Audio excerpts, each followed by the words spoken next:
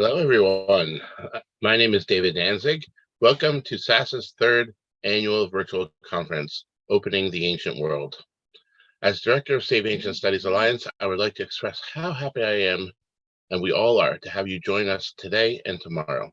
This year's conference theme is Discovery, Science, and Technology in the Ancient World, Traditions and Innovations. I'm going to spend the next several minutes giving some introductory remarks, after which we will move on to the first session of today. First, I will introduce myself and our virtual conference team members. Next, I'll explain what Sasa is and give you a taste of our goals and programming. Then I'll introduce the conference's theme. And finally, I'll explain the conference's format, where it's being live streamed, and how you can participate. Again, my name is David Danzig. I hold a PhD in Ancient Near Eastern Studies from the Institute for the Study of the Ancient World of New York University. I started Sasa over 3 years ago, and in that time, we've had the wonderful pleasure of benefiting from the time and effort of over 300 great volunteers. This conference is the third that Sasa is hosting for the third summer in a row. This year and last year's conference have been created through the amazing work and dedication of An Nguyen, our conference coordinator. Although An could not make it on today, I'm sad to say, I'll introduce her anyway. Even in her absence, her fingerprints are on every aspect of this conference. She has personally been in touch with every speaker you will hear over the next 2 days.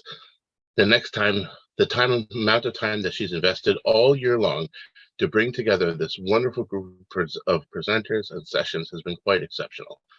So An earned her BS and PharmD from the University of Connecticut and her MA in Egyptology from the University of Manchester.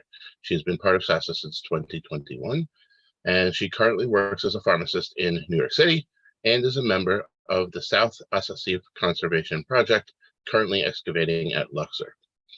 I'd like to truly thank An for all the great work she's done. An has led our virtual conference team, whose contributors I will now recognize. Austin Blackman helped with setting up partnerships with our live streaming partners and facilitated the Independent Scholars Working Group, which was begun as an outgrowth of the first Sasa conference and continues today. In fact, we'll hear from one of the foremost members of the Independent Scholars Working Group right after me. We thank him for his efforts and wish him well in his new job. I would also like to thank our summer interns, Sam Honchak and Taylor Hayes. Sam is an undergraduate student at the College of Charleston, majoring in classical studies and archaeology. She is a library student assistant at the college. Taylor is an undergraduate student at Central Connecticut State University, studying public history and anthropology. In addition to her academic work, she is a museum educator at the Noah Webster House and Hartford Historical Society.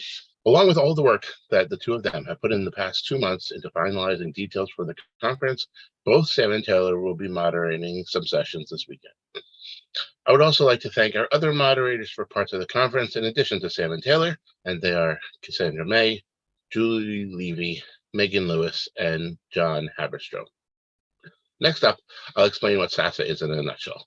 The mission of Save Ancient Studies Alliance is to promote ancient studies in order to reverse the current downward trend in the study of the ancient world.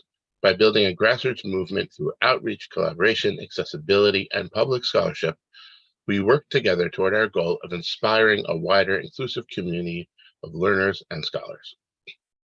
Sasa's projects and programs are based in 7 strategic areas, which we call the Sasa Arc. By working on each of these areas, we are revitalizing ancient studies as a vibrant, inclusive, accessible, and widespread area of knowledge, study, and engagement. So now for the Sasa Arc. 1, know what you know.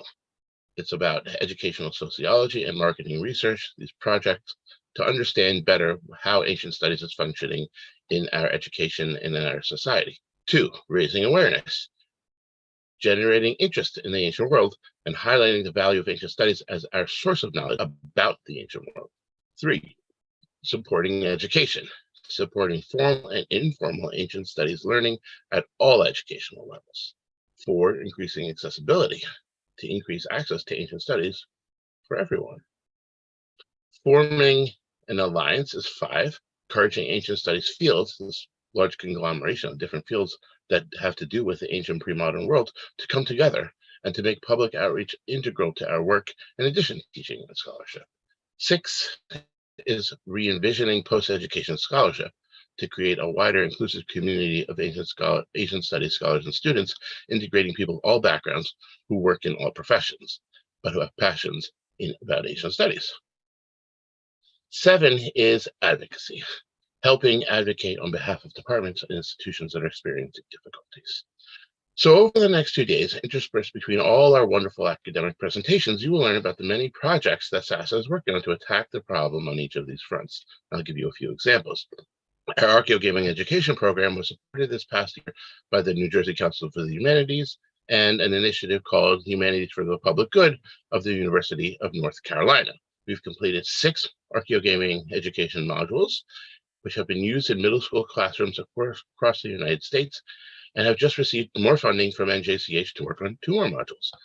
This project helps teachers reach students with ancient studies content in a format students are happy to engage with. Our free online reading groups were supported this current summer, by a grant from the Gladys Kriebel-Delmas Foundation and featured topics ranging from the Mesopotamians to the Vikings to the Aztecs. Participants come from around the world. Our Ancient Studies Resources database covers websites with excellent content about ancient cultures on all continents across the world throughout the pre-modern past. It has over 1,400 vetted websites and counting on it. You should go check it out at saveancientstudies.org/resources. Our free online live events have attracted thousands of participants. We have them running weekly. They're a great place to get some insights into the ancient world. We're also working on new projects, the foremost of which is our new mentorship program for high school seniors and college freshmen and sophomores. This program is set to begin this fall. I really encourage you to read our 3rd annual report on our website, saveancientstudies.org/library, and you can see all of the wonderful things we've been working on. Now I'm going to move on to explain a little bit about the Sasa Virtual Conference. This conference that we're at right now is intended for all ancient studies scholars and anyone interested in the ancient world.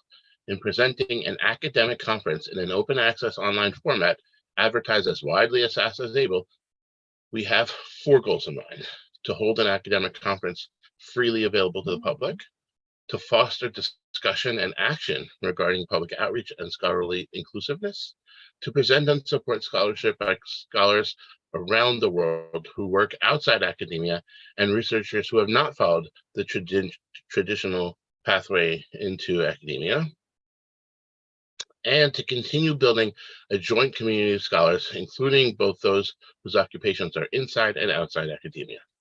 As I mentioned before, the topic of this year's conference is Discovery, Science, and Technology in the Ancient World, Traditions and Innovations. With the increased attention focused on rapid developments in technology in the world today, including the recent introduction of AI advances such as ChatGPT and self-driving cars, this conference seeks to take a wide lens view of how societies have developed and handled science and technology innovation throughout history. We look to ancient pre-modern times and examine tradition and innovation in cultures around the world. Over the next 2 days, in addition to our 3 keynote speakers, we are excited to have 17 presenters who will give academic presentations about technology and innovation in different areas of the ancient world. Our presenters come from numerous spheres: independent researchers, PhD students and candidates, university and community college lecturers, high school teachers, chaplains, archaeologists, art historians, people from diverse wide backgrounds and diverse professions. Now, before we start the conference, I want to go over the schedule. To do that, I'm going to first share my screen. Give me a second, please, if I can find the right place on my screen to share.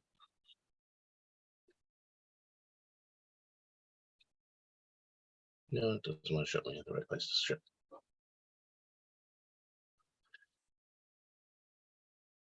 I think we'll just share the whole screen. Wonderful.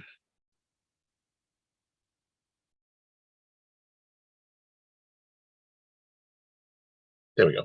Okay, so this is the schedule for our conference. there are 3 types of sessions that the conference works on.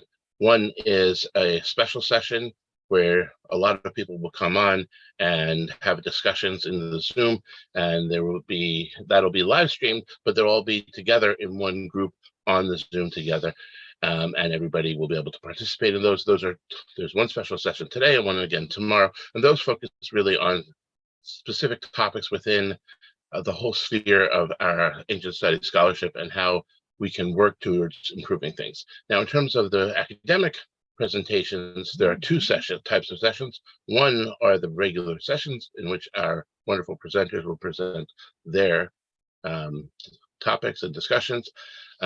Each slot is 30 minutes long, 20 minutes for the presentation, 10 minutes for Q&A afterwards, which our wonderful moderators will take from the chat that's aggregated from wherever you are watching this right now. And then we have 3 keynotes. So today's schedule, we'll start with the Sasa Independent Scholar Working Group presentation after I'm done.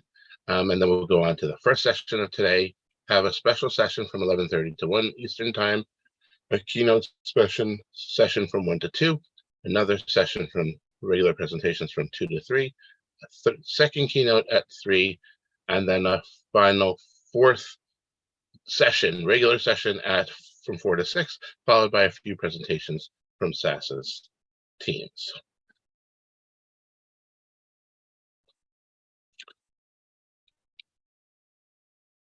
We'd love for all of you, everybody watching this, to participate actively as you can. In every place where you are, there's a chat box. Please feel free to put in your comments and discussions there and pose questions to the presenters that the moderators will select from and pose to the presenters themselves. Also, to discuss the conference on Twitter, use the hashtag OAW conference, OAW being opening the ancient world. And we have an aggregated Twitter feed on the page. The main place to watch the conference is at saveancientstudies.org/virtual-conference. We're happy to see you there and at any of the other places where it's streaming. It's also streaming on Sasa's Facebook, YouTube, Twitch, and Twitter, but on our wonderful partner social media pages. This includes Digital Hammurabi, World History Encyclopedia, Voices of Ancient Egypt, World of Antiquity, Perhe Studio, New Classicists, and History with Kayleigh. We really thank our live streaming partners and applaud their role in bringing quality ancient studies content to their viewerships. Last year's conference attracted 10,000 attendees, due in large part to the help of our live streaming partners, and we're really excited about how many people will be able to participate in this year's conference. So, welcome to the conference. We're so happy to have you all here. Please pop in and out of the conference all day, today and tomorrow, and join us wherever you're currently watching, or again at saveancientstudies.org/virtual-conference. Now, I'm going to turn over the conference presentations to Heather Rosemarin from our Independent Studies Working Group. Heather, please turn on your video and unmute yourself.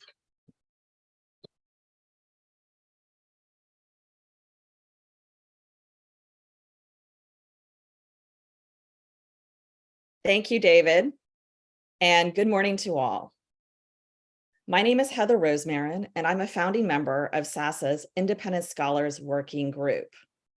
Today, I'm pleased to share with you an overview of the working group's activities and to extend an invitation to join us if you are interested in pursuing independent research in ancient studies. David, do you have the presentation up?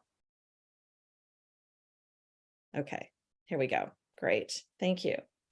Next slide, please. First, a bit of history. Sasa formed the Independent Scholars Working Group in 2021 with the goal of supporting independent scholars in ancient studies. We have 3 objectives. First, we work to foster a supportive and collegial community among ancient studies independent scholars. Second, we identify and share resources that address the research needs of ancient studies independent scholars. And third, we aim to connect ancient studies scholars who have roles both inside and outside the academy. Next, please. A question that often comes up is, what is an independent scholar? And there are multiple definitions of this term. Let's review a few. The National Coalition of Independent Scholars defines independent scholars as scholars who are pursuing knowledge in or across any field, who are not affiliated with an institution of higher learning in a tenure-track position. The Canadian Academy of Independent Scholars defines independent scholars as lifelong learners, avid readers and researchers, curious travelers, and thoughtful practitioners who are not affiliated with a university or college. Humanities Commons defines an independent scholar as someone who produces research, which can be published or presented at conferences outside of a tenure-track teaching position in a university. And our own David Danzig of Sasa has said that an ancient studies scholar is anyone who has achieved sufficient mastery over a set of materials so that they are able to engage in current scholarly discourse on that matter. Within SASA's Independent Scholars Working Group, we strive to be inclusive, and we welcome anyone who sees themselves in any of these definitions. To illustrate this point, here is a quick overview of our community. Participants include ancient studies scholars who have roles both inside and outside of academia. Inside the academy, participants include adjunct professors, as well as PhD and MA candidates. We are particularly interested in engaging with recent PhDs who, for whatever reason, have decided not to pursue tenure-track research positions, but do want to stay involved in ancient studies research. So, for example, they may be pursuing a teaching career that does not include support for research, or perhaps they are transitioning to a career in a completely different profession, but they want to continue to stay engaged. We also welcome current PhD and MA candidates, particularly those in remote programs who may find that participating in our working group helps create a sense of community and collegiality. Outside of academia, participants in the working group include active and retired professionals from a diverse array of fields. For example, I am an attorney with an AB in classics from Princeton and a passion for researching ancient Roman history. I'm in the midst of several research projects, and I'm working my way at a tortoise-like pace towards publication. I appreciate the valuable encouragement and support I receive from the Sasa Independent Scholars Working Group. Other participants have backgrounds in agriculture, banking, computer science, library science, local history, mathematics, and medicine. I have found it particularly interesting to hear perspectives on ancient agriculture from a working farmer and perspectives on ancient medicine from a medical professional. Next, please. David, thank you. Here are several examples of research topics that working group participants are focusing on. As you can see, they cluster geographically around the Mediterranean and Near East. However, we want to emphasize that independent scholars who focus on other geographic regions are also most welcome. Next, please. Now let's talk about the specific activities of the working group. We are volunteer-led, and our activities are designed to address the needs and priorities of our members. In the last year, we sponsored monthly Zoom calls to discuss the needs of independent scholars and how to address them. Calls are followed by an informal round-robin style discussion of participants' current research projects. We hosted online work in progress fora where scholars present their work in a more formal manner and receive thoughtful feedback. We survey and collect resources available to independent scholars, and I'll talk more about this in a minute. We identify and address gaps in resources and other barriers to independent scholarship. And we collaborate with other organizations to strengthen the infrastructure for independent scholarship. Next, please. One of the main projects of the working group is collecting resources for independent scholars. Some scholars have the perception that independent scholarship, quote unquote, means laboring in isolation without support or access to resources. But this perception, fortunately, does not match reality. There is actually an increasingly robust infrastructure to support scholarship outside of academic research positions. Next, please. For example, if independent scholars want the benefits of institutional affiliation, for example, letterhead, or the ability to apply for organizational grants, they can explore membership in the National Coalition of Independent Scholars or the Institute for Historical Study, both of which have nonprofit 501c3 status and are open to US and international scholars. If they want access to research databases such as JSTOR, there are multiple free pathways to achieve that access, in addition to paid subscriptions that are open to all. 100% of the learned societies that we have researched to date welcome independent scholars to join as members and to participate in conferences and events. Multiple publishers also welcome submissions from independent scholars. Platforms such as Humanities Commons and academia.edu offer independent scholars ways to present and share their work online in a professional manner, including the creation of online profiles. I specifically want to highlight Humanities Commons, or HC, which is operated by a coalition of universities. HC is a welcoming and currently totally free platform accessible to independent scholars, where you can create websites for your projects, share your research, and archive your publications. HC will even provide DOIs, digital object identifiers. Indeed, there is a cornucopia of resources, and we are continually identifying and compiling these resources into a Google Sheet, and with help from Sasa interns publishing guides on the Sasa blog. Next, please. If any of this sounds interesting to you or someone you know, here's how to get involved. You can send us an email or RSVP for upcoming events on our webpage on the Sasa site, which you can reach by going to the Get Involved menu. Next, please. Thank you very much to Sasa, and particularly to David Danzig, for initiating and supporting the Independent Scholars Working Group. We hope to see you on Zoom again soon.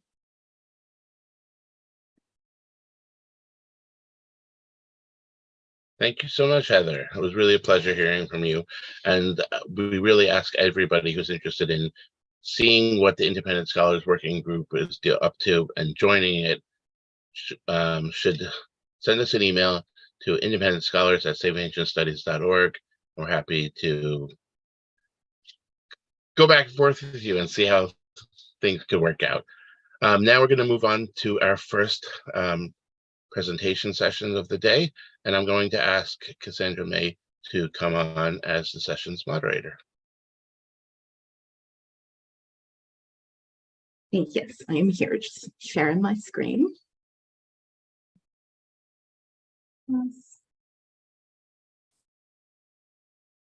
Hey everyone, and thank you for joining us for our conference. I'm introducing session 1, Traditions, Connections Between the Divine and Science and Technology. As a bit of an introduction to this session, our presenters will discuss the ways in which belief in divinity has aided in technological advancement, how do form and function connect to create a bond between humankind and the divine. How have technological advancements changed the ways in which humans worship a higher power? Our presenters will examine the ways in which technology and religion have developed side by side. In this session, the presenters will examine built altars during the Hellenistic period, the relationship between weaving, battle magic, and feminine power to the Vikings, and the use of Vedic sacrificial pillars to convey knowledge of the workings of the cosmos. Our first presenter is Christy Draheim. Christy is a classical Greek art historian. She received a BA with distinction from the University of Virginia in 1997 and an MA from Emory University in 2002. She is an ABD. Over the past 20 years, Christy has taught a variety of art history classes at Georgia State University, Tidewater Community College, and Eastern Connecticut State University. Currently, she is a stay-at-home mom, homeschooling her 5-year-old son, and a part-time art history content writer for study.com. A Virginia native, she now lives in New Hampshire with her husband and 2 children. The title of her presentation is Monumental Built Altars in Western Asia Minor during the Hellenistic period. And there we go. Sorry about that. And now I will stop sharing my screen and turn everything over to Christy.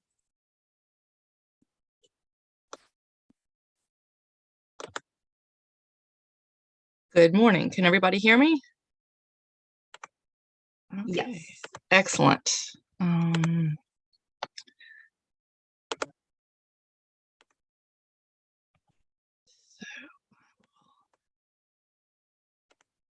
There we go.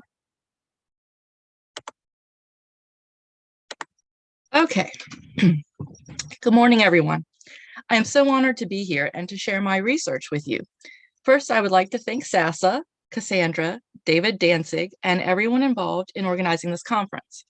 I first became interested in monumental built altars while researching my dissertation. Today, I will be discussing a particularly large collection of built altars and how they can be interpreted as a collaborative phenomenon. For those who are not classicists, I will begin with a brief introduction to the altar and its role in Greek religious ritual. Out of the myriad of forms Greek rituals could take, I will be discussing communal religious rituals performed in a public civic space for Olympian deities. These communal rituals revolved around the sacrifice of a domestic animal to a god on an altar in the god's sanctuary. The performance of the sacrifice consisted of 4 distinct yet connected rites. The commencing event of the ceremony was a procession which entered the sanctuary and made its way to the altar. The procession included the sacrificial animal, priest, and cult attendants, followed by spectators not involved in the ritual. Once the procession reached the altar, the consecration of the altar, sacrificial animal, and participants was performed. The consecration acts, including the pouring of water on all involved as an act of purification, the preparation of the animal, and the sanctification of the altar with barley groats. The slaughtering of the animal followed upon these dedications. In the case of a large animal, a bull or ram, for example, the animal was rendered unconscious with a blow to the back of the head with an axe. Its throat was then cut, and blood was collected in a basin and poured on the altar. A small animal, such as a pig or chicken in contrast, could be picked up and held over the altar. When its throat was cut, the blood would flow directly onto the altar and into the fire. The final rite was the preparation of the meal. The animal was skinned, butchered, and cooked on the altar. The inedible portions, in particular the tail and the thigh bone wrapped in fat, were cremated on the altar for the god, and the inner organs were roasted on skewers and shared among the cult attendants. Once the ceremony had concluded, the meat of the animal was either roasted or boiled and divided among the spectators. The performance of the sacrificial ritual was the vehicle through which both the community as an entity and each person as an individual fixed their relationship with the divine. Because of its pivotal role in all 4 phases of the ceremony, the altar was designated the most important cultic structure in the sanctuary. Whereas the temple was the house of the god and could only be entered by priests of the cult, the altar was the locus of the community's role in religious ritual, and therefore symbolized the close relationship between the community and the god. The forms which the Greek altar could take were flexible, since the only requirement was a flat surface upon which to perform the sacrifice. The term built altar designates a structure of architectonic design, in essence, an unroofed building. The altar could not be roofed, the logistics of a burnt sacrifice. However, the space within which the rituals were performed could be demarcated or even enclosed. By its very definition, a built altar is large in scale, since it must contain an area spacious enough for the priest to perform the sacrificial rituals. However, the forms of this space and its enclosure could and did vary widely throughout the Greek world. The altar types I'm showing you on the top row mark sacred space with a stone fence or wall on 3 or 4 sides, whereas those on the bottom row employ a large podium and staircase to delineate the performative area. As no 2 built altars are alike, one can surmise that Greek cults had a high degree of autonomy when designing their sacrificial apparatus. The configuration of the built altar thus became a vehicle through which a cult could express its religious, civic, and/or ethnic identity. At least 23 monumental built altars were constructed in Western Asia Minor during the Hellenistic period. These altars can be identified as a cohesive phenomenon because of their colossal proportions, architectonic form, use of ionic elements, and prolific, lavish, figural, often narrative sculptural decoration. With their magnified scale and luxurious design, these altars begin to rival temples as the architectural and sculptural focal points in sanctuaries. The emergence of such a large corpus of buildings, sharing formal and decorative similarities, located within a narrow geographical area and erected during a time span of almost 3 centuries, invites a multi-pronged investigation in order to understand the phenomenon. Here I am showing you the great altar at Pergamon, undoubtedly the most well-known of the corpus, and arguably one of the most ambitious and ostentatious in design. The emergence of these 23 monumental built altars spans almost 300 years, from the mid-4th century through the mid-1st century BCE, with the exception of the two earliest altars, and those would be the altar of Artemis at Ephesus and the altar of Poseidon at the Panionion. The chronology of construction falls within the Hellenistic period, traditionally defined as beginning at the death of Alexander the Great in 323 BCE and ending with the Battle of Actium in 31 BCE. The dates of manufacture appear to be dispersed throughout the period, with no detectable stretches of prolific activity or inactivity. The corpus of altars are located in Western Asia Minor, which comprises the western coast of modern-day Turkey and several Greek islands in the Aegean Sea. The distribution area of the 17 mainland altars spans approximately 600 kilometers north to south, from Ilion in the north to Knidos in the south, and less than 100 kilometers east to west, from the coast to Sardis, Alabanda, and Lagina, the innermost sites. Additionally, there are 2 altars on the island of Kos, and there are 4 altars on the island of Rhodes. More specifically, these altars reside in the regions of, I'm going from north to south, the Troad, Mysia, Aeolia, Lydia, Ionia, Caria, and the Dorian Hexapolis. By the Hellenistic period, these regions were both political territories, delineated by shared ethnic and linguistic heritages, as well as distinct topographical zones. The 3 in color here, Aeolia, Ionia, and the Dorian Hexapolis, each exemplify the autonomous Greek ethnic group that colonized that region, while Caria and Lydia were indigenous populations. The 2 northern regions, the Troad and Mysia, are geographical regions which were under Greek political and military control by the Hellenistic period, and for this reason, the Troad and Mysia are included here as Greek regions. So we have altars in 5 Greek regions and 2 indigenous regions. The distribution pattern of monumental built altars throughout these regions is as follows. 19 altars were erected in, quote, Greek regions, 1 in the Troad, 4 in Mysia, including 3 in the city of Pergamon, 1 in Aeolia, 6 in Ionia, and 7 in the Dorian Hexapolis. 4 altars were erected in indigenous regions, 1 in Lydia and 3 in Caria. Sanctuary locations in predominantly Greek regions clearly suggest a Greek phenomenon. To play devil's advocate, I will provide the caveat that 1, interactions between Greeks and indigenous Anatolians had been occurring for approximately 700 years by this time, and that 2, cross-cultural exchange often blurred the categories of, quote, Greek versus, quote, Carian or Lydian. However, once we realized that these altars were located in established sanctuaries or newly founded sanctuaries following a conservative model, the preservation of traditional Greek religion is confirmed. The deities to whom the built altars were dedicated further indicate a Greek phenomenon and the preservation of traditional Greek cults. 18 altars were dedicated to ancestral Olympian deities to whom sacrificial rituals had been performed for centuries.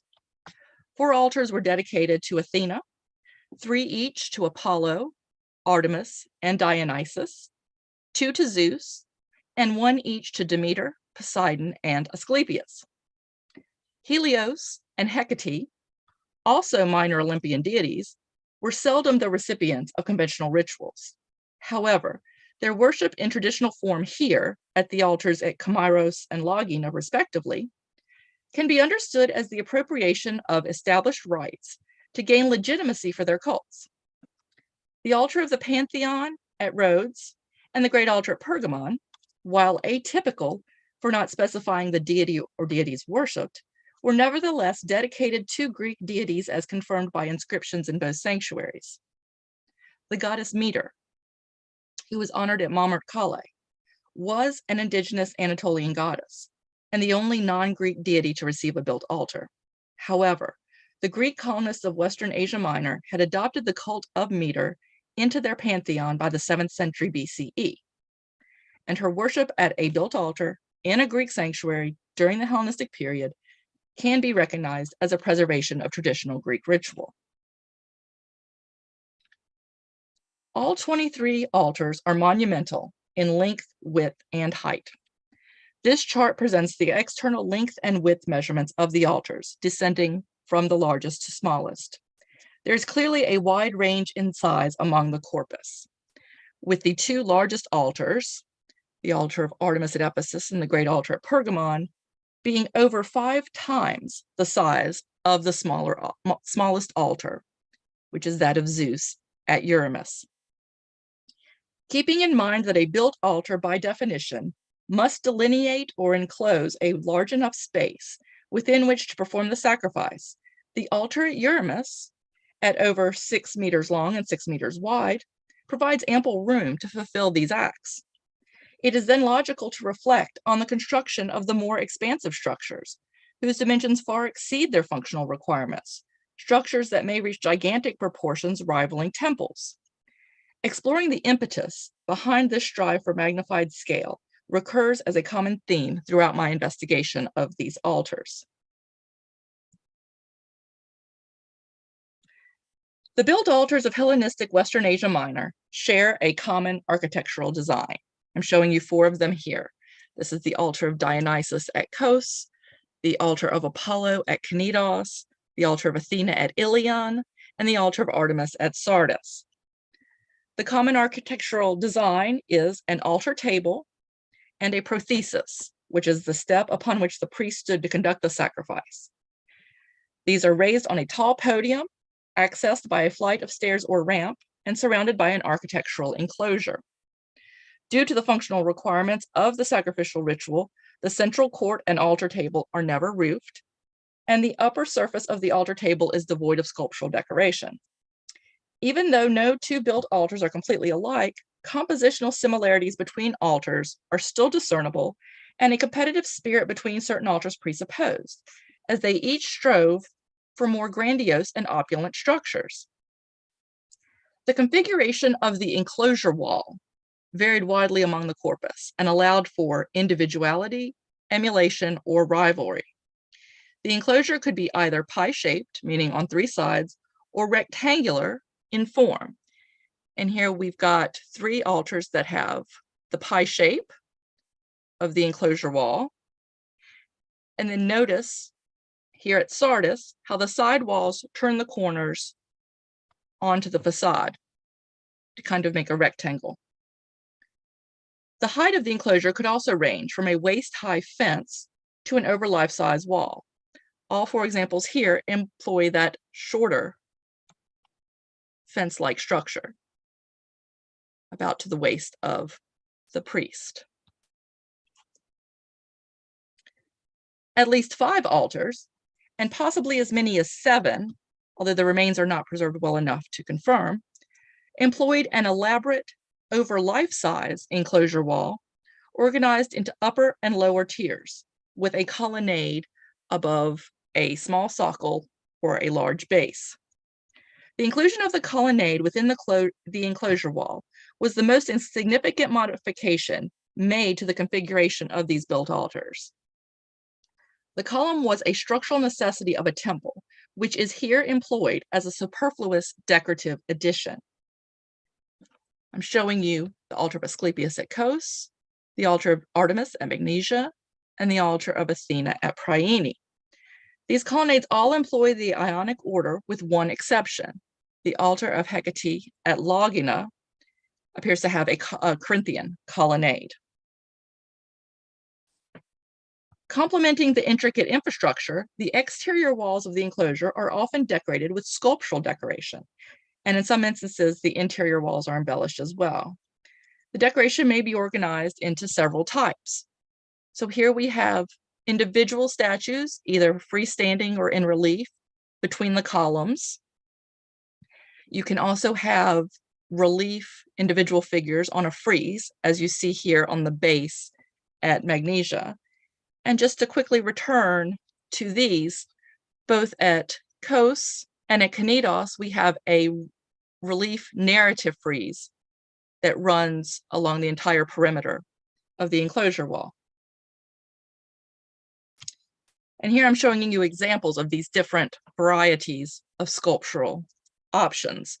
Part of the relief frieze from Dionysus at Kos, individual relief figures that were on the base at Magnesia, and a relief figure from between the columns at Priene. Earlier, we highlighted the continuity of traditional polis religion at the sanctuaries under investigation. However, it is important to add that the transformation that occurred at these sites was not just a recovery of past rituals. It was an architectural revival and a rejuvenation of the innovative spirit which permeated this region, beginning in the Archaic period. At least 8 built altars of monumental proportions had been erected throughout this region in the 6th century BCE, 2 centuries before. I used the altar 8 of Hera at Samos as an example of this archaic corpus. It is the largest in size, with dimensions rivaling the great altar at Pergamon, over 38 meters in length and 19 meters in width. It is one of the best preserved, and it is representative of the archaic type. The altar table and prothesis were elevated on a large podium. They were fronted by a monumental staircase of 17 steps and enclosed on 3 sides by a massive enclosure wall. The drawing on the right reconstructs the priest standing on the prothesis while performing the burnt sacrifice on the altar table, and this emphasizes the enormity of the structure.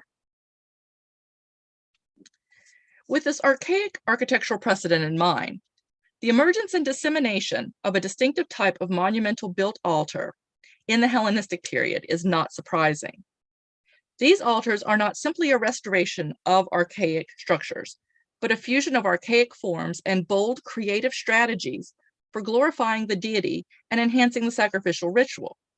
They embrace the innovations of archaic Ionian architecture while further transforming them for a new era. On the left is the sanctuary of Asclepius at Kos, and on the right is the sanctuary of Athena at Priene. And through the layouts of these 2 sanctuaries, as well as others, we can construct the performance of the newly aggrandized sacrificial ritual and trace the movements of the priest, animal, attendants, and spectators throughout the ceremony.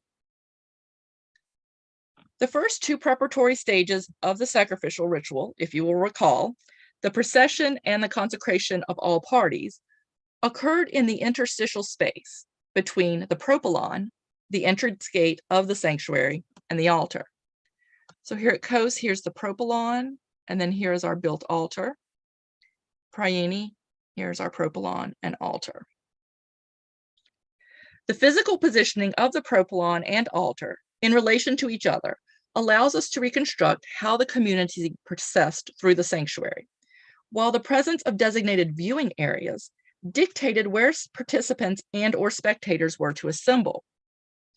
These viewing areas could be pavements, such as at Priene, where a pavement is marked out. And at Kos, we have what could be called a theatra, a stepped seating area, which is actually the staircase up to the next terrace, but could also be used for people to sit and watch the ceremony. The massive enclosure walls of the altars formed a lavish backdrop for the rites that were performed in front, heightening their effect by means of scale, ornamentation, and perhaps acoustics. The slaughtering of the animal and its presentation to the god occurred inside of the altar in the central court, in front of the altar table upon which the fire was lit. The elevated position of the altar table, surrounded by the imposing wall and colonnade, restricted the spectators outside from viewing the activities occurring inside. The dimensions of the central courts of these altars further indicate that this innermost area was not large enough to accommodate the numerous cult attendants and sacrificial animals. It is probable that only the priest, one victim, and possibly an assistant were privileged enough to enter this most sacred space and witness the most holy rites. These altars demarcated sacred ritual space through a series of restrictive barriers, beginning with the high podium and enclosure wall. Sensory manipulations established hierarchies between various members of the community, participants versus spectators, elite versus common citizens. It may be a preference for certain cult attendants, patrons, or religious or civic organizations. The hierarchies were achieved by increasingly restricting the number of participants, their physical movements, and lines of visibility throughout the ritual, while also manipulating spatial perception, directional focus, and acoustics, and teasing the senses of smell and taste. These built altars concretized this temporal ritual and reflected in spatial terms the underlying social cosmography of the sanctuary. These human relationships were eventually subjugated to the presence of the divinity through these very same devices. The aggrandized form and monumental scale of these altars physically manifested the god's omnipotence and constantly reinforced the relative inferior physical and metaphysical position of the spectator. In a ritual where the power of the god was made manifest, the position, design, and ornamentation of the built altar conveyed that power in tangible forms to the spectator. In closing, I return to contemplate the pinnacle of the built altar phenomenon, the Great Altar at Pergamon. The built altars of Hellenistic Western Asia Minor are intricately rooted in the region's past. Formally, the corpus of Hellenistic altars are hearkening back to the tradition of monumental built altars that were erected in the region in the Archaic period, by referencing their large scale and their solutions for enclosing the sacrificial space. However, the Hellenistic altars revolutionized both the form and the function of the cult apparatus, to the extent that these altars begin to replace temples as the architectural as well as cultic focus of the sanctuary. And the ultimate question is why? What objectives were anticipated or achieved as a result of constructing a built altar? Each built altar is an autonomous case study. The cultural and societal forces that created each altar are intricately interwoven and unique to that specific place and time. However, in the chaos and uncertainty of the Hellenistic world, one dominant, ubiquitous motivation behind the built altar phenomenon becomes manifest: the creation of identity. Whether fashioning a new or reviving a long-forgotten persona, these sanctuaries chose to cultivate stability and permanence by grounding themselves in the traditions and rituals of a much glorified past. The dichotomies of tradition and innovation inform not only the corpus of altars themselves, but also the methodologies I have employed to investigate them. A typological analysis, while a conservative approach, still contributes to the field of architectural history, while a newer experiential inquiry adds sensory and performative details that reconstruct the sacrificial ritual for the viewer in 4 dimensions. In a manner analogous to these altars, my investigation straddles the line between the old and the new and discovers the bounty therein. For within that liminal space can be found not only the preservation of ritual memory, but also the threshold between the mortal and the divine. Thank you, and I would be pleased to answer any questions you may have. Hey, thank you for that wonderful presentation. And we did actually get a bunch of questions in the chat, so this is great. I'm trying to figure out what I'm doing. We have a private chat going, so I'm going to drop them in there just so you can see them as well, Christy, and then I'll read them off. I am. Okay, there I am. Okay. So the first one that I have that came in is from Brandon Norman VS on YouTube. Could the appearance and size of monumental altars, which rivaled the size of temples, be a sign of the decline of the importance of the role of the temple within Hellenistic society itself? That's a great question. And the decline of everything is something that is is often considered for the Hellenistic period. It's considered a period of excess, of extravagance, and oftentimes it is considered a period of decline of the traditional moral values. And so you might think, as Brandon suggests, that maybe it's a decline of the importance of the temple itself. What I think we see at these built altars is that it's not so much a decline of traditional ritual, it's actually a conservation of traditional ritual and an aggrandizement, a proliferation of that ritual. And that is why the built altar gets all the attention. Temples are still being built in the Hellenistic period, and some of them are still very grand. And we have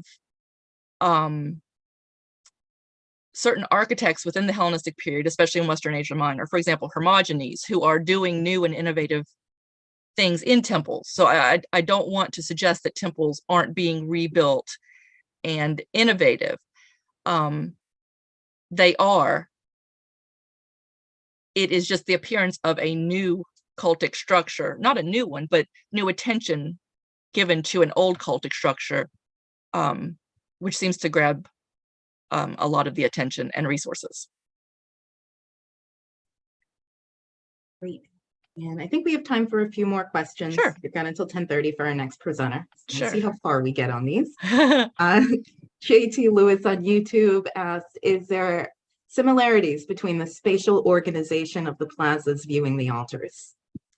This is a great question, and this is one of my favorite things. Each sanctuary is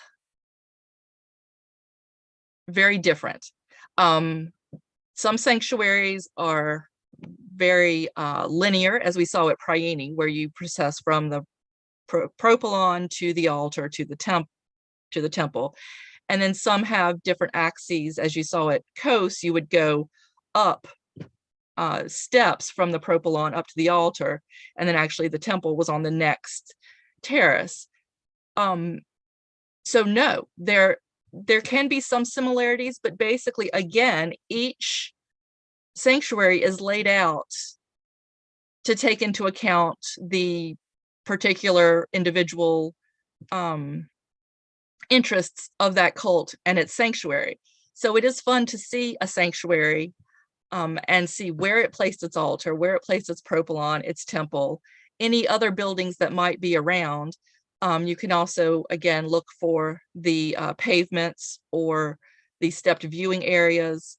In some of the sanctuaries, we actually have places in the pavement where we can see the iron rings where they kept the sacrificial animals before the sacrifice. Some of these sacrifices would be up to 100 animals, 100 bulls. So they needed to actually keep them somewhere contained before the sacrifice. And you can actually see where the iron rings where they kept the bulls were located. And so there are, besides the altar, there are many different indications in each of these sanctuaries that you can look to try to recreate. And it's a fun game for me to try to recreate and to imagine what these performances were like.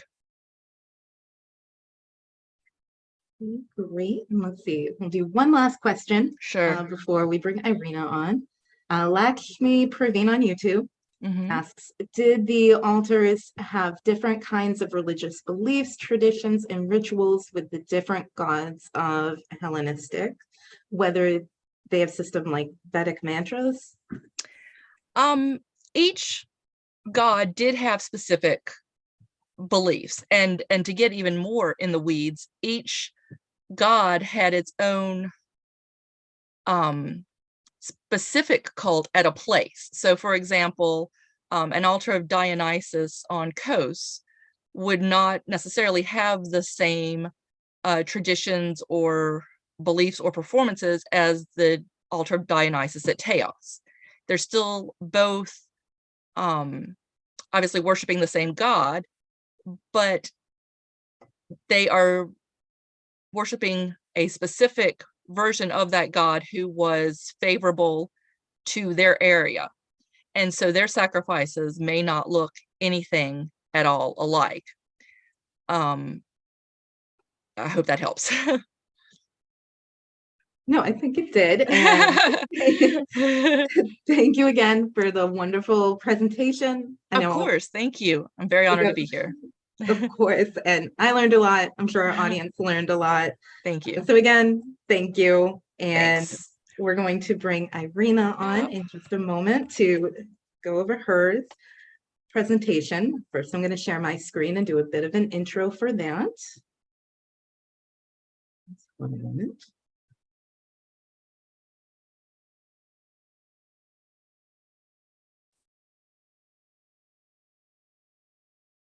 Okay, so War and Weaving, the Mythical Viking Loom with Dr. Irina Manea. Now, a bit about Irina. She was born and raised in a small town in Romania, moved to Bucharest to study at the university. At the University of Bucharest, she studied humanities, history, and languages, and managed to have some stays abroad as well. She has been teaching several subjects throughout the past 10 years, including German, Swedish, Norwegian, history, and social studies. Irina emigrated to Germany almost 2 years ago, first to Saxony, then to Hesse.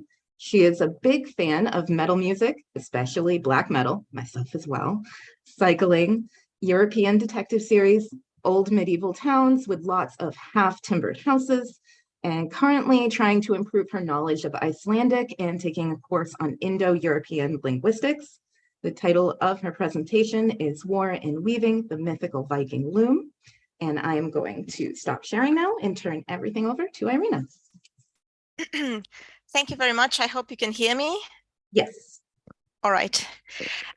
So first of all, congratulations to the team for their work and dedication in this project. I'm very pleased to be here, and many thanks for the opportunity to share my scholarly interest. Let's try to share this.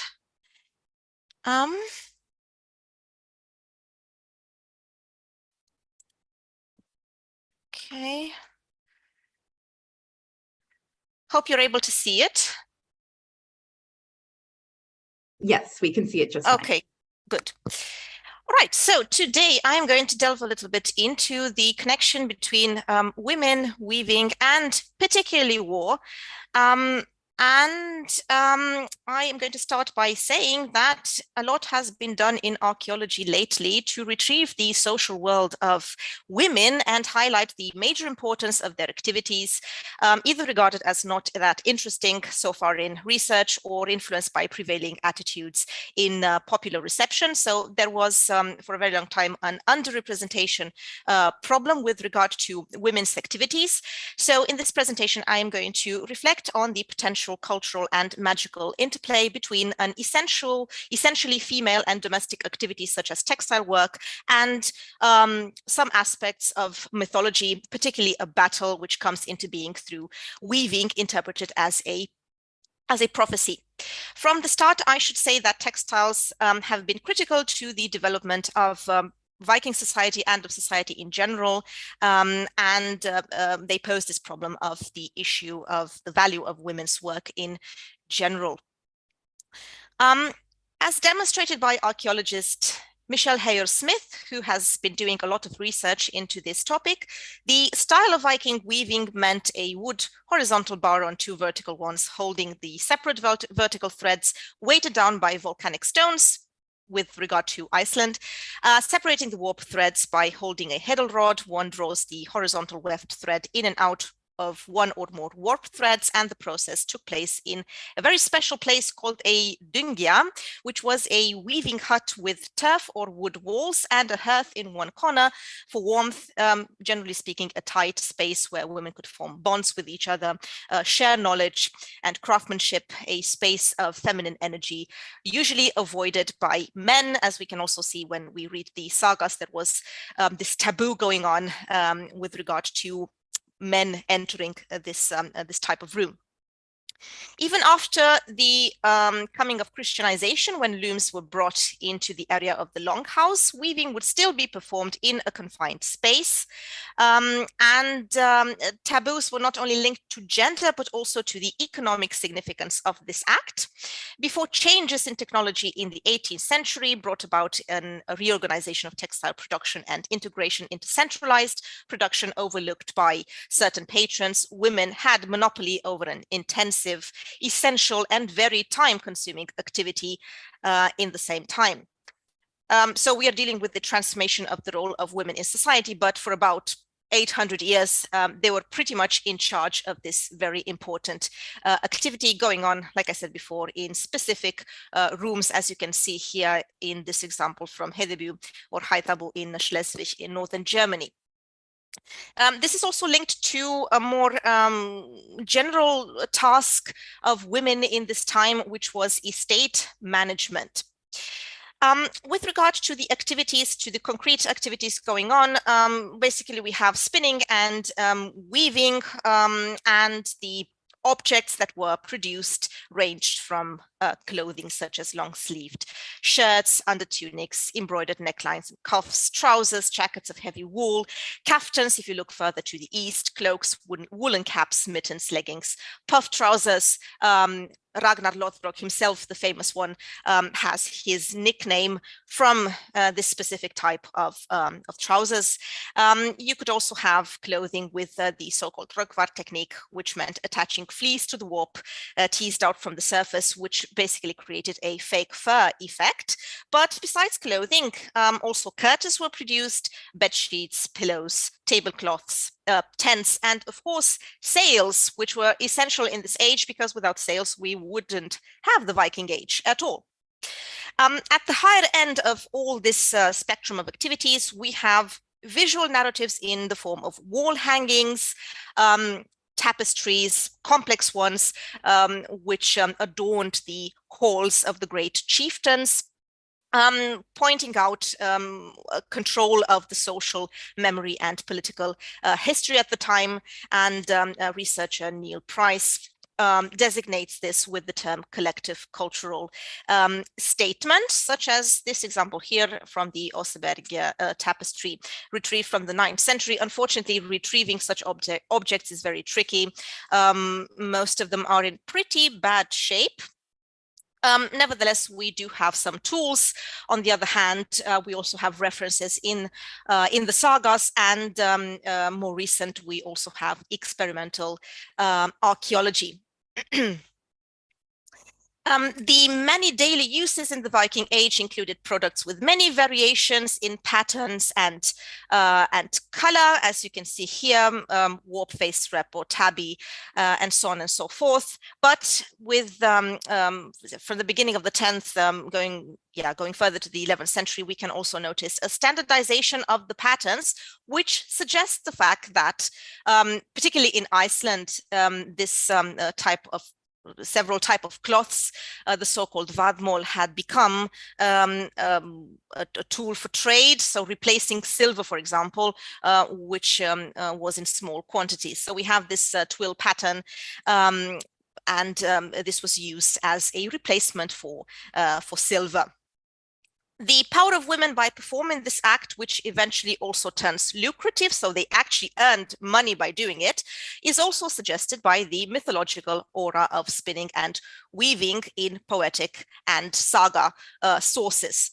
And before I delve a little bit into the figures known as the Norns, the fates in Norse mythology, I would also like to add something with regard to the tools, not only used for weaving, but also for spinning. The fact that we are dealing with highly ritualized activities indicates a potential magical dimension, a potential connection to the Norse magic known as Seidr, meaning not magic as you would normally think of it, but with links to shamanism, alteration of consciousness, access to the secret knowledge, initiation processes, and so on. So it has very much to do with this idea that you are making something from a raw material and you are turning it into something very organized and structured, with a very high cultural and social relevance. There is also a reference in Ibn Fadlan's account of the Volga Scandinavians, where he points out that there is this kind of door they're raising during a sacrificial act, which may or may not be a connection to the warp-weighted loom as well. Researcher Gardella, for example, linked it to the meaning of the loom as a door to another dimension. This has also to do with the fact that usually in these weaving huts, you can find the loom on the opposite side of the physical door. And on the other hand, you have all kinds of objects, distaffs used in spinning, resembling wands, and these staffs were also found in what seemed to be the burial graves of Cirrhuses of the so-called Volva. Perhaps the most famous case in Norse mythology in relationship to weaving is that of the Norns, the Fates. There is a lot in popular culture about the strong association between these characters and weaving, although I must say that the connection is not always that clear, but we do seem to have, from the few sources on this account, a strong association between fate and the feminine. Fate fits well into the act of weaving because fate as an inescapable act exists as a pattern, just like the warp before the weaving begins. And in Old Norse tradition, fate is represented as a process of coming into being at the confluence between that which is set for you and what you can do to navigate around your given pattern, rather than simply an intervention, a divine intervention directing you towards the expected outcome. So we have these three characters, the Nornir, Urd, Verdandi, and Skuld, with a little bit of controversy surrounding them. The three names themselves seem to be a little hard to retrieve. The notion of a triple division of the collective group of Nornin is supported by poems such as Fofnismol in the collection of Nordic mythology known as the Poetic Edda, and it resembles all kinds of trinities from the Greek and Roman world, so we should not exclude an influence from this area. The temporal interpretation is also a little bit problematic because they're usually regarded as the past, present, and future. However, Urd and Skuld, they don't really seem to be representatives of specific chronological periods, but rather of aspects of death and fate.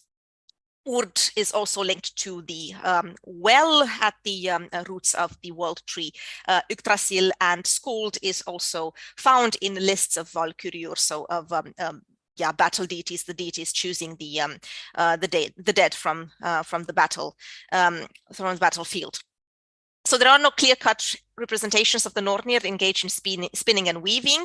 The Eddic poem Volundarkvida, on the other hand, has such a reference, and it is very important to us. It contains maybe the only reference to supernatural female figures who spin, and in the poem we can find the term Örlog Drygja, which means to fulfill fate. The term Nornir, however, is nowhere mentioned in the entire poem, and neither is it in the prose passages accompanying it. The prose introduction labels these women as Valkyriur, in fact, but the poem simply calls them maidens, Meyjar. In scholarship, the women are also referred to as the swan maidens, a term which doesn't really occur that often in Old Norse tradition. And the set of names applied to them, Hervor, Hlaðgudr, and Olrun, hint at the fact that they have this battle connotation as well. Hervor, for example, is compounded from the noun her, which means army, and Vor, who is listed as the goddess of oaths in one of the Thulur, the lists of gods. And with regard to the other names as well, we have reference to either a killing battle goddess in the case of Hlaðgudr, and Olrun, probably some kind of reference to ale runes also mentioned in poems such as the one where the Valkyria Brynhildr from the cycle of the Volsungs gives knowledge to the hero Sigurdur. Well, in this poem, these female figures are liminal. They are between water and land, between night and day, between human and animal. They don't easily fit into a particular category. And fate in this poem seems not to be something imposed on the three brothers marrying these women, but rather to be a fate to which the women themselves are subject, namely that they must act like migrating birds in consequence. And then we have the poem Helga Kvidda Hundingspana, also from the collection Poetic Edda, an evidence for the Nornir, this time by name involved in some kind of textile related activity. They are acting as creators of fate at the birth of a hero. And here you can find the term Örlogthato, which means fate threads. So this clearly conveys a close link between fate and threads. On the other hand, we have terms such as snua, which is to twist, greiða, which is to comb out, implying the fact that we might have to do with, we might be dealing with something else than spinning. Applying, for example, was something proposed by the researcher Beck Peterson, because on a spindle, plying can be done by fastening the ends of the strands onto the spindle, and while carefully keeping the individual strands separate, you can twist them together by turning the spindle in the opposite direction. So basically you have three strands coming together in one thread, representing one fate or something like that. So they are twisted into one end of each thread, fastened into the sky, and where the threads split apart, they're fastened in three. And very interesting is the fact that the reference is to a geographical binding, in the sense that the prince should have the land between these threads. So it's not only related to fate, but also to a geographical demarcation. So with this in mind, I am going to now describe a little bit the poem I've been focusing on, this compelling source. It's a piece from the saga of Njol, and it is a description of a supernatural weaving. You have a very frightening imagery where you catch a glimpse of the strong relationship between women, war, and weaving, and its magical connotations.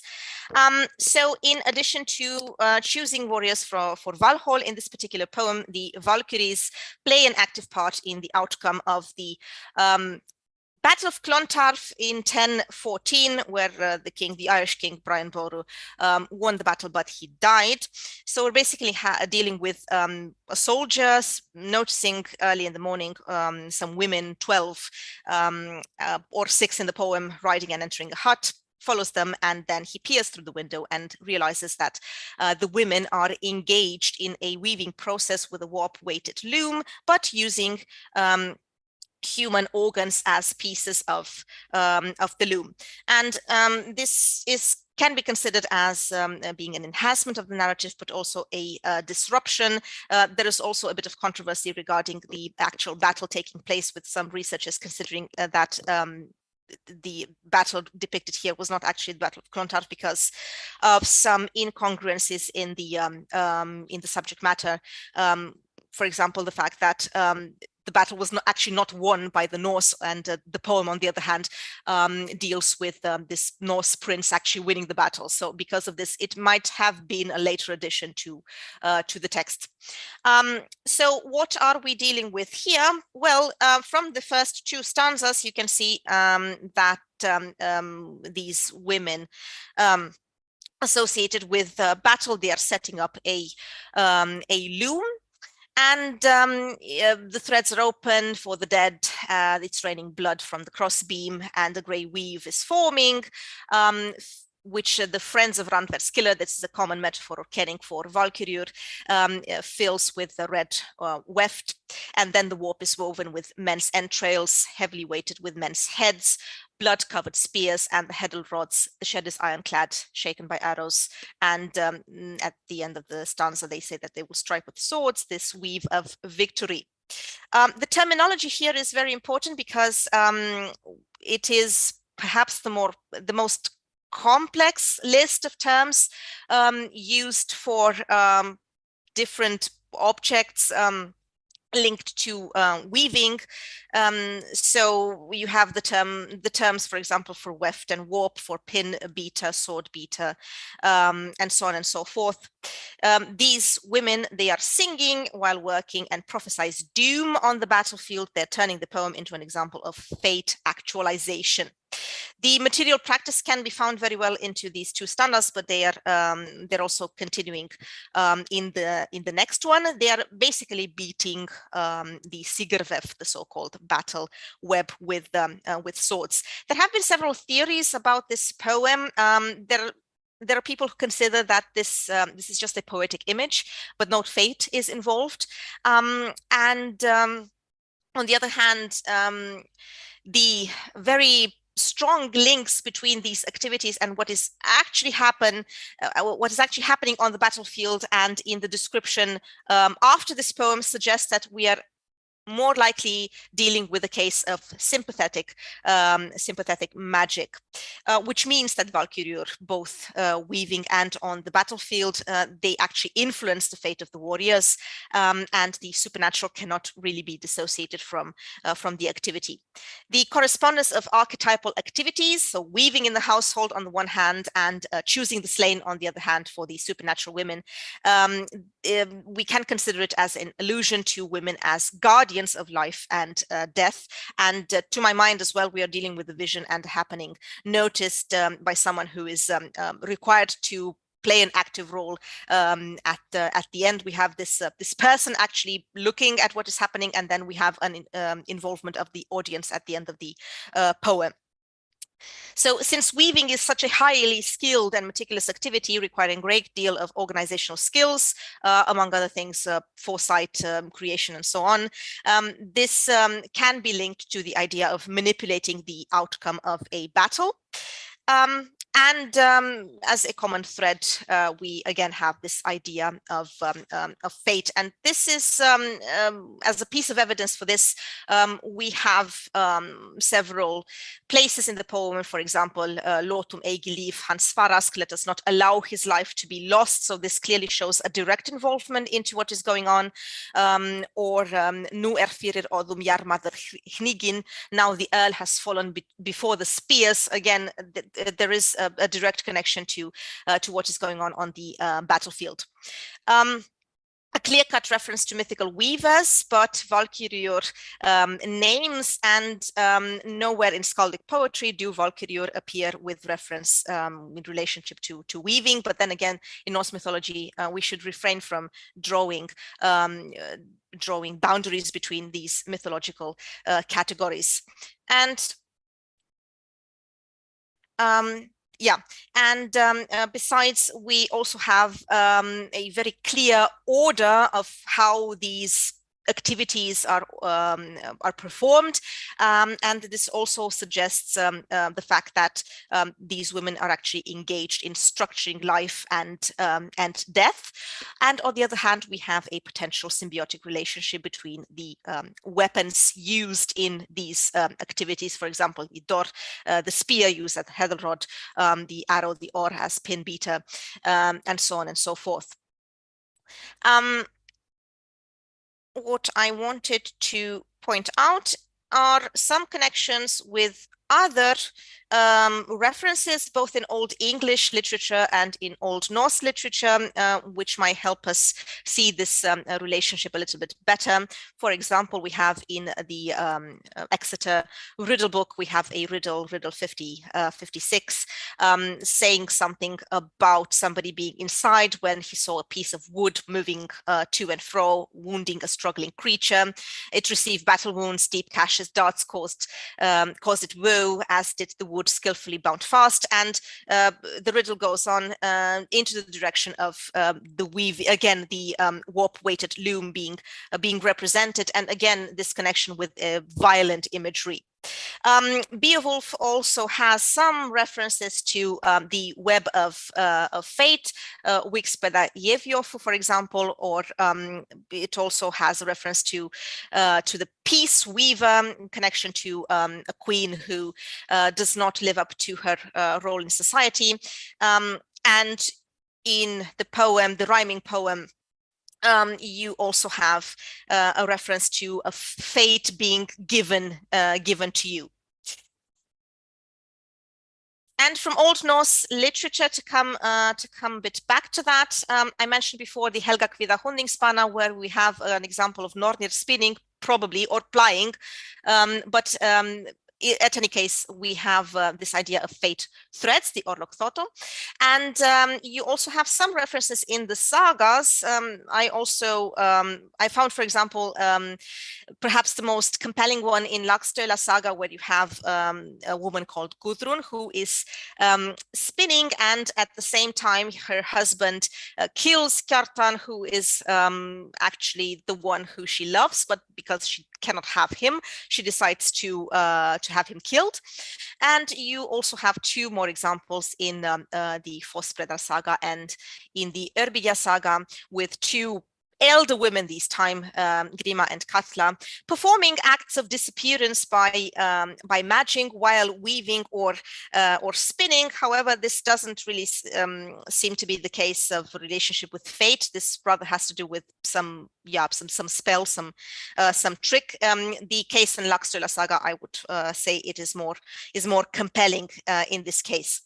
And then you have Joms Vikinga saga, where you have Ingibjorg, who has a dream similar to the poem I mentioned before, a premonition regarding the death of King Harald. So you can see in a quote from the Laxdœla saga, for example, Misjofn verda morgenverken ek hevi spunnit 12 olna garn and to hevir vegit Kjartan. So she basically says that she spun 12 elves of wool, and in the meantime, in the morning, you had nothing better to do than to kill Kjartan. Curiously, this would be also the price somebody would have to have paid as a ransom for killing someone, according to law codes such as the Grogos in Iceland. So there is definitely a connection here to this fatalistic function.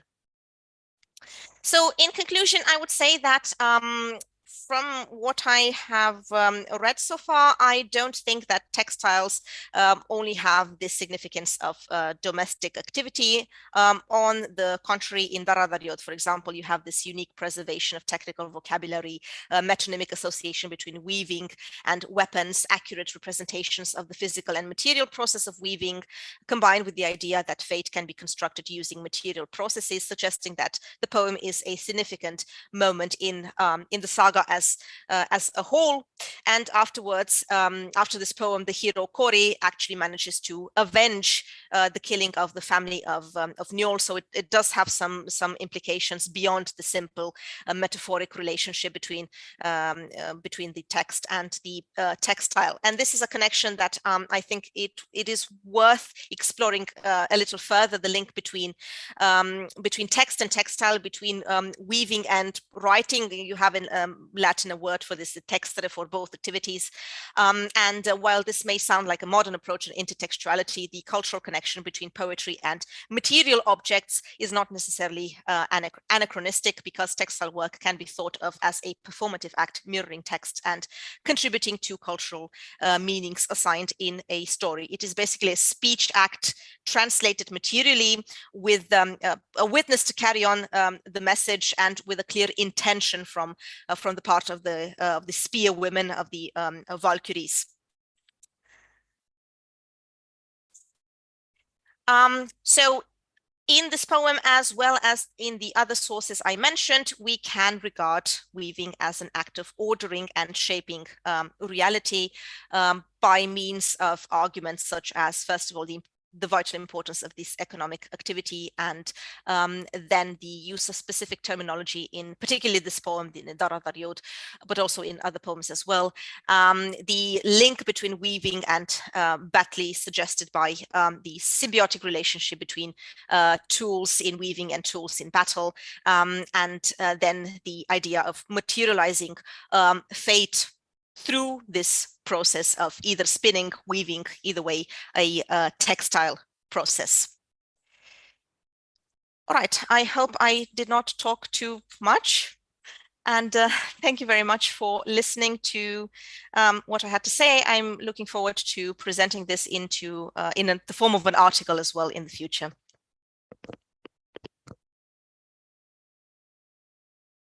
Microphone. Helps if I unmute. Yes, thank you for the presentation. Did not talk too long. Do not worry about that at all. Oh, good. Was a great presentation. In the interest of time, though, I think we will go right into the next one instead of taking questions right now. Let's see. First, however, I do want to let people know that we have a fundraiser going on right now. You're welcome to donate by joining our raffle, entering the raffle, saveancientstudies.org/virtual conference.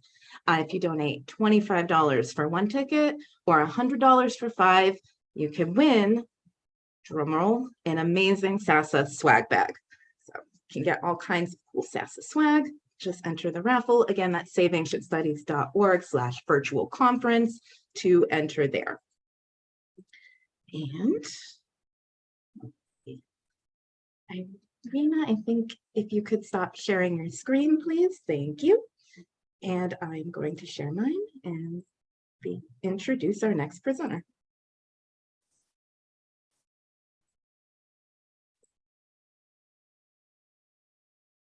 Okay, so our next presenter is Anne Agee, who will be presenting on the Vedic sacrificial pillar. Anne was educated in the public school system in Virginia, and upon graduation gained admission to an Asian Studies program in the history department at the University of Virginia, where she took a Master of the Arts degree. She came to Penn to study history of art of India and found, however, that the subjects that she was interested in researching did not offer up enough documentation. The art, yes, but textual underpinning, and more specifically, a theoretical tradition. Not so much. She is confident that today, however, she actually is positioned to undertake such a topic and many related ones, since her breadth of study has expanded greatly. It extended for South Asia back into the proto-historic period and undeciphered script. She ultimately reached the same conclusion, so sought clarity by undertaking, through its art and translated literature, study of the Sumerian civilization, and to some degree, its successors and antecedents. And now I will stop my sharing and send this over to Anne.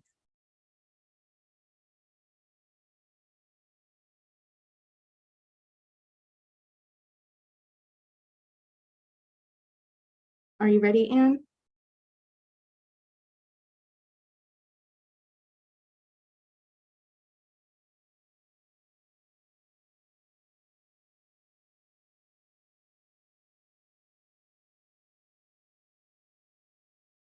And just one moment.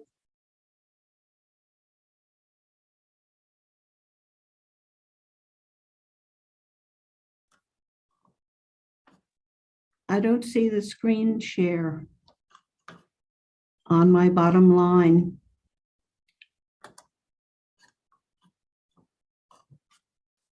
Here I am. I don't see the screen share. No, one moment. Let's see.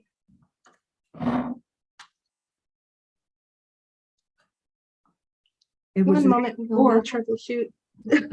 was there before. It was there before, yeah, it should still be there for you. It's not. Do you want to try leaving and rejoining the meeting, see if that works? I think I'll have to, yes. Okay, all right, we'll be right here. And while we were waiting, I know we had some questions in the chat about, will this conference be available afterwards for people who can't watch us the whole entirety while it's live streaming? Just letting people know it absolutely will be available. You can go to our YouTube page after the conference and everything will be up there. And I believe eventually we will be separating out each lecture into individual presentations on there for people. Let's see. We also had questions about the conference schedule. If you go to saveancientstudies.org/virtual conference, you can absolutely pull up the schedule there and keep track of everything that we have going on this weekend over the next 2 days.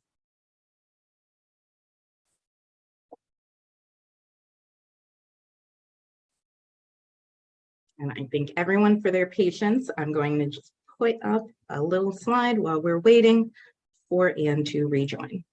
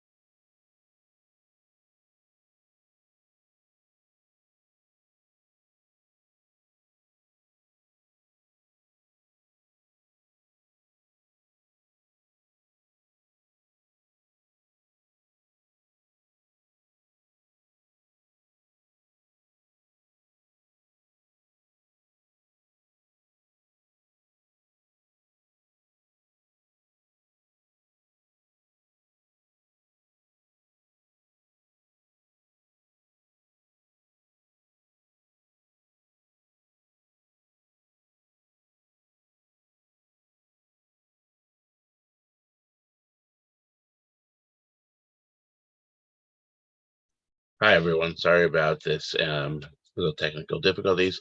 I thought I'd just jump in and give you a preview of what's coming up this fall for Sasa.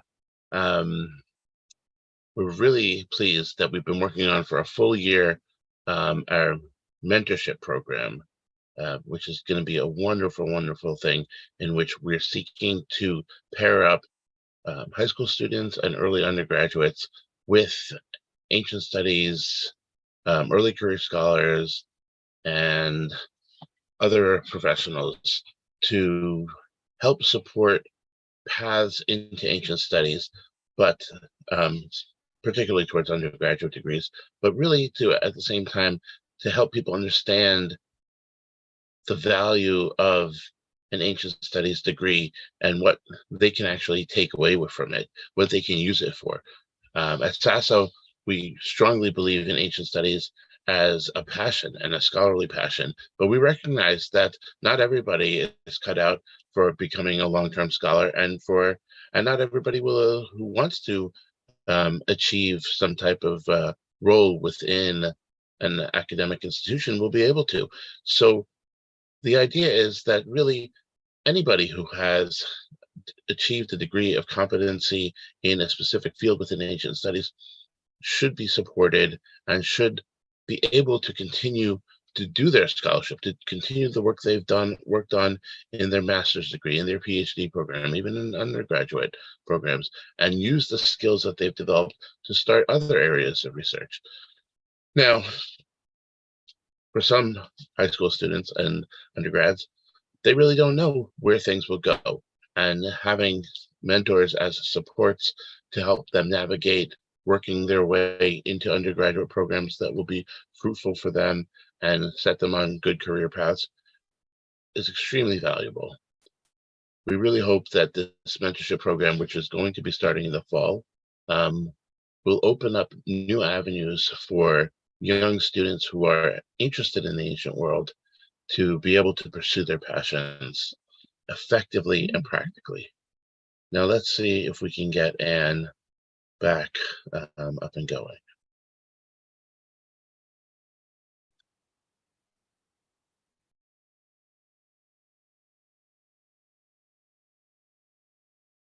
Mute.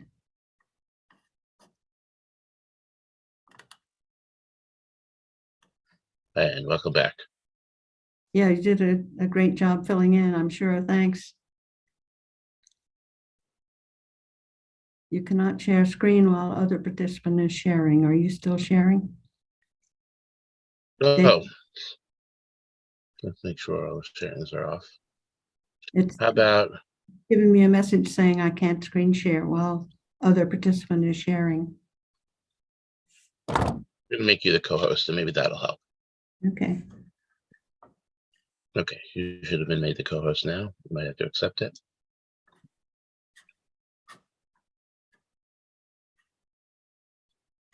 Thing is, here it is. You got the green button for sharing your screen? No.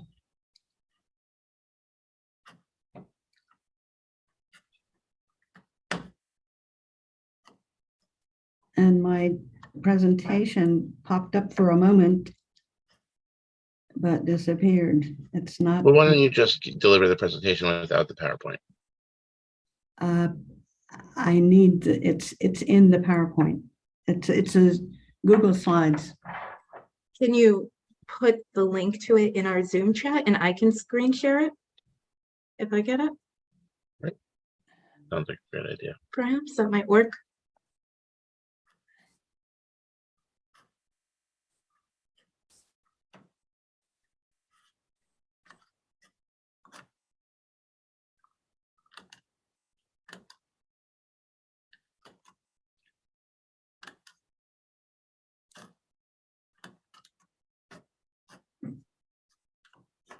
Nope. Join from your browser.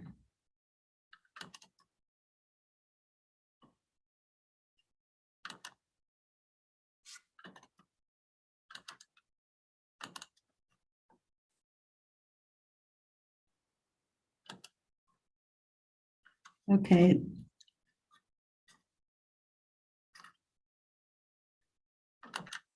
Here it is.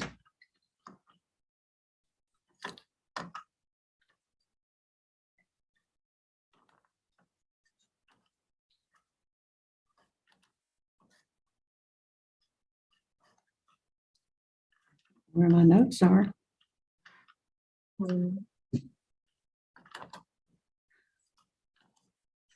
This is just unbelievable.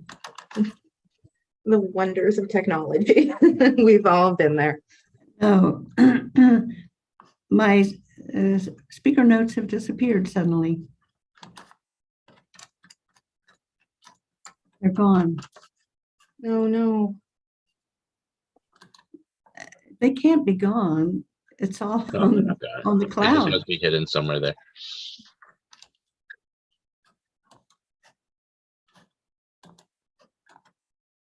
And it's, here they are.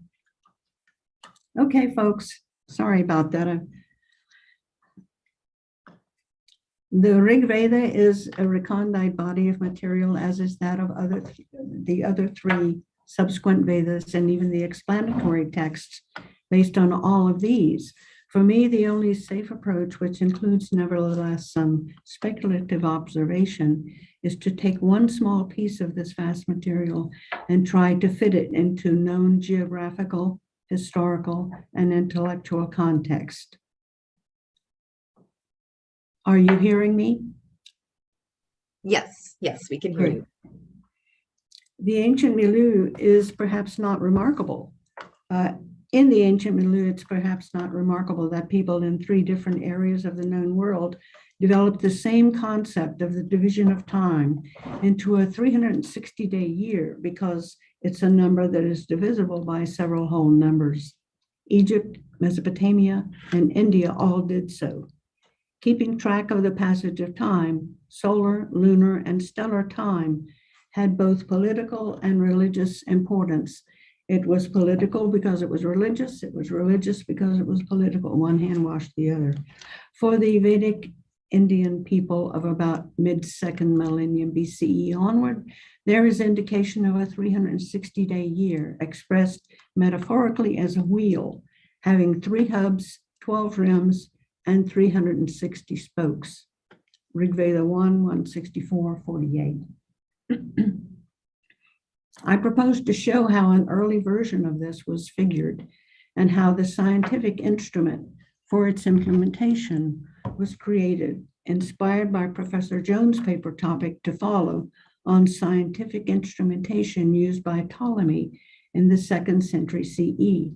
There's some 1,500 years difference between the Vedic instrument and that of Ptolemy, but the Vedic Yupa will be found to be surprisingly sophisticated nonetheless. The sacrificial pillar is so called because it was used as a pole for tying up an animal to be sacrificed to the gods ritually. But operationally, it had another function that's apparent in its form. This instrument is a tree, felled and stripped of its limbs, and while lying prostrate, having part of its midsection stripped of bark and carved in a particular way, while being also ritually dressed and treated with unctions of melted butter. But before carving or segmenting, the circumference would have had to be measured because the mid portion was to be given an octagonal form. How was this measuring done? It was done in the customary way, ancient way, with a rope or cord. This would have been done in consonance with the deity's presumed function of measuring out the world. The goddess Inanna in Mesopotamia was said to have a lapis lazuli measuring cord. Libidishtar B, 18 through 24. Since there would be 8 segments, it was important to make them precise in the 8 repetitions of the octagonal segments. Therefore, a cord would have to be placed around the circumference of the log, and then dividing that length in half and placing that half at a starting and ending point, which would divide the log in half. To get further divisions into quarters, the shortened cord would itself be divided into half, and using as its starting point one of the already established points, marking the quarter points. For convenience, and because it will be seen as relevant later, I'll refer to these 4 points as cardinal points. Now for the establishment of the intercardinal points, the last 4 of the 8 facets of the pole that are to be created. They will be created in the same way by dividing the same cord into a yet smaller segment by halving it and marking the center of the intercardinal points on the log. Each of the quarters consists of what we would call, for convenience of description, 90 degrees, while the halved divisions would be 45 degrees. I was going to show, let's see if that works.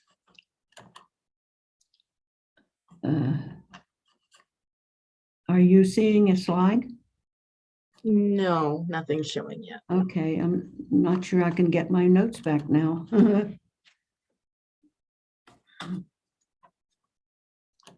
I have to unclick it, click to add.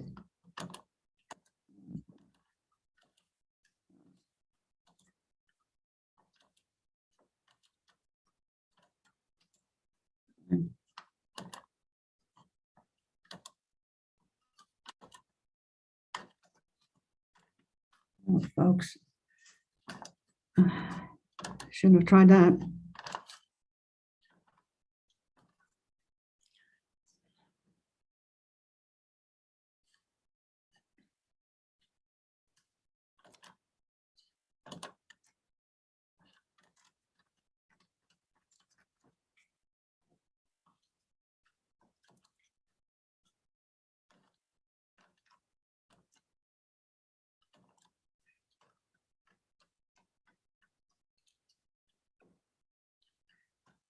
These divisions have all been achieved geometrically by halving as further divisions of each segment, which we know to be 45 degrees, was to be used as a calendaric device and was not amenable to expression in geometrical terms as fractions, because fractions ultimately would arise, and these were to be avoided in favor of whole numbers.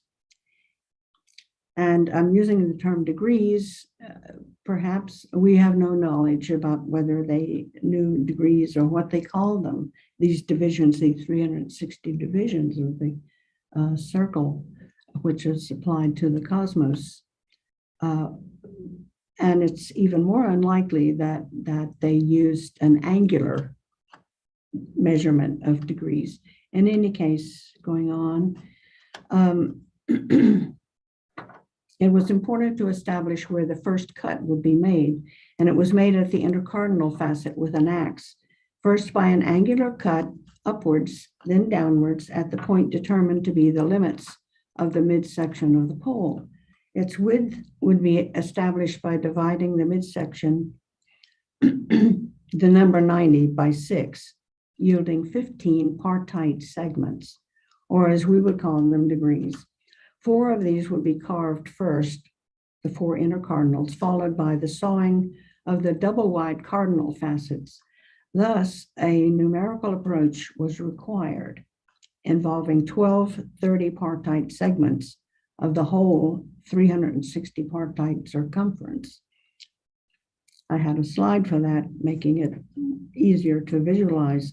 The intercardinal facet would consist of 30 parts only, while the cardinal facets or faces would receive 2 15-partite segments from one 90-degree quarter, added to equal to an equal 2 15-partite segments from a contiguous quarter, giving it 60 parts. So the intercardinals were 30, the cardinals were 60, all adding up to 360. While combining numbers below 8, such as 3 times 5 times 3 times 8 equals 360 in a base 8 system, may have been used to tally the number of days, perhaps in a prior system. And whether there was such a system in the earliest Vedic period is unknown, but likely it would not have utilized a device such as the yupa for tracking its accumulated numbers. The ritual use of the yupa itself shows that it would have used a different system of numbers based on base 9. The yupa itself, I am suggesting, utilized the 3 numbers 5, 8, and 9 so as to use the 8 facets of the pole to facilitate the counting process required by a 9-month year. Whatever would have actuated a shift to a 9-month year, if it occurred, is unclear. So 5 days times 8 times around the pole times 9 months equals 360. 5 times 8 equals 40, as the length of a solar month is not unknown. Biblical references mention 40 days and 40 nights as a regular secular measure of time, Exodus 24:18. The division of 45, 1/8 of 360, not being feasible by further geometrical dividing because it yields a fraction, a strictly numerical means that would allow a breakdown of 45 into manageable and manipulable parts based on a base 9 system was required. Thus, the articulated pole would be a mnemonic device for preserving the count of the religiously important and also civilly important passage of time, as it meant that the Vedic people were not only committed to serving the gods, but were knowledgeable servants, as they repeatedly make clear in their hymns. Is there any Rig Vedic evidence for a 9-month year? The Rig Veda does not hand us any information gratuitously, but there is mention of a previous group of sage families termed the Navagvas, or 9 goers. That is, those who go for 9 months? There are about a dozen mentions of them in the Rig Veda as primordial sages who instituted the fire sacrifice. And in a particularly pertinent case, they're mentioned together with the goddess of dawn, the significance of which will be noted later. Significant too, I think, is the mention of a similar group, Dashavgas, those who go for 10 months, mentioned about 8 times in the Rig Veda. These will figure momentarily in considering a 10-month year. The Rig Veda makes many mentions of the Yupa, which it calls Vanaspati, Lord of the Forest, and it describes its cutting, but it does not state that the Yupa is octagonal.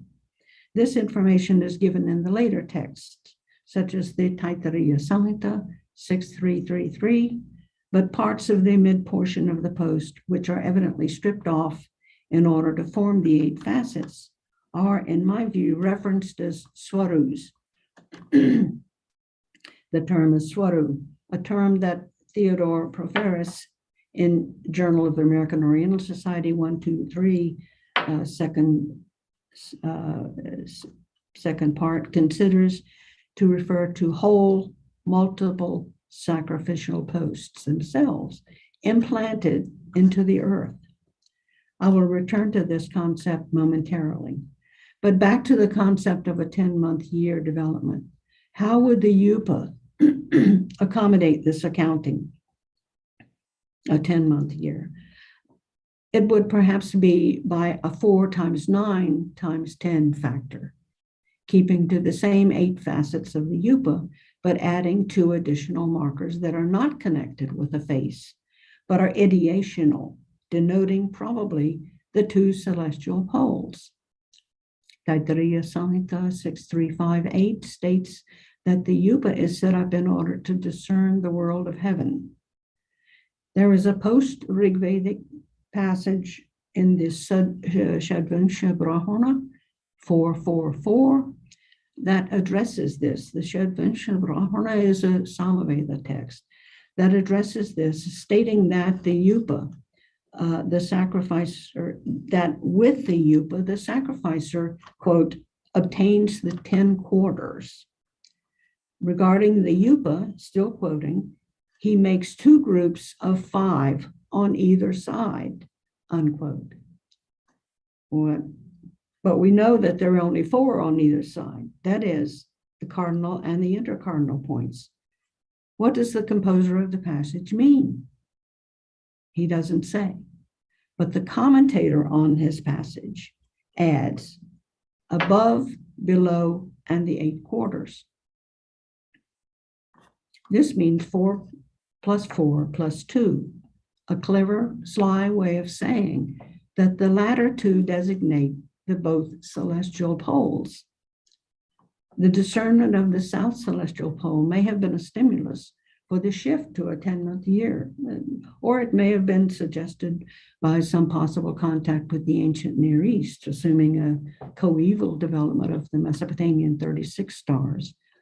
In any case, it appears likely that we should back project one of these extra ideational points onto the 9-month year usage of the UPA. This combination of actual and ideational points brings up the subject of the relation of the terrestrial ritual object to the celestial.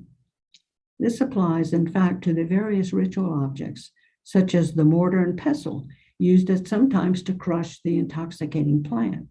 Contrary to what we might immediately assume, the UPA in the Rig Veda 128.3 and further in Taittiriya Samhita 7.2.1.3 is not identified or compared with the pestle, but rather with the mortar, which is wide, thus suggesting its celestial hypostasization.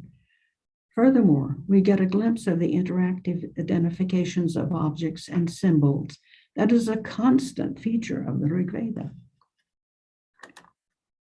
In its celestial visualization, the UPA's 8 or numerically enhanced ideational 360 facets are equated to the respective segments of the ecliptic path, the constantly repeating path that the sun and moon travel in one complete revolution. Well, we know the sun doesn't revolve, but they thought so, around the earth.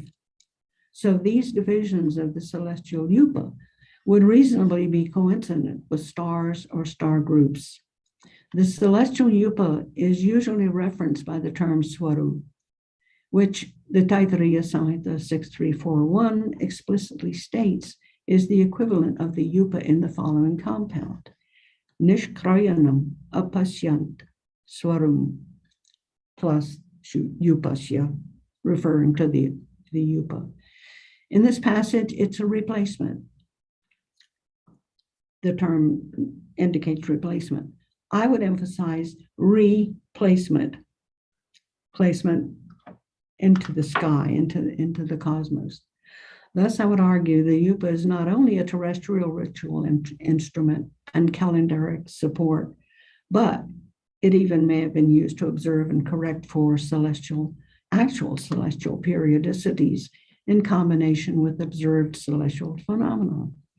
I've not mentioned the fact that, of course, they knew that the year had more than 360 solar days, but chose to ignore the 5 1/4 days, just as we do ignore the quarter day now, and let the deficit run on until an even numbered intercalation days was possible,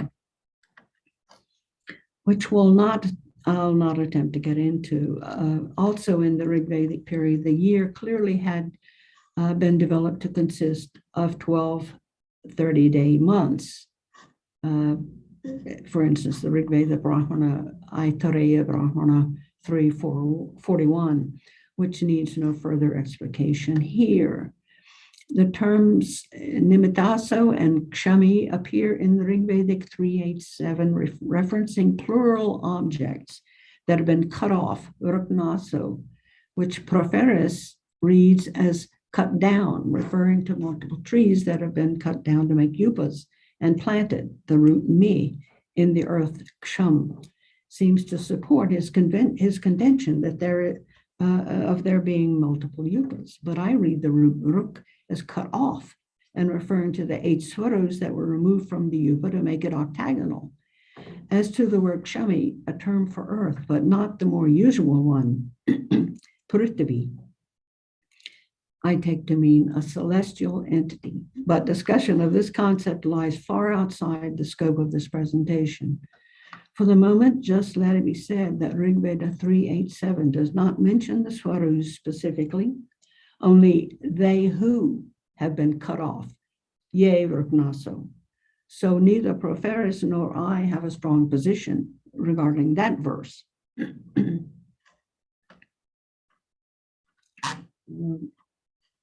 It's disappeared again.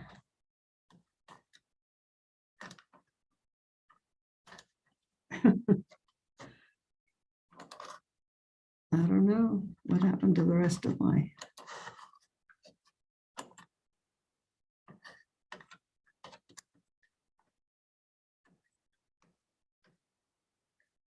Okay, I think it's come back. Yes, but in other verses such as Rig Veda 389 AB, the swarus behave in a most celestial way, where they're compared to geese in patterned flight. In Rig Veda 463 CD, the term swaru appears in the singular, but it is said to have risen up, the verb partially elided, present as the prefix ud, as a quote, newborn, and this is Proferis' word, newborn akra. That's his translation. The meaning of akra, however, he does not give us, but refers to Meyerhofer in a footnote. Grossman, in any case, gives us the meaning for the form of akra accented on the final as Heerzeichen, banner. Also in Rig Veda 1:143:7 as Bezeichnung as Agni. Agni is the god of fire in all of its forms. In Rig Veda 4:51:2, the dawns are said to have stood up in the east like swarus. Finally, I must acknowledge the yupas of stone. Therefore, they have survived of the last 2 millennia in India. This yupa had legs. It doesn't surprise that the yupa form was appropriated in the early Buddhist institutions in India for creating their astounding memorial constructions. Initially in North and Central India, then in the South, the tumulus form was given a circular stone railing, which bore sculptured posts of a modified octagonal form. 2 sides were taken up by the 3 horizontal, 2 sides were taken up, were taken up by the 3 horizontal joining pieces so that the visible faces had to be somewhat flattened. So it's not clear whether in the Sanchi stupas, for instance, that I was going to show you, whether the pillars are meant to be octagonal or whether they are actually 12-sided. but that's an issue for another time. But I must emphasize that in addition to Vedic descriptions, to some degree, this Buddhist version of a stupa, in addition to some of its 20th century stone survivals,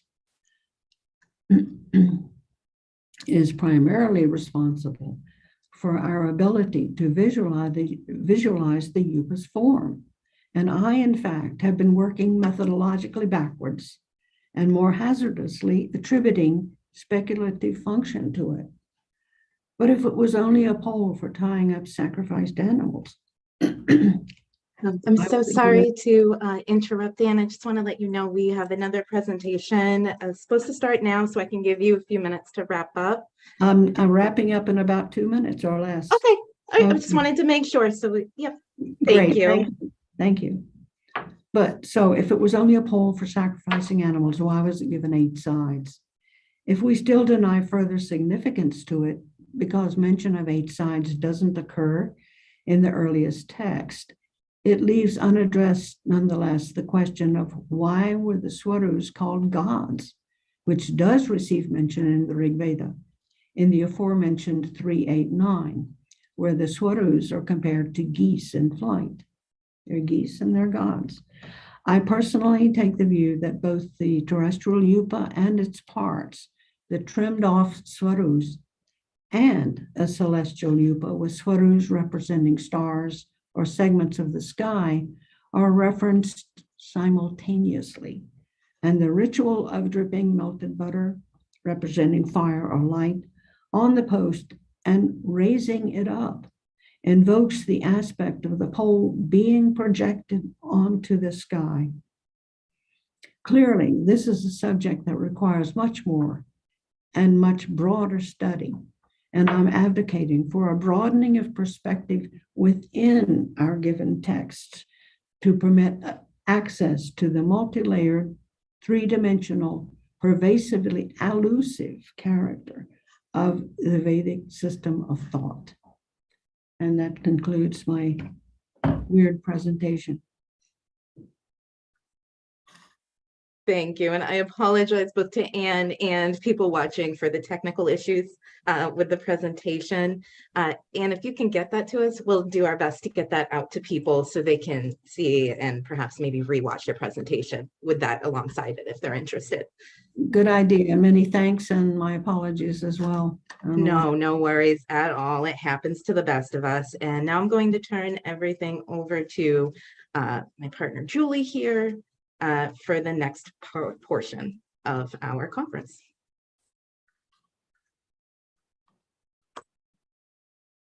Hi there and welcome. We are about to start our first special session.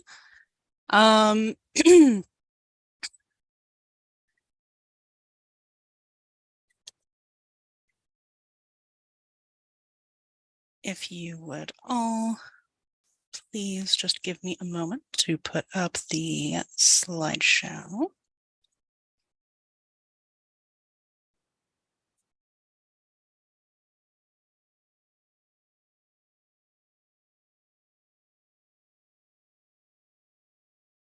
Now, I wanted to take a moment to thank all of our sponsors.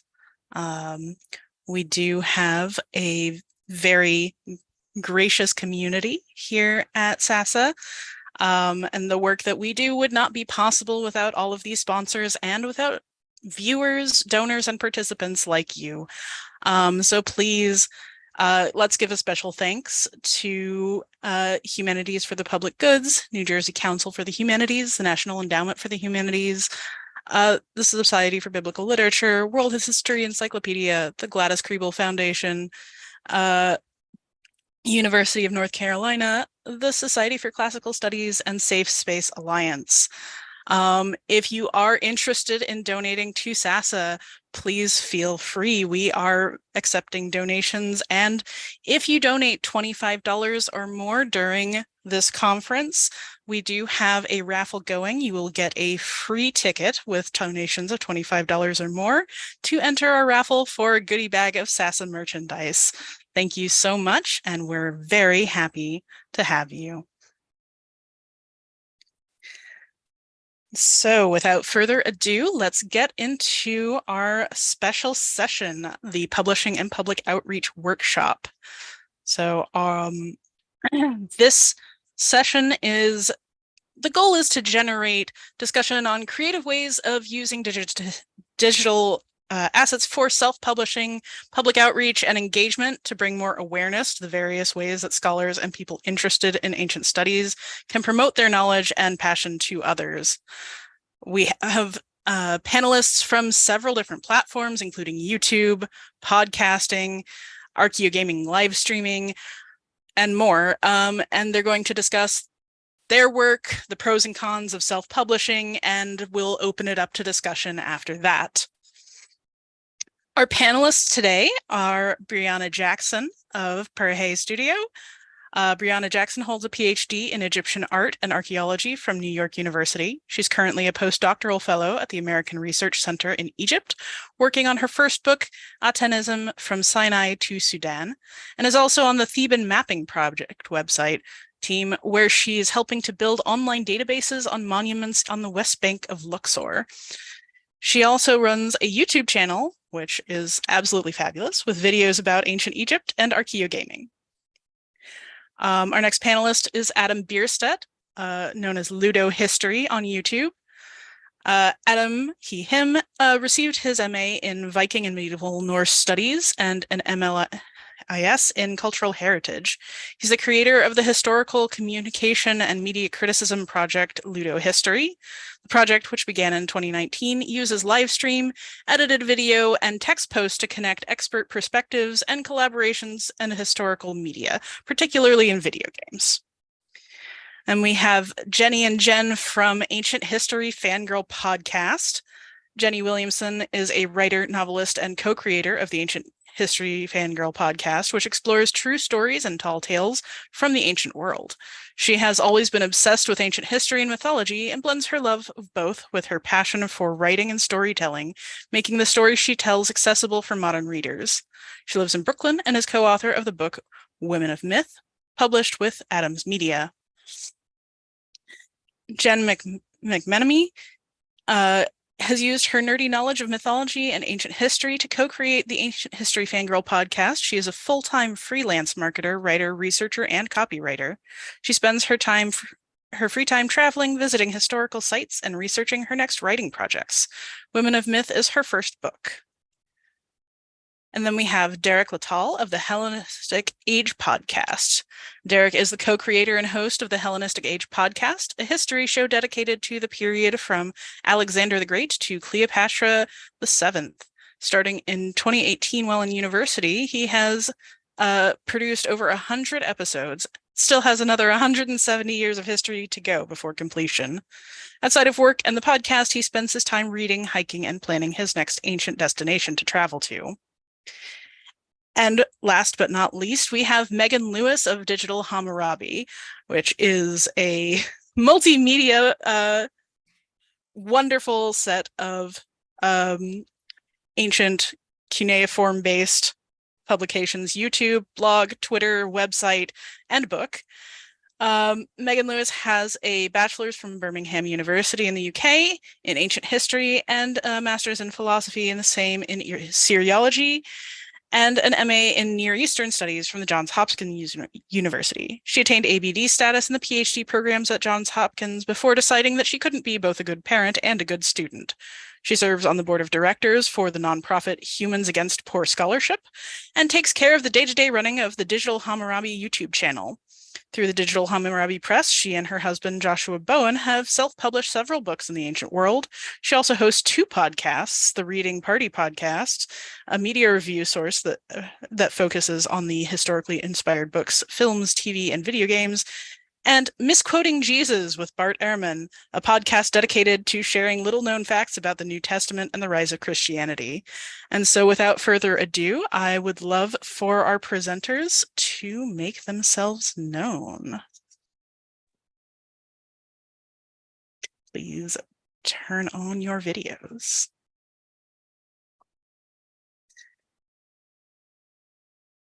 So to start us off, why don't we run through on the subject of how you turned to non-traditional publishing. Does anybody want to start with that?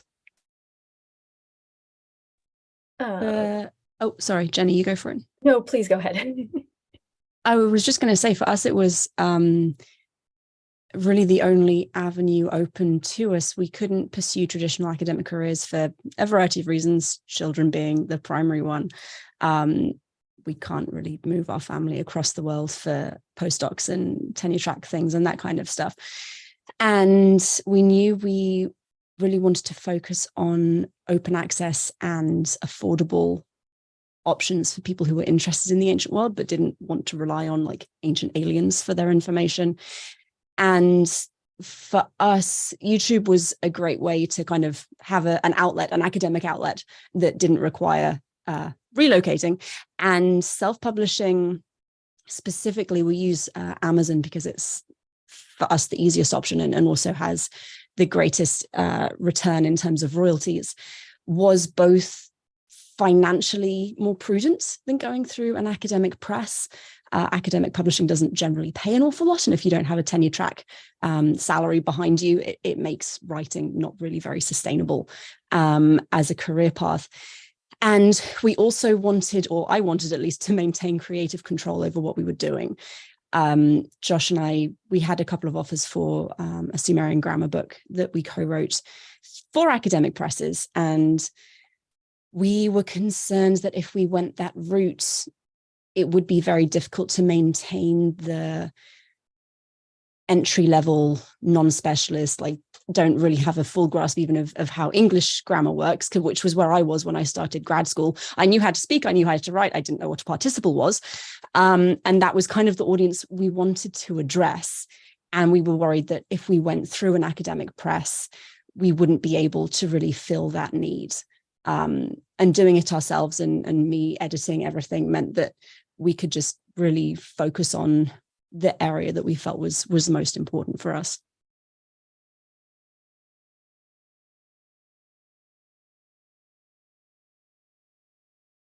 Jenny, I believe you were next. Yeah, so I produce Ancient History Fangirl with my partner, Jen. Jen, you want to maybe join me on this one? Yeah. We're kind of a double act. Yeah, we are. What I guess, like, we decided to we publish a podcast. We're currently on Megaphone. I guess, like, we're on Airwave. Like, in terms of just our platform, we started out on SoundCloud. I think because, you know, similarly, we also don't have PhDs or even master's degrees in our topic. And it was just a thing that we could do. I mean, it rose from conversations that we were already having, you know, like. Yeah, and we chose the platform of podcasting because neither of us are particularly thrilled to be on camera. We're really telling stories. We don't have real designs and backgrounds in graphic designs or videography. So we just were very conscious of what we were good at, which was being able to tell a story. Podcasting, when we launched back in 2018, was sort of just starting to crest that wave. And much like our panelists said, we were here about accessibility. We don't have degrees in history. I have ADHD and dyslexia. And, you know, I wanted to make a podcast that anyone, including me, could come into and engage with and be excited about and not feel like they needed to know all this background. And, you know, that's really where we came from. But we're super nerdy, so sometimes we don't actually manage that. I'd say most of the time we don't manage that. Yeah, we try though. Yeah, I guess I can hop in on that one because I have a lot of the same experience, though I do work primarily on camera instead of via podcast. But on the nerding out and not kind of finishing thoughts and getting distracted on the way, that's what I do most of the time. So, you know, Julie, when you said calling it self-publishing, that to me feels almost like a misnomer because what I do is so improvisational and so much. I hit a button and then I'm going to talk and words are going to come out of my mouth, and what those words are a mystery even to me. But what I do primarily is live streams on Twitch. I see a couple of my people, a couple of my emotes lurking in various chats there, which is lovely to see. But it's trying to do mostly historical criticism and reception studies, kind of live and in person. So instead of focusing on, oh, here's a source that I've read a bunch of times, I'm very familiar with, I'm retelling this, or I'm analyzing it, or I'm producing knowledge. The way I've kind of drifted towards it is thinking about demonstrating the skill set live, right? I see something, I see a claim made, and then live and in person, like, let's do some research on that. Let's take this very collaborative co-learning approach to doing historical criticism, and with interaction from chat and from all the very thoughtful people in my community, right? Let's work together to figure out where this is coming from, figure out what the real history behind this is, and figure out what any media is doing. I've done a little bit of the more traditional, I've prepared super rigorously for like 20 hours in advance of going live, or in advance of writing a Twitter thread or a blog post. But I found a lot more success in that very improvisational style. And it's a place where it feels like there's relatively a gap in the online creation, certainly, compared to things that are recorded in advance or written and edited, and just that sort of improvisational and very like aggressively collaborative approach is something I found a lot of success in. I guess I'll go next. For me, a lot of the appeal in podcasting was, I've always wanted to write a book. Like, that's one of my bucket list items, but specifically, I'll kind of address this maybe a little bit later, but I know very little about the Hellenistic period. So this was a way for me to learn. But if you try to say, okay, I'm going to tackle the entire period of 300 years, whatever it might be, podcasting gives me the chance to make it a more digestible process in terms of, okay, I've progressed so far, I can actually see, I can publish something right there and then. And it's a nice, it's always, you're seeing some sort of progress and you're feeling an accomplishment, because if you try to, you're breaking up a huge project into little bits, it does make it a lot easier to complete. And part of the appeal of podcasting in particular is that I like that lecture format. I like being, listening to people's story, like explain things in a reasonably digestible format in about 30-40 minutes, whatever it might be.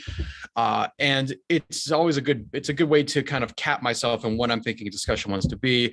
And whereas, publishing a book, it's a very intensive process. Whereas, if I'm producing, 30 minutes in a show, I can reasonably do that in a couple weeks time, or if not less. But that's kind of one of the main appeals. I'm a big fan of history podcasting for years and years, and history podcasts as well. And I do have my models I follow or I'm directly inspired by as, examples of success, but I like to adapt that to my own little take and see where I can take it and try to adapt and change it as based on my needs. But it's something that I found myself very much adapting well to in my case.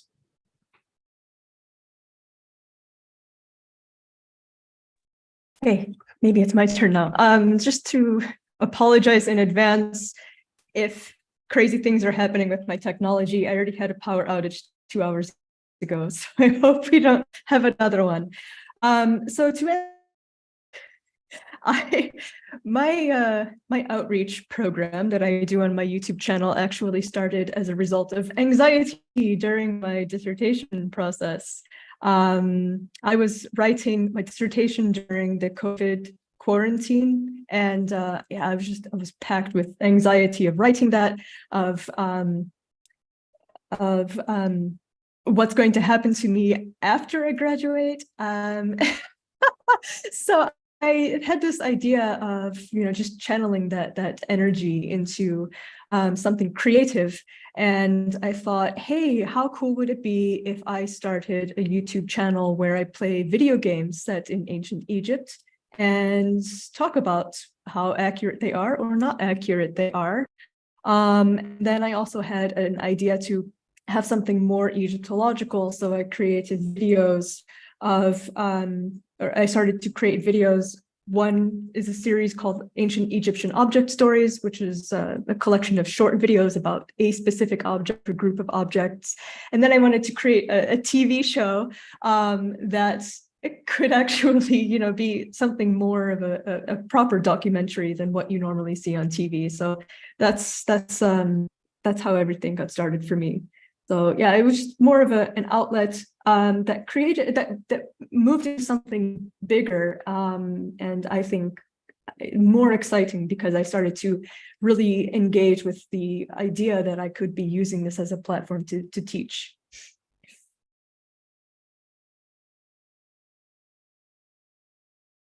So it sounds like we have a really good mix here of scholars who came to independent, perhaps a better word is knowledge sharing than publication in this case, and people who were just interested in the subject and found through a public interest project a way into scholarship.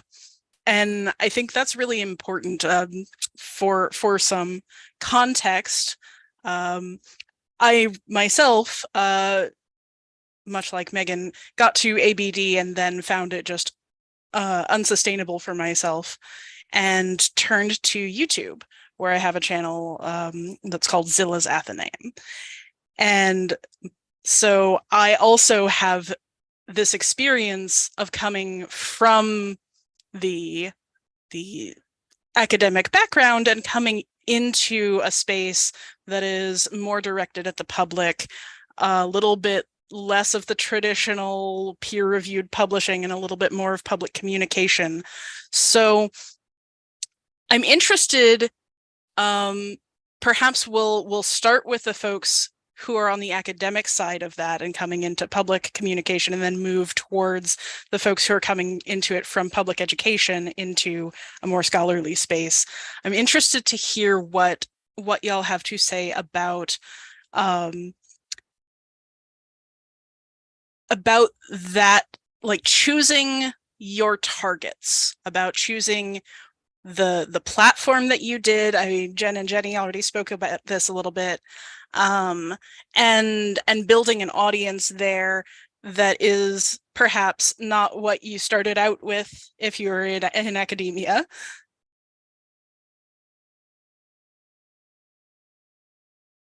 Yeah, I can get started on that. I actually got my start by appearing on other people's streams. So my first public facing thing would have been in 2018, shortly after God of War 4 came out.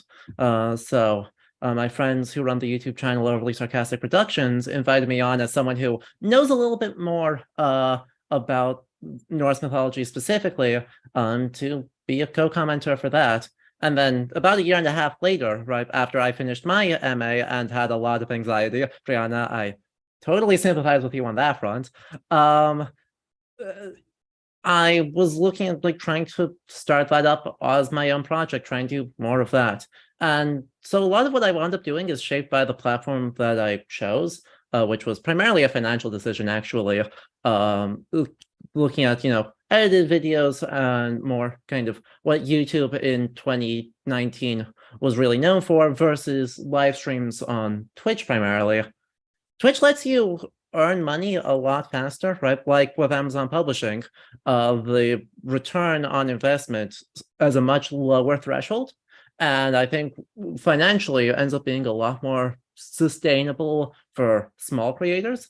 And so, I was doing research into what is known on Twitch, right? What styles of content work well? What is it mostly like people just talking about stuff, doing blog posts, reading articles, doing editing stuff, and there's a little bit of everything. But for the most part, Twitch is a video game streaming platform. And so I wound up, let's start there. And then I've slowly built up into trying to do other stuff, experimenting with other platforms, and kind of the limitations of each of those has been really impactful in shaping kind of what the content I'm doing ends up looking like. And since Twitch encourages you to be live all day, every day, in turn, the improvisational sort of co-learning and embracing the lack of preparedness is itself a consequence, I think, of that platform.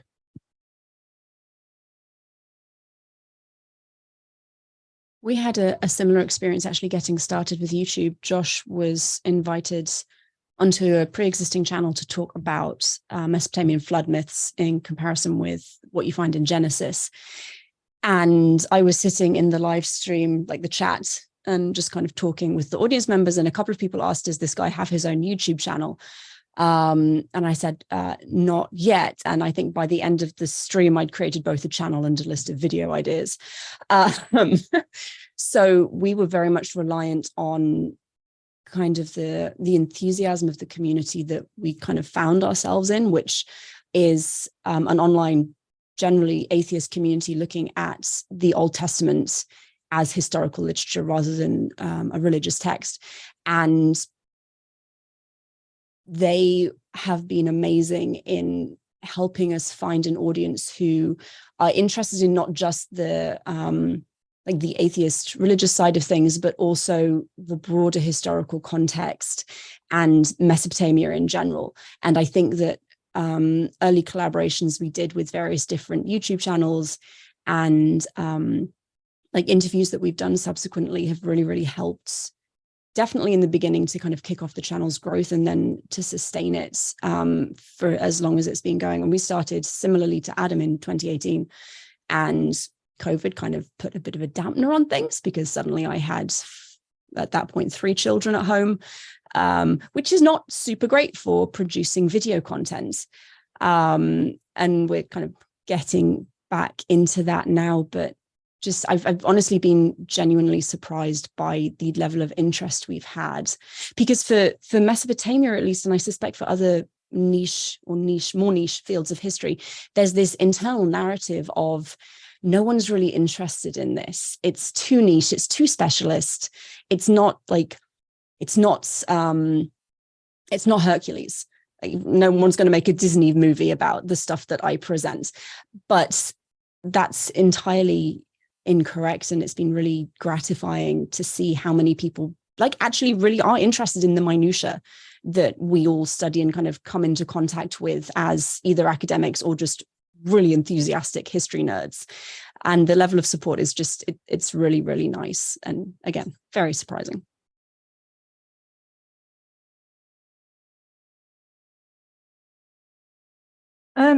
So I don't know if I'll be answering the question that you asked, but I just remember something. The first public announcement that I gave about my YouTube channel was actually for the HAP scholarship interview. Megan, do you remember this? I do remember. It's amazing. I actually interviewed for and actually received the HAP scholarship back in 2020, and that was when I announced for the first time that I started a YouTube channel.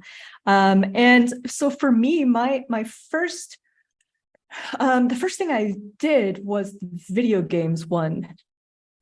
Because I like to watch Let's Plays on YouTube. So I watch others just, game, especially if I did something like that and targeted my channel toward other gamers, not, like historians or whatever, but, just casual gamers or hardcore gamers who might be playing these ancient games. And I thought, why don't I have that as my target audience, and then have the whole identity be Egyptologist plays this video game. And that's actually been a successful, well, I don't want to say that I'm wildly successful on YouTube, but I have received feedback that a lot of people actually came upon my YouTube channel because they were curious about what archaeologists were saying about the games that they liked playing. So that's why I chose YouTube. I do have a Twitch channel, but I don't live stream, especially now that I'm in Egypt. I don't live stream because that would be impossible with this internet. But that's basically why I chose the YouTube platform.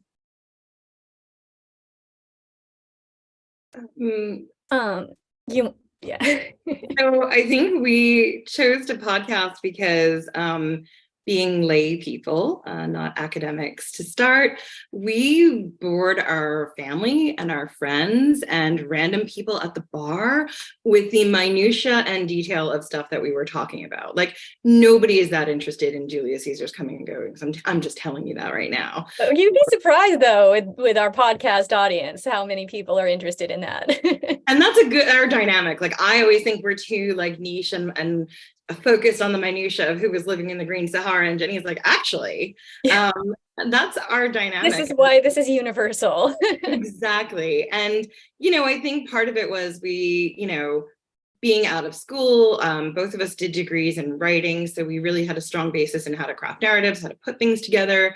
We didn't have that same community. So when we went on to podcasting, we knew we wanted to do long form narrative history storytelling. We're very scripted, although we are also conversational. You wouldn't believe it sometimes listening to us. You would think that we're not scripted, but we are. And as a result, we were just having so much fun texting each other at 2 a.m. about can't remember the last thing, something. Dionysus. Dionysus. 5 minutes before this, I was like, Jen, the plague of Justinian. And she texted back, hot. Hot. I mean, literally, I might have objectified numerous volcano gods across different pantheons because hot. So, we're nerdy. We have fun, and we think our audience is there for that too. And podcasting, as I said, seemed natural to us because we are long form storytellers. We're both writers. And, as soon as we started going into the weeds of different things, we realized we couldn't be brief for anything. Our first few seasons, most of our episodes were 4-parters, each an hour and 15 minutes each. It was intense. We've gotten better. We're figuring it out. And I think that there was an aspect of your question about figuring coming from a non-academic place into an academic space and what that experience was like for us. And I think, at least for me, that was never my intention. I never saw myself as coming into an academic space or being an academic or trying to be a historian. I always thought I describe myself as a rando who watches a lot of documentaries, that's what I do. And I think that we've both been surprised at the number of people who tweet at us or, comment on our content, who say that they are PhDs or archaeologists or, real experts in this topic who like the podcast, because I think I would have been really intimidated if I had known that would be a large part of our audience when we started. It's been really fun. I mean, the community has been very welcoming to us, which is exciting because we don't have degrees in these topics, and we never, try to present ourselves like we are experts. We're people who are enthusiasts who just love this stuff. And I also think there was another point I wanted to make, and I forget what it is. Well, piggybacking on that, I also think one of the things that we've been so welcomed into the community, both on the academic side and just people who enjoy history, enthusiasts. And I think it was last season or the season before, we did a season on ancient mysteries. And I felt really strongly that there's so many documentaries being made at the moment, a la Ancient Aliens and things that are not real discoveries, that there is a need for, if you're going to have a popular history podcast, you actually tell the history, because it's always more interesting than there were aliens. And a lot of times, I'm not going to bash a certain Netflix series, but you all know which one I'm talking about. That's being put out there, that content is being told that that's real. And the reality is it's not, but this history of those sites is so much more fascinating. And being able to talk about that and tell our audience, this is what you should be looking at and not that, has meant a lot in the sort of rise of that misinformation. I want to just quickly circle back to something Jenny said, which was the response you guys got from an academic community. And I have to say, as an academic going the other direction, I've been similarly surprised by the level of enthusiasm I've had from academic people in the academic career path. And it was, I think, even more unexpected than our response from non-academics, because this kind of work is, it's changing slowly, but it's almost universally discredited in terms of tenure track, the packages you have to put together to get a tenure track job. It's not relevant, it's not academic enough, it's not peer reviewed enough. And I've heard stories of people being told by career, like people higher up in, like mentors, that's the word, being told by mentors, you have to stop this podcast because it will count against you in your tenure review, because that's time you could be using to work on academic publications, on journal articles, on service to your university community. And that kind of prepared me for not being an academic outcast, but for being like looked down on, really. And especially among younger scholars, older scholars also, but very especially among younger scholars, there's been this real support and enthusiasm for the kind of open access public outreach work. And I think a lot of it is to do with, Jen, what you were saying, there being finally something to combat this misinformation that is being continually spewed out by various networks and producers and presenters. And it's stuff that I think a lot of tenured academics not necessarily discount, but don't see as prevalent as it is. And I remember one of my professors telling me, oh, no one believes this ancient aliens stuff. Absolutely no one. It's just fiction. Everyone knows it's fiction. And he was genuinely shocked when I told him, no, I have had arguments with people. Actual honest to God arguments, with people who believe it and who think that I, as a student of Assyriology, am actively hiding the truth from them. I'm like, oh dear, no. I will absolutely teach you Sumerian so you can read it yourself. So I think it's been really, really nice to see that level of support from kind of both sides of the community. Yeah, I want to chime in and like second and third that, right. I've been incredibly fortunate that like there are people who are now postdocs who like regularly come in, hang out, like either join me on stream and get to talk about their stuff, or are just watching and enjoying it. And so seeing both, undergraduate students, graduates, postgraduates, and then lay people who are interested in history. Overall, like from all angles, there's been incredible warmth and incredible enthusiasm for these sorts of projects. And it's just incredibly heartening to see that even though, like orders of magnitude different from like an ultra-polished Netflix documentary, regardless of factual accuracy, regardless, it's a very impactful and real and heartening starting point. And seeing that response and seeing that enthusiasm is kind of like the thing that gets us keeps me going. And I think it's fair to speak for all of us, I think, when we say that that's been something that genuinely like keeps us going, keeps us trying to make this stuff and trying to like iterate on it. Well, I just want to step in and say that I think this is one of the ways that we as Sasa see things, that academia going forward in ancient studies and all the fields that are involved in it really need to add a third component of teaching and scholarship and outreach, because we have to stop pretending that, we're an entity by ourselves, right? That scholarship can just exist by itself in this nice little space, and it's not tenable in the long term. And there's so many ways of connecting to the broader public, and there's clearly so much interest. So it's time for academics to be not just open to people doing public scholarship, but embrace it as part of what we do. Our director, David Danzig, everybody. I don't think we've introduced you. So at this point, I would just like to reflect on what we've got so far, which has been absolutely wonderful. All of you have been great. And I'm really excited to hear what kind of reception you're getting from the academic community. I'm not at all surprised that everybody's interested in this. So as we build this, to use a grad school world, liminal space, so we build it out to be its own space that connects academia and the public. Like David was saying, this is kind of our mission.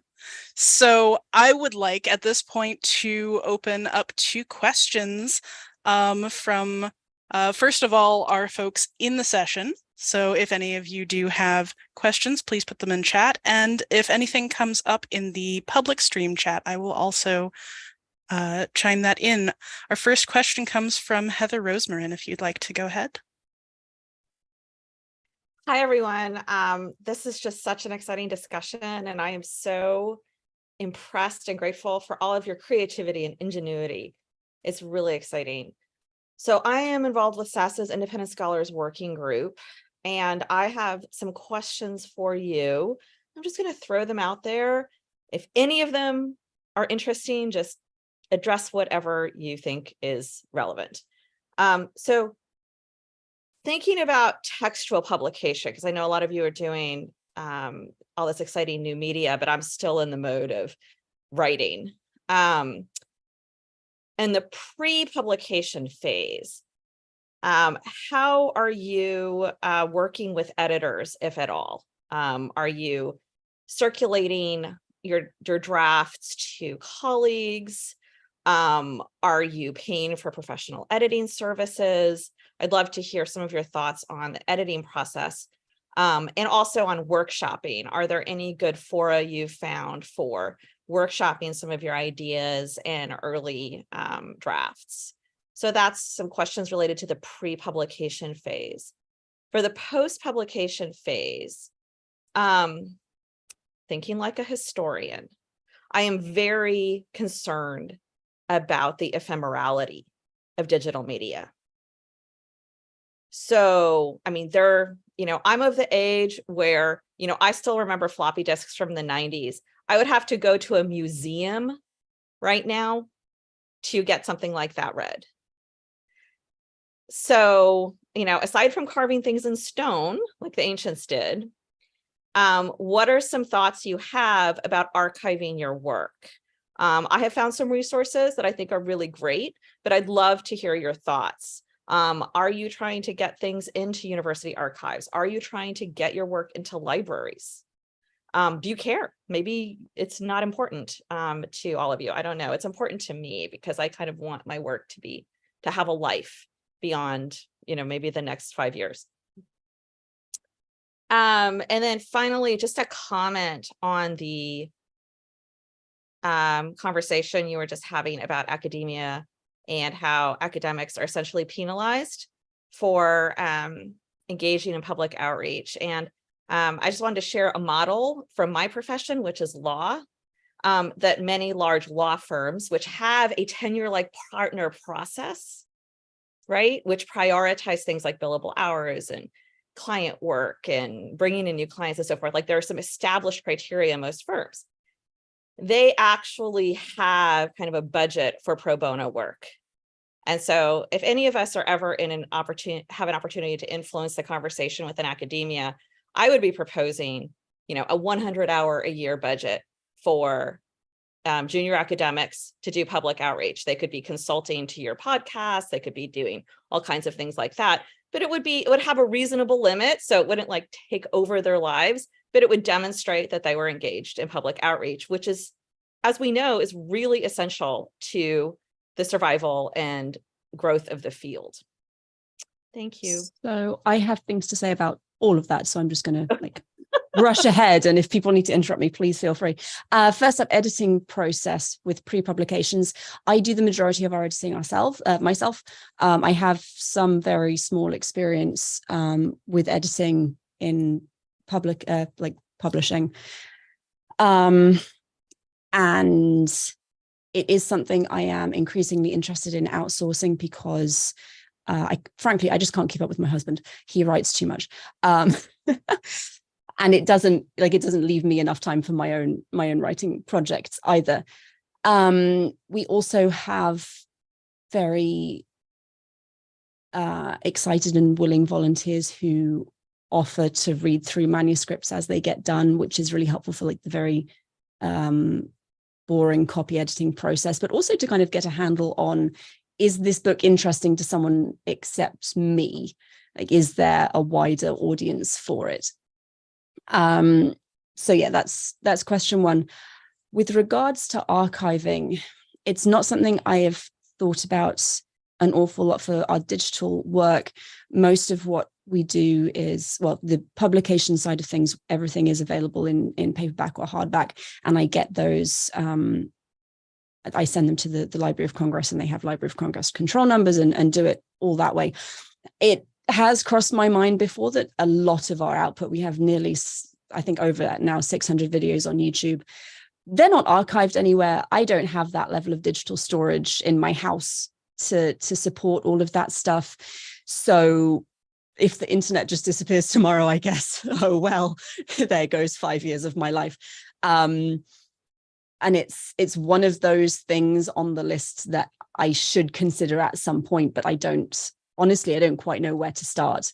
And I don't currently have the time or the mental bandwidth to seriously consider it. But I think for people starting up new projects, before you get 5 years in, if I had to give some advice, definitely give thought to how you're going to store all this stuff.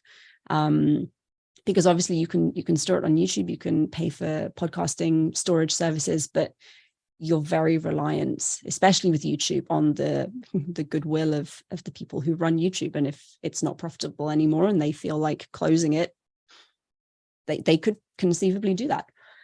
And my final answer to your thoughts on funding public outreach, I would love to see some kind of stipend fund available at universities for humanities students to do, and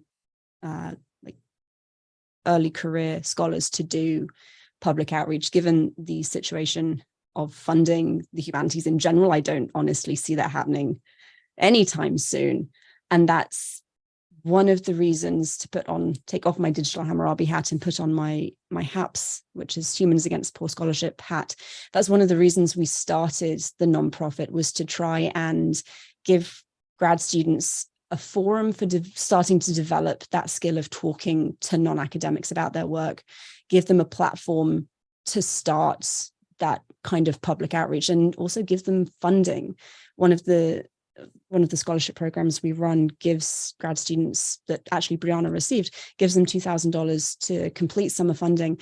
It's a requirement that you do an live online interview as part of the application process to kind of give people access to your work and to start talking to non-specialists. But then after your summer, you have to come back and kind of do a debrief and go through that experience again in a bit of a longer form. So we're trying to foster those skills and come up with some form of payment for it, but it's not something that, unfortunately, I see universities jumping on in the near future. I feel like I can speak to maybe 2 out of 3 of the questions that you asked. We have a editing process, and mainly we work together. The 2 of us, if one of us writes one thing, one of us will take the lead on a research project, and the other one will be the editor-in-chief of that. And then we will record the podcast episode, and then after that we will I will edit it down, and usually we'll have 2 hours of uncut sound, and I'll edit it down to 1, and it, with an eye towards pacing. It's kind of like if I was editing a writing project. I was going to say, Jenny, the reason one of us will take the lead in the research and the other one kind of goes in cold is so that, again, we want this to be accessible. So sometimes, I know for me, maybe not as much for Jenny, I get so in the weeds with things that sometimes I lose the actual narrative thread. And when Jenny looks at a script I've written, and she's just like, okay, but what is the story? Or if I didn't know these 6 other things, I couldn't follow it. That tells me that an average listener can't follow the research. I haven't got the most interesting thread that's going to carry someone through the whole episode. Go ahead, Jenny. So we kind of kind of play different roles for each other and edit each other's work during the editing process. And then after I've cut down, the sound and created a sound file, I'll send it to Jen, and she'll do an extra quality check, and then we'll put it out. So we have kind of a really exhaustive and time-consuming editing process, I would say. We could do it faster, but then we think that the quality wouldn't be as good. So we're kind of, we like doing it this way. I would say that in terms of just storage and longevity of work, I used to keep all of our sound files on an external hard drive, and then that died at one point at the same time that my computer died. So it was a problem.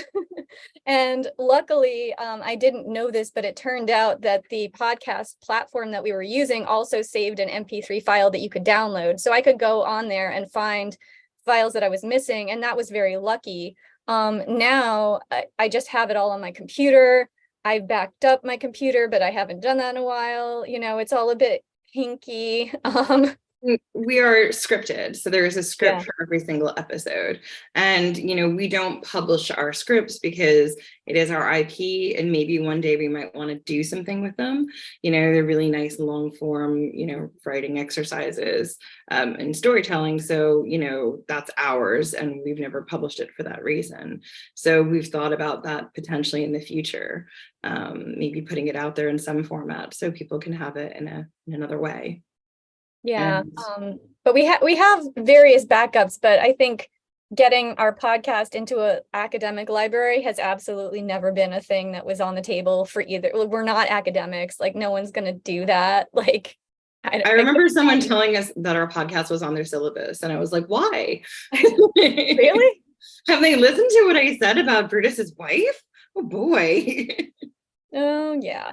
And Anyway. then as far as like academic outreach, oh my goodness, there are so many small, independent creators like us who could do with just a little bit of an academic's time to, help us through the weeds of stuff, give us access to papers we can't access because we don't have the credentials. That's like a huge thing. Yeah, like just sometimes academic everything else. research isn't accessible to us in a lot of ways because we don't have credentials. Like I can generally find the stuff that I need, but I think it's a really important point to make that academics in general don't seem to make their research accessible to a lay audience just in general, unless you are someone who is like a Carl Sagan type person who is, dedicating your career to writing for a lay audience. And as people have said, that doesn't seem to be rewarded. And I didn't realize that, but it actually kind of makes a lot of sense now that I'm hearing it. Yeah, and to double in on that, right, even though I have 2 graduate degrees, I don't currently have a university affiliation. That means I also don't have access to a lot of paywall material. And unfortunately, currently open access fees for all of the big humanities journals are multiple thousands of dollars frequently. So unless if universities are providing funding for open access publishing, like no one on the humanities salary can afford to just shill out those costs. Absolutely. I would also say one of the things that is stressful too about why we don't publish a lot of our stuff or leave things up in Google Drive or Google Scholar is because Google and other AI programs do pull from those open common things, and that is our IP. And there's a strike on right now as a result of the fact that is happening. It's a concern for all of us because they don't just pull writing. I mean, they pull like voice, our stuff that's up now in our podcast. Theoretically, that's being scraped. I don't know. We can go up and have them write an entire episode of our podcast. It wouldn't be a good episode. Probably not. We all have deadlines. Yeah. No, we would never do that. But I'm just.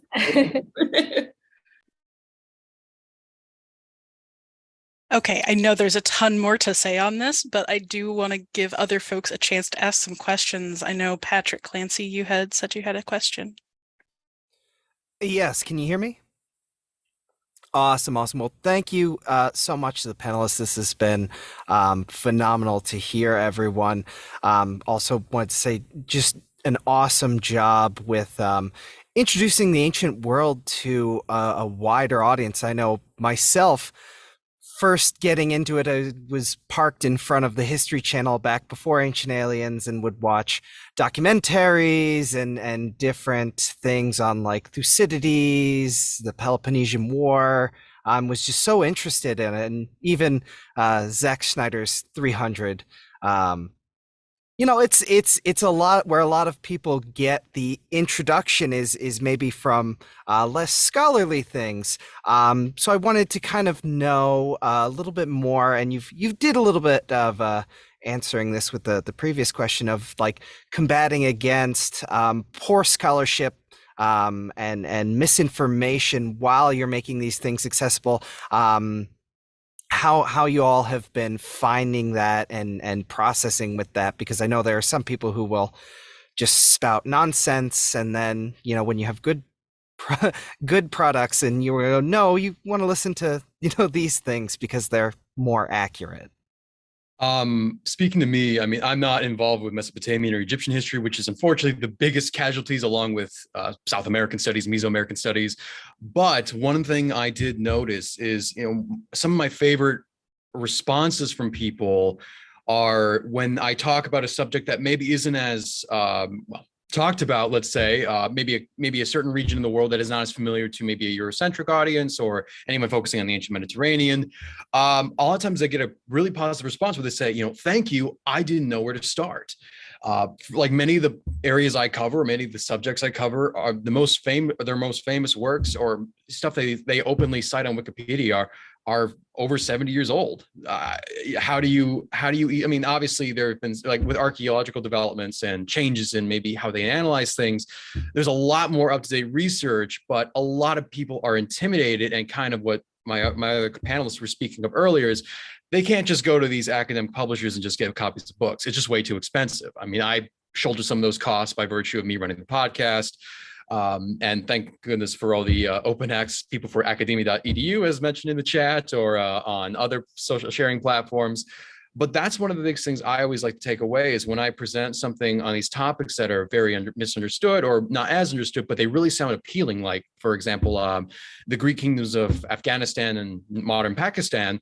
That is something that people find like inherently like really curious about, but when they try to look online, they're getting very spotty information, or it's stuff that's almost difficult or impossible to find. So my show is one of those ways where I can give people a launching point to find more rigorous scholarship, where I'm taking stuff that's, I'm trying to digest multiple specialized books. People who are much smarter than me, much know more about me, and try to compile into a 30-minute format that say, okay, here's a good idea, a taste of what's to come. If you're interested, here's a full list of materials I've relied on, and these are all solid books. If you want to go further, there's your opportunity. And that's where, as someone who's not from an academic background like that, that's where my point of the show is, to provide people that launching point to look further into a period, which I think is super interesting. But I'm sure other people with, as I mentioned earlier, probably are more aware of the kind of bad history takes that are given and are therefore have to combat it a lot harder than I do. I'd like to jump on that and say that, yeah, one of the greatest compliments for me is when I get comments on my videos saying, I didn't know about the object before, and they get excited to learn something new, because when they watch TV, what are they seeing? Pyramids again, lost tombs again, right? And so being able to present stories that nobody even knows exists, and to have your audience say thank you for giving us this really interesting story about an object or about some facet of, in my case, ancient Egypt, that we didn't know about. And I just love when that happens, because I mean, I'm not reaching millions of people, but I'm reaching one person, and for me, that's the most rewarding part of it. Yeah, I think we can speak on this too, because we did a like Jen said earlier, a whole episode, or a whole sort of series on mysteries of the ancient world. And we started that series off with an exploration of the Sphinx water erosion theory, and really delved into it in depth and talked about why it's pseudoscience and how easy it is to get sucked in and think that this is real, because there's so much about it that seems to a layperson like it's legit, and I think that one of the things that we really found fun and exciting in that series was figuring out like how to present what the real mystery is, because there's so many fascinating historical mysteries that are actually real. Like, you don't have to go to the aliens and the Atlantis. The Atlantis of it all. Yeah, you don't have to. Like, there's trying to so make much more Atlantis interesting stuff out there. Sorry, Jen, what were you saying? I just said stop trying to make Atlantis fetch. Our good friend Liv from Mitz Baby did a whole season on, debunking Atlantis for that reason. And I think, somebody just said in the chat, yeah, ancient people were super spicy. There's so many fascinating things. And one of the things we did in Ancient Mysteries that we hadn't done before was we really left the Greco-Roman world and dug into South America, Japan, and we tried to find a mystery or a place that is now today mysterious, like Aokigahara, the Japanese suicide forest, and we traced its roots all the way back to how the forest was made, where it sits in the path of pilgrimages, where the mythology is, and that's kind of when we started really looking into a different way of telling the story and figuring out what the story is and how it relates and what's interesting, as opposed to just like a place where maybe ancient aliens were. And the bad scholarship, like the amount of times we would read something and be like, well, that's not true, and that's not true, and this is coming like from 5 years ago in a reputable source, that's not true anymore. Like, it hasn't been taken down, there's no corrections. Like, one of the things we did in that first episode was literally track how you can start researching by doing something completely normal and all of a sudden wind up in ancient aliens. Yeah. Yep, I want to jump in on that too, because that's something I've been able to see extremely live and recently. I recently implemented a thing on my channel where someone watching can say, hey, I just saw something in the game you're playing. We're going to stop and we're going to take like 10 minutes here and we're just going to research that together. Turns out trying to keep that to within 10 minutes is incredibly challenging because you got kind of a couple of options. You can either just, Google is our friend. Let's just do a good Google search, see what comes up. In which case, mostly what you're seeing is very visually appealing, very well put together, absolute nonsense. Or you can go on to Google Scholar, in which case you may end up with just citations, but otherwise an open access publication that's 30 pages out of a 150-page book that was written for an academic audience and published by Taylor and Francis, and therefore is not good content to just read. And so something I've been actually seeing, to speak to your question, Patrick, is actually that there's value in, let's do that live and do the skill set, not only of being a starting point of information, but a starting point of, hey, you found a source that's an article published XYZ thing. How do we actually read that quickly to decide if the information in it is any good? So for me, right, that's abstract, first page, last page, keyword search, in that order. And that usually gives me a sense within about 3 minutes whether this is going to be a source that has helpful information and that we can follow up on in more depth. And so I found a lot of value on that front, and actually I've received feedback that gushing to colleagues and friends about how cool it is that something like that exists online now. So being the starting point not only for historical knowledge and historical narratives, but historical toolkits, I think really impactful to dealing with the how do you empower people to go off into the world and deal with ancient aliens in their own lives without doing everything right and somehow still ending up at ancient aliens? Yeah, it's really interesting. That's a skill that you kind of pick up through academia and stop thinking about, right? You're never explicitly taught it in most cases, but you have to learn that. And if you're not in academia, you don't have to learn that. So that makes total sense that that kind of approach to scholarship would be really interesting for a lay audience, as it were. One thing that I'm hearing over and over again here is that there is this hunger on both the academic side and the general audience side for this kind of content. And I'm really interested to see where this is going. But lest I spin off on my own commentary here, let's go to our next question, which was from Charlotte. Hi, y'all.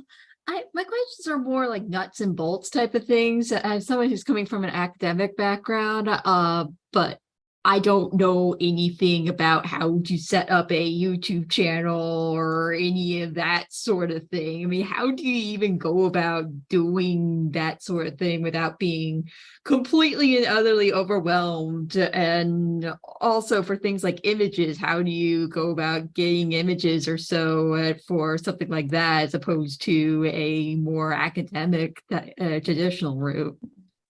So the setup, if I can speak to YouTube, absolutely is actually super easy. If you have a Gmail account, you can just sign into YouTube using that. And there are various really well-written tutorials that can walk you through it. And then you can upload literally whatever it is that you've filmed. The tricky part is finding an audience. And for that, for me at least, having other pre-existing channels help publicize your work has been really, really helpful. YouTube, like Twitch, really supports regular uploads. If you can film even just 5 minutes, like 5-minute video segments, and upload them every day for several months, it will help people find your stuff. You'll get like higher search rankings. You'll be suggested to people for like what to watch next videos.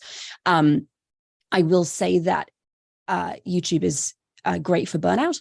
I suspect it's similar with a lot of the other platforms that are being talked about here, because what they want is for you to upload something every single day, because that's how they make the most money. So if that's something you're planning on doing, keep it manageable. It sounds like Jenny and Jen have a fantastic system going on where they kind of complement each other in terms of their strengths. So if you have a partner that you can do it with, maybe one of you records for 2 hours and someone else can sit down and clip those 2 hours into 5-10 minute segments, and you can upload them as individual videos. That kind of thing would work really, really well. In terms of images, we try really hard to keep ours in Creative Commons licensing, just to make sure that we don't get hit with some kind of copyright issue. Wikimedia Commons is a really, really good resource for that. Everything there is Creative Commons. Some of it is maybe limited, so you might have to do things like cite the photographer or say where you found the image. You can just put that in your YouTube video description. It's really, really easy. There's also a lot of not university, museum websites are now moving more towards Creative Commons, Open Commons images. The Met, absolutely everything. I believe all the images on their website you can reuse for free for essentially whatever you want to do with it. I think you can even use them for commercial purposes. The British Museum, on the other hand, stay well away from, because that is copyright hell. But each museum will have their own copyright page. If you want to reuse the images, that information is usually available on the museum website, so you can go and kind of work out what it is you're looking at. If you have any images that you took yourself, you can essentially do whatever you want with those. That's not a problem. And I've had good success also with emailing, and this goes also for people looking to get access to specific articles, books, chapters. If you email specific researchers, a lot of the time they are happy to share what they have with you. If they've written it, they will usually send you a PDF. If they have a good image collection, if like maybe they were on excavation and you know that they have some photos that would be really helpful, a lot of them will send you what they have. There might be some like caveats, but it's always worth asking. People generally want to share what it is they've written. And I think there's a decent understanding among academics that academic publishing is not terribly wide. They're not going to lose money by sending you an article or a chapter that they've written.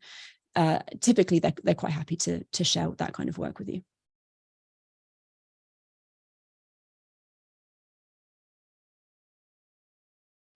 Yeah, I guess I want to take the live stream side of things, because there is a bigger layer for live streaming than there is for YouTube uploads. Though, I hate video editing with a passion, and so I'm very bad at that consistent uploads, because I have all the tools to do good video editing, but it takes me about 3 months to get my act together to edit any given video, because I just don't like it. So, if you are able to afford to pay someone else to edit things for you, hey, it turns out that's actually a pretty good deal. But for live streaming, right, you do need a couple of interface layers, but you just kind of learn as you go. I agree with you totally, Megan, that audience building is far more difficult than the actual technical side of it.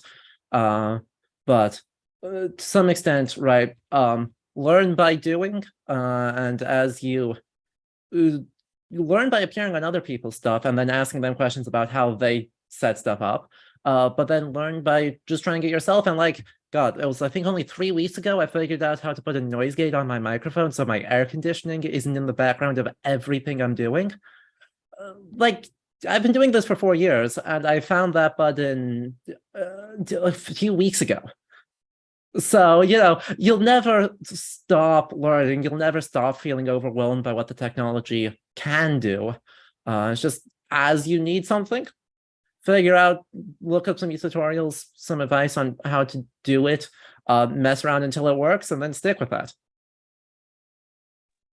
Yeah, I would also say that I'm fly, sorry. The thing you should worry about first is the quality of your work. The audience will come when the audience comes. They'll find it eventually. And then, yeah, and it is about consistency in acquiring more people. I'm very bad with consistency because I'm actually still in academia, and that's, you know, what I'm getting paid for. So I focus on that first. And which means I don't have a lot of time to do videos. So being consistent, if you do want to build an audience, if that's something that you are really concerned, is very, it's a very good thing. 2 videos a week maybe would be normal, I would say. Every day, I think that would, I don't think that would actually benefit you because it doesn't give people time to find your videos and things like that. But yeah, definitely the quality is what you need to focus on, and your first videos are going to be really bad, and it's okay if you have janky videos and janky equipment because it is a learning process. And you know, as long as you're doing something really interesting, people are rather, most people, I would say, are rather forgiving. And I know I would also say that when you finally get to the people who are just, you know, harassing you and being really nasty to you and insulting you, that's when you know that you've become successful, I would say. I did just want to chime in here as somebody who also is on the YouTube and Twitch platforms.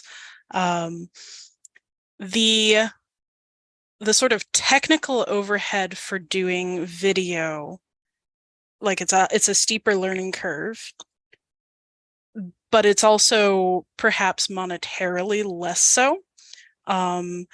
You need to be able to edit your video, you need to be able to use the platforms, but all you need is this equipment to put out a video if you really want. On the other hand, putting out a podcast is a more straightforward technical experience. Not that audio editing is not intense and I don't understand it, but you can very much focus on just getting that audio good and clipping it together in the way that you want it to sound, but you will need a podcast host. So very much think about what you have interest in. Like Adam was saying, if you don't like video editing, don't make that a big part of what you need to do to keep your channel or podcast going. One thing about my YouTube channel is I'm actually more on the video essayist side than the upload every week side. So I put out like a proper video maybe once every month to every 2 months. And you know, there's a difference in what kind of audience you're going to get. So that's something to think about when you're starting up, is what kind of thing you want to do and why. I'm sorry, I feel like Jenny was about to say something when I started. Sorry. Oh, no, it's okay. I'm just going to super quick jump in. If you're looking, after you've done this for a little bit and you're looking at equipment upgrades, very personal experience, I would recommend getting a good microphone before you change your camera setup. People generally are much more forgiving of not having a very clear picture if you're doing like a video of you talking. But if you have a bad mic and it's kind of buzzing and hissing and they can't hear you properly, they will just switch off. And there are some very good kind of entry-level podcasting mics that will give you a decent sound without also breaking your budget. Cameras get more expensive much faster. Seconded, especially with how good phone cameras are these days.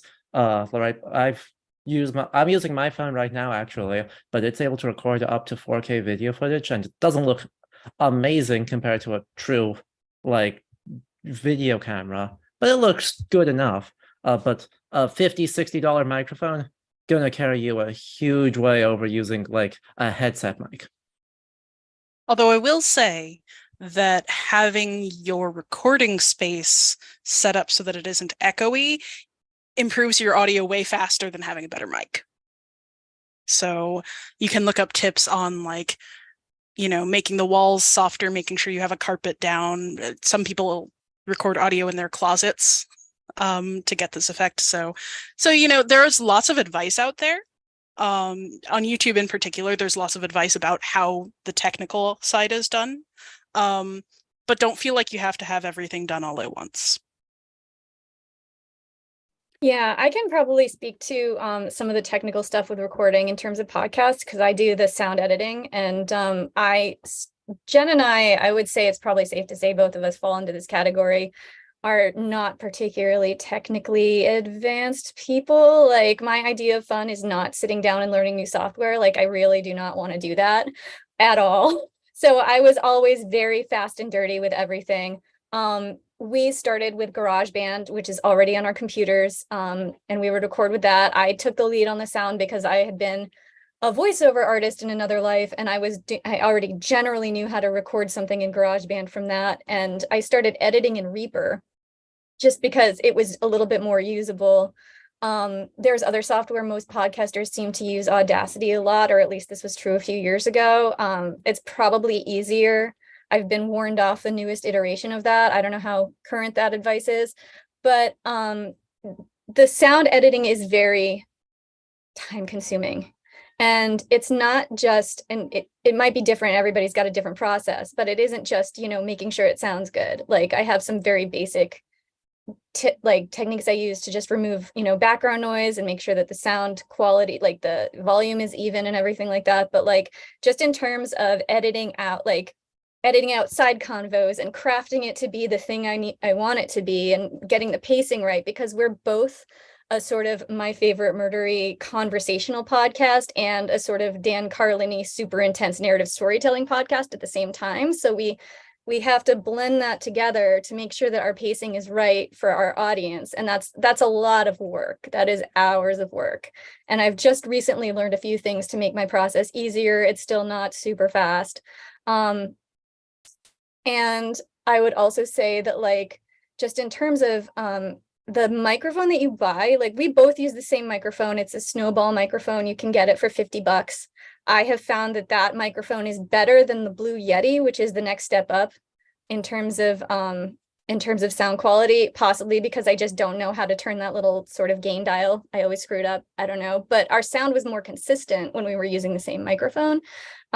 Super easy setup. You get that with a pop shield. Both of us have started using like a soft box about this big with some acoustic foam inside it that we put our mics in, and that will cut down on our echo. And I live in a very echoey apartment in Brooklyn without having to sit in a closet or put blankets over my head, which was another thing I used to do. Which is what I have to do.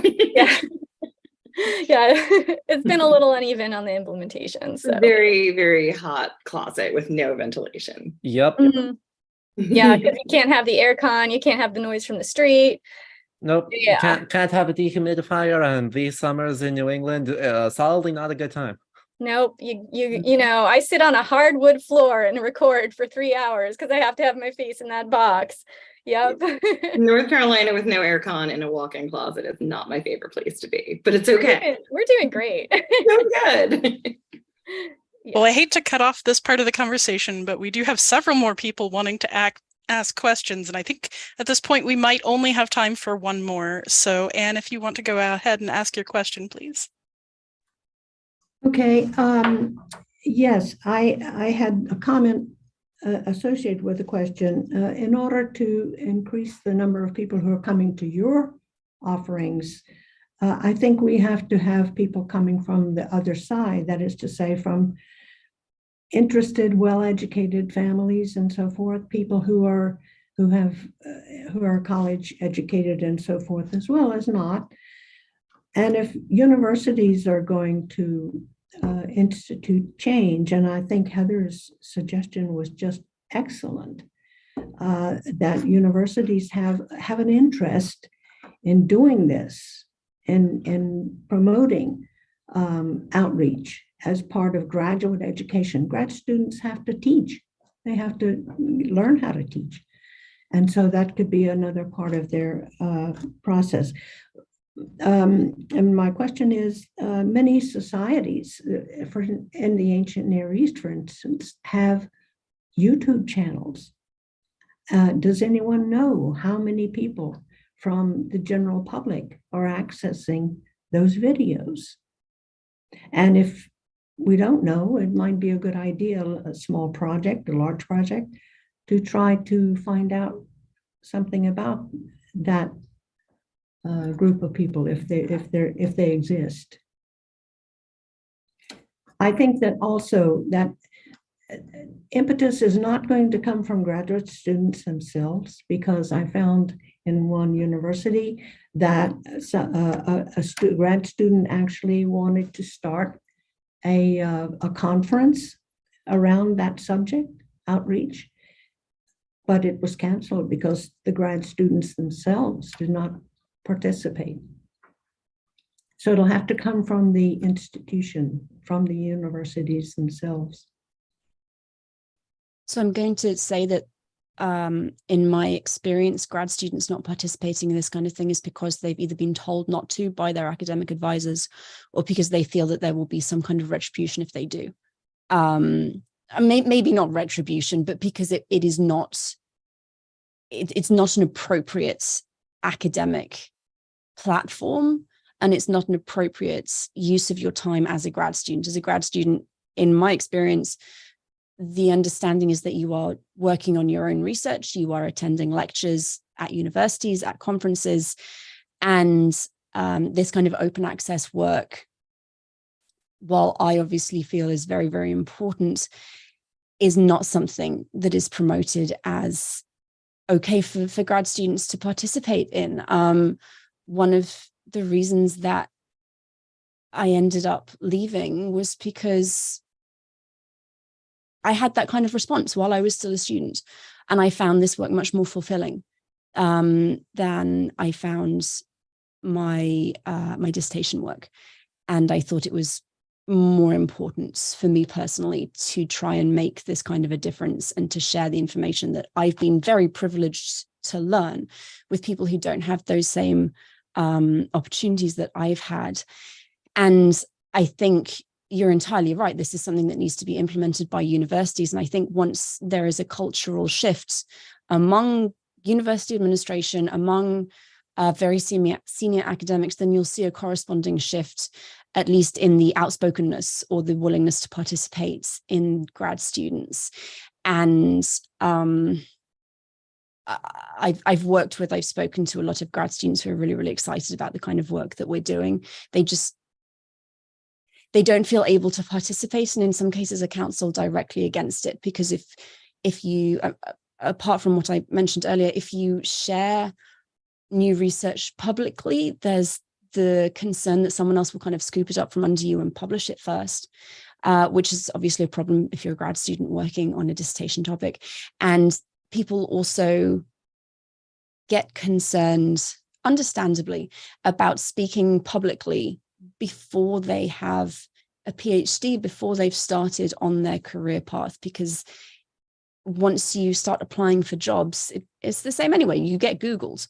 And if it's a video that turns up and maybe you weren't on your best behavior that day, maybe you said some things about your research that you've later changed your mind about, it's always like it's there to be found and to be reviewed, and it can have a real lasting impact. And for someone right at the beginning of their career, I can see that being quite worrying. That's the status quo now, but let's change all that. Speaking as someone, I mean, that's kind of interesting. It's actually interesting insights. Speaking as someone looking from outside looking in, I've had 30 odd interviews on my show, and I think maybe one person specifically told me no, not to. Most of the responses when I've requested it, or I've had people reach out to me, they've been pretty positive and be like, yeah, absolutely, love to be able to take part as become a guest, talk about the research. A small number of those had been grad students in comparison, I will fully admit, but that's pretty disheartening to hear, because from what I understand is a lot of people have been, like, I see random references pop up on from people putting on resumes or CVs. So that's pretty disheartening to hear. As far as from what I'm seeing, there is that change where podcasting or video editing or appearances like that are becoming more and more commonly accepted as part of your credentials. Like, this is, hey, I can talk about this as a public speaker. I've engaged with public access. So I think there is that shift going on, especially with the generation now. It's, like, stuff like this alternative media, or as like a media as a platform for public outreach, is becoming very much normalized day to day amongst academics, amongst lay people. And I mean, if that's what the situation was like however many years ago, even 5 or less few years, I mean, that's pretty shocking. But as far as I'm seeing, that's a trend that's definitely changing for the better. At least there's a ray of light at that, but I'm not in it. So if it's maybe in the deep dark crevices of academia, it could be a lot worse, but that's just from my own personal 2 cents on that.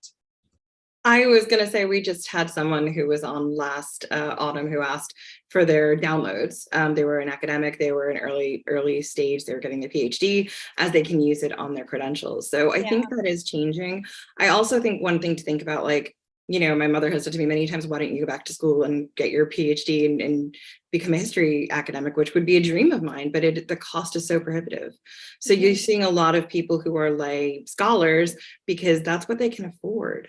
It's what they have access to. Yeah. What they have access to. And I think, shining light on that scholarship and not, putting it down is also really important, because that's how you keep lifelong learners. That's how you bring this through to, like, teachers of history in non-college settings, like K through 12. That's how you create resources and, how you create lifelong learning. Yeah, I want to chime in on that front too, because both on the getting people on to participate in have interviews, enjoy, right? There has been some shift. There's some people, some tenured academics that are really leading the way. For classics, the name that comes to mind immediately is Rilke Nijendijk, who is delightful, and I'm very proud and happy to be able to call him a colleague through other platforms. But it is a very real concern. I had asked for someone to come on, and they were like, I don't feel like I know enough as a late stage PhD in a subject. It's like, okay, who also runs a podcast. It's like, I respect that. I don't agree with you. I have much more confidence in your abilities than you do right now. But I think that speaks to something. Being a grad student is really damn stressful. And expecting grad students to be doing the labor of organizing societies, progressive outreach societies, being on podcasts, setting up their own podcasts, being on other people's stuff, and doing their own research to the quality their committee expects is not a sustainable ask. And yet grad students are the people who are aware of podcasting, who have any idea what Twitch is, right? There's the number of tenured academics I know who know what Twitch is. I can count on one hand. So, right, there's a kind of catch-22 here, of that the people who are least able to afford to do this work, and who often have the most interesting ideas that would really have that impact, are the people who can least sustainably afford to do it. All right. Thank you all so much for coming to our special session on self-publishing and putting out public knowledge on ancient studies into the world. Everybody here has so much more interesting stuff to say, and I would love to stick with y'all all day, but we do have other presentations going forward. I absolutely adore all of your projects, and I hope everybody who is watching will go and check them out. If you do have an interest in public scholarship in the ancient world, go check out Sasa's website. This is absolutely core to what we do. We do have an independent scholars working group that Heather was so kind to plug for us a little bit earlier. And we also just have lots of resources if you want to study on your own or start up your own podcast or YouTube channel. You can partner with us through our Port Ancient if you'd like. So thank you everybody on the panel so much. This has been an absolutely fantastic discussion, and everyone have a good day. We are now going to move on to our next speaker.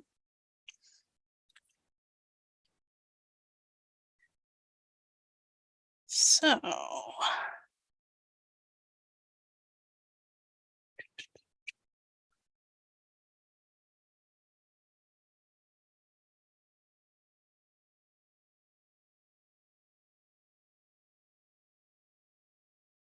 oops, wrong screen. My apologies.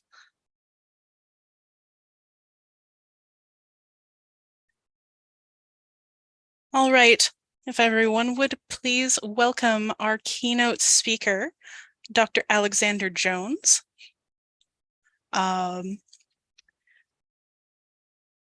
Alexander Jones has studied classics at the University of British Columbia and the history of the ancient mathematical sciences in the Department of History and Mathematics at Brown University.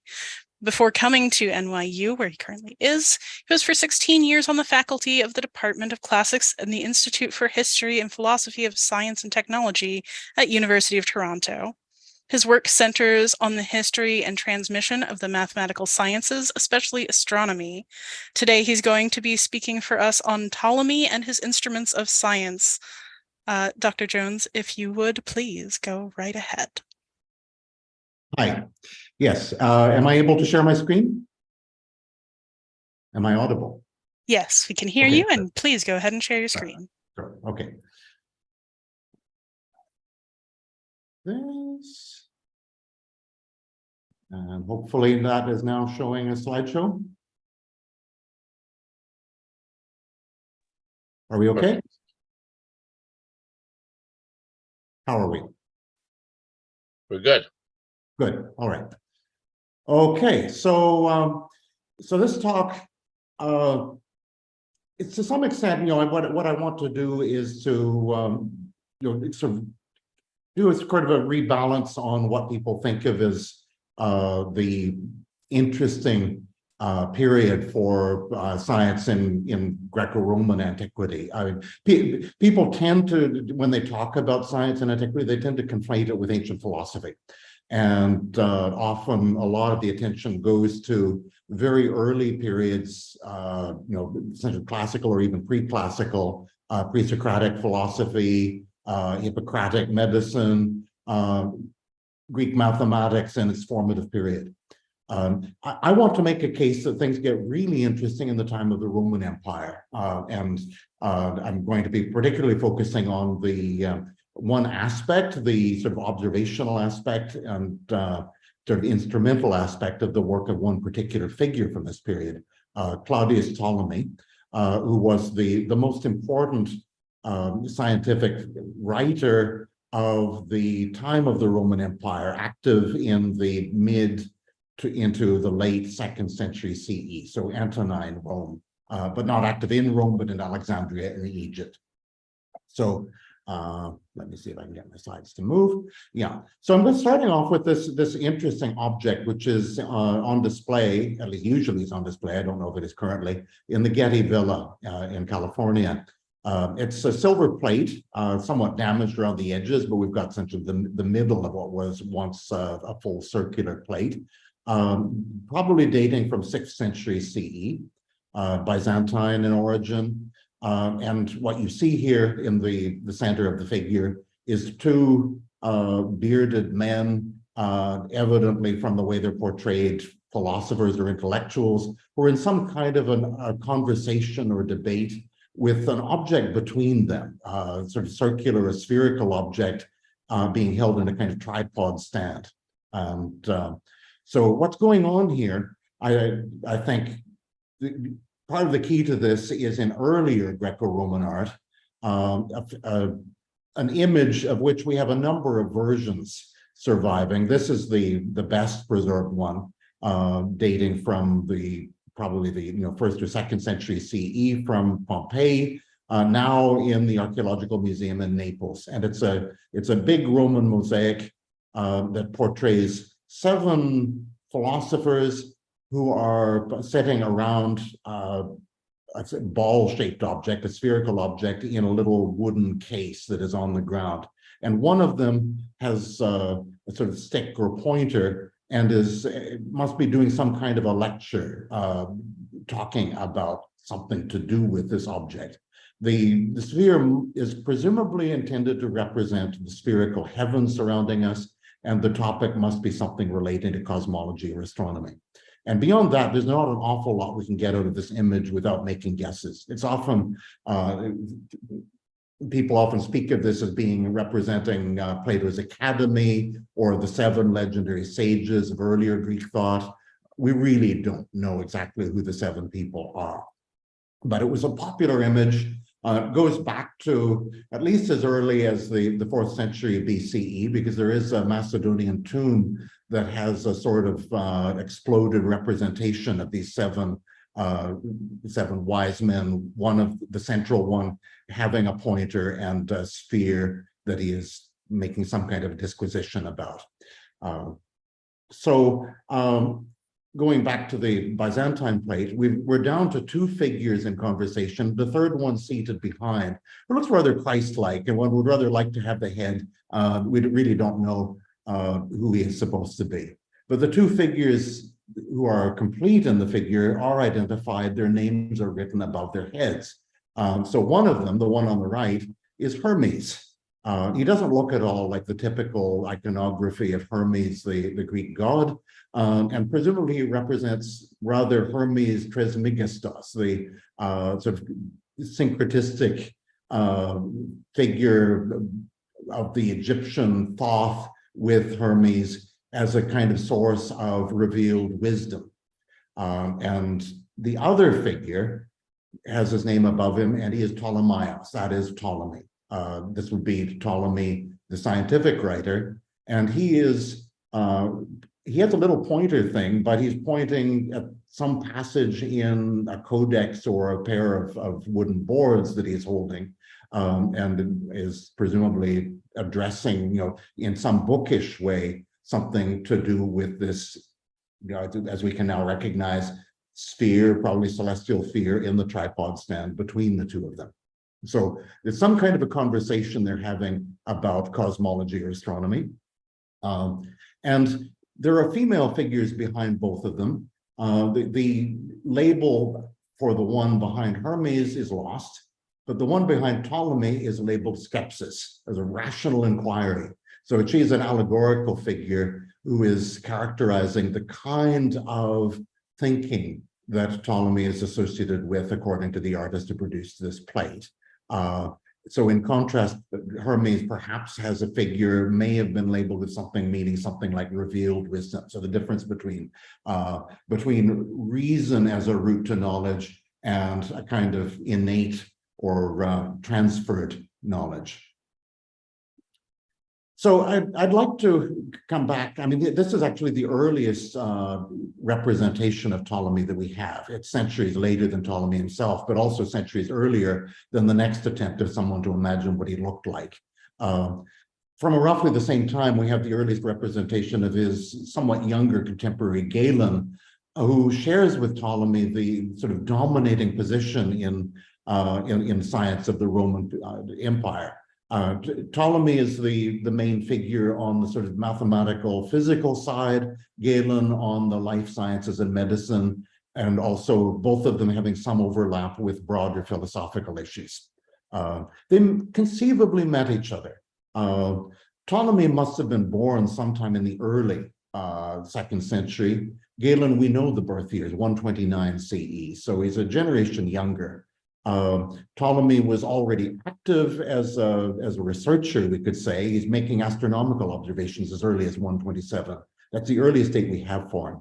And then about 20 years later, he erected an inscription summarizing some of the main results of his astronomical work. So by now he must be, say, around 40-ish. And this inscription, well, it's lost as an inscription in stone. It was apparently erected somewhere in some publicly accessible place in Canopus near Alexandria in Egypt. But luckily in late antiquity, somebody made a transcription of it. We have medieval manuscript copies of it.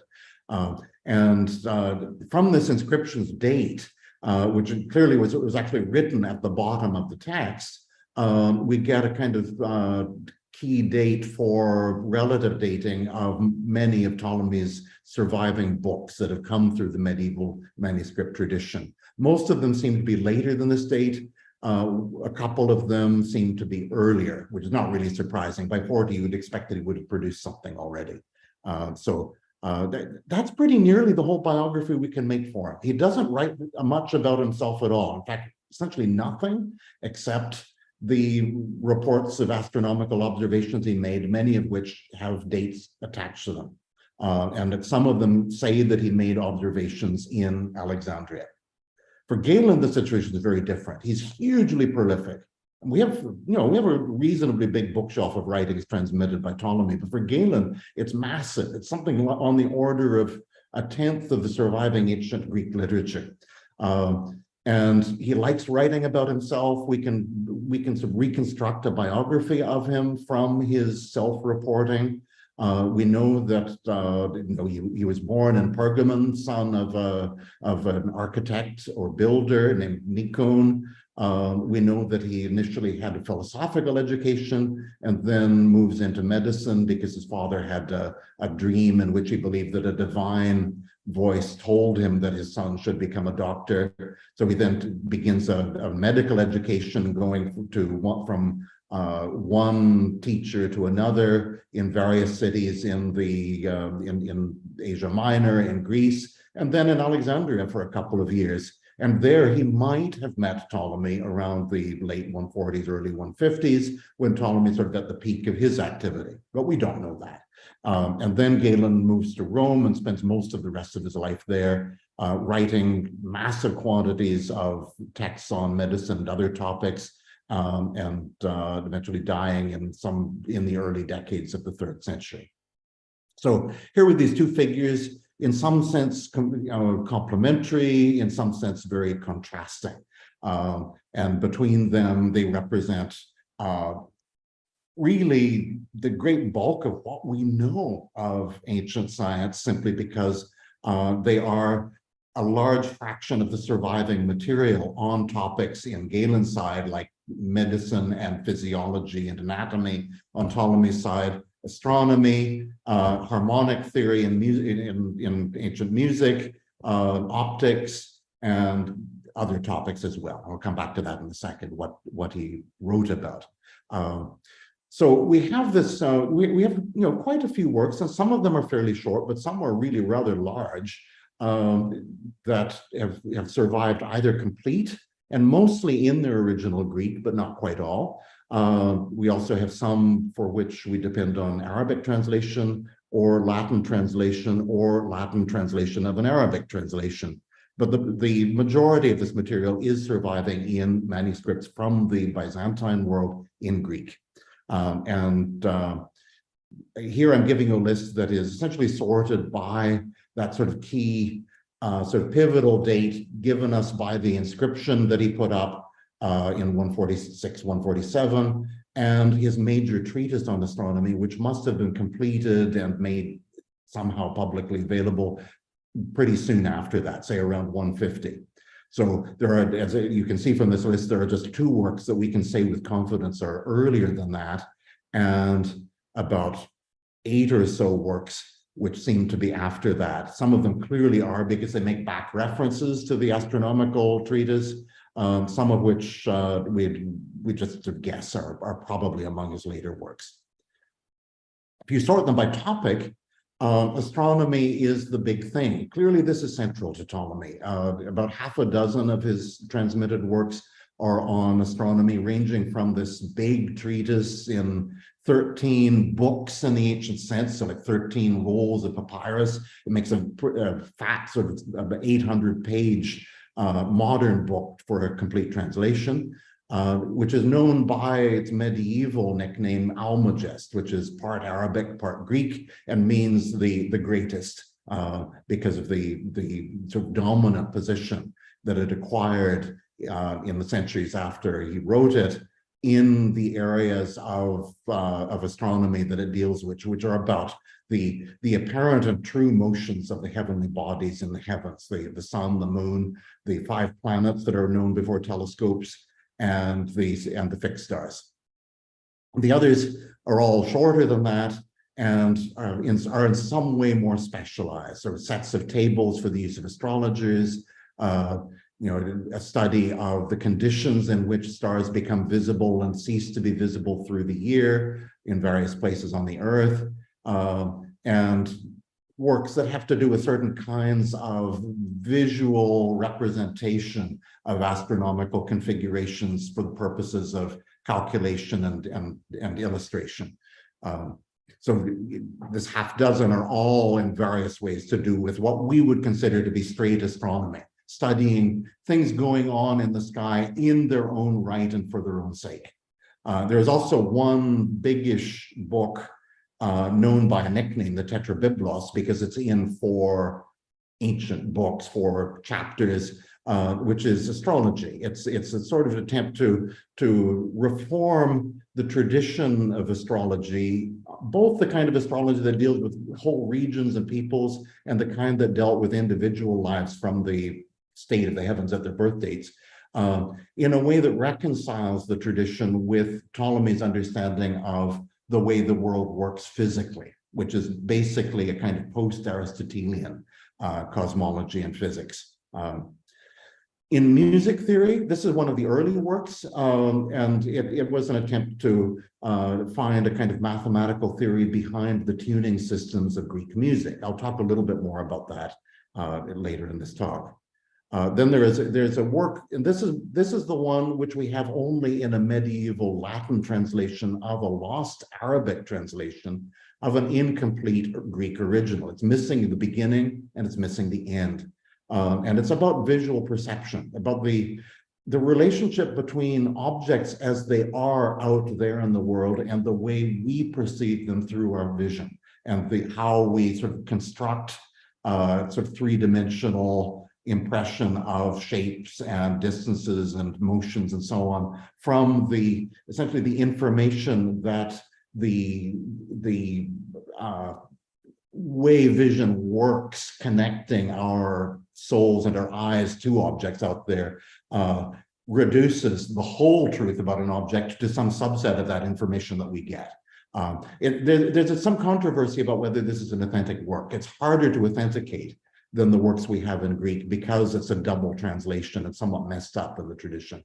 I think it is authentic. I'm not going to talk about it in this talk because time is limited, although it does have some interesting material about instruments that I could have brought in if I had more time to get into it. There's a book on map making, which is large, though most of what makes it big is that it has a huge list of places in the world known to Ptolemy and the people of his time, which extends from from northern and western Europe, the British Isles, a bit of Scandinavia, to Africa, in some places beyond the Sahara, and to Asia as far as Southeast Asia and inland China. So it's sort of the greatest extent of knowledge, with some inaccuracy, of course, that the Greco-Roman world ever apparently had of the Afro-Euro-Asian landmass. And the book's purpose is to provide a kind of kit for constructing maps. So there's a huge data list as part of that, but also a discussion of how you evaluate the available data, how you make the drawing, so that it's a very it's a specialized topic, but at the same time a pretty big one. And then there's this probably very early work, which is pretty much a purely philosophical treatment of aspects of the human soul, the part of the human soul that decides what things are and what is the truth about them, and the part that, or the parts that govern our various kinds of activities and actions. So it's a pretty wide-ranging, and as I say, astronomy seems to form a kind of unifying core to it all, but it covers everything. Also, not quite. There's no pure mathematics in this, but it's all the big areas that are active in Greek science around this time that are not primarily medicine, life science. Running through all of Ptolemy's thinking about the physical world that he's so interested in is a general sense of its structure and composition, which is a sort of variation on Aristotle's. It's spherical. You essentially have an immense spherical whole. What's beyond that is simply not discussed. And the great part of this, the outer shell of it, is composed of an element called ether or ether, which is, it's almost propertyless, or the property is sort of negative. It is eternal, it's unchangeable, it can move without friction so long as it's in shapes that have surfaces that can glide against other surfaces. And Ptolemy speaks of it as being divine. So it's as close to talking about theology as Ptolemy ever gets when he talks about things made of ether. And these are what we would call the heavens. This is where the planets are, where the sun and the moon are, where the stars are, which are visible bodies made of ether, embedded in invisible bodies made of ether. And then much smaller, inside this right at the center, is a spherical sort of pocket where the dominant elements are earth, water, air, and fire. We are made of these, and all our environment is made of these. There's a solid earth below our feet, which is spherical, and then wet stuff on parts of that surface, and then airy stuff beyond that, getting more and more fire as we go out. And in Ptolemy's way of thinking about it, there's also a little bit of ether. Sorry, I spelled it with an AI on this slide. Which mostly manifests itself in living things, and particularly human souls, and gives the intellectual faculty, the reasoning faculty to people. So, I mean, this is a kind of schematic drawing of it to give you an idea of the general sort of geocentric structure of it all. If you wanted to do a kind of scale drawing of a cross-section of it, then the sublunary part, the part below where the moon is, the innermost part of the heavens, becomes so tiny that you can't show it as more than a spot at the very middle of the picture. And around that, you have shells that are really quite thick and getting thicker as they go out, that are the realms in which the moon, the 5 planets, and the sun, and finally the fixed stars are. So when people talk about the geocentric cosmology as something that sort of privileges the human position, well, yes, we are sort of central, though we're not quite at the center. We're on the surface of the solid Earth. But at the same time, we're a very puny component of this huge cosmos. And we're in the part that is most messy, irregular, and unintellectual, frankly, because the ethereal parts are thought of as Ptolemy says, as divine. They have souls, and those souls are doing things, namely the celestial motions, that are the most rational activities that anything can have. This is a very Aristotelian way of thinking, but reflecting a much more complex understanding of what actually goes on in the heavens in terms of what the motions are than Aristotle could have had at his time. So, again, I've sort of gone through this already about what the topics of interest are of Ptolemy's scientific writings. But here I'm sort of summing up that essentially what he's always interested in is properties and behaviors of bodies made of elements. That may be the 4 elements, maybe the 5 elements, it may just be the ether. But in all cases, he's interested in where they exhibit regularity and where they exhibit structure that can be treated in some kind of a rational and especially a mathematical way. And his mathematics is either geometry or it's to do with whole numbers and things like, ratios of whole numbers. So I talk about that as number theoretical. The Greek word is arithmetikos, but you don't want to think of arithmetic like calculating sums. It's about the way that whole numbers are related to each other in ratios like 3:2 or 5:4, that kind of thing.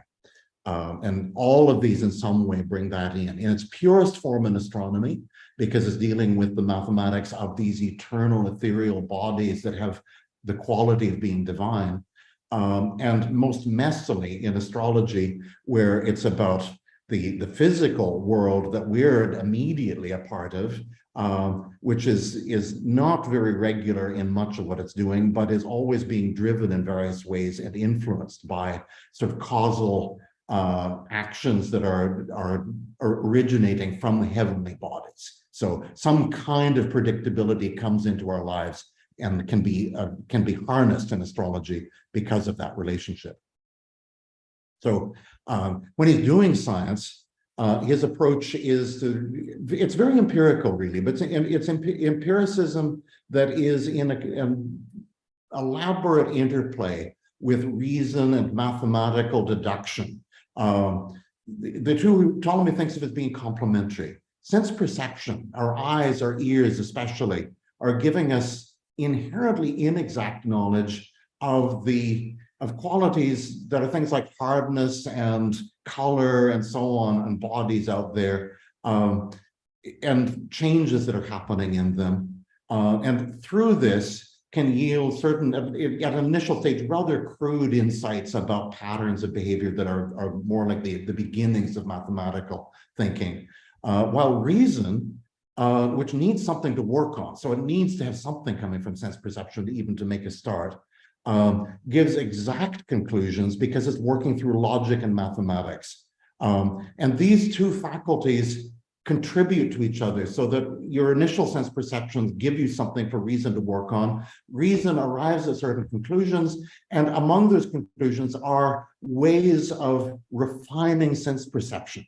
And this is where instruments come in. I mean, my talk is going to be about Ptolemy's instruments, and instruments are, for Ptolemy, objects that we make as human beings that are designed through our reason to take the very basic things that we know and that anybody would recognize from their senses as soon as you point it out to them, and turn them into more precise things. We now talk about like measurements and like, scientific observations. So it's an iterative process, and the instruments are crucial to doing this kind of thing. They let us measure angles, they let us measure time, things that we can only very, very crudely do with our unaided eyes and ears. So I'll start off with a bit about his music theory, just to give something of a sense of how this works in a fairly simple way. His harmonics, it's not about all aspects of music, but about the specific part of music that is the tuning system, the pitch systems, which are the notes, you might say, that singers or that musicians working, playing on musical instruments produced when they were singing melodies or playing melodies. The music of Ptolemy's world was largely melodic. There could be sounds that were simultaneous at different pitches, but nothing like harmony in contemporary modern music. So essentially there is a flow of pitches, one following another, that constitute a melody. Well, what is the space within which those pitches happen? That's what harmonics is about for Ptolemy. And Ptolemy thinks that it is something that can be treated mathematically, that there is actually a set of principles that you can deduce and lay out that determine what are acceptable, or you could say possible, tuning systems and what are not. And it's a very Helleноcentric or Greco-Roman centric perception, because even though he's working in Egypt, he doesn't, where there must have been contact with all sorts of musical traditions that were not Greco-Roman. It's very much the version of ancient Greek music that existed in the 2nd century CE that he's talking about. And it's an important source, actually, for musical practice when it comes to tuning, because what Ptolemy says about it is very precise, and it can be, we can translate into sort of reconstructed sounds. So we can't really, we can only very incompletely recreate the sound of actual music, but at least we can get the pitches in certain tuning systems pretty well. So there's a nice contrast that Ptolemy himself draws between astronomy and harmonics. Astronomy is very geometrical. It's quantitatively geometrical because we're always trying to measure things like circles that planets are supposed to move on up in the heavens. But it still is essentially about circles and circular motions and that type of spatial thing. And it's perceived, you observe through your eyes in astronomy, and you're looking from the human being, an animated and intellectual observer and reasoner, at the visible aspects of the movements driven by these eternal, celestial, divine bodies up in the sky. With harmonics, we're looking for arithmetical structures, this sort of number theory ratio structures about whole numbers that are generated by an animated body out there, but it's a musician, a human being, but separate from ourselves. So a musician singing, a musician tuning a lyre, something like that. And the perception here is through hearing. So there is an analogy that applies, but also this difference between geometry and numbers. Interestingly, music theory, because it operates with ratios of whole numbers, limits possibilities in a way that geometry doesn't. I mean, circles in the heavens can be essentially any dimension you like. They don't have to be rational numbers, let alone whole numbers. Whereas in music theory, you have this limitation to whole numbers. So in some ways, the kind of security of knowledge in Ptolemy's way of thinking about Greek music is higher than it is in astronomy. Though he doesn't really admit this. And when he talks about astronomy, he sees this as the highest type of science, the highest type of philosophy, he says, that anybody can do, because it has the right combination of perceptibility of object and security of the knowledge that arise out of the kind of perfection of those objects. So in music theory, we're not dealing with all sound. We're dealing with sound made by singers or by instruments, which stays on one pitch for some finite time. Ptolemy says, for example, that the howling of wolves or the lowing of cattle is not musical sound, and it's not scientifically treatable in his mind. So we're dealing with these sequences of discrete fixed pitches. And Ptolemy, active in 2nd century CE, of course, there's a background that he has to deal with. He's not a historian, and he doesn't write like a historian, but he does use the past as a way of sort of setting out the problem for him in the present. So there's a kind of two-party simplification that he gives of earlier Greek harmonic theory, where you have one school of thought that he calls the Pythagoreans, who he says are too reliant on reason and mathematical thinking, and sometimes allow that to override what their senses are telling them. In one place he speaks of the senses screaming at one about the truth about things, and the Pythagoreans sometimes let theory contradict that. And then there are the Aristoxeneans, the followers of Aristoxenos, a peripatetic philosopher in the time soon after Aristotle, who have, in Ptolemy's characterization, too much reliance on sense perception without bringing reason enough into play. So there's a kind of a Goldilocks and the Three Bears attitude that Ptolemy takes.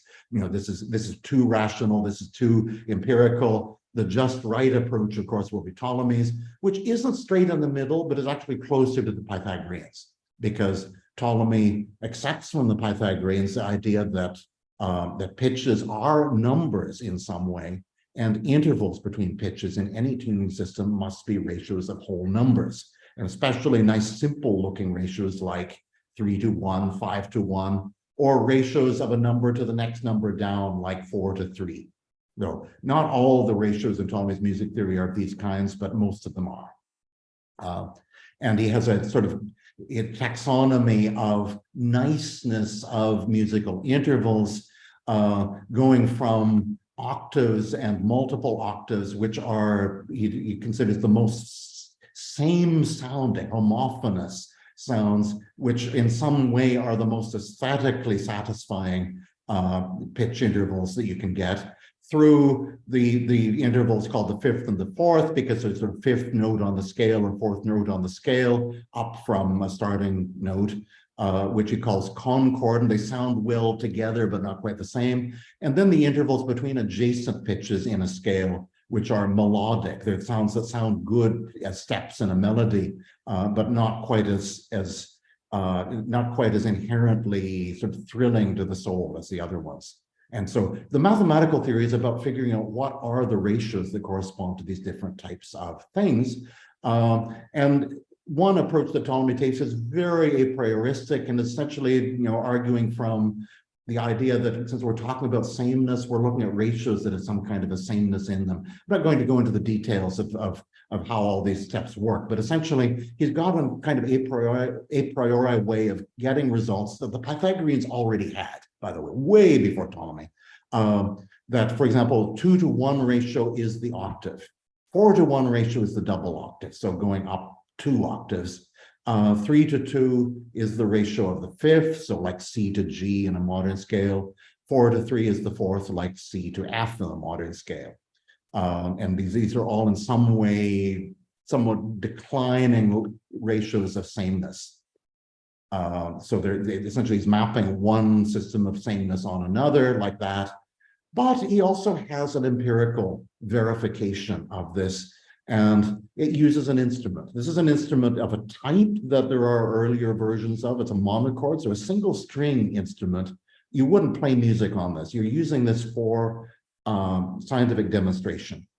Ptolemy's particular design for it is that you have essentially a ruler on a board, and there must be some kind of a sounding chamber to make the thing audible below that, but Ptolemy doesn't talk about that.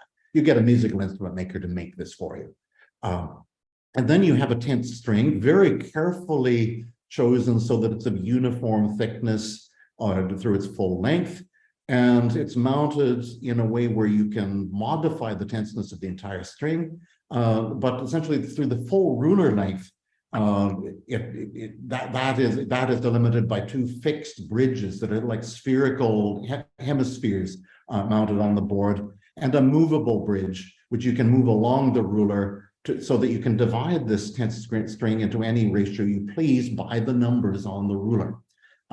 So this is not an instrument that you need a musician to operate. Anybody can operate it because you're using the numbers to do the tuning, and then you listen with your ear, and anybody should be able to sense whether what you're hearing when you pluck the 2 parts of the divided string are in some kind of a concordant or aesthetically pleasing interval or not. So it's for very simple demonstrations. I call these demonstrations rather than experiments because Ptolemy knows the result that he's expecting you to get from this. This is not new research, but he's trying to find a way of giving as secure and convincing a way of establishing that these ratios really are the theory underlying the sounds that make music. So he describes the design of this monochord in a surprising level of detail, like the shapes of the bridges being hemispherical. Why hemispherical? Because then the fact that you're raising parts of the string so they're not straight horizontal lines anymore, so this is actually distorting the string in some way, doesn't affect the ratios of the free parts that can vibrate. So, Ptolemy develops from this much more elaborate ways of building up the scales. And I'm not going to go through any of this. It would take the whole talk to do that. But I'm skipping right to where he's done this. And he declares rather proudly that if you take the tuning systems that he has deduced through his rational approach, and you get a musician, a really good musician, to listen to this tuning system that you're setting by numbers on a kind of artificial mathematical musical instrument, the musician will say, oh, yes, that's perfect. I wouldn't retune it at all by my ear to make it sound any better. Now, we have no way of verifying whether Ptolemy really achieved this, but this is his claim. But he also has a very elaborate alternate demonstration that all of this deduction works. And I just want to mention this because of its complexity. He says that essentially what we can do is get our musician to do tunings for us in various ways, and we can then use the things we hear about pairs of pitches on different strings to build up a complicated deductive argument that proves that Ptolemy's system is right. And it uses, well, a musician needs to be available who will do the tunings. It needs 8 strings now, not just 1, so that you can make sets of 4 that make parts of scales that are going to be compared in various ways with each other. And you have certain assumptions that you need to make before you can even start the reasoning pattern that's going to arise from the various operations you do. The types of operations are like this. You get the musician to tune one set of 4 strings to a particular part of a tuning system that the musician knows from musical practice. And then the musician is supposed to do the other set of 4 according to some, it might be the same or it might be a different set of 4 pitches in common musical practice, but so that 2 of these strings, one on the left side and one on the right side, are tuned to exactly the same pitch. And then the musician or you pluck one of the other strings on each side and compare them. Which is heard as higher, or are they heard as the same? And it's simple observations of this kind that are the elementary parts of this complicated argument that, according to Ptolemy, proves that his whole deduction up to that point has been right. So the instruments are guided by reason, as he would say, and they are guiding the sense perception to do comparisons that you really couldn't do without having some kind of a construction to help you. So now I'm going to move to astronomy and to his major treatise, the Almagest. Here we have essentially working out an entire system of what Ptolemy calls hypotheses. We sometimes translate these as models, but what they are is essentially systems of circular motions that each of the heavenly bodies is supposed to have up in the heavens. And these circular motions have dimensions. There are sizes of circles, and there are speeds, rates of rotation around a circle, which, when all combined together in the correct way, will give you the direction to the visible heavenly body from our eye that corresponds to what we observe, or more complicated things like, what do eclipses look like? How long do eclipses happen? When do planets become visible in the morning sky after an interval when you haven't been able to see them? That kind of thing. So here, there's a whole background of observations that Ptolemy uses, which are not just things that he says he's done himself, but go back to ancient Babylonian records, somehow translated and adapted into Greek, that go back as far as the mid-8th century BCE. There are also earlier Greek, Hellenistic, and Roman period observations, many of them from Hellenistic Egypt or Roman Egypt, but also from other places like Asia Minor, and then Ptolemy's own observations, and these are what give us part of the chronology of his career. All of the older ones, the ones that are before Ptolemy's time, Ptolemy says nothing about any equipment used to make these observations, and that is frustrating for us, because for most of them, Ptolemy is our only source. The exception is the Babylonian records. We have thousands of Babylonian records on cuneiform tablets of astronomical observations, and we know from them that there's not very much in the way of instrumental assistance for the observers there. They're using water clocks to do certain timings, like how long does an eclipse happen, and perhaps some kind of simple instrumentation for angles between stars and planets, that sort of thing, but much of it is just unassisted eyes. With Ptolemy's own observations, on the other hand, he does talk about equipment that he describes in sort of a modest level of detail, not really enough to make your own without having to do a lot of experimentation and trial and error to reproduce the results, but at least enough to give something of the character of what he's doing.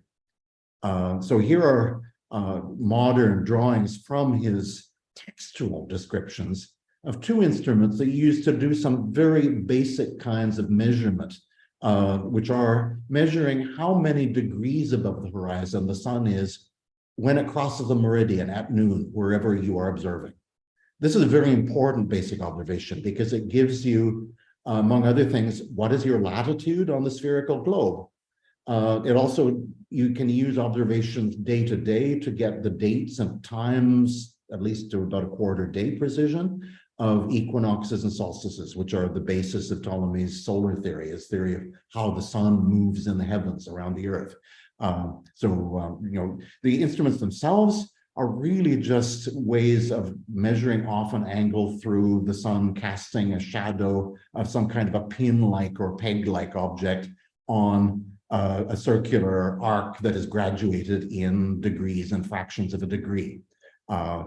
He doesn't even say how big to make them. He just says make them of a convenient size. So presumably the bigger the better within reason, but no specifics about that kind of thing.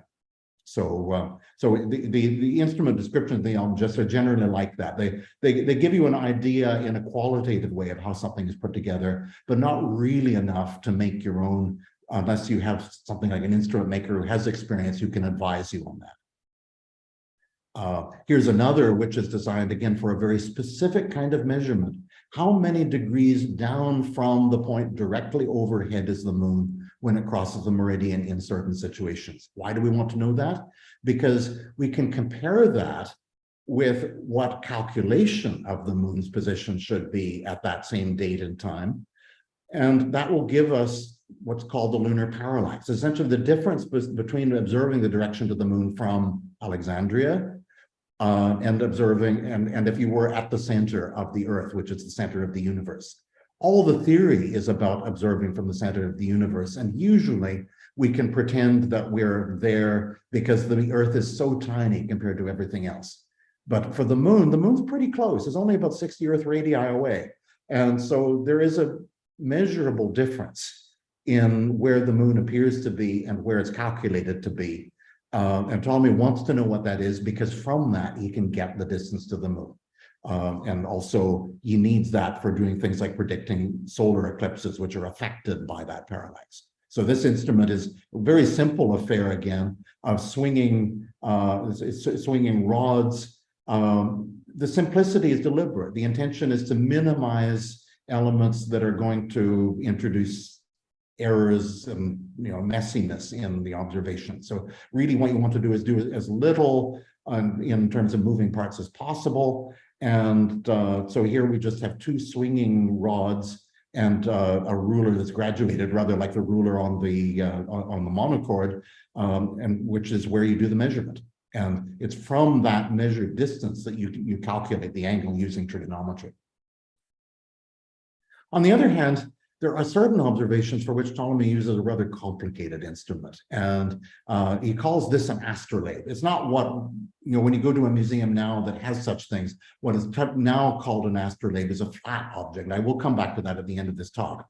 But this is, the name simply means something that takes or seizes a star or a heavenly body. And this instrument had 7 bronze rings nested in various ways that could be, so the rings could be either slid inside another ring to different orientations or could be rotated on pegs at their poles, so that the rings inside can be oriented in various useful ways. And the basic idea of this instrument is so that the inner rings that you use for making observations, citing directions to the sun or the moon or to planets, is essentially in an orientation that gives you the kind of coordinates that you want to be measuring in, which are along the circle through the middle of the zodiac, the so-called ecliptic circle, and perpendicular to that circle, which you can't see in the sky. All you can see are the heavenly bodies themselves, the stars and the moon, sun, planets. So you need to use these rings to set up a scale of observations so that you're citing and measuring off the angles that you really want to do the astronomical deductions that Ptolemy wants to do in his book. So this is quite elaborate. We don't have any surviving examples of Ptolemy's instrument or anything like it from antiquity. I'm showing a photograph of a reconstruction of one that Dennis Duke, a historian of astronomy at Florida State University, had made to give something of an idea of what this would look as a physical object. But imagine this bronze is what Ptolemy says it should be made of, not this, I presume, aluminum or some such modern alloy. It's, again, Ptolemy doesn't say how big to make it. He doesn't talk about thicknesses of rings, except in a very qualitative way. We do have one thing that's sort of like it, but much smaller and simpler. It's a portable sundial from about 150 years after Ptolemy's time that was found in a house in Philippi in Macedonia. And it's a time-telling device that you can carry around. And you notice it's got a little, it has a little, hanger attachment so that you can dangle it, because the idea is that you hold this so that light from the sun passes through that tiny hole that you can see in the horizontal ring here, so that it shines on the ring on the opposite side, and you can read off the time, having set the instrument appropriately for the time of year and where you are on the Earth. So this is not a scientific observation instrument. It's like a pocket watch. And it's nice that it survived complete. There's only one like it. It's only about 7 centimeters diameter, so presumably way, way smaller than Ptolemy's more complex instrument. Now here I want to get to something quite new. I'm going to have to speed up a little bit, but in his book on cartography, Ptolemy says that essentially to get the data for drawing maps, ideally you want lots of astronomical observations from different places that will give latitudes and longitudes really well, because they're based on an objective observation of the sun and of timings between eclipses, between places and so on. But in reality, you depend a lot on kind of surveying measurements and what mariners say are the time intervals between when they're at one spot along a coast and another, that kind of stuff. It's got to be translated somehow into distances on the spherical Earth. To do that kind of translation, to change from stades or Roman miles to degrees on the sphere, you need to know how big is the Earth as a sphere. And of course, that is something that had been done back in Hellenistic times, most famously by Eratosthenes. And the way it had always been done, Ptolemy said, is to find 2 places that are supposed to be on the same meridian, one due north of the other. And you find what is the difference in latitude between them and the difference in distance in between them, and dividing one by the other tells you how many land units there are to each degree. So you can then use that to translate all these estimates of terrestrial distances into angles on the sphere. But Ptolemy says you really don't have to limit yourself to places that are due north or south of each other. He says, we, meaning I, Ptolemy, he uses the first person plural to talk about himself, have established by means of construction of a meteoroscopic instrument, a meteoroscopion, that we can do this even taking 2 places that are not on the same meridian. And he describes certain kinds of things you can do with it, both observational measurements you can do about directions, but also a kind of calculation thing where you can then use this thing as a kind of an analog computer to work out what is the length of the arc in units on parts of the instrument. And he doesn't in this passage, he doesn't talk at all about how the instrument works, sort of advertising its existence, and that's all. Well, we now have a pretty good idea of what it was, because we found parts of a book that Ptolemy wrote that was entirely about this meteoroscopion, this heaven-observing instrument. They come from a manuscript, and I'm going to whiz through this, but it's a palimpsest manuscript, where if you look at the manuscript, what you see immediately is 8th century writing of a Latin encyclopedic work by Isidore of Seville. And this manuscript was at one time in the famous monastic library of Bobbio in North Italy. It is now in the Ambrosiano library in Italy. There's this Bobbio as it is more or less today. This is the Abbey Church, which had a library that had a lot of palimpsest manuscripts in its collection, many of which had Greek texts as their original use. So pages from a Greek parchment manuscript had been cleaned off as well as one could, so they could reuse to make a codex with some more currently valuable text, typically normally in Latin. Many of these palimpsest manuscripts ended up in various modern collections. In the early 19th century, Angelo Mai, who worked in the Ambrosiana Library in Milan, discovered a number of these things. He was very destructive with them, unfortunately. He used chemicals to try to bring out the writing.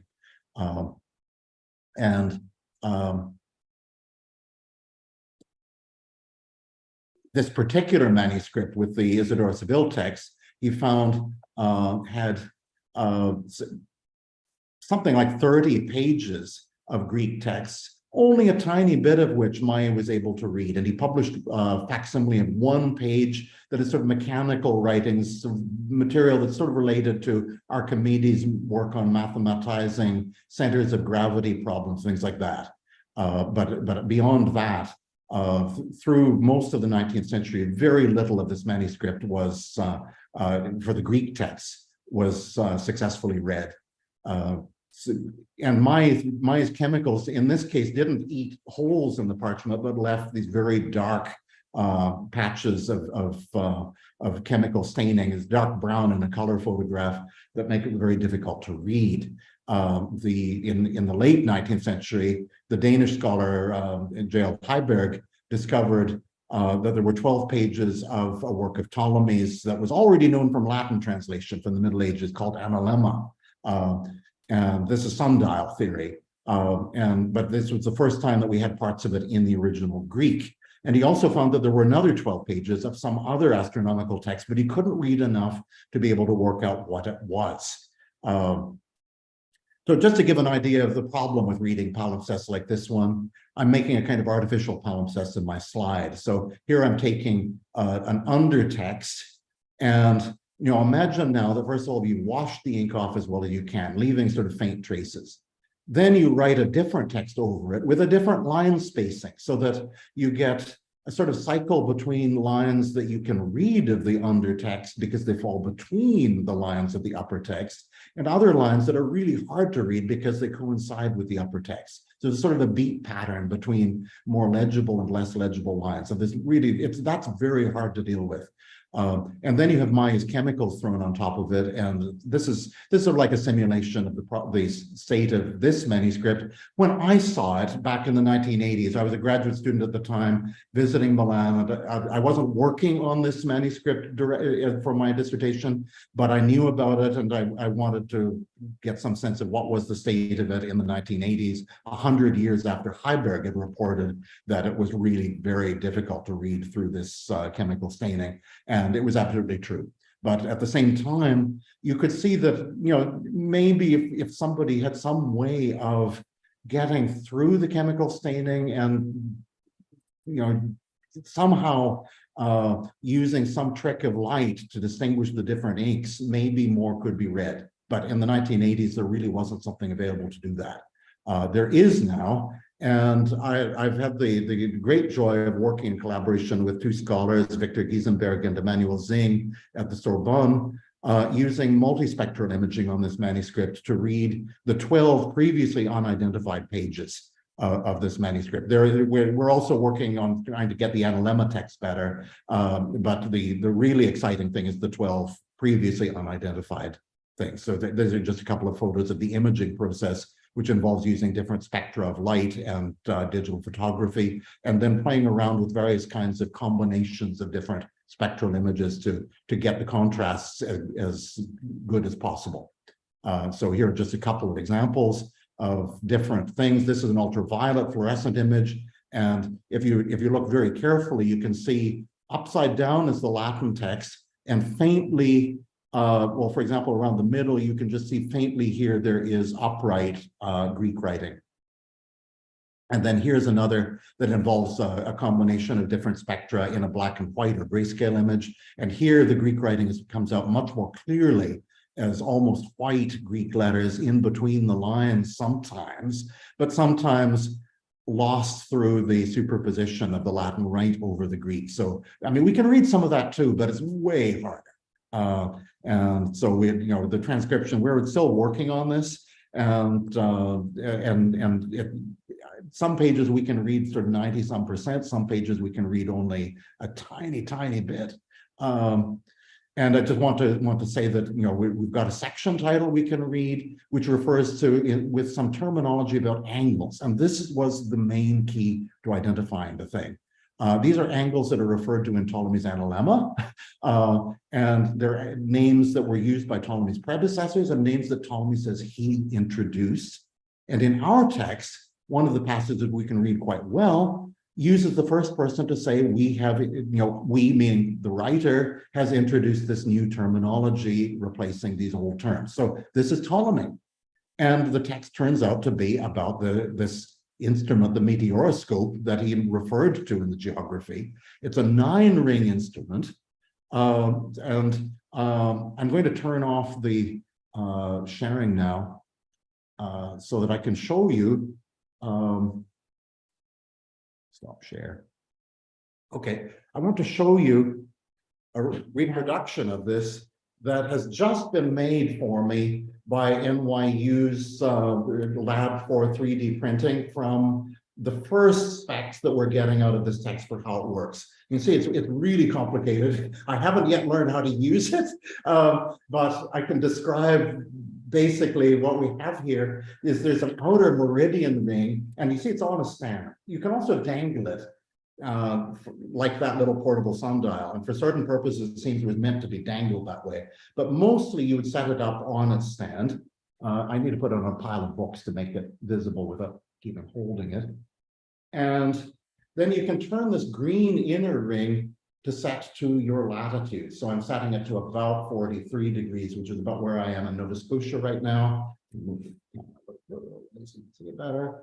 And so it's now set for my latitude, and I can now set various inner rings that spin in various ways to correspond to something I want to measure or something that I want to observe.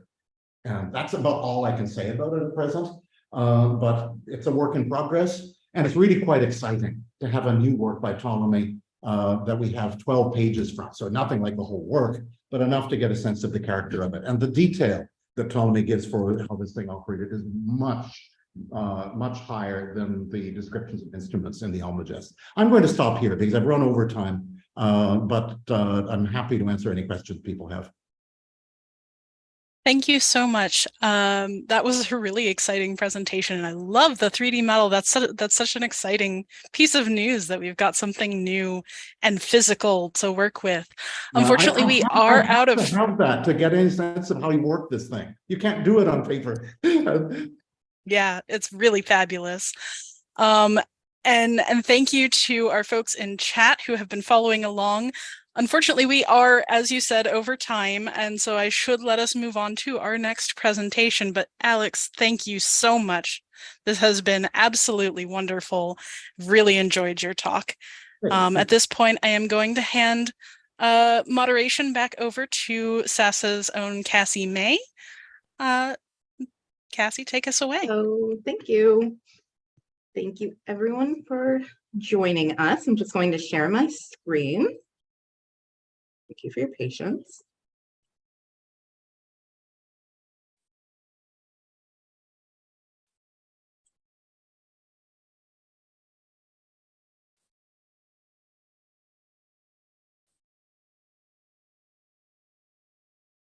All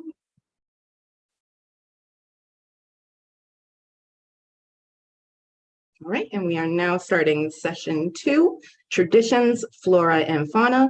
Our presenters today will be Reverend Tara Woodward and Patrick Grancow. A brief introduction to our session. In this session, our presenters examine the ways in which we connect to and change the natural world around us. Reverend Tara Woodward examines the connection between agriculture and religion in a way that connects Christian scripture to modern agriculture. And Patrick Grancow discusses the ways in which ancient medics used various species of mollusks to cure an assortment of diseases and ailments. How do flora and fauna affect the ways in which humans interact and view the world around them? We will find out shortly. Our first presenter is Tara Woodward.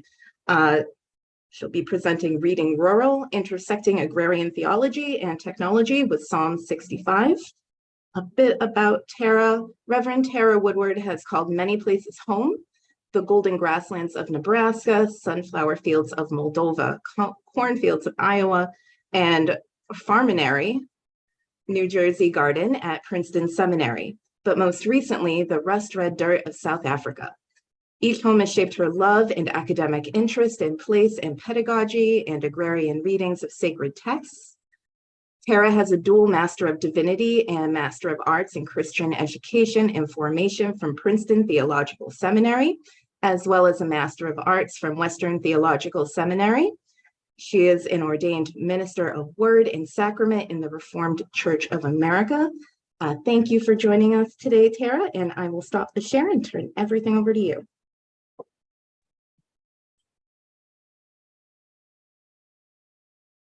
Awesome. Thanks, Cassie. I'm going to quickly share my screen so that you can see the website that I'll be presenting.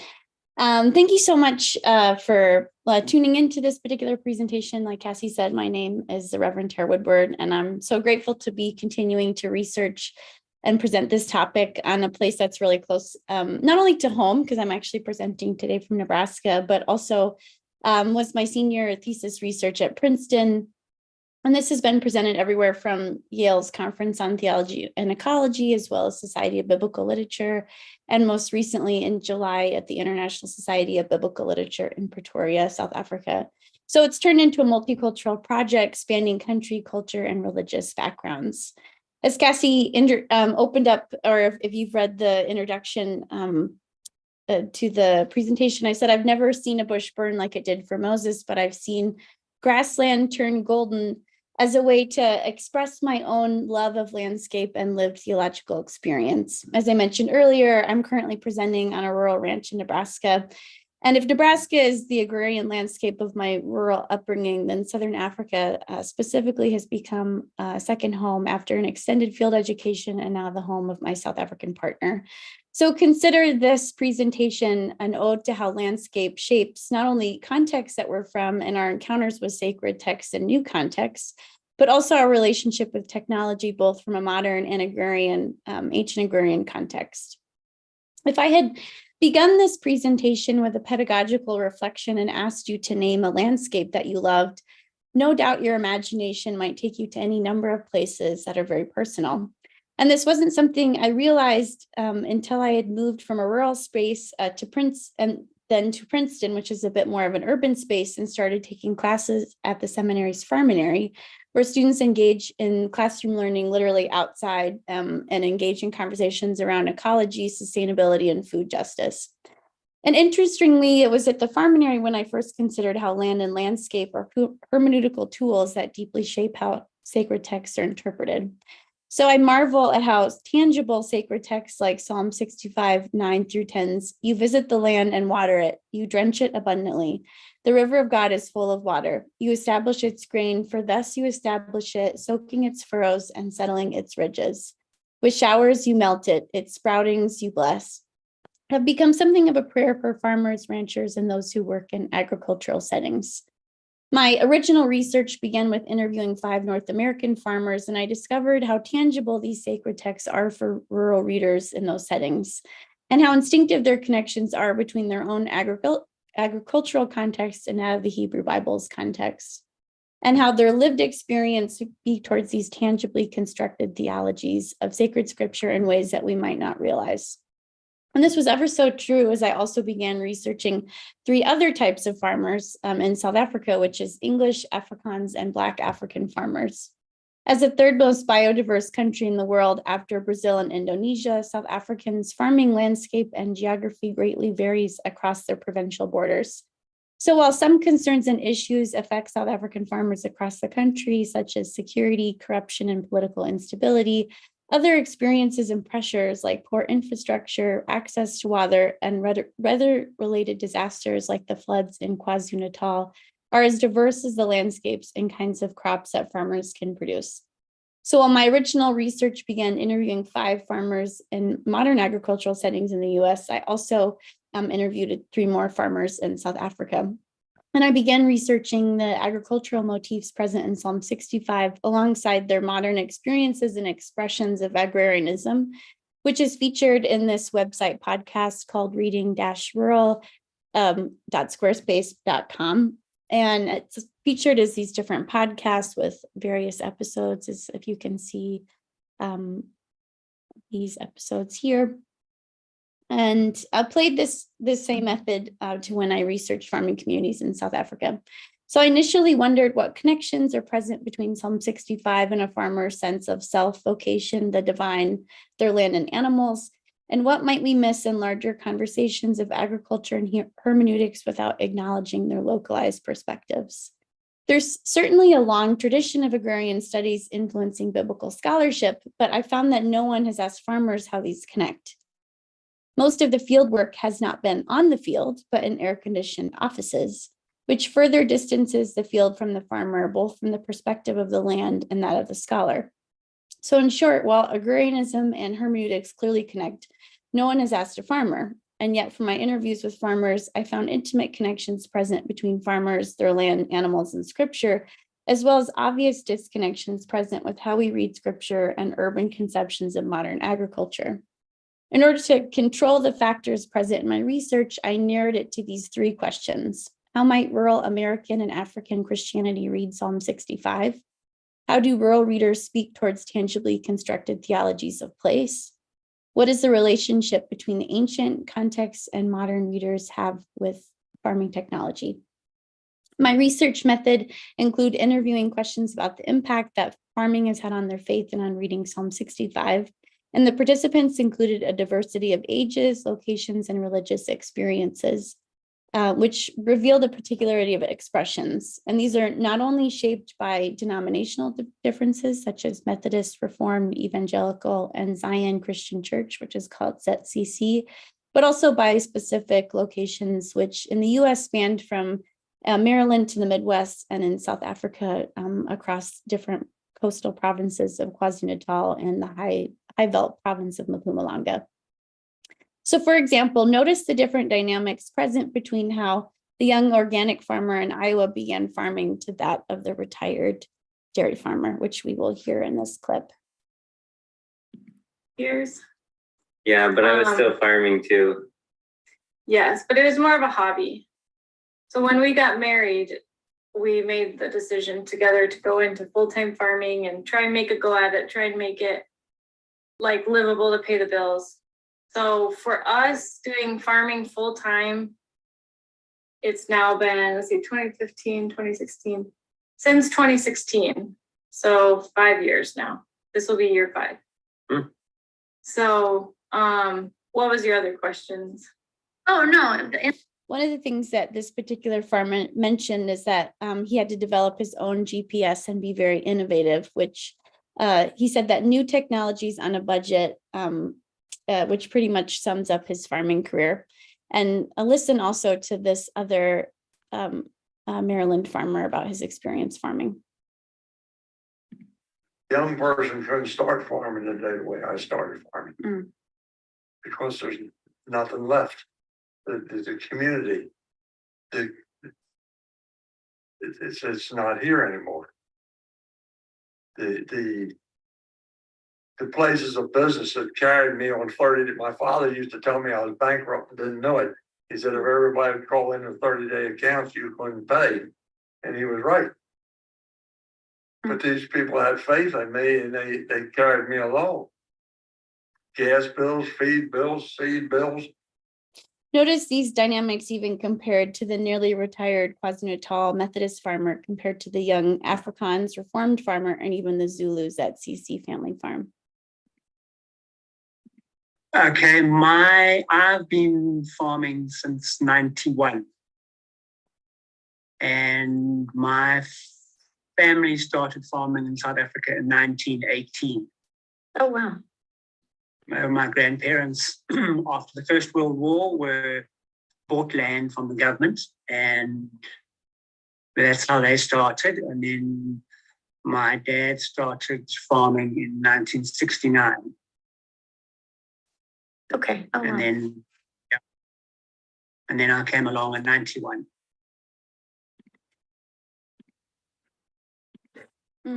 How did your dad purchase this land, or how did your family? No, he worked for previous bosses. He's been working in this farm for long. Yeah. Did your grandfather have this, or how did you come to this like piece of land here? The piece of land. Okay. My father used to work for this other guy, and then he sold the farm to the mine. So they shifted us where we were staying. Then they shifted us this side. Okay. Which folks? Afrikaans is a very independent mindset. Like the Dutch, when they came on the ships to Cape Town, they basically arrived here, and yeah, you know the story. They, like any community, they start farming and whatnot. But yeah, essentially they've got a very independent sort of mindset, maybe you could say. Okay. They don't like to be under rule, actually. That's why they left the Cape, came up here. And the only way to make a living was through farming. And so that's sort of been passed down through the generations mostly. And yeah, it's pretty much it's a fairly common practice here, and you probably know, everyone knows someone that's farming. And yeah, if you want to talk about lifestyle, it's just maybe say it's a calling to some extent. Okay. This sense of calling is beautifully echoed in Psalm 65:3's "Blessed are the ones you choose." And although Alvain is fluent in Afrikaans and English, most of his academic education was conducted in Afrikaans at the University of Pretoria. So initially he wrote his interview questions, and he opened with, "I've been farming for 7 years now, and the type of farming is a mixture of livestock, sheep and cattle, and planting of maize, which is corn, and soya beans. The way I got into farming is because the opportunity presented itself since my father was farming as a hobby and mentioned that I could take over from him if I wished to do so. I also thought that the lifestyle would suit me and that I could forge a decent living from it." All of these participants would be classified as farmers, and yet their experiences and expressions are particular, not universal. Just as the Hebrew Bible uses specific terms for describing ancient agricultural work and the technologies used, such as the soft image of shepherd in Psalm 23 to the sexually suggestive image of plower in Psalm 129. So also should scholars in the research of agrarian hermeneutics discuss both ancient and modern farming and all of its particularities and expressions. Farming and agriculture are not universal, but dependent upon particular context. A cattle, sheep, and grain farmer in the lower Bushveld might share similarities with an avocado and macadamia nut farmer in near subtropical Durban, and yet there's distinct cultural and contextual differences present. And that might seem obvious when I presented some of this research in South Africa with a place that has nothing short of 12 officially recognized languages, but that's less obvious in a monolingual farming context, such as in the United States, the UK, or even parts of France. These differences are true even in their descriptions. To offer comparison, while most of the farmers interviewed in the US were small to medium scale, who usually focused on 1 or 2 crops or livestock, these similar scales of farming in a South African context are far more diversified. They are not just dairy, grain, or one variety of organic vegetable farming, but rather they use technologies to diversify between the cattle, sheep, and grain, or their family's farm, between avocado, macadamia nut, or formerly sugarcane, in order to mitigate risk. To farm in South Africa and in the US and in the United States means to be highly adaptable to quickly changing conditions such as political instability, particularly in South Africa, climate change, and land appropriation laws, which all highlight the complex issues that farmers face. And these differences are most apparent when I initially shared some of my research findings with South African pastors whose congregations are filled with Zulu and Afrikaans farmers and farm workers, especially since they highlighted Psalm 65:7's turmoil of the nations that resonated with their increasing concerns of security, land claims, and widespread violence in the country. Particularly, this is also present in one of the Iowa farmers' description of not just creation as they read, but also suffering. Especially people coming from urban areas, there's this ideology about Oh yeah. Organic or getting your stuff at the farmer's market. Like it's nostalgic, it's sweet, there's like, yeah, this nostalgic connection. And sometimes I feel like, you know, we have those philosophical feelings about God and us and the land. And then sometimes in the day-to-day operations, it's tough. Sometimes it's miserable. We don't do animals, but like when you do animals, you see death, you see sickness. I mean, we see sickness in our crops. I mean, you just have problems and it's hard work and it doesn't work out the way you planned. And so like, I feel like being, yeah, you see the fall, you see sin and corruption, and it's not like this perfect world. I feel like there is this ideology that creation is like, if you connect to creation, you're getting closer to your spiritual side or something. But it's like creation isn't the end. You know, there is like, I'm getting lost in what, like how to express myself. It's just like there is suffering too. And that was also present in Alvain's description of a recent experience that he had, which caused him actually now to get out of farming. Okay. Yeah, like that. There's there's a sense of injustice, like that comes with this, you know, with somebody having taken something that's not theirs. Do you find that some of those kind of, when you read scripture and you hear about like, you know, injustice or someone, often the Psalms kind of feeling like something's being taken from them, that's been sadly, because nobody wants something taken away from them, like enlivened in a different way? Does that make sense? Do I see a difference? Yeah. Well, yeah, I do. Because of that theft, I thought, well, I've been thinking about leaving the farm for a long time.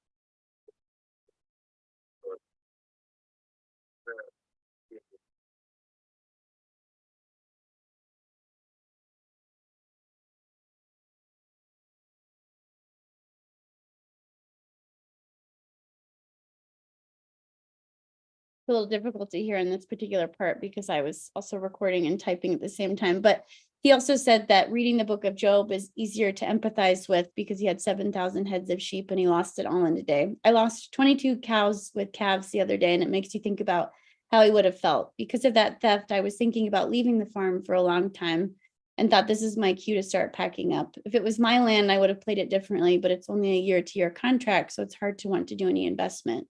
The theft is infuriating, the weather and the lack of profits, and it's chaotic, and you never can really relax because if you hear a cow mooing, then you have to get up and go look, meaning that a sense of security concerns. However, the biblical studies research field of Psalm 65 have often neglected these particularities with interpretations that assume not only a universal experience in farming in both ancient Israel and modern agrarianism, but also an ideal utopian one. In our article, God the Farmer, Dr. Ellen Davis from Duke wrote that this farmer poet in Psalm 65, as I imagine her or him, writes a verbal icon of God, the maker of heaven and earth, driving home at the end of a long day in the fields, the wagon so loaded that the grain is falling over the sides and God's wagon tracks drip richness. But compared the various stories that we've heard, such as the young Afrikaans farmer Alvain and Abel's family, or Simon, whose experience of farming included seasons of significant pressures, mining threats, security concerns, and economic instability. You grow like your own food? Like, do you have a garden here, or do you typically buy your groceries in town? Or no, we don't have a garden. Okay. I didn't know if it was like you could grow gardens here or what people did. I think we can't because of the mines.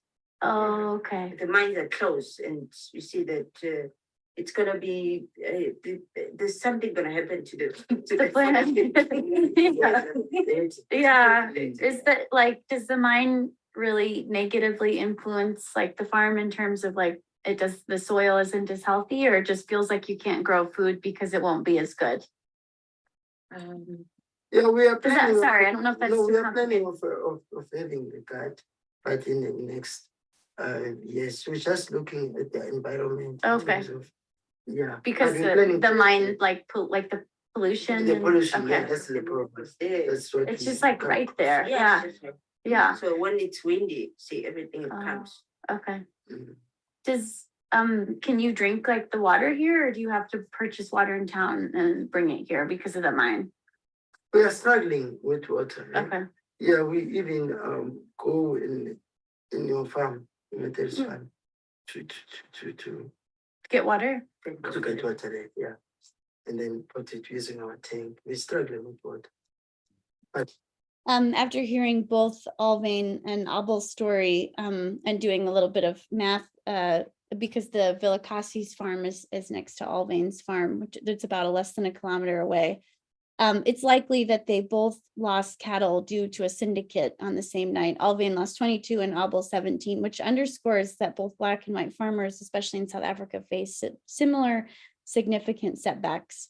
The economic, climate, and political factors of their situation, which include crop failure and significant safety concerns, all quite frankly resist the dripping romantic richness of farming that Dr. Davis suggests. Moreover, while Psalm 65 evokes agricultural imagery in its praise of divine activity, as many Hebrew Bible scholars and commentators suggest, none of them personified images of God as farmer in this passage, but rather they resisted this sense of divine personification. None of the farmers, either in the US or South Africa, personified God as a farmer, but rather expressed their experience to call for the created world. And this sacred reading is beautifully expressed in an agriculture journal that a premier South African agriculture publication called Farmers Weekly just published. And it said, "I consume consciously and with appreciation. When food spoils in my home, I throw it away with a heavy heart. And not just because of the money wasted, but because of the water, energy, and effort that I've allowed to go to waste by not using the product. I sit down to a meal thankful for the hands of farm workers and farmers who worked very hard in often uncomfortable conditions to produce the food. I have developed a reverence for earthworms and bees to the point where I feel like crying when I see a drowned bee in a swimming pool." But rather, South African and American rural readings resist this sort of human-centric view of farming. Instead, the readings of Psalm 65 pay more attention to the voice of the created world present and to their own context, which sort of offers a different orientation towards a close reading. This is apparent when Alvin said that when he reads the story of Job, he reads with more empathy. The way that farmers might construct their theology comes from practice and imagination in a physical place and community, and it's always in conversation with creation and the creator. Farmers depend on the non-human world, which situates them as participants and students alongside the activity and agency of the soil and the animals under their care. Farming means you not only have to learn about the livestock and all of the biological critters in the soil, as the Iowa farmer said, but it also means that the non-human world are active participants in liberation, as Simon expressed in how he reads the Exodus passage, which he said that the Bible helps him when it comes to learning how to care for animals, because the Israelites didn't leave them behind during the Exodus. Farming in this way, as the young organic farmer said, means that thinking about it, technology is generally neutral. So like, it's how you use technology, because if you think about it, we have people who are using genetically modified, which is a technology. And then you have people like me who are using technology, but it's just to drive a tractor or do something like that. So like, I just want to interrupt to say, I don't know. In terms of technology, what was interesting about the farmers is that they all resisted any impulse to credit the verdant valleys of Psalm 65 to human progress, but expressed it as a gift of God. And interestingly, they also expressed a wide range of opinions to the role of technology in farming, from neutral to negative, or to ambivalent, or even positive. Jaron, which is the Iowa farmer, particularly expressed that even if you look at, for example, Amish farmers in Pennsylvania, they use technologies that are just older. Their carriages and wheels are still technology. It's just a different kind of technology. And when they related some of the more negative effects of technology, they defined chemicals, especially as an organic farmer, as sort of a man-made way of creating or improving or sometimes worsening something. And they personally feel like chemicals are a technology that doesn't necessarily care for the creation of God's soil and land, and it takes a lot to sort of combat them. because it gets rid of the weeds and it's a detriment to the soil biology. When it comes to soil biology, he also expressed this. For Jaron, especially focusing on the biology.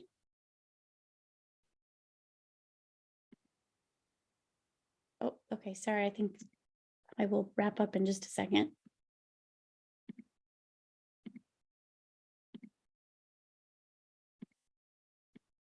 Of the soil, so we have to learn more about biology and like You kind of have to become your own biologist. soil, like good soil health.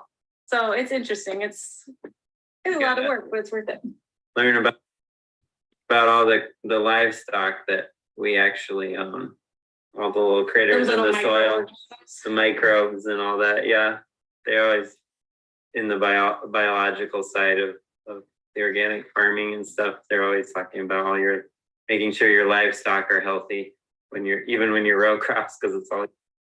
When it comes to a modern sense of technology, you can see that positive sense, whereas in the case of Abel, a mind in a negative sense of technology affects their water quality and their soil and even their ability to grow food for their family.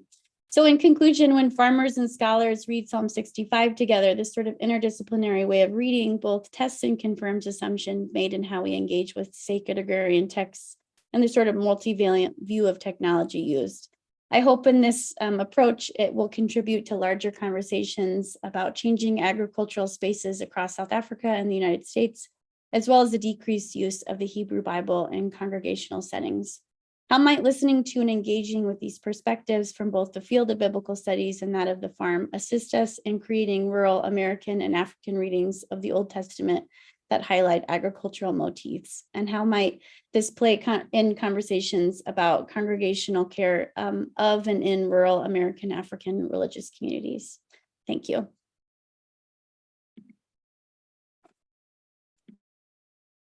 Thank you very much, Sarah, for sharing that, and as well as for sharing your time and your research. It's much appreciated.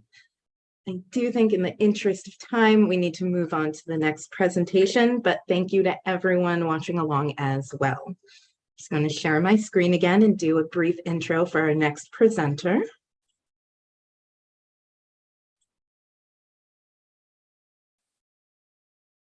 Okay, now our next presenter is Patrick Grancow, who will be talking about ancient medicinal uses of selected marine mollusks in the light of literary sources. A little bit about Patrick. He is a student of history at the Faculty of Philosophy and History in the University of Lodz. I do apologize if I mispronounced that. In 2020 to 2022, he was the secretary of the Student Academic Association of Historians of the University of Lodz.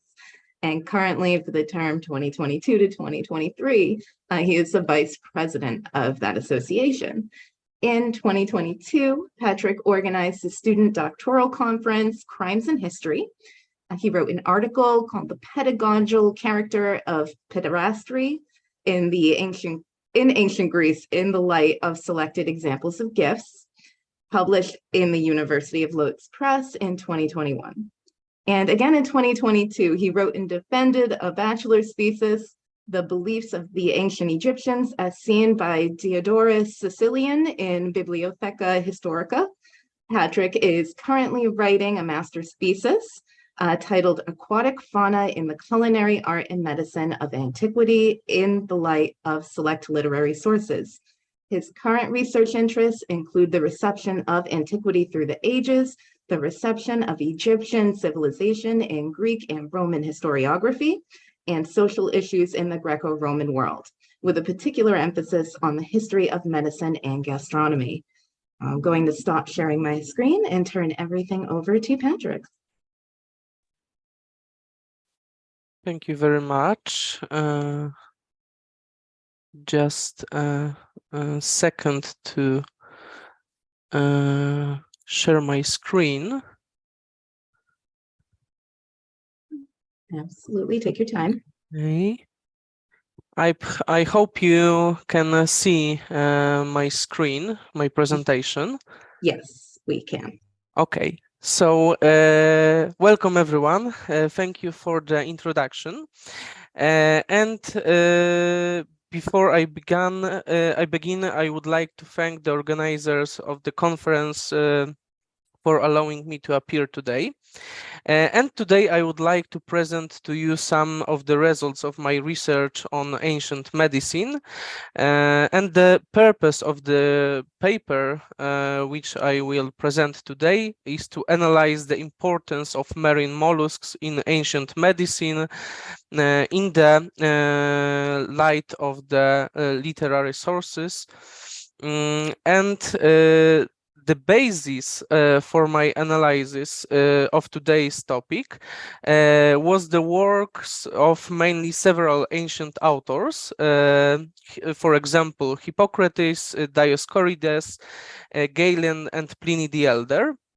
The first three authors were notable medics and authors of medical works, in which we can find, among other things, recipes for medicines. Pliny, although he was not a medic, he devoted several books in his natural history, in Latin Naturalis Historia, to medicines, and in the 32nd book he describes the usage of marine animals in medicine.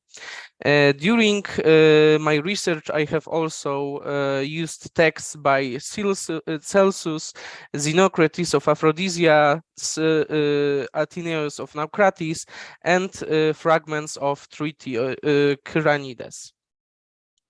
And what exactly will I deal with today? Mollusks, referred to in ancient Greece by the term malakia, are the second most numerous types of animals after arthropods, comprising thousands of species. And due to such many species of marine mollusks, it is impossible to discuss the use of each of these animals in ancient medicine. Because of that, I selected few species using these examples I will try show how mollusks were used in ancient medicine, and the choice of animals I selected was not random. I have tried to choose such animals that are mentioned very often in ancient medical texts, as well as such animals that I believe are representative of each cluster. Of cephalopods, I will tell you about the cuttlefish, of the clams, bivalvia in Latin, I choose the oyster, and of the snails, I will tell you about murex snails. I would like to start my presentation with cephalopods. One of the cephalopods whose usage in the ancient medicine can be confirmed based on surviving literary sources is cuttlefish. Based on the analysis of medical texts, it can be concluded that among cephalopods, this is the animal that was most often used medically. Ancient authors distinguished between different species of cuttlefish, giving them different names, and I want to explain that to you. The term sepia, used in both Greek and Latin texts, refers to the most common species in the Mediterranean, the common cuttlefish, Sepia officinalis in Latin. The term was also a general name applied to cuttlefish, and in turn the Greek term sepidion and the Latin sepiola referred to the species Sepiola rondelletii, and was also a general word used to refer a small cuttlefish. And the part of the cuttlefish most often mentioned in the sources that was used during treatment is the cuttlefish bone, in Latin os sepia. This limestone plate, which is the most important part of the cuttlefish's internal skeleton, could be used both in the treatment of various diseases and for hygienic activities. As for therapeutical and pharmacological use of cuttlefish bone, Pliny the Elder, Dioscorides, as well as Galen, point to its usefulness in treating skin diseases. As Galen writes, cuttlefish bone, when burned, is suitable for removing alphos. This is a type of non-infectious leprosy. And also removes dark growths on the skin, navy and impetigo. On the other hand, in other book, Galen points out the vital importance of cuttlefish bone in treatment of profound alopecia areata. In that case, as he indicates, a spot on the skin should be treated with vinegar, and then the area should be rubbed with a cuttlefish bone. Pliny, on the other hand, indicates that cuttlefish bone can effectively help remove freckles, sores on the skin, or help recover hair in a scabious infected area. Dioscorides also adds dandruff to the above diseases treated with cuttlefish bone. In addition to the dermatological diseases, the authors points to the use of cuttlefish bone to treat eye diseases. According to Pliny, powdered cuttlefish bone with the addition of breast milk were to help with swollen and red eyes. Galen indicates the use of cuttlefish bones in the treatment of endophthalmitis, among other things. And for this purpose, it was necessary to add honey to the powdered bone, and then the resulting mass was burned, crushed once again, and so obtained ash wrapped into endophthalmitis. Of other exemplary uses of cuttlefish bones in the therapeutic process, Hippocrates gives a recipe for a remedy to be used for uterine prolapse. To do this, the crushed cuttlefish bone had to be mixed with wine, applied to, for example, wool, and placed on genitalia. What is interesting, the cuttlefish bone could also have been used for hygienic or grooming purposes. Galen indicates several such uses of cuttlefish bones. Among others, it was supposed to be suitable for cleaning teeth. He also indicates the use of powdered cuttlefish bones by poor people as a remedy that should lead to the elimination of hair. In addition to the cuttlefish bone, ancient medics also used other parts of cuttlefish in therapeutic practices, but they were not as popular as cuttlefish bone. Meat, eggs, and cuttlefish ink were used during treatment. Meat was mentioned several times in menace recommended for women who are pregnant or have given birth. Hippocrates, Hippocrates, for example, recommends that a woman after childbirth consume cooked or roasted garlic and roasted small octopus and cuttlefish. On the other hand, Athenaeus states that cuttlefish meat is good for the intestines. The juice obtained from cooking the meat dilate the blood and facilitate exertion if you have hemorrhoids. As indicated by Pliny the Elder, cuttlefish eggs have diuretic properties and remove phlegm from kidneys. Thus, they were supposed to cleanse the kidneys and help treat urinary diseases.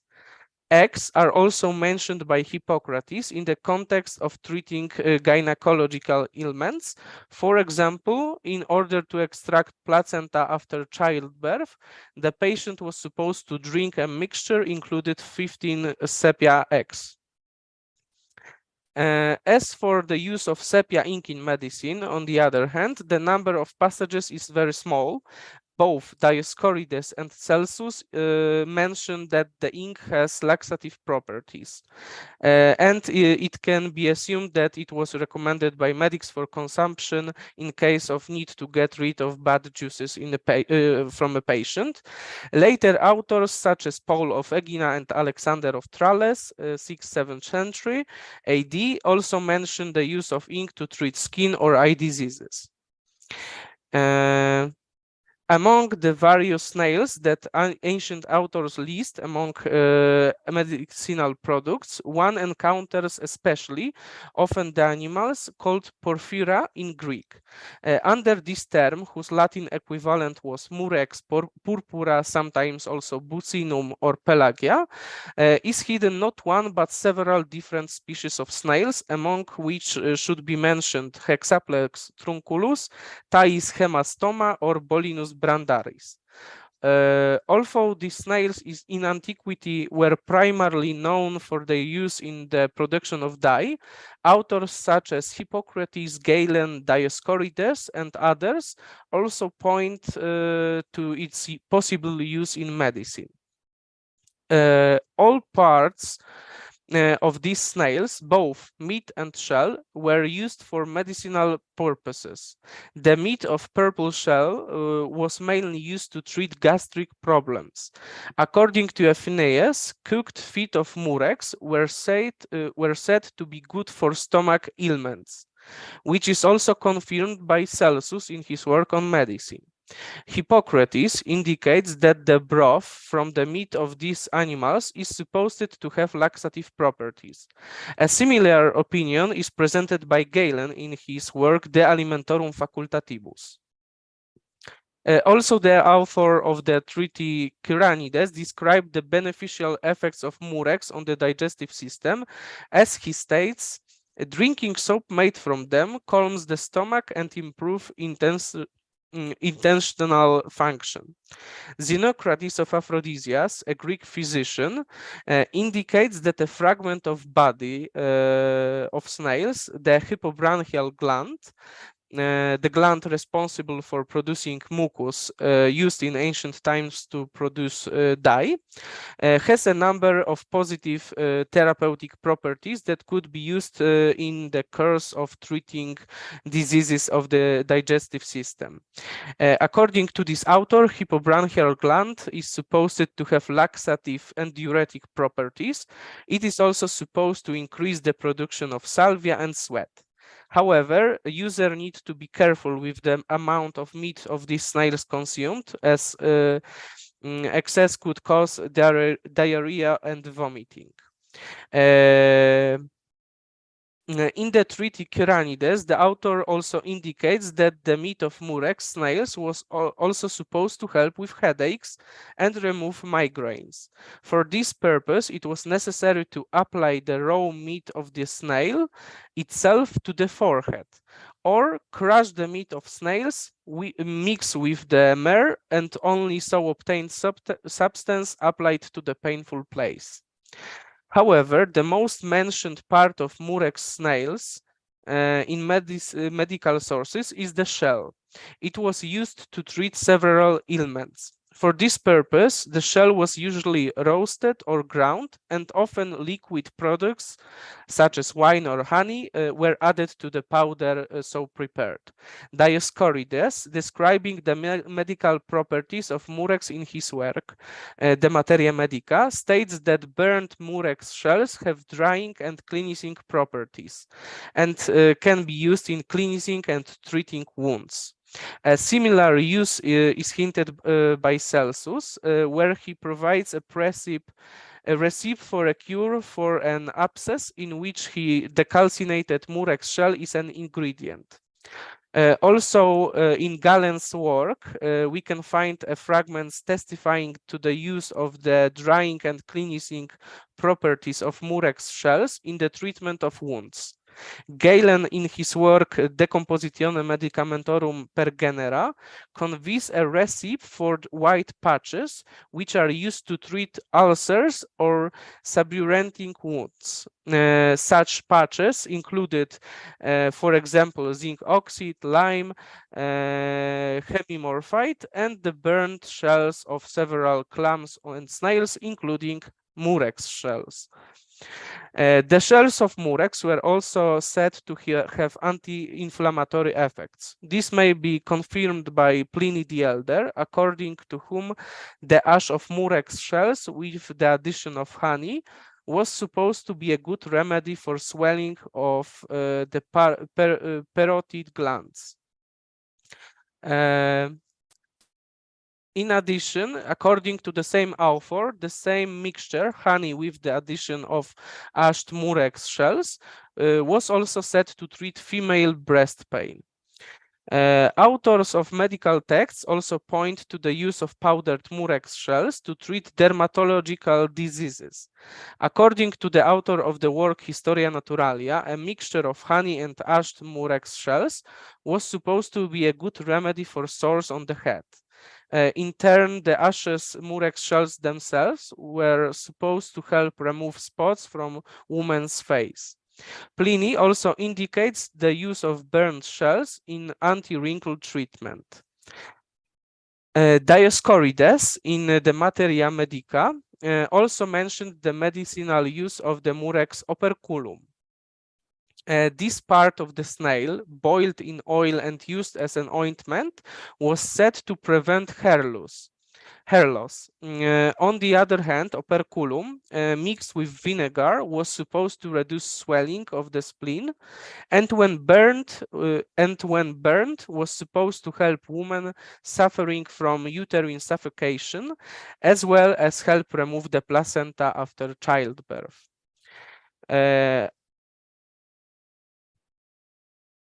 Unfortunately, in the case of some of medical texts, it is impossible to determine which parts of the murex was used for medicinal purposes. An example of such a text is a passage from Pliny the Elder, where the author mentions that purpure quoque contra venena prosunt. Nevertheless, the author indicates that murex could also be used as an antidote to poisons. Unfortunately, he does not mention which poisons, but it can be assumed that this refers to poisoning caused by sea hare. What is interesting, purple shell was also used for hygienic purposes. Dioscorides mentioned the use of burnt murex shells to clean teeth.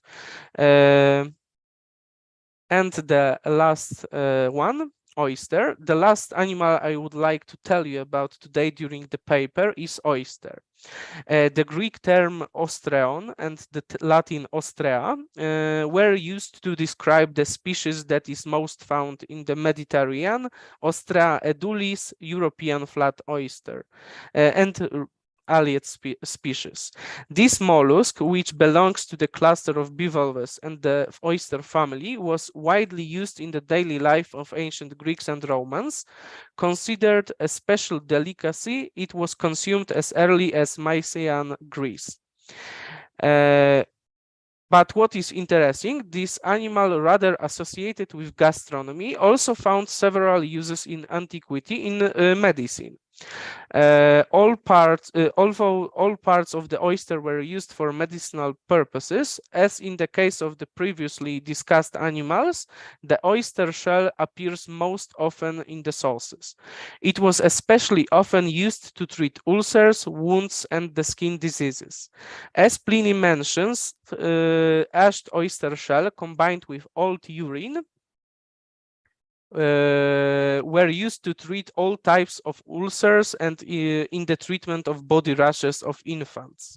On the other hand, oyster shell ash mixed with water was supposed to treat sores on the head and smooth the skin of women.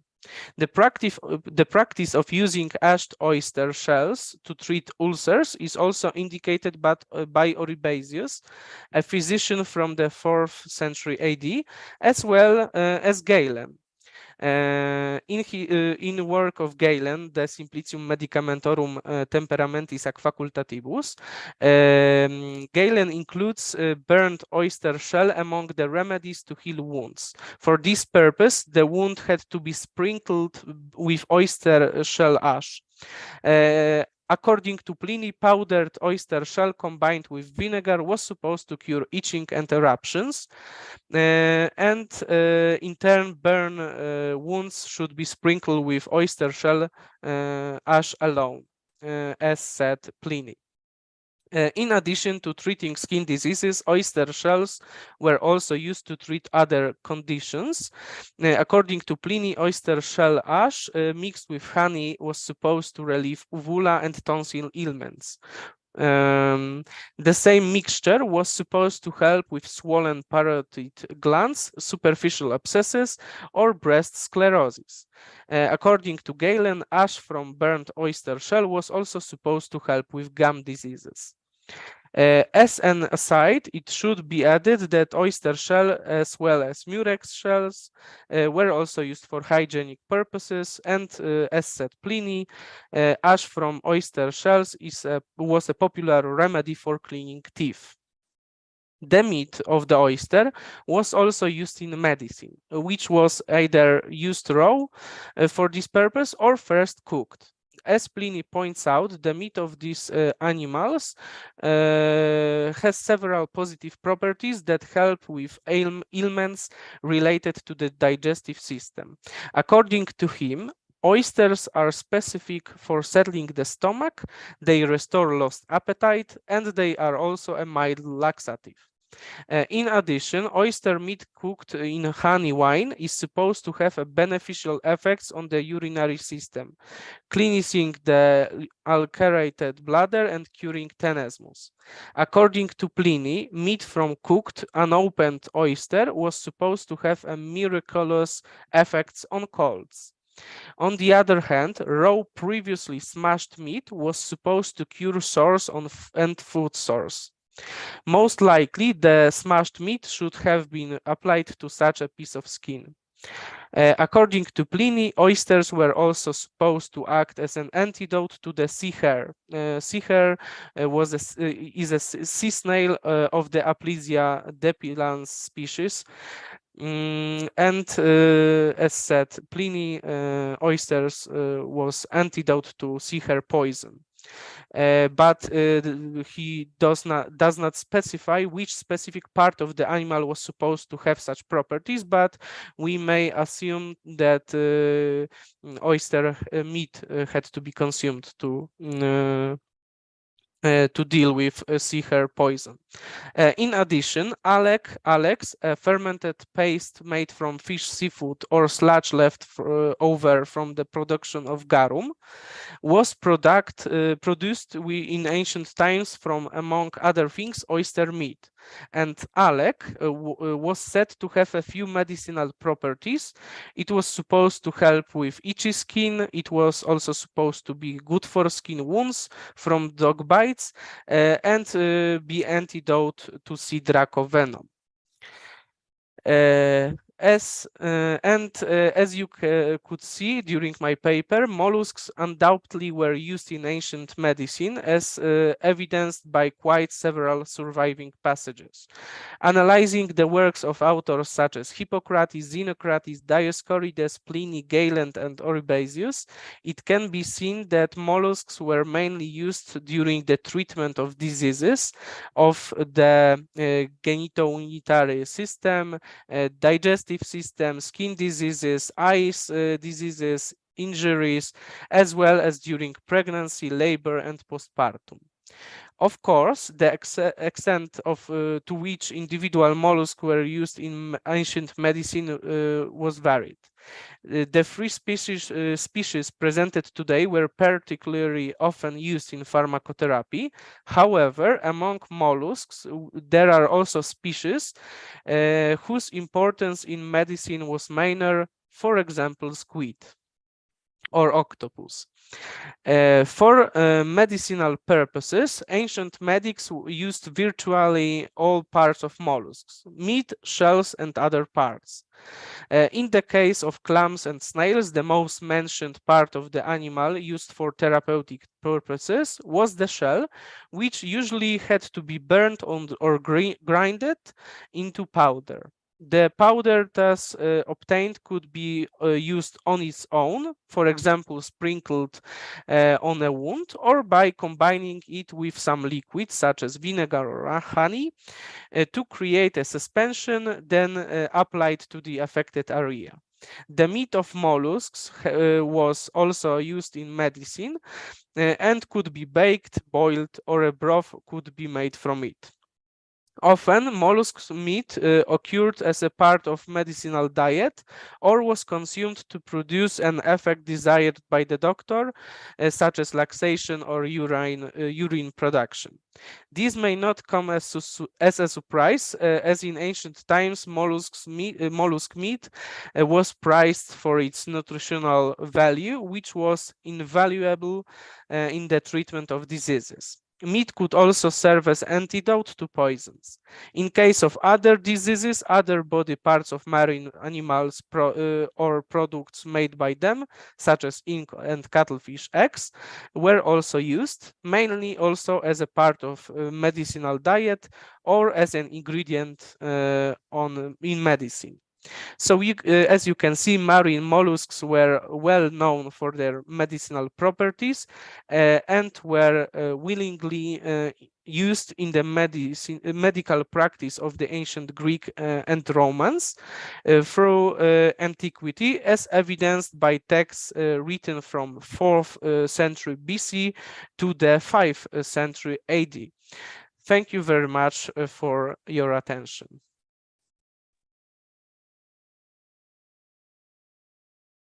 Hello, and thank you for that wonderful presentation, Patrick. It was very informative, and I know it got our chat going, so plenty of people also found it informative. Now, I am, in the interest of time, going to move on to our second keynote speaker. So I'm going to share my screen now.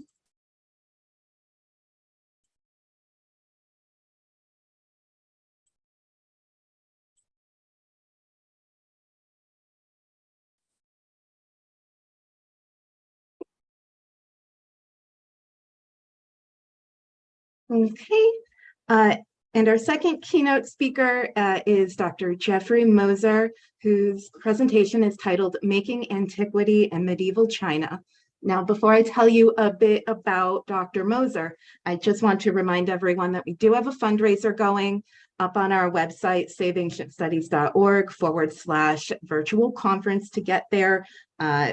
We do have a raffle going right now. It's $25 a ticket. 5 for 100 if you are so generous and so inclined. The prize of this is a Sasa swag bag. Definitely check it out if you're at all interested. But moving on for now, Dr. Moser. Professor Moser's research attends broadly to the conceptual immaterial processes whereby past things are made present, with particular attention to the ways in which those processes intersect in the artistic practices and scholarly technology in medieval China. He is also interested in the problem of historical agency and the interconnections between ecological, technological, and perceptual change over time. Having studied in Taiwan, Japan, and the United States, and taught in China and Quebec before coming to Brown University, Professor Moser endeavors to integrate the perspectives of diverse scholarly traditions in his teaching. He teaches an introductory course on the arts of Asia, organized around the biographies of exemplary objects, as well as a wide range of other surveys and seminars. He also advises graduate students in all fields of Chinese art history. It's wonderful to have you with us today, Dr. Moser. I'm going to stop my screen share now and hand everything over to you. Thank you very much, Cassie, for that kind introduction. And I also want to begin by thanking David and Ann and everyone who's been involved in organizing this conference today for giving me the opportunity to speak here. It's It's really a pleasure to get to know a little bit more about the Save Ancient Studies Alliance and to get a stronger sense of the incredible diversity of work that people are out in the field are doing, and to just sort of see the strength of the collective effort that you're all making to sustain the study of the ancient world today. So that's been very inspiring so far. And I thought that the way I might start my sort of modest contribution to the conversation here today is by asking a couple overarching questions, and then I'll get into my formal presentation. And I guess the sort of overarching question I have to start with is one that's sort of nurtured by the recognition that among the various papers and the topics that we're seeing represented here today, things from China don't have a particularly prominent place. Most of the people I understand presenting today and how they might actually think of ancient studies as something that's focused perhaps largely around the Mediterranean and the Near East. And so what would it mean to sort of cast the net of ancient studies a bit more broadly, a bit more widely, as I think this conference is seeking to do? What does China, and specifically the ancient Chinese past, have to offer ancient studies? Why include China and the study of the ancient Chinese past in a discussion about saving ancient studies? If the theme of our conversation today is opening the ancient world, what might it mean to open the ancient world to the study of the distant Chinese past? And how might that stimulate change in the wider conversations that we're having? Now, thinking from the perspective of ancient China, or more specifically, from the perspective of the study of the ancient past in China, is, to my mind, something that raises several questions that I think are relevant to the wider conversations we're having here over these 2 days. So the first question is, a simple one, does China have ancient studies? And if so, when did these ancient studies begin? Now, by this, I mean not the question of when is the ancient period in China, as in what are the centuries, the appropriate centuries that we might think of as China's ancient period, but rather, when did the scholarly study of the ancient past as such begin? Is ancient studies a modern phenomenon in China? Is it an early modern phenomenon? Or is it itself an ancient phenomenon?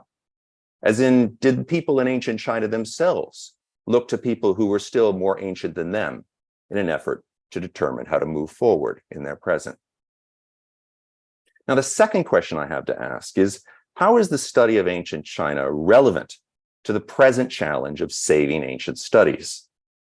Does the study of ancient China need saving, for example? Is ancient studies also imperiled in China? Or is saving ancient studies a more local concern, one that is particularly pertinent to American academia in its present, and some might say ever-present, moment of crisis? While there are many who have, and I think would continue to argue, that the study of the ancient past in China remains in certain ways trapped within nationalistic paradigms, at least we can say that the commitment of the nation state to mobilizing the ancient past in the production of modern contemporary identity has meant that there's been considerable amounts of state support and sponsorship for scholars and students interested in studying the ancient past. I think that where I'd like to focus my conversation and our conversation here today is less on the question of how the ancient past is being studied and utilized politically today in China, and more on the question of what the study of the ancient Chinese past can do for ancient studies a little bit closer to home, largely here in the United States. My sense of the imperiled nature of ancient studies at the center of our conversation here today has much more to do with the circumstances of the contemporary labor market here in the United States and the state of field at our universities. Now, in this context, the concerns I expect are pretty well known to many of you. The sense that ancient studies is threatened by university administrators and wider publics who are ever more focused on practical, career-oriented training. The sense that ancient studies is threatened by a market-based approach to education, which has a tendency to dissuade students from devoting the years of study that are necessary to develop the capacity in the ancient languages necessary to explore ancient topics. And more generally, the sense that ancient studies is threatened by a sense that they lack relevance to the problems of the contemporary world. Now, as I understand it, the Save Ancient Studies Alliance was created specifically because of pervasive precarity on the part of those who seek to study the ancient world, both professionally and independently. And our gathering here today is not simply an effort to share research findings about the ancient world, but also, as we just heard from that fundraising call, a more focused, even political effort to advocate for greater investment in the study of the ancient world. So the first thing that we might emphasize is that this sense of precarity motivating our present gathering has at least two aspects. On one hand, there is the sense that there is something that is known, or at least something that could be known, a critical archive, if you will, that is in imminent danger of being lost. Now, mostly, I mean this fear of loss, not in the sense of an ancient building or a museum that because of warfare or neglect or deliberate iconoclasm is literally in danger of being wiped from the face of the earth. Although this is, of course, a major concern at cultural heritage sites around the world. Today, what I'm referring to is somewhat the more diffuse fear that the archive that the archive from which we derive our knowledge of the ancient past might survive, but that its contents might become unintelligible to us because of the skills necessary to decipher and to understand that archive are not being successfully transmitted from teacher to student. In other words, that our collective ability to grapple directly with the traces of the past is declining, and that we are forced more and more to understand those traces through translation or through outdated secondary scholarship and so forth, rather than being able to grapple with the complexity of those traces directly on their own terms. Now, this concern about our failure to transmit the skills and knowledge of scholars of the past to future generations is linked to the second aspect of the sense of precarity that I think brings many of us here today. What the very fact of the Save Ancient Studies Alliance makes clear is that this fear about the transmission of skills does not in any way arise from a dearth of individuals who are interested in seeking to develop those skills. To the contrary, as you all know, there are plenty of people listening right now who either have or are in the midst of developing precisely the skills that one needs to engage in a serious and rigorous way in the pursuit of ancient studies. What we are confronting rather, what is missing rather, is the sustained institutional support that is necessary to support all those who seek to study the ancient past in a substantive way. What we are confronting is the reality that the jobs in which one can pursue ancient studies are increasingly insecure and characterized by adjunct fixed-term appointments. More generally, I think it's safe to say that, as the Save Ancient Studies Alliance demonstrates, many of those pursuing ancient studies do so in spite of, not because of, the expectations of their employers, working within a greater community of intellectual inquiry, but outside the formal auspices of the academy. Now, while the circumstances that have generated the Save Ancient Studies Alliance are particular, I think, to our present moment, this connection between professional precarity and a kind of desire to study antiquity is actually, I'd like to argue, not. And it's this connection, I think, in an interesting way, that helps us see how the questions of when ancient studies began in China and the question of what the study of China can do to save ancient studies might actually be connected to one another.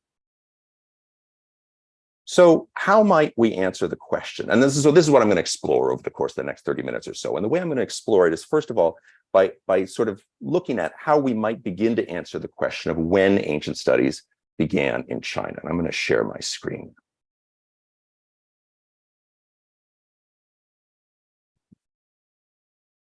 Great. I'll just check the chat here, excuse me, just to make sure that's working. Yep, okay.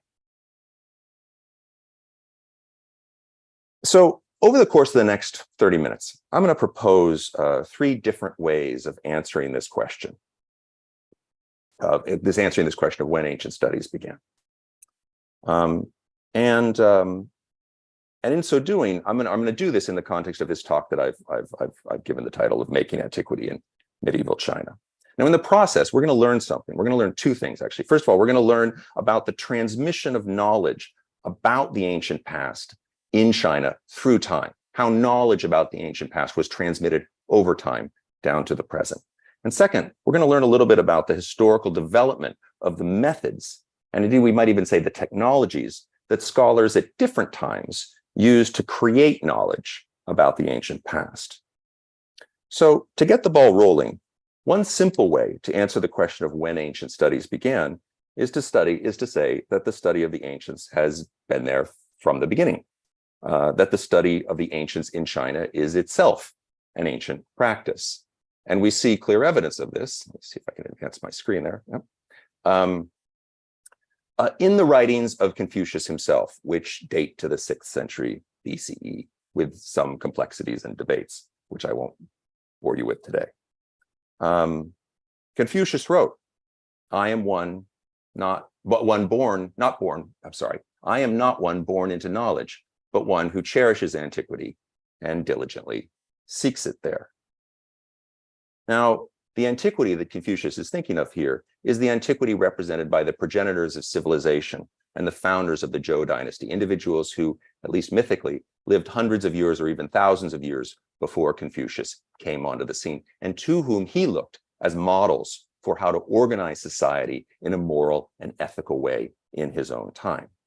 Now, what's interesting here is that the very fact of looking to the ancients, this very practice of looking to the ancients that we see in the work of Confucius and in the work of his students and in the generations who followed them, was historically driven by a sense of social and political precarity on the part of the people doing the looking. When Confucius pronounced in the 6th century BCE that he cherished antiquity and diligently sought knowledge there, he was an itinerant philosopher with only a handful of disciples who had, on the most part, and for the whole, failed to persuade anyone in power to follow his teachings. When the proponents, for example, of the ancient style movement in the 10th and 11th centuries CE proposed a new way of governing that followed the teachings of Confucius in a more authentically ancient way, as they put it, they also did so from a position of insecurity as a small and marginal faction at court, and so on and so forth. In a sense, we can say that Confucius himself, in different terms than those today, was seeking to save ancient studies. Now, the point is that for all of these figures, it was precisely a sense of precarity that compelled them to look to the past for alternatives. And so I think it's worth asking the question, at least, of whether our own interest in studying the ancients is nurtured in some sense by the precarity that we are witnessing and experiencing in the world all around us. One of the things that this passage also demonstrates is that in addition to possessing a rich and complex ancient past, China also possesses a remarkable repository of the various ways in which people have, over time, sought to make the past present in their own lives. Some saw antiquity as a repository of formal models to reproduce, others as a source of more abstract, ethical, and political guidance. Still others used it as a catalyst for creativity, as a way of breaking free from the bonds of tradition and proposing radical new alternatives. If we are interested not just in what happened in the ancient past or what happened in the ancient past in China, but in how we might use knowledge about the past in the present, I think there's actually no better place to start looking and start exploring that question than in the study of how ancient knowledge in China has become part of our present reality. So that's one way of framing the question of when ancient studies begin. It begins in ancient times themselves. A different way to approach the question is to begin rather from the objects and textual sources that scholars today typically utilize to create knowledge about ancient China, and also that museums and other organizations utilize to represent ancient China as such to wider publics, both here in the United States, in China, and elsewhere around the world. And so what are some of these objects that are used to help us envision what ancient China looked like and what people living in ancient China did? Well, one of these traditions are the painted pottery vessels of Northwest China that I'm showing you examples here. Examples of burnished earthenware bearing highly detailed geometric designs that were typically recovered from tombs, and while following the basic contours of functional vessels, were clearly designed to serve in a ritual function as well. Another body of materials that's relatively well known are bronze ritual vessels that were cast in the early courts of the Shang and the Zhou dynasties from roughly the 18th to the 5th centuries BCE, vessels that are emblematic of China's Bronze Age and that bear on their surface elaborate combinations of geometric and zoomorphic patterns that were used to sort of vitalize these vessels, to imbue these vessels with additional powers of the animal world, and to make these vessels powerful, useful, effective, efficacious conduits for the transmission of offerings and, in fact, filial devotion on the part of those making the offerings to their ancestors in the other world. Another category of objects that are frequently used when we talk about the study of ancient China are bones of oxen, and in this case, turtle plastrons, the belly shells of turtles that bear the earliest surviving examples of Chinese writing. These are regularly invoked when anyone wants to talk about the history of writing in China. These are bones that were used ritualistically by soothsayers to ask questions of the ancestors in the worlds beyond us, and to divine the answers to those questions by applying red-hot pokers to the bones that would cause the bones to pop and make a popping sound that the diviners would then read. And the answers to the questions would then be inscribed with the questions themselves onto the bones as a kind of early ritual record keeping that sort of set the stages for the later practices of historians in China. So this is another category that we regularly turn to when talking about ancient China.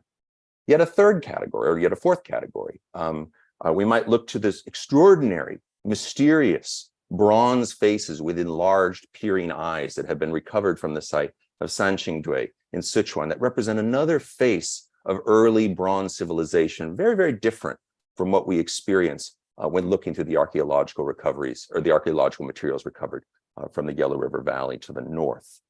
Still another category of objects that has traveled widely and widely been used to represent ancient China to wider publics is one that I suspect many of you listening today are reasonably familiar with, and that is, of course, the terracotta army, a massive army that was entombed in the vicinity of the tomb of the first emperor of China in the late 3rd century BCE, that to date has yielded a total of over 7,000 life-size figures, including 36 discrete chariot and warrior groups composed of a single 3-man chariot team and 50 to 100 infantrymen, as well as a variety of other specialty troops like crossbowmen and cavalry, and even a unique command unit of generals and officers.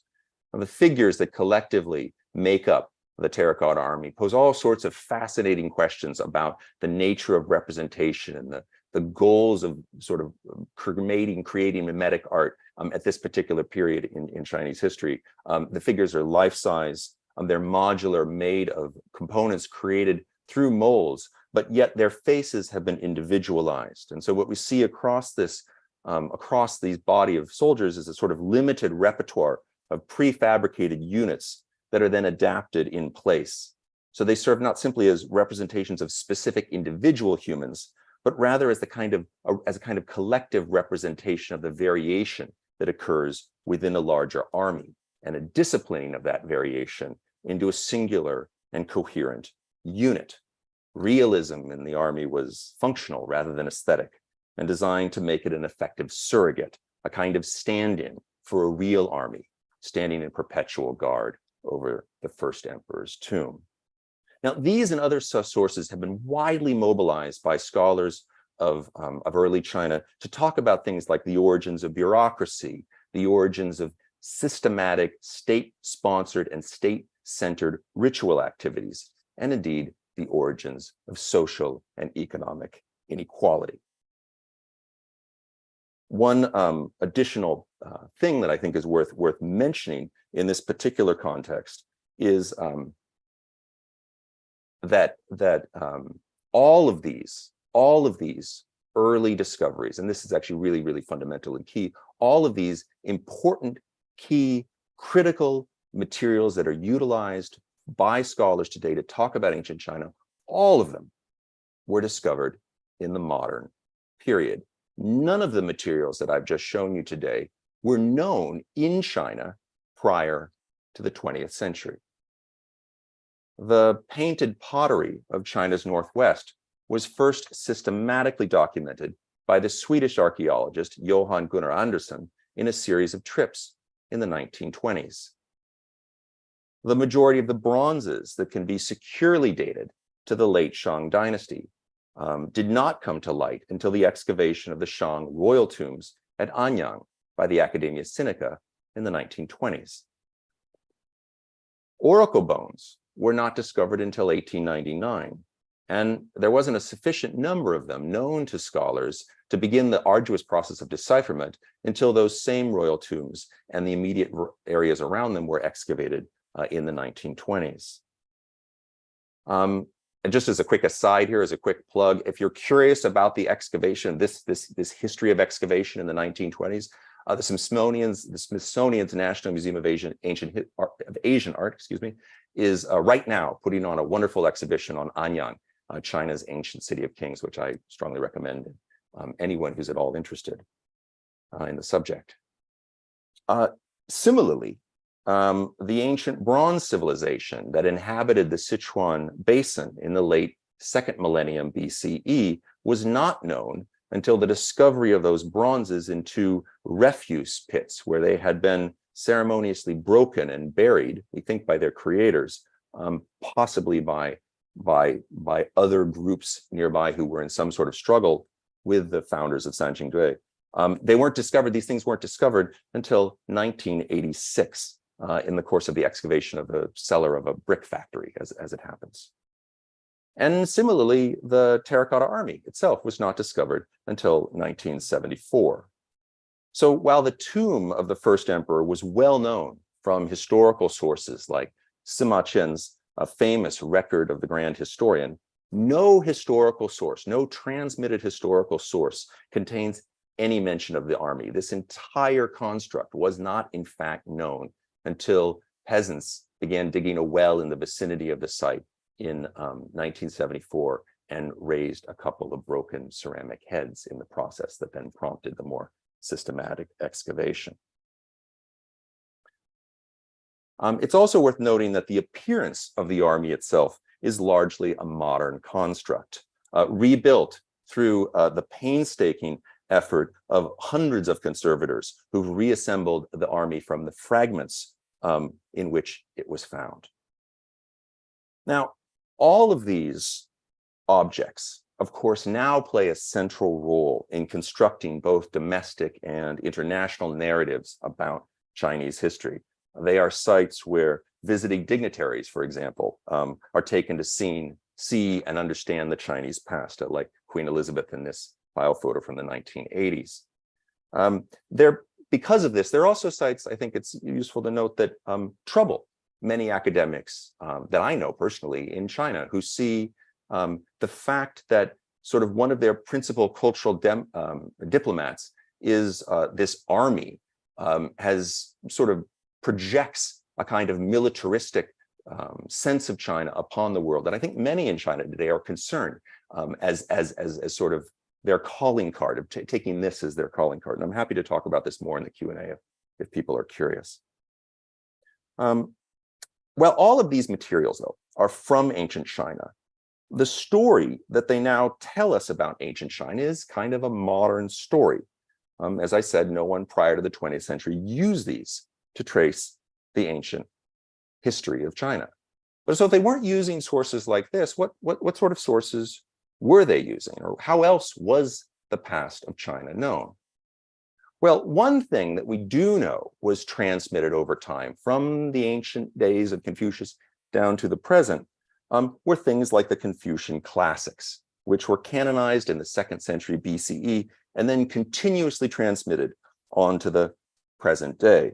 And they were transmitted in a variety of forms. One of the most common, or one of the most significant ways in which they were transmitted was through carving those classics literally onto stone. As you see here, I'm giving you an example of the so-called Kaichung stone classics, which were carved into tablets between the entire Confucian canon, carved into tablets between the years 833 and 837 BCE. They're now in a site known as the Forest of Steely's Museum, which I'll say a little bit more about in a moment.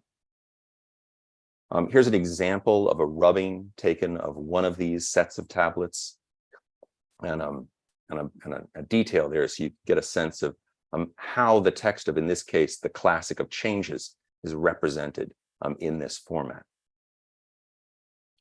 Probably another, and in fact more common and important format in which classical knowledge was transmitted, both the Confucian classics and other classical texts, is in the format of manuscripts, and ultimately, once printing was widely adopted in the 10th and 11th centuries through woodblock print. And just so you can get a sense of the sort of way in which this kind of knowledge would be communicated, I've just brought to you an example of a page from a 12th century printed edition of probably the most famous, or one of the most significant of all Confucian classics, the Record of Rites, and the opening page of the Record of Rites. And so I'm showing you here, this is the title of the text, the Record of Rites, the first chapter, which is titled The Contours of Ritual. And then, of course, the first line of the Contours of Ritual, which says, as one might, unsurprisingly, in all things, be reverent. Now, what I'm pointing out here is something that's actually quite striking and important to remember about this tradition of textual transmission. And that's that what you're seeing here highlighted in red is the actual text of the classic itself.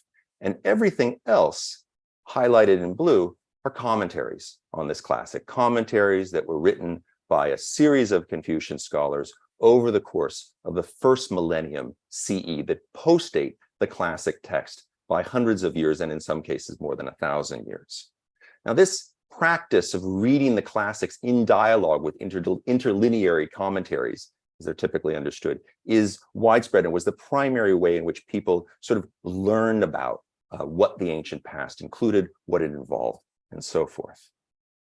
Now, another category of, other mechanism, if you will, whereby the ancient past was transmitted down through the centuries that started very early on, since the canonization of the Confucian classics in the period between the 2nd century BCE and the 2nd century CE, is the production of these sort of visual commentaries or illustrated commentaries, which are attempts to visualize the various objects and implements and entities that are discussed, described, or named in the Confucian classics. Now, here's another example taken from a relatively well-known work known as the Illustrations of the Three Ritual Classics. Now, it's important to recognize that these visual commentaries are not depictions, not descriptive depictions of actual historical implements that existed in the past, but rather attempts to translate the names that are recorded in these texts into actual physical things. And this tells us something very important about the classical texts that people have often used to try to understand the ancient past. Those classical texts, especially the Confucian classics, are prescriptive rather than descriptive in nature. They're propositional. The texts are filled with complex liturgies that are intended to support rituals that might be used in the future to make the world harmonious. So much of the interpretation that is focused on these texts is focused less on describing and explaining historically the world that was, and more on transforming the present world by putting the objects and the liturgies and the other normative forms that are recorded in these classic texts into practice. In a sense, what commentators are trying to do is take an ideal that existed in the past and to make it real. Now, these texts and commentaries were also transmitted But what's interesting is that here too, modern discoveries in the 20th century have radically disrupted the way in which we understand the relationship between those classical texts and what actually happened, what actually was thought in ancient China. And the principal way they've done this is by demonstrating that what appear to us now and what were in fact transmitted from the 2nd century BCE as coherent texts were in fact in their own day transmitted in a variety of much more fragmentary forms. Individual chapters of a classic text were distributed as whole books unto themselves.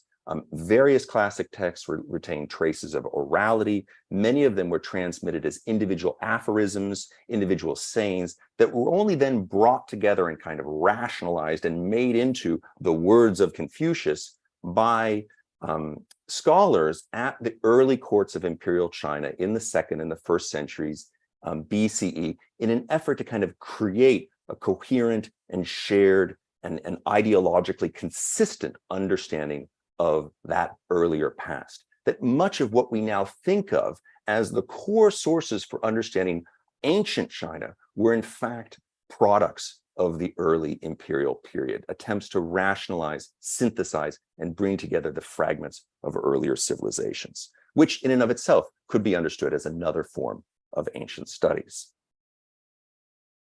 Now, the last way I want to talk about how we might think of ancient studies sort of coming into existence is not necessarily something that's been going on since ancient times or early imperial times, and not something that's taken on radically new forms in modern times, but actually in a third sense, as something that really became possible in a new way in medieval times. And here I want to talk about, I know that our conversations over these 2 days is really about technology. I'm going to use technology in a kind of very broad sense here to think about new innovations, new ways of organizing knowledge and transmitting knowledge that emerged over the course of the medieval period and that made the ancient past accessible to scholars in ways that it had in certain ways never been accessible before, not even to those scholars in the early imperial period who were trying to kind of rationalize the fragments of the past. So what are some of these new technologies that emerged?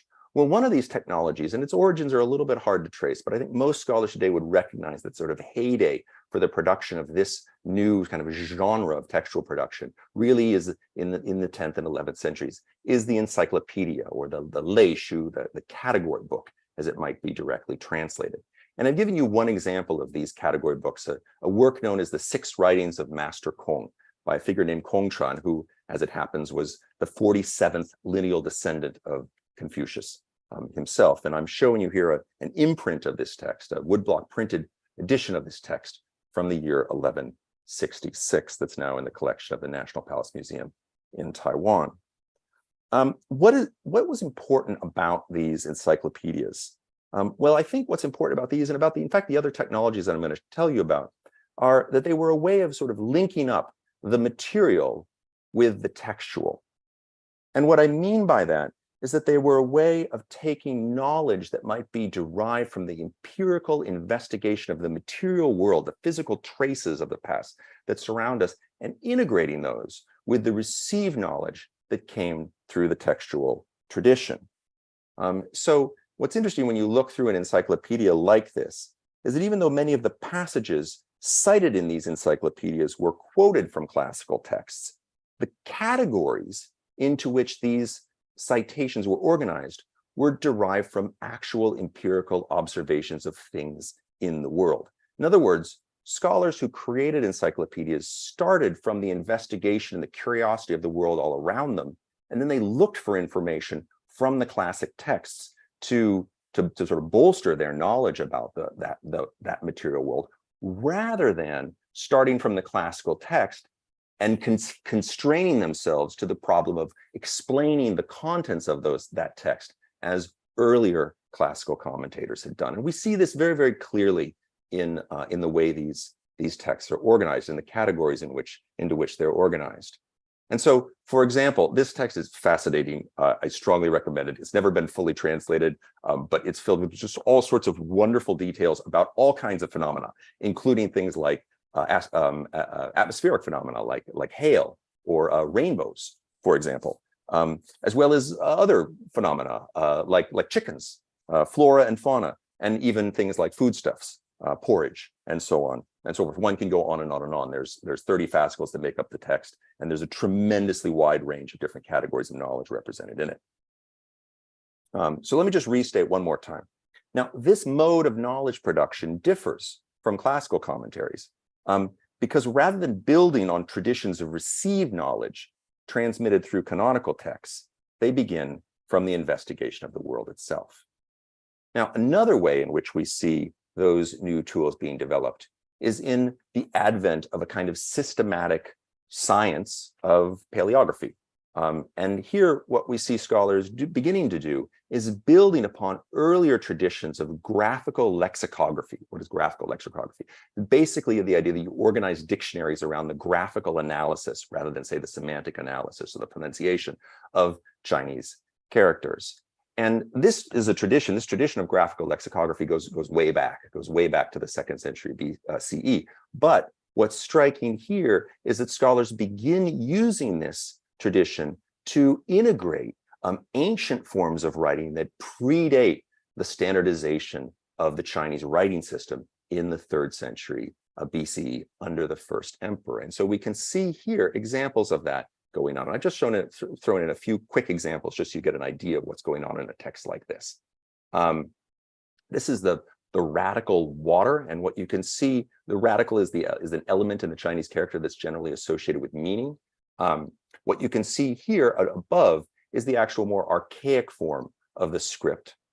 There's all sorts of questions of where Guo Zhongshu, the author of this text, is getting these different variations, which ones are coming from actual surviving bamboo slips upon which texts were written, which ones are coming from other sources. But in any case, the larger point is that this is the kind of synthetic version of those early graphs that he was able to derive, and then the more modern way of writing that character, one that would be recognizable to Chinese literate Chinese readers today. And we can see that then being used as a radical across a variety of characters. So here, for example, is the character for sea. Here is the character for the word that means clear. And, oops, excuse me. And there is the character for the word that means marsh. And of course, you can see how all of these are related, meaning-wise, to the presence of water in the character.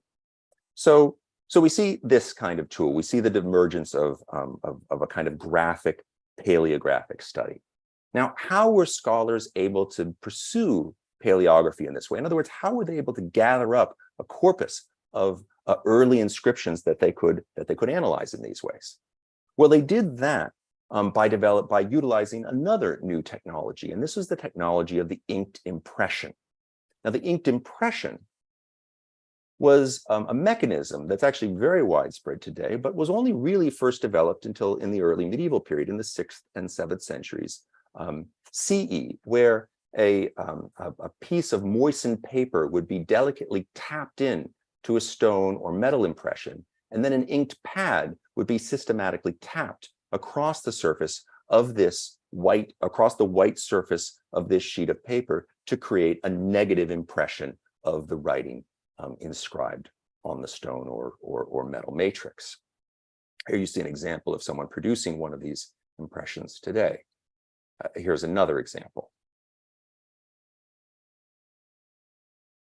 Now, interestingly, these impressions, and in fact, one of the things that's striking about how the changes that occurred over the Middle Period is that beginning in the 11th century, scholars not only sought to gather up and collect these impressions of inscriptions, but actually the inscriptions themselves. And they began collecting these inscriptions at a site in the modern-day city of Xi'an, known as the Beiling, or Forest of Steles, which exists to this day. It was founded in the year 1087, and there's an argument that can be made for this being, several scholars have made such an argument, for this being, in fact, China's earliest museum, a site that I strongly recommend anyone visit if they have an opportunity to visit Northwest China. And there, within the Forest of Steles, you can find thousands of stone inscriptions that have been collected over the course of the past 1,000 years as sources for a variety of different modes of scholarly inquiry, among which paleography is one, either freestanding or encased literally in the stone fabric of the compound in which of the compound itself. Now, the last technology that I want to emphasize, and that's one that sort of builds upon these other technologies, is the technology of the antiquarian catalog. And what do I mean by an antiquarian catalog? Well, this is an example of an early bronze. And I mentioned earlier that the bronzes from the late Shang dynasty that were known from Anyang were really only known from the early part of the 20th century. But that's not to say that bronzes more generally as a category were not known from earlier times. And in fact, the study of ancient bronze is something that really takes off in the 11th century CE, and that is closely connected to the emergence of a sort of systematic study of paleography. This is a bronze that dates from roughly the 7th century BCE. And here you see a very similar bronze represented in a printed antiquarian catalog that was compiled in the 11th century CE, roughly 1700 years later. And what we see in these catalogs are reproductions of rubbings or inked impressions taken from the inscriptions on those bronze vessels, and then transcriptions of those inscriptions into what was at the time a more modern, contemporary, and actually remains to this day, a more modern and contemporary Chinese script. So this process of decipherment, this process of deciphering older forms of writing into something that would be legible in medieval times, allowed scholars to do something that was really, really fundamentally important. And that was, it allowed them to recognize that many of these inscriptions included the names, the sort of typological names of the objects on which they were inscribed. So in this case, the inscription includes the word E, and thus the compilers of this catalog recognized that the vessel in question was called an E. And so in this way, they were able to actually mesh together to match up the textually transmitted records of ancient ritual with the materially transmitted archaeology of the actual physical traces of ritual itself. And we see that across a wide range of different categories of objects. You could also say, for example, that the practice of iconography begins in the 11th century, as scholars are for the first time able to recognize that these zoomorphic forms that they're seeing on the surfaces of their vessels can be associated with a classical term for a ravenous beast known as the Tautia. Now, these associations, actually, interestingly enough, persist all the way into the present. And more importantly, what's interesting about the development of this technology is that because of the underlying technology of print, scholars were able to, the first time, not only match up a classical name with a classical form, but then ensure that they could share the connection between that classical name and classical form with other people out there. They could help people learn how to recognize the Tautia for themselves by looking at other bronzes that shared formal properties with the bronzes that they were looking at in these catalogs. And we see this sort of emergence then of a kind of sort of proto-science of typology that actually to this day undergirds the typologies that modern Chinese archaeologists utilize to organize the material that they're pulling out of the ground. And this we see most clearly and most precisely and most, in the most fascinating way, I think, with this work, this catalog attributed to a scholar, 11th century scholar named Liu Daling. And what I'm going to just mention briefly is the catalog's title. It's called the Kaogutu, or Illustrated Investigations of Antiquity. And what I think is really striking and really memorable and really wonderful about this particular example is that when scholars in 19th and 20th century China sought to figure out how they should translate the Western term archaeology into their own indigenous Chinese language, this is the text that they look to as a model. And in fact, this term, the investigation of antiquity, or Kaogu, as it might be translated in the 11th century context, is what scholars today use to translate the modern word archaeology. So Kaogu, this practice of investigating the ancients in the medieval world, became in a very basic and fundamental way, the framework for which it became possible to imagine indigenous Chinese an indigenous Chinese practice of archaeology. So what do we see from all of this? Well, what we see is that the medieval period played an essential role in the development of the informational and the graphic technologies that made it possible to integrate the material and the textual traces of the past. It made it possible to integrate things like the terracotta army into the historiography of ancient China. So what does all of this tell us in conclusion? And it appears that by one definition, we could say that ancient studies in China is itself ancient. By another definition, we could say that it's modern. And by still another definition, we could say that it's medieval.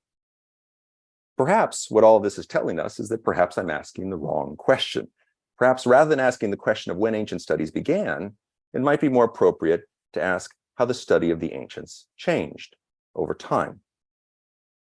And personally, I like asking the question this way, because it also prompts us to consider how ancient studies might change in the future, and what organizations like the Save Ancient Studies Alliance are doing to change it.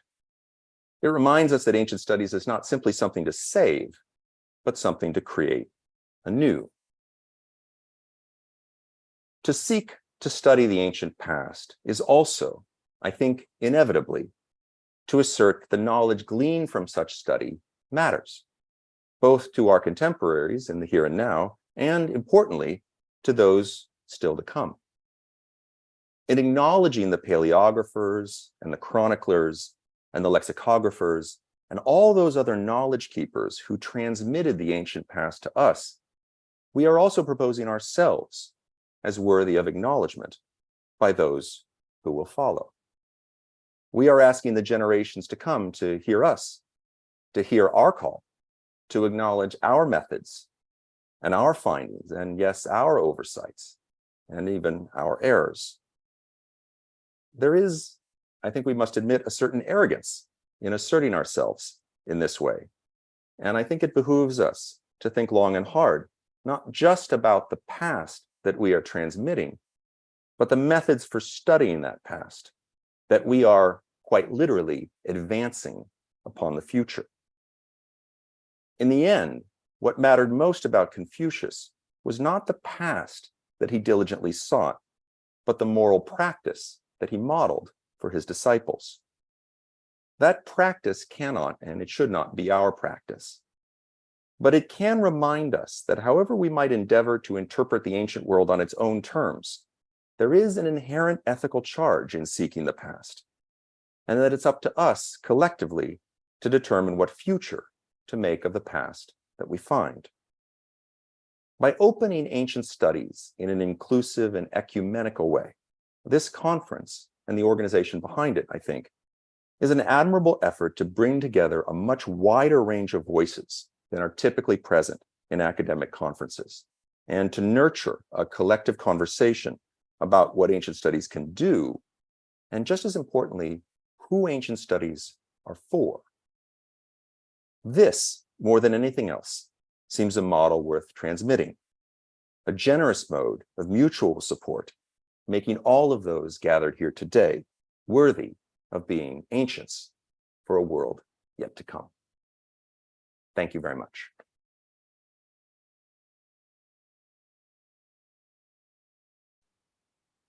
Thank you, Dr. Moser. That was a fascinating presentation. Do you think we have a few minutes left? If anyone has any questions, definitely put them in the chat and we'll see if we can have time to get to them. I did notice a couple come in as you were presenting, so I'll start with those. They were from Aries Aurelian on YouTube. They were asking a bit what the classical period is, if you could perhaps define those for them watching. Sure, absolutely. There's various ways to define it. The classical period is generally understood as the period leading up to the advent of the first imperial dynasties, so the period prior to the centralization of authority under the first emperor in the 3rd century BCE.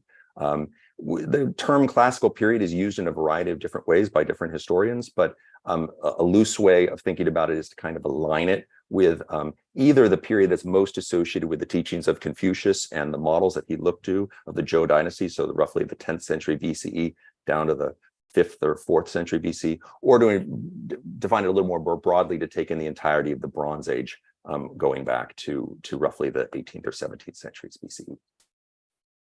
Great. And the same person asked, did they use paper and printing press back then? I assume they meant, when did that come about in antiquity? Sure, great question. So the first thing to say is that they did not use the printing press. A press was not involved in the production of woodblock prints. Rather, the wooden matrix would be stationary on a table, and actually the pieces of paper would be pressed onto the inked block itself by hand.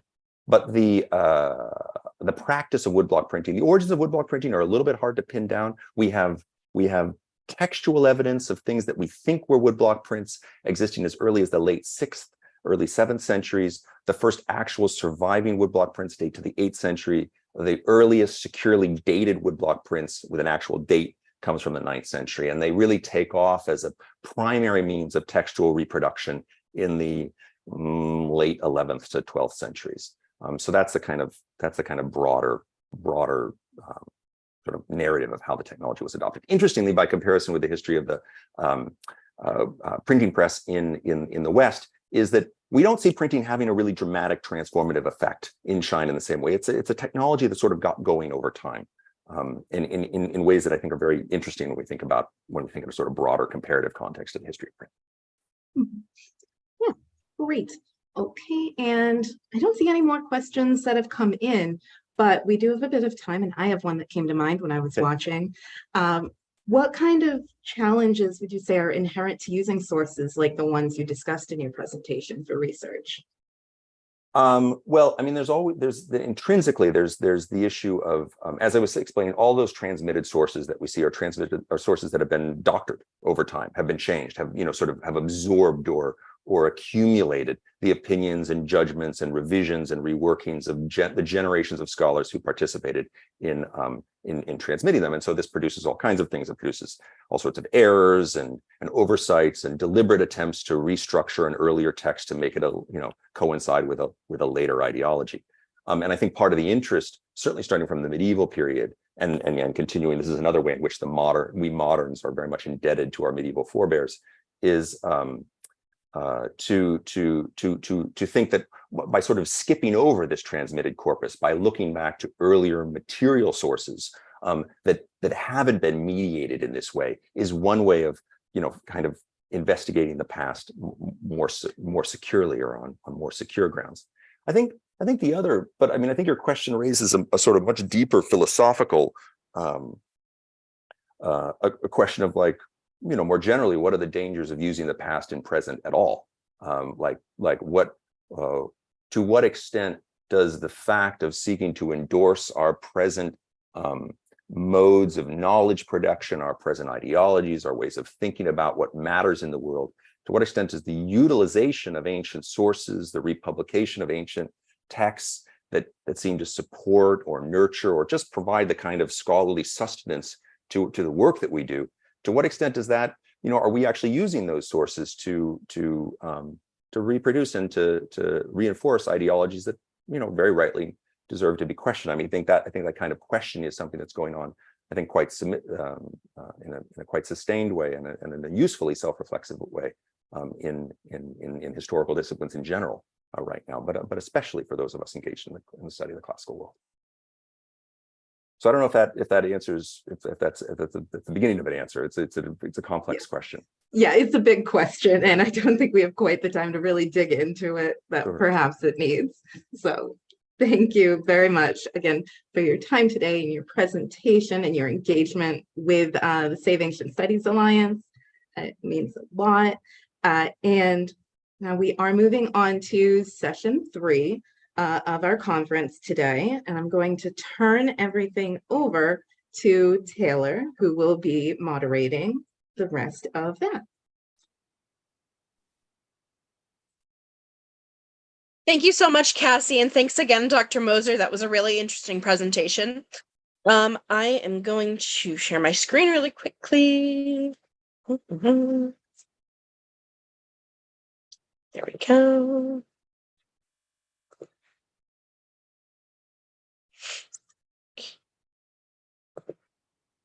So our next session is Traditions, Transmission Over Time.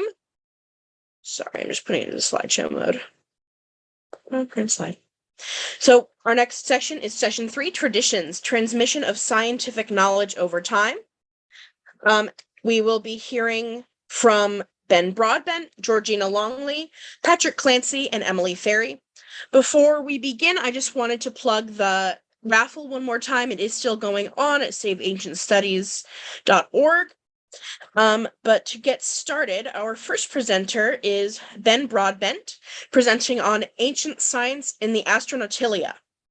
Though Ben was born in Greenwich, he has spent most of his time in the Wirral, a forgotten strip of land between Wales and Liverpool in the northwest of England. He attended a state school where he picked up Latin and fell in love with antiquity. Once older, he learned intermediate Greek outside it. Ben went to Oxford to study classics from 2018.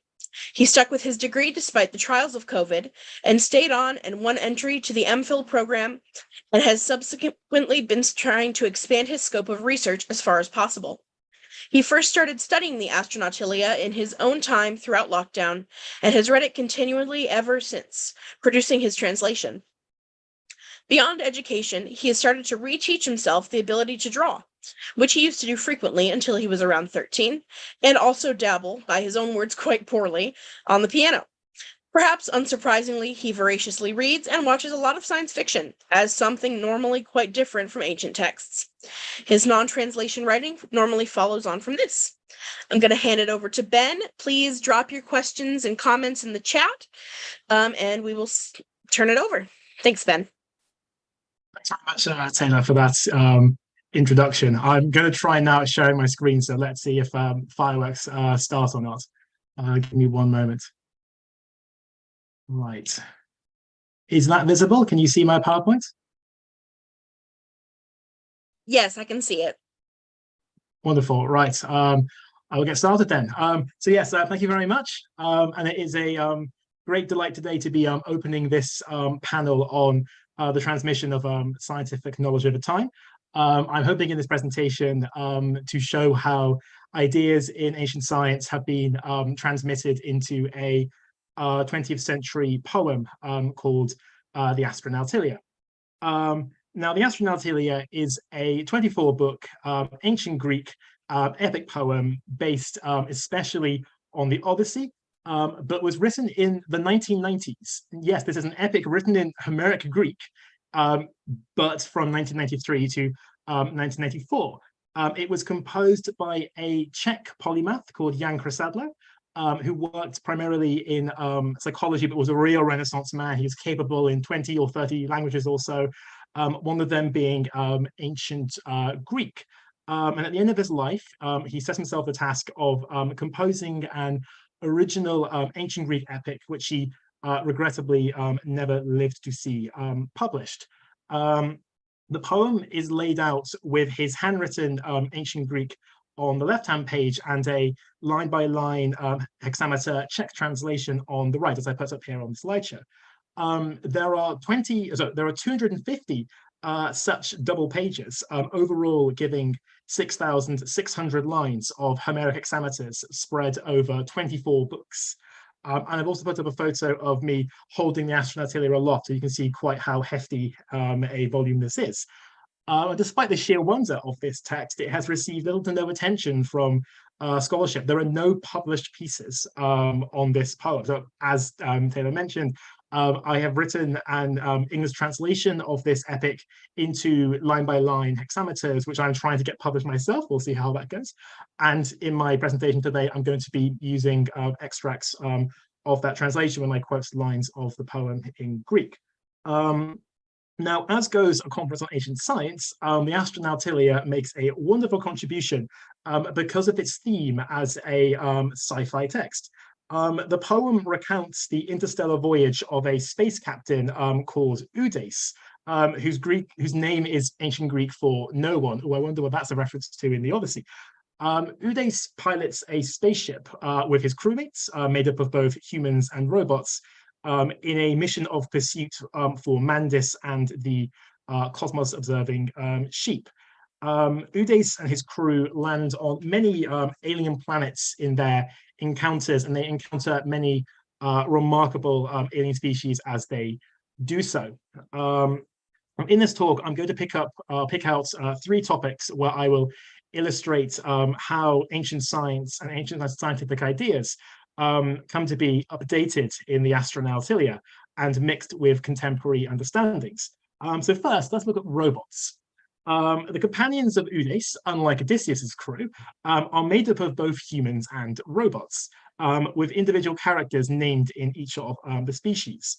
Robots have long been around in literature, taking one of their earliest appearances in Homer's Iliad in book 18, a locus classicus for the literary studies of robots.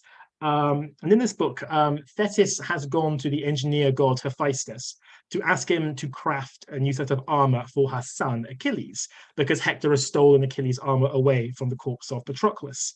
The lab of Hephaestus contains a group of figures who look like human women, but are made of solid gold. And maids scurry to their lord, golden, resembling to living women. Theirs was intelligence in their mind, as well as speech and strength, and they knew the doings of immortal gods. They toiled for their lord. Now, Homer does not quite use the word robot, nor any innovatory term here, but the arch scientist of the gods does seem to have some figures who really do look and sound like our contemporary robots. Homer tells us that these mannequins are made of gold and look like young women, so they're not organic like we are, but made of an artificial material. They're not simple tools either, like hammers or bellows. Homer tells us they have a mind, nous, they have speech, alder, and they have strength, stenos. They aren't simple objects, but have a consciousness, possibly even personality. This conception of robots lies in the background of the Astronautilia. So here I've put up a passage in the poem which just so happens to capture all of the angles of Homer's golden maidens that I've just outlined for context. Eudes is leading an assault on the city of the tailed women, and he is sent out to the robots ahead in battle. Only our Evo the robots continued to wander while straight-backed, along with the other robotics. They hadn't the programming that would hurl themselves down to the ground if a person's beginning to blast them. The girls in assuredly concentrate fire right onto these very robots with ruinous bullets. A rattle began when they're blasted, nor were they able to execute damage upon the robotics. All of them certainly made out of adamant and of a metal. So consider this passage against what we've just read in Homer. Chrysatlo here shows how he has solved Homer's vocab problem by simply borrowing the word robot. Look at the first line of the passage, robotos. This word robots, in fact, comes from Czech, from a play called RUR, or Rossum's Universal Robots, by the great Czech writer Karel Čapek. So Chrysatlo is here borrowing a word from his native language back into ancient Greek. Evo and the other robots, though they don't have the programming to duck to avoid fire, nevertheless still have a mind. They clearly have strength if they can resist bullets. They are capable of moving autonomously, and we see the robots elsewhere speaking. These robots too are metallic, as says the final line of the passage. And Chrysatlo draws on the mythical metal of adamant, from which the sickle of Kronos was made when he castrated his father Uranos. So though modern robotics is not quite as advanced yet, we can nevertheless see that the ancient Greek conception of artificial metallic intelligence reaches its logical conclusion in this poem. For something a bit closer to home, a discovery already made by modern science, let's now turn to atoms. The Astronautilia, because it was written in the 1990s, was privileged enough to have access to many scientific advances that are commonplace today, but are utterly alien to an ancient audience. So for instance, in book 4, Eudes lands on a planet inhabited by zoophytes, plants that are so advanced that they are capable of moving like animals, even at one point rushing the crew and killing one of the companions. Eudes explains how they can move so quickly and so effectively because of the chlorophyll contained within them. Always in Stylis Chartres for the reason that chlorophyll is present in them, inside their cutis, and this is the chlorophyll given to serve as the name for a substance possessing a structure compacted. 15 and 5 of the carbon to start off, and 7 the argon. Oxygen 6 and the nitrogen 4 for magnesium 9-fold. This is the first of the orders, but in its own term, then the second, being so very alike to the former, has something far greater, 10 times the numbers for hydrogen. Otherwise, each of their equals. So here, Chris Sadler is broadly speaking actually correct. Chlorophyll does normally have 55 atoms of carbon, 6 of oxygen, and 4 of nitrogen. 9 magnesium atoms is a little bit more weird, and 7 argon is completely mad. Argon is a noble gas and cannot react. But anyway, the Astronautilia fully embraces the idea of the universe being atomic. Now, atoms are one of Greek science's best success stories, an ancient theory whose reality has been demonstrated and wholeheartedly embraced by modern science. Atomic theory derives from the pre-Socratics Leucippus and especially Democritus, whose works regrettably are mostly lost. We have scraps and fragments as well as testimonies. So let's turn to one of these testimonies. This is Aristotle on Democritus. Democritus thinks that substances are so small as to escape our senses, and they exist in every shape and every form and in variations of size. And from this, then, he knew that, just as if from letters, they generate and combine masses that are visible and sensible to the naked eye. Now, what is particularly interesting here is the concept that atoms are comparable to letters. Just as various atoms combine in different shapes of different numbers to produce the various things in the world, so too do letters recombine and recur to form new words. From this quotation, it's not quite clear if the parenthetical comment is Aristotle's or if he's genuinely reflecting a parallel that was drawn by Democritus. But nevertheless, it is there, and the idea comes up in other ancient atomists. Take Lucretius, the Roman poet whose De Rerum Natura is an absolute treasure trove of philosophy, literature, and science. At the end of book 1, Lucretius is working to disprove Anaxagoras' idea that everything contains everything else. So, for instance, all plants, according to Anaxagoras, contain little bits of flesh, and that is how, when we eat them, we can grow by extracting the flesh from plants. Lucretius invokes a hypothetical Anaxagorian who protests that trees can spontaneously combust through friction because they already contain fire. Lucretius disagrees, arguing that they contain the atoms that produce fire already, and he demonstrates this with a little bit of punning. In this way, the words themselves also are made of elements, only a little different amongst themselves, when we moniker fire and furs with a different name. So I've taken the pun from Munro, but the point is clear. The words lignis wood and ignis fire contain the same letters, and this helps us detect the relationship between the two. Moreover, elementa is a translation of the Greek word stoicheia, the same word that was used in the Aristotle quote of Democritus' conception of atoms as letters. And it can be used in Latin, genuinely, this word elementa, to refer to alphabetical letters in a non-philosophical sense.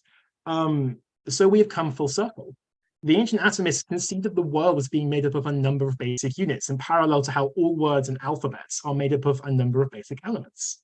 Modern science, which has shown that the atomist theory of the world is broadly correct, has gone right back round to using letters to describe the composition of materials. This is what the Astronautilia does, giving the chemical structure mostly in chemical symbols from the periodic table. Look at the Greek text. It uses the symbols, not the words.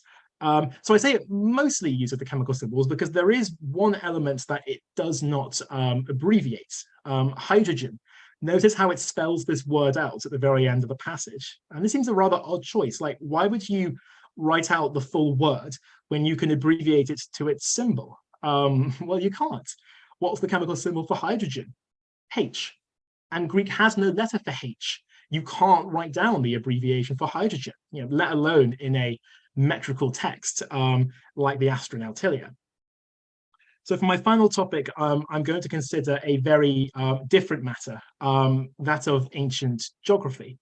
Our most important surviving ancient text on geography is that of Strabo, who examines Homer's conceptions of ocean at the beginning of his work and claims that Homer is the source of the science of geography. So this is what Strabo writes at one point in his introduction.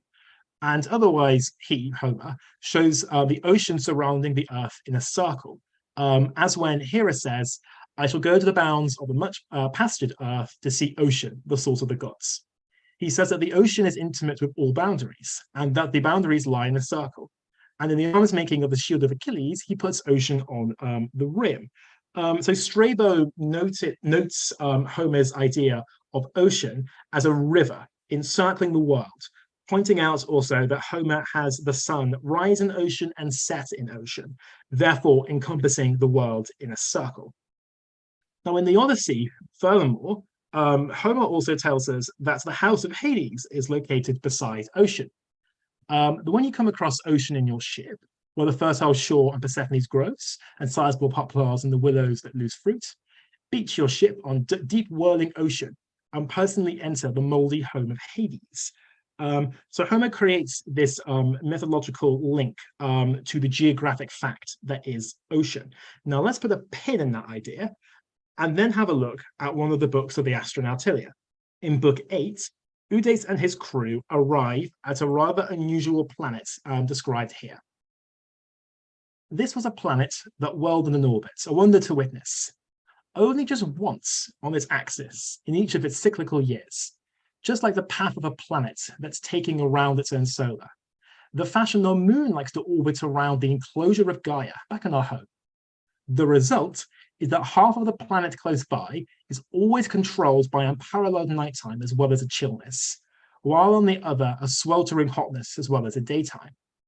Life is enabled to occupy either the halves of the planet, one that's as hot as can be and the other that as cold as can be, while a ribbon assuredly straddles between the two hemisphere regions, which has a climate that cultivates life and is sweet and exquisite. So this is a tidally locked planet. Tidally locked objects, as they orbit another body, rotate in such a way that the same surface always faces that larger object.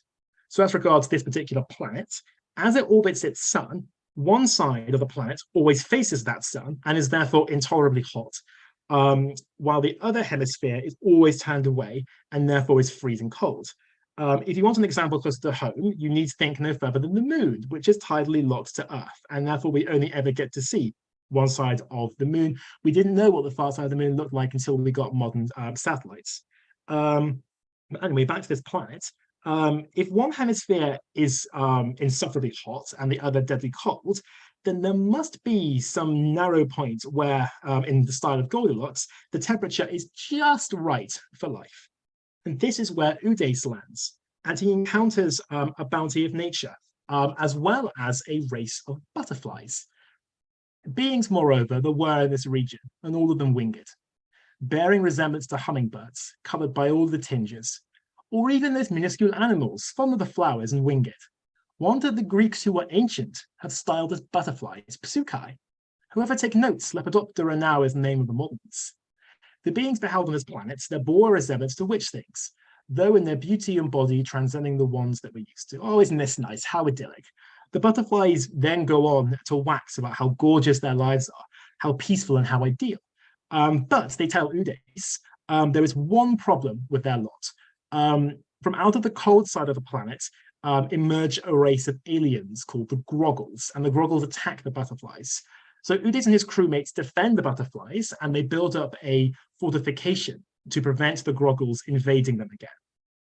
In return, butterflies tell Udes that buried in the ice on one of the planet's moons, there is a Groggle prophet who can give them some rather useful advice on their mission throughout the cosmos. So the crewmates then go and find this seer, they dig him out of the ice, resurrect him, and the seer makes a prophecy for them, which is helpful in their ultimate journey. Now, this whole book of the Astronautilia is a delightful rewrite of Odyssey 11, the Nequia, the book in which Odysseus goes to consult with the spirits of the dead. The Greek word for soul or life breath is psyche, which, yes, also means butterfly. So both Odysseus and Udes consult with a flutter of psyche. In the case of Odysseus, they are souls, and in the case of Udes, they're butterflies. The reason that Odysseus went to the underworld, we remember, is he went to go and consult Tiresias, a prophet who gives him useful information on his return journey, just like the Groggle prophet that Udes goes to see. But the most important parallel is that of the planet, and this is where the ancient science comes in. Remember that this planet is tidally locked, with one side burning and the other side freezing, but it is along the narrow strip that divides those two hemispheres that we have this ribbon that encircles the world, and that is where the butterflies live. So yes, this is another world encircled by a ring, and we should compare this to ocean, a ring which encircles the Homeric world. And we just saw that it is there in ocean that Odysseus goes in order to visit the underworld. He sails to the edge of the world to go and visit the house of Hades and meet the Psyche, just as Udes goes to a ring himself to meet other Psyche. The idea of a tidally locked world is an absolutely modern conception, one that has only come about through modern astronomy and scientific advances, but Chrysadlo seamlessly aligns it with the ancient Homeric idea of ocean for his own sci-fi catabasis. The Astronautilia overall then elegantly blends ancient and modern science together, showing how ancient ideas about robots, atoms, and ocean can perfectly well be transposed over into modern science. And all the while, never breaking the Homeric character, continuing to be written in ancient Greek, with fantastic linguistic borrowings from modern vocabulary to plug the verbal gaps in Greek for modern ideas. The ancient Greeks were fascinated by science, and even the earliest poets, the earliest attested poets, shows interest in how the world works and what it could be. It is no wonder then that these ideas were transmitted over into the ancient Greek epic of the 20th century. Thank you very much.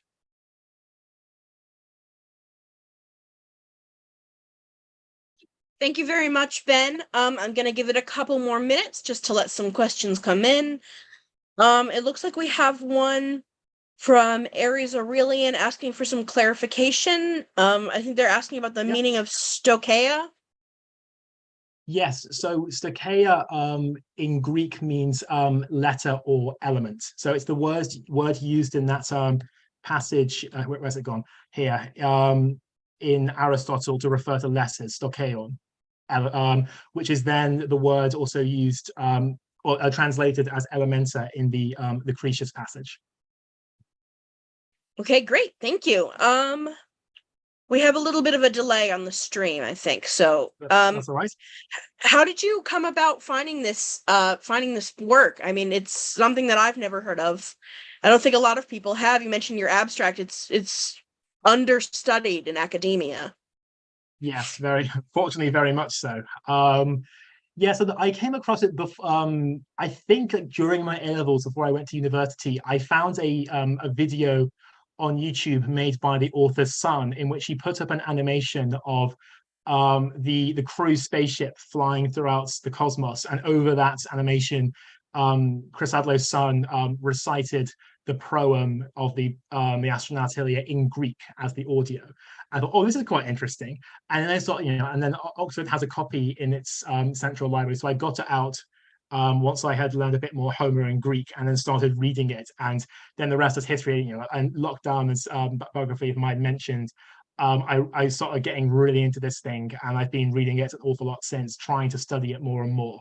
Because no one has written an ancient Greek epic since the Renaissance. This is the first ancient Greek poem in over 400 years. It's utterly unique, and I would love it to be more widely known and more widely studied. Fingers crossed that my translation will help deal with that problem. Yeah, it's definitely interesting to see how the story can be translated from ancient Greek to a more modern era. Obviously, this is 30 years ago, but still very interesting.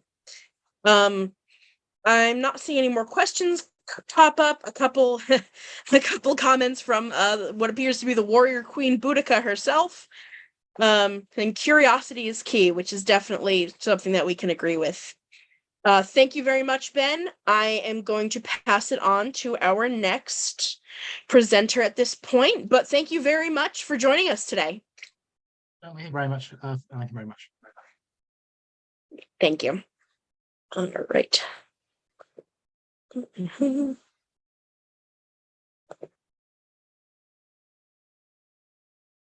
sure this is going on.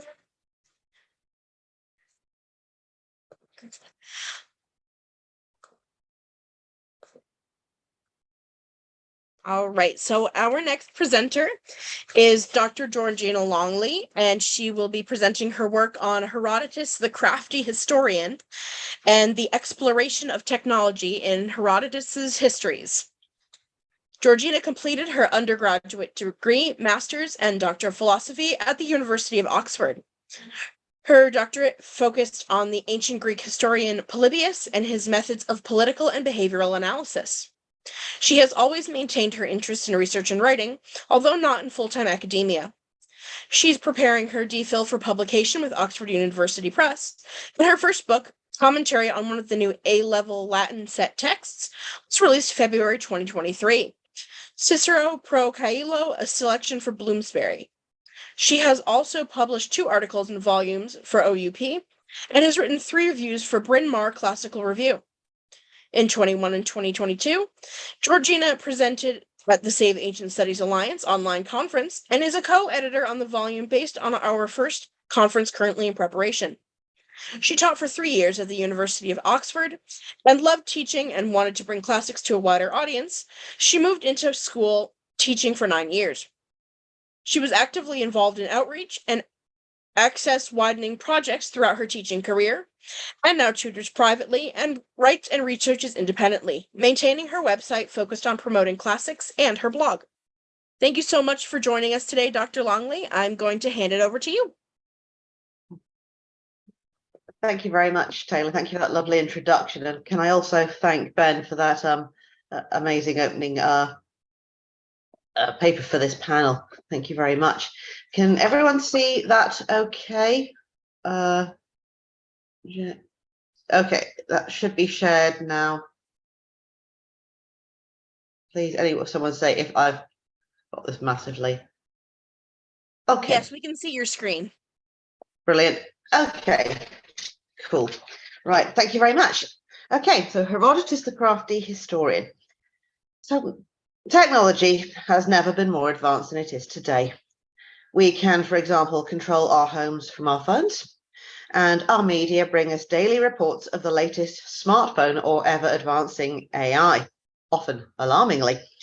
Reports tell of awe-inspiring and jaw-dropping creations, unusual constructions showing our resourcefulness and skill, or particular objects of great cultural significance.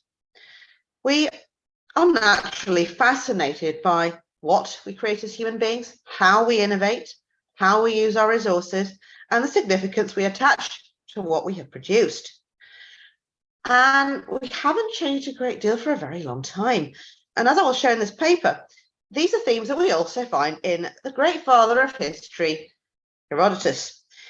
He furnishes us with abundant examples of human innovation, creativity, and skill. So without further ado, on to Herodotus himself. Herodotus was from Halicarnassus in Ionia, which had from at least the archaic period been an absolute hub for creativity, innovation and technology, science and philosophy, and geographical curiosity. It was where the philosophers we often know as the pre-Socratics came from, for example. So he had grown up in this atmosphere of innovation, creativity, and exploration. And the atmosphere of this dynamic center greatly influenced what he valued as important for the historical record. Art, technology, and science are central to his work. Perhaps they do not make up as much space as wars and statesmen, but they are certainly there in expressive numbers. As he says at the beginning of his work, when he's telling us why one should write history, so that the things done by men should not fade with time, and that the great and wondrous deeds shown by both Greek and non-Greek should not be without fame. Not just victories and great elections either. Herodotus' purpose in recording deeds relating to technology, engineering, and art are both celebratory but also anthropological and cultural. My investigation will proceed as follows. Firstly, I shall look at objects and building constructions he classes worthy of note, the marvelous, the unusual, and the impressive. I shall then look at how he explores the adaptability of human creativity and skill. My third topic is pivotal pieces, objects that are historiographically or symbolically significant. And finally, we shall look at ancient art heists. More on that later. So first up, things worthy of note. The fact that Herodotus names a number of craftsmen responsible for works he describes clearly shows that technological achievements are an important part of the deeds he wished to commit to human memory. We see Eupalinus, son of Nostrophus of Megara, Glaucus the Chian, Theodorus of Samos, Roike, son of Philus, and Mandrocles the Samian.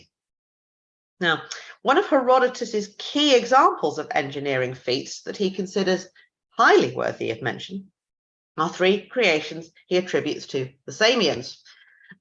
I'll apologize for the pun in the title. I'm sorry. The account occupies section 60 of book 3 and is placed just before the narrative switches from Samos back to his main narrative of Persia. He concludes thus: I have spoken about the Samians at such length because the 3 greatest works of all the Greeks were constructed by them. His emphasis on the importance of such works as part of history could not be clearer. The first is a water channel dug through a high mountain to bring water from a spring to the city. He even describes its measurements in details, and accurate or not, these reflect the importance that he attaches to this achievement. The second work is a bank enclosing the Samian harbour, dug down to a great depth. And the third is the temple that was first constructed by Roicius, a Samian architect. The work reflects a high level of craftsmanship and skill and have thus earned their place in Herodotus' account. Herodotus also records and designs and feats that he regards as clever or prudent, not just those of remarkable size or splendor, such as the great Egyptian temples of his second book. Babylonian Queen Nitocris is praised for her replanning of the city's layout with an eye on the city's safety. He mentions several monuments attributable to Nitocris. However, what he particularly praises at 185 is her labyrinth-like diversions of the Euphrates through and around Babylon in a bid to delay and confuse any would-be invaders. Then they were particularly frightened of the Medes. So he says, but by digging canals higher up, she made the river so crooked that its course now passes through one of the Assyrian villages 3 times. The village by which the Euphrates flows is called Arderica. That's some deja vu. So she set the course so that anyone entering by the river would have an awful task taking Babylon. It worked for a long time, but eventually Cyrus cracked it. However, the invention represents the wisdom for which Herodotus seeks to praise her. We are no less impressed nowadays by clever innovation and creative engagement with our landscape. Herodotus, similarly impressed, wishes his readers to be aware of these remarkable examples of human ingenuity and capacity for innovation. Different people, different skills. Herodotus on the diversity of human creativity and resources. It has long been noticed that there is a very important anthropological aspect in Herodotus' work, as evidenced in his interest in other peoples, their practices and customs, which includes their crafts, materials and resources, and their creative deployment. Their use often determined by what is available locally in terms of resources. In Book 3, at the end of the Persian spy's tour of the city of the Ethiopians and the food-bearing table of the sun, Herodotus describes the burial practices of the long-lived people, and they come lastly to the coffins of the dead. These, he said, are made from a pliable, transparent stone, mined in abundance in that area. They then set around it, that is the corpse, a pillar of clear crystal-like stone, which they dig plentifully from the ground and which is highly malleable. Herodotus seems to expect that his Greek audience would be unfamiliar with the unusual of stone, giving a vivid account of how the Ethiopians use the unusual material that is widely available to them to create pillars through which they can put their mummified dead citizens on display. The pillar is placed in the house of the dead person's relatives for a year and worship before it is displayed around the city, displaying the corpse, which is painted and made to look like the dead person did in life. The second example comes in Book 3, showing Herodotus' interest in the diversity of peoples across the world which he seeks to paint for us. He describes a type of reed from which a certain tribe of Indians make not only their boats, but also their breastplates, which they weave from it. It comes in the digression on the Indian peoples following his description of the tribute and provinces of the Persian Empire.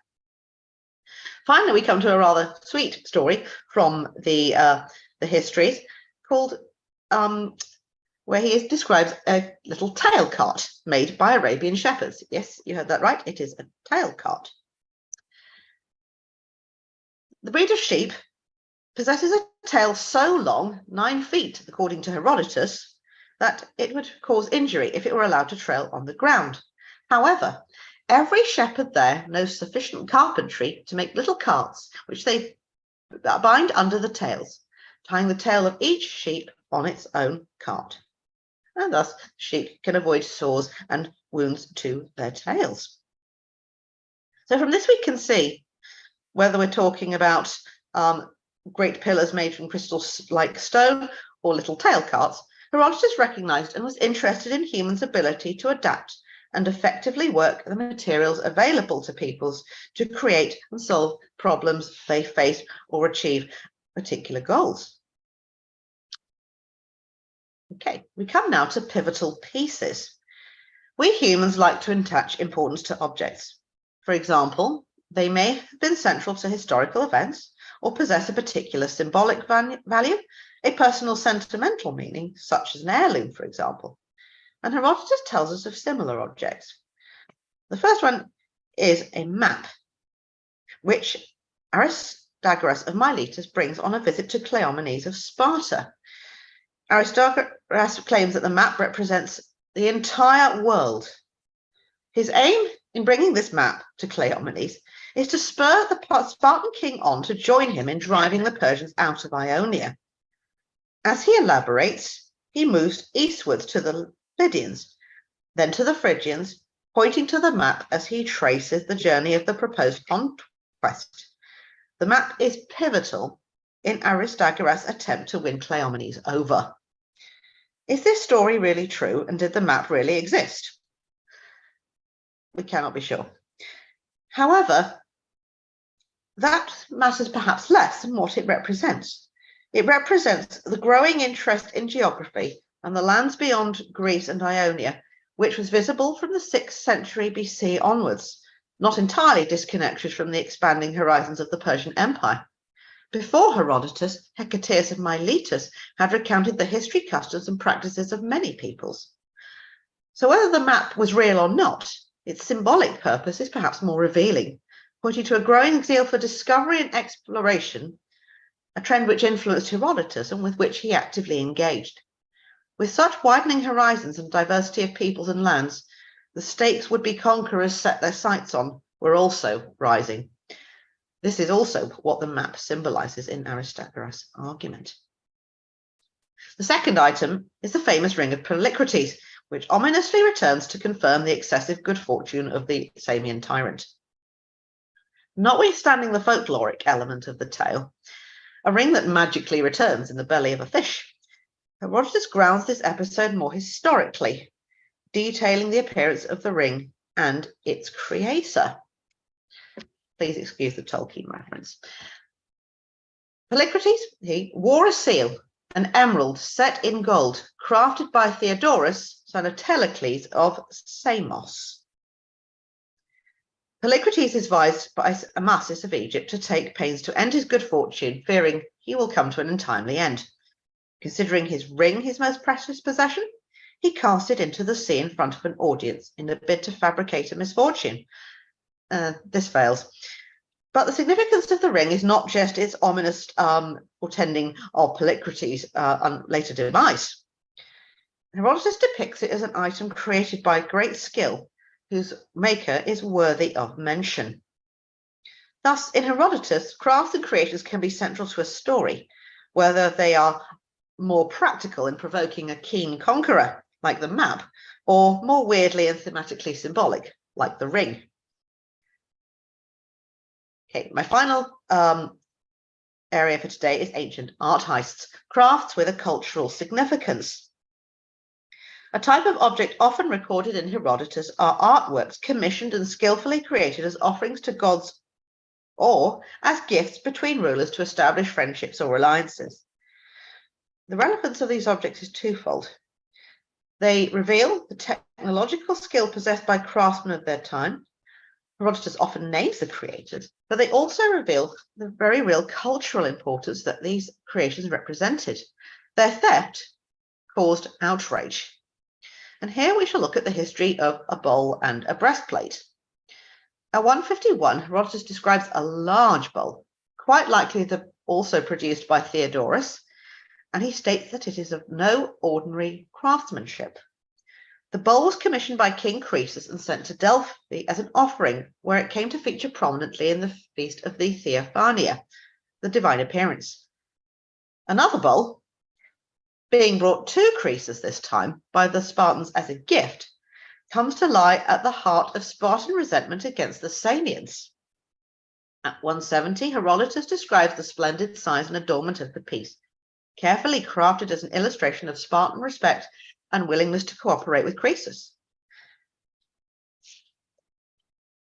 A bowl of bronze it was, engraved with figures and large enough to hold 2,700 gallons, and brought it with the intention of making a gift in return to Croesus. But this bowl never reached Sardis, for which 2 reasons are given. The Lacedaemonians say that when the bowl was near Samos on its way to Sardis, the Samians descended upon them in warships and carried it off. However, Herodotus shrouds this in mystery, as the Samians claim the Spartans sold it to them after hearing of the fall of Sardis. The issue of the bowl appears at 347, when the Spartans join a group of exiled Samians in their bid to overthrow Polycrates, citing the theft of the bowl as their motive. At 347, Herodotus goes on to describe another object, an exquisite breastplate sent by Amasis to the Spartans as a gift. What makes it worthy of wonder, he writes, is that each thread of the breastplate, each being fine, is made up of 360 strands, each clearly to be seen. Thus Herodotus once again celebrates the magnificent talent that created the object. That the Egyptians were skilled embroiderers appears also in the book of Ezekiel. It is an object worthy of wonder, he says. Such was the care lavished on objects that either symbolized or proffered alliance or were meant for the divine. To conclude, the significance of the study I have offered you today has been twofold, I believe. Firstly, the interest in recording and hearing about innovations, from clever Rivendell versions to AI, connects us and the 5th century BC as curious and creative humans. Secondly, I think we could see Herodotus at the start of a hitherto underestimated tradition of ancient historiography. Craft, different techniques, remarkable objects and their creators were very important back then too. Herodotus records a diversity of approach and practice, commemorates the skill possessed by craftsmen, and eulogizes the advancement of engineering and art. For Herodotus, this made them worthy of commemoration, so that they should not pass out of human memory and should not be forgotten. Thank you. Excuse me. Thank you. Thank you very much, Dr. Longley. That was a very entertaining presentation. I'm just looking through to see if we have any questions. I'm not seeing any questions, a few comments, a reference to the Odd Couple. But thank you very much for that presentation. I thought it was very interesting. It's interesting to look at it not only from a historical aspect, but from the anthropological as well. So thank you very much for that. Okay. Give it another couple seconds. We do have a bit of a delay on the stream. Getting some applause emojis.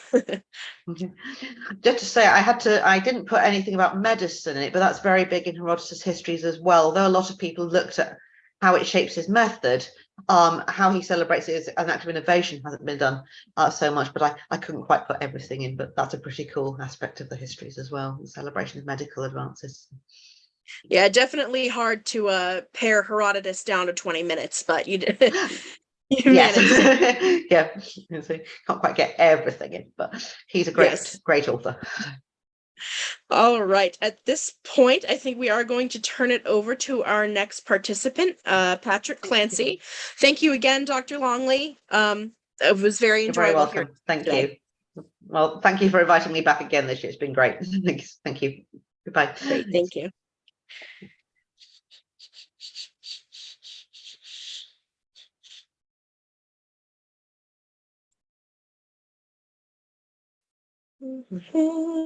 Next slide. There we go. All right, so our next presenter is going to be Patrick Clancy on the, pardon my pronunciation, but I believe it's Agoge, from what I looked up, something like that. Transmission of culture and science. Patrick Clancy obtained his bachelor's from Canisius College in 2015 with a double major in classical Hellenic studies and communication, with a focus on advertising. He then worked in the advertising field for 3 years before returning to his education in 2018. He obtained his master's in classics from the University of Buffalo in 2020.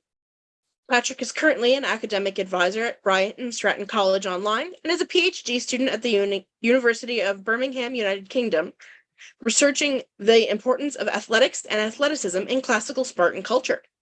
His career goals are to continue working in higher education administration and serve as an advocate for ancient history and the humanities.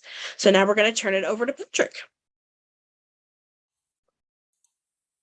Hello, can everyone hear me all right? Yes, we can hear you and see you.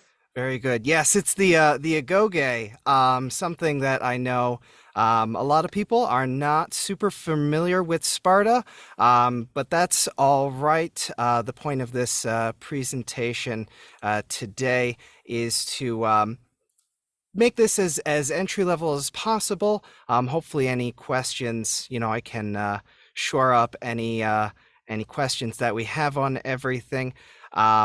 And before I do get started, also want to say a big thank you to the organizers today to put on this wonderful conference. It's been great to all day have all of these amazing talks going on. Everyone is just so fascinating, and it's great to see it from all different angles. But can everyone see my my presentation? Yes, we can see it. All right, good. I'll get started then. So yes, the classical Spartans were primarily known for their military. However, this is just one aspect of one thread of a rich tapestry of interwoven threads that was Spartan culture. One thread which set them apart from other polis, or city-states, was their state-sponsored schooling known as the Agoge. Although an exact Agoge curriculum likely never existed, we do know the Agoge is where future Spartan citizens, Spartiates, learned about and integrated into their culture. This paper will focus on the Spartan diet, its cultural importance, which was likely transmitted through the Agoge, and connect the ancient social norms and sources to contemporary scientific research. So we'll start off with what the Agoge was, how it focused on their diet, and then get into Ariston, which was we'll get into when we're there. But yeah, so we'll be focusing on that. So understanding the Spartans comes from understanding their culture. As the Spartans had a transactional relationship with the Agoge, they shaped it to fit their needs, and in turn, the Agoge shaped the future generations of Spartan soldiers. This created a culture feedback loop with highly enforced social norms that were passed down through the Agoge with few changes for generations. The Agoge had an intense focus on physical education, which served two purposes. The first purpose was the utilization of athletics to socially condition discipline into future Spartiates so that they would adhere to strict laws. And the second was to harness that discipline and physical fitness on the hoplite battlefield. Oops. So, the Agoge education began when the Paides, or boys, were around 7 years old, and this is was they were introduced to discipline, toughness, physical fitness, and rhythm. It was a time when the boys began harsh training to become future citizen soldiers, and under intense observation, Paides were highly encouraged through competitive sport to display their strength, aggression, and leadership qualities. They trained while running races, wrestling, jumping, as well as in throwing discus and javelin. Hunting was introduced to Paides, and Xenophon suggested that hunting be started at this age, as it taught many life lessons, instilled discipline, promoted endurance through exercise, as well as in general prepared for military service. Hunting was always done as a collaborative or team activity, and hunting parties were made of mixed age groups, possibly from one's messmates. Game from the hunt would be shared during Deipnon, which is the evening meal held in the Syssitia, the communal mess. So hunting wasn't the only way Paides were able to get food. Their prefect, or Eren, who was a member of the Hebontes age group, provided rations to share for the troop of Paides to prevent them from starving. Paides were also encouraged to steal supplemental nutrition, provided that they were not caught stealing. That's the big asterisk on there. On the stealing of food, Xenophon seems to imply that this made them better soldiers, that they were able to provide for themselves on campaign. So, after the Paides age group came the Paidiskoi, when the boys became boyish. While there is some debate on if this age group started at 12 or 14 and lasted until either 18 or 20, it is certainly when the physical education became significantly more intense. They experienced quasi-military discipline and even began sleeping in barracks. The games they played, such as Phairomachia, Battle Ball, or Platonistas, the Grove of the Plane Trees, were highly competitive as well as incredibly violent. However, these games were not violent simply for the sake of being violent. Instead, they were intended to educate the future Spartiates on the culture they were growing up in and how to play the role of a soldier in their society. It is also believed at the Paidiskoi age group, when pederastic relationships began with older Spartiates, the Paidiskoi were invited as guests to the Syssitia for them to witness what Spartan culture was really like. Competition for these relationships were likely fierce and reputation-based for both erastai, lovers, and eromenoi, those who are beloved. Athletic displays may have been used to increase reputation or at least invite attention for both erastes and eromenoi. So the Hebontes is the final age group. So these were no longer boys in the Agoge. However, they were also not men with complete citizenship status, meaning they couldn't run for elected office or on most occasions even leave Sparta. Their education formally ended and the focus shifted from learning athletics and their culture to demonstrating their athletic prowess in the Spartan army. Hebontes had the strongest spirit of rivalry, which made their sections in the chorus and their athletic contests the finest to watch. And in fact, the level of rivalry was so strong that Hebontes frequently got into fistfights with each other. They were competing so vigorously because they wanted to be elected into a Fiditia, a dining club, to become members of the Hipes, the Knights, or possibly even to become a member of the secretive Crypteia. All of these were selected on merit. And a major indicator that merit was centrally on athletic performance, or at least the perception of athleticism, as the Spartans selected troops for certain positions based on physical fitness or even just on physical appearance. So after the completing the Agoge, members from the Hebontes age group needed to be unanimously accepted into a Fiditia, which was possibly comprised of 15 to 30 men, mixed age groups. Hebontes needed to demonstrate their valor, reliability, and dedication to the Spartan way of life, as there is evidence that each Fiditia, or closely linked Fiditia, made up a military unit known as an Emotia. So, as Paides, they were introduced to communal dining by the Eren. As Paidiskoi and Eromenoi, they were brought to witness the Syssitia by their Erastes, and finally, when they were Hebontes, they were up for election into their own Fiditia. Their cultural schooling all led to the education, to the election into a Fiditia, and they would prove their merit by performing well in athletic contests against peers. This allowed Spartiates the ability to become homoioi, or similars, with their fellow citizens through status, athletics, and even through diet.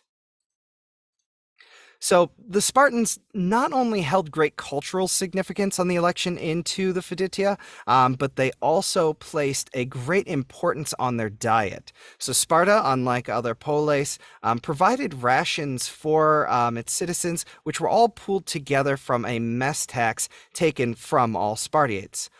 Food was made available to all citizens and to those in the Agoge, and it was prepared by enslaved helots who would have acted as hereditary cooks. The Spartans believed that their diet supported men to grow tall and slim by providing them not too much food nor too little, and encouraged them to stay away from excessive wine drinking. They not only needed to keep up their portions by providing their mess dues, but they also needed to keep up their physical appearance and fitness.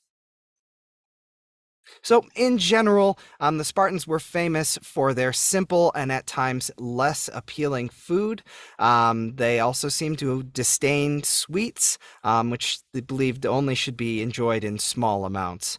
In particular, they had a black broth, likely a mixture of pork, blood, vinegar, and salt, which was not well received by outsiders, as you can read from the quotes there.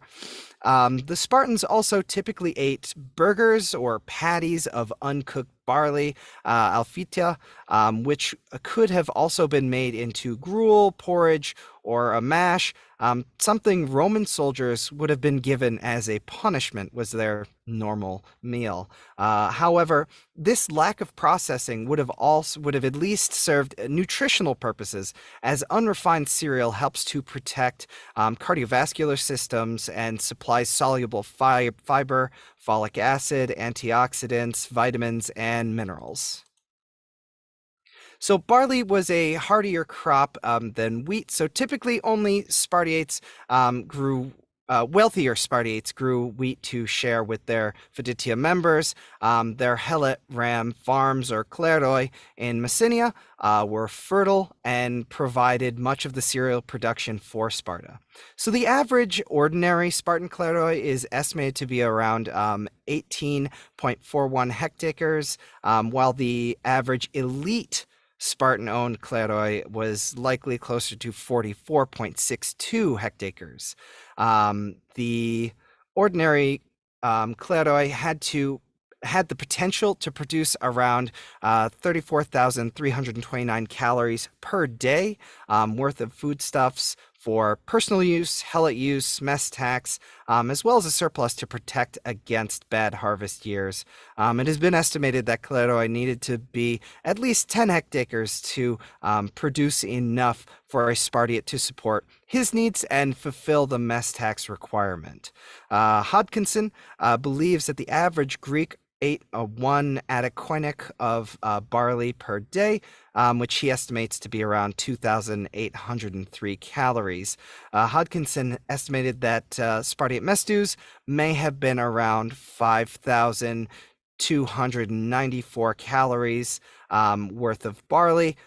He then adds 1,100 more calories of supplementary donations for olive oil, wine, cheese, figs, nuts for epiklion, a dessert course, and opson, bread relish, bringing the total to around 6,394 calories for the evening meal of depnon. And the common measurements used for this base estimation for portion sizes given to us from Thucydides, from the Truce at Sphacteria in 425 BCE. This truce allowed Spartiate prisoners and their helot attendants to 2 atakoinikes of alphita, barley, 2 kolotai of wine, and an unmeasured amount of meat. This has been estimated to be around 4,641 calories. This gives us around 2,300 calories if split down the half, but likely they were not given equal shares for the helots. So while these numbers are important to gain perspective, the Spartans didn't know what calories were. They certainly didn't count calories in food the way that we do. And additionally, even with contemporary numbers, so like 3,320 calories is suggested for very active individuals. This is for industrialized societies with food processing and an abundance of raw material globally, which I do not believe necessarily applies to classical Greece. So for some perspective, a 2004 study of sumo wrestlers who stood between 5'8" and 6'1" and weighed between 200 and 340 pounds ate a mean of 4,305 calories per day. To compare, contemporary European or American adult males stand approximately around 5'9" and weigh around 196 pounds. I'm a little bit bigger than that, but that's all right.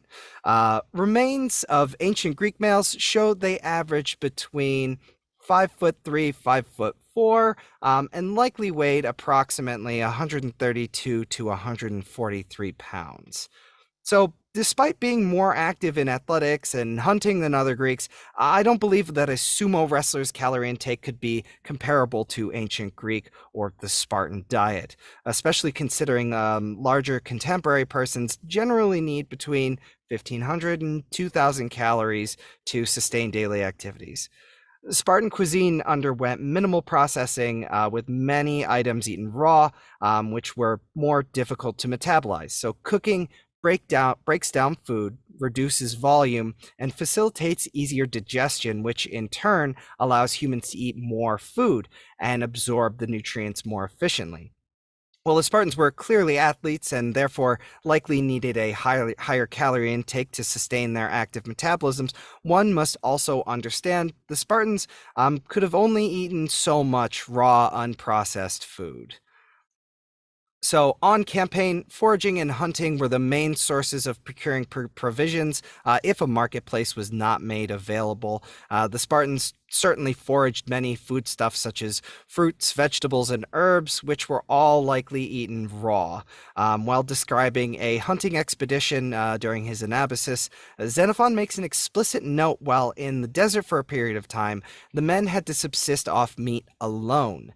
This specific mention denotes how ordinary foraging was for the Spartans and that their diet was balanced with meat as well as with wild foraged fruits and vegetables. So how much the Spartans ate is still pretty uncertain. We'll likely never have an answer for that. However, when they ate will be made much clearer. So the first meal, ariston, is often translated as breakfast. Now, while I do not dispute that this meal was the first meal, I do believe that this translation of breakfast is outdated. The translation that I propose is midday meal instead of breakfast, as the meal was closer to noon than it was to dawn. So typically, Greeks ate 2 meals ariston and deipnon. Those who could not afford 2 meals only ate deipnon. As established before, Spartiates were wealthy enough to have land for a mess tax, and thus they could afford 2 meals. The Spartans exercised twice a day, and it is likely that they exercised in the morning, then had ariston in the late morning or around midday.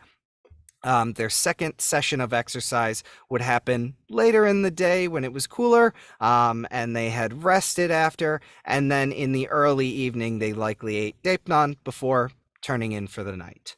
The bulk of this thesis for ariston around midday comes from reading Xenophon's Anabasis, where he served alongside Spartan mercenaries and under the leadership of Spartan commanders. When Xenophon mentions dawn as an indicator of time, it's usually not followed by breaking the fast with a meal. Instead, it's typically followed by a dawn sacrifice or troop movement, then a break to eat. This is likely due to the fact that accidents happen at the dark when you're moving in unfamiliar territory with a large mass of people. This trend of movement before and after midday period seems to be noted even for hunting and traveling in general. Once Ariston was finished, it appears to be common to have some wine and rest, much like an afternoon siesta. This midday feasting, then wine drinking, may have also been the reason why the Spartans were caught flat-footed at the Battle of Leuctra. So recently, there's been scientific interest in the concept of chrononutrition, or the interaction between meal timing and circadian rhythm. As the circadian rhythm orchestrates metabolism, appetite, energy expenditure, and insulin production. An afternoon nap does not change the circadian phase. It improves cognition and restores routine metabolic functions. Additionally, the slow wave sleep, or SWS, of a nap can improve athletic performance through cellular restoration and greater growth hormone secretion. So, if the Spartans ate Ariston at midday and had their deipnon in the evening, this fasting period is similar to time-restricted feeding, or TRF. TRF is a type of intermittent fasting where food is limited to a window of time, typically 8 to 10 hours, with or without caloric restriction, CR. Generally, intermittent fasting has also been found to decrease blood pressure, decrease body fat percentage, and improve gut health. There is some evidence that TRF may provide improvement in biomedical risk markers like proper weight management, reduction of appetite, and overall metabolic health when nighttime food is avoided. So the elongation of daily fasting during TRF promotes robust oscillations of the circadian clock gene and aids in ATP production, or androgen triphosphate, which is a chemical compound that stores and releases energy. So with TRF managing appetite and metabolic health, this further elucidates on how the Spartans likely were not eating 6,394 calories. Even with the increased exercise, the Spartans experience, it appears the evolutionary basis of the human metabolism seems to be based on high intensity of energy demands with erratic food availability. So this type of fasting may also improve the maximum intake of oxygen within the body, known as a VO2 max, thus improving aerobic function, muscle strength, as well as growth and overall athletic endurance. Fasting has shown to have some effect on hormonal responses and the metabolism of glucose, protein, and lipids. These general factors may have improved overall health for the Spartans, just as it is observed today. So with all of this information, it's possible, if not likely, that the Spartans observed the positive effects from their eating habits, adopted them into their athletic culture, and continually transferred that cultural knowledge through the Agoge. Thank you. Thank you so much, Patrick. It was very interesting. I know we all think we know a lot about the Spartans, but it's very interesting to see just how much scientific knowledge that you can gain from them. The one question that I'm seeing so far, besides a question about rewatching videos, which yes, you can rewatch the videos. They'll be hosted, I believe, on our website, if not our YouTube channel. Felix the Cat asks, how accurate are these data? I think they're wondering kind of where are you getting your information from, I assume. Obviously you've got great sources. Yeah. So that is the unfortunate part. There's a wonderful Property and Wealth in Classical Sparta, Stephen Hodkinson, as well as others, but Hodkinson is the most recent and the most comprehensive, follows so many aggregates of data on potential land use, as well as that. That is the unfortunate part, is this is an exercise not in futility, I'll say, because it is important to understand potentially what they could have been producing, how much they could have made, which, affects other things as you kind of get with this talk. But if we're ever going to have an exact, no, unfortunately, we won't. These are just the best estimates that we have with the available information that we have. So they're as accurate as they can be. But unfortunately, that's still not too accurate. It's more of a theoretical process than it is, oh, this is actually what they did. Now, we know what they ate because there are records that they had not great food, but in general, they also had the access to the same things that other Greek cities had and that they enjoyed. But in general, they were not known for the best types of food. Got it. Thank you. Yeah, such is the nature of ancient studies that we can only really hypothesize. You can't know exactly what was going on there. I'm not seeing any more questions. So at this point, I'm going to say thank you, Patrick. Was there anything else you wanted to add? We do have a little bit more time. We are running a bit ahead. Yeah, sure. I mean, the one thing that I did want to add, again, as a thank you to Sasa, this is just an absolutely fantastic conference. But also with the kind of ongoing of the calories and everything, of course, it's not entirely 100% accurate, as well as the other scientific information that I have. But I do think it's important to engage in these thought processes and kind of engage with the scientific community, as well as we're looking to save ancient studies to find how we can make ourselves available to the departments that are getting funding. Well, we can show them, hey, you can even find information on that in the ancient world as well, and give yourself some standpoint from a historical perspective. Okay, great. Thank you so much, Patrick. Thank you. At this point, I believe I'm going to pass it over to Dr. Emily Ferry. I apologize, Emily. We did have some technical difficulties, but hopefully you're in with us now. I just want to make sure. So I'll give you the intro and we will go from there. If you do need me, I can share my screen to show your pictures if it winds up happening that way. But let me give you the intro. Hello, can you hear me now? Yes, we can hear you. Great. Hi. Yes, I am having just a little bit of a technical issue with loading, but I just want to say hello first and to introduce myself. My name is Dr. Emily Ferry. I've been working in classics for a very, very long time, doing a lot of work in the CUNY Graduate Center, the CUNY system, Sarah Lawrence, most recently, sometimes Drew University. I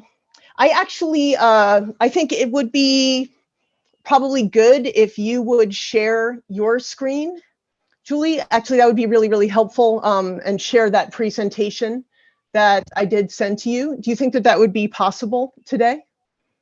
Yes, you did send me, let me just make sure. Yeah, yes. I sent you the link. Your ArcGIS link, right? Yes, that's correct. Okay. Just because I've been having so many issues here, and I'm finally trying to get it to load on this other computer, but it doesn't. I'm not going to have another issue, hopefully. Okay. It doesn't take me to like a presentation with slides. There are images that would you? Yes, it's like that's correct. A paper. Okay, great. Yeah. So I will share that.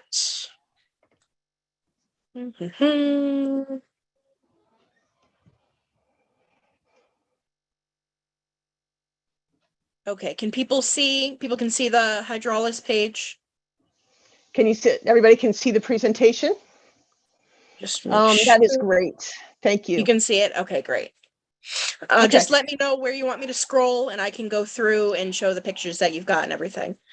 Okay, that's wonderful, Taylor. Thank you so much.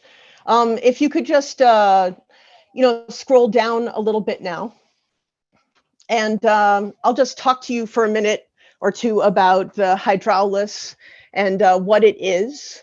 the hydraulis is an amazing invention from Hellenistic Egypt. And it's one that had really an incredible career all through the Roman Empire, through the Byzantine Empire, then down to the kingdom of the Franks. In the history of Islam, the hydraulis was spread all around, and it even got as far as China at some points. There's quite a lot of resources about the hydraulis that I could tell you in detail. My main point of interest today is on the connection between hydraulis and public spectacle, particularly the public spectacle of kings, emperors, popes, people who were trying to project an image of power. That is not to say that there weren't water organs or even pneumatic organs that were smaller scale, used by individuals in the privacy of the home.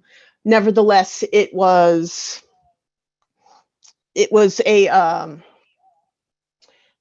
very public instrument, a spectacular instrument, one that could enable all sorts of incredible effects. And I think that it's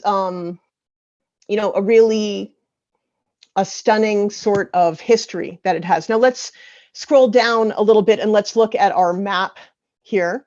And let's click on the coin of Arsinoe of Alexandria. We can just start looking at the first slide. So the first invention of the hydraulis is in Hellenistic Egypt in the era of the Ptolemies. And the hydraulis was invented by somebody called Ctesibios of Alexandria. He was a very, very clever man, right? As they say, the son of a barber. And he invented, in addition to the hydraulis, he invented an automaton that would pour wine and make a trumpet noise at the same time. We can go on to the next slide. And this automaton, let's advance now. This automaton was in the shape of the special rhyton or cup of Arsinoe. So what's interesting about the hydraulis is that it was an invention of people, right? Whereas all of the other musical instruments known to the Greeks and Romans were all the inventions of gods. But the hydraulis is specifically an invention of people, not even a musician, an engineer, this fellow Ctesibios, who was the son of a barber, who just had a great yen for mechanical invention in Hellenistic Egypt, a time period when invention of all sorts, when sciences like chemistry, anatomy, astronomy were all being explored, and there was even a joy in experimentation. So Ctesibios just had the good luck to be at this point where science and investigation and practical results were celebrated, and even funded and exhibited by people like Arsinoe, the deified queen of the Ptolemies. So I really love this epigram. All lovers of pure wine should go and see this rhyton in the temple of serene Arsinoe, lover of the west wind. Right? It's like the Egyptian dancer Besas, who gives forth a clear trumpet-like sound. And of course, we go on here and we talk about the waters of the sovereign Nile. All of that is connected with this idea of inspiration, inventive inspiration. And then, of course, we mention Ctesibios as the inventor of this device. Now, if we scroll down to the next slide, please, and then click on the image. This is this really interesting representation. It's actually the first artistic representation of a hydraulis. And there's quite a gap right? You don't really get a lot of literary representations or artistic representations for 100 years or so, as this invention, news of this invention sort of percolates around. But this is, you know, probably early 1st century BC and from Alexandria. And, you know, one thing that strikes me about the identity of the Salpinx player, that's the character who looks like a trumpeter, is that he also has some of the characteristics of the dwarf god Besas that was mentioned in Hegelus's epigram.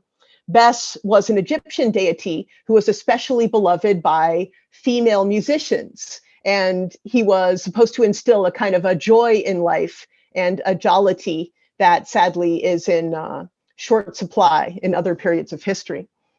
Let's click on the image again and go back to the slides now.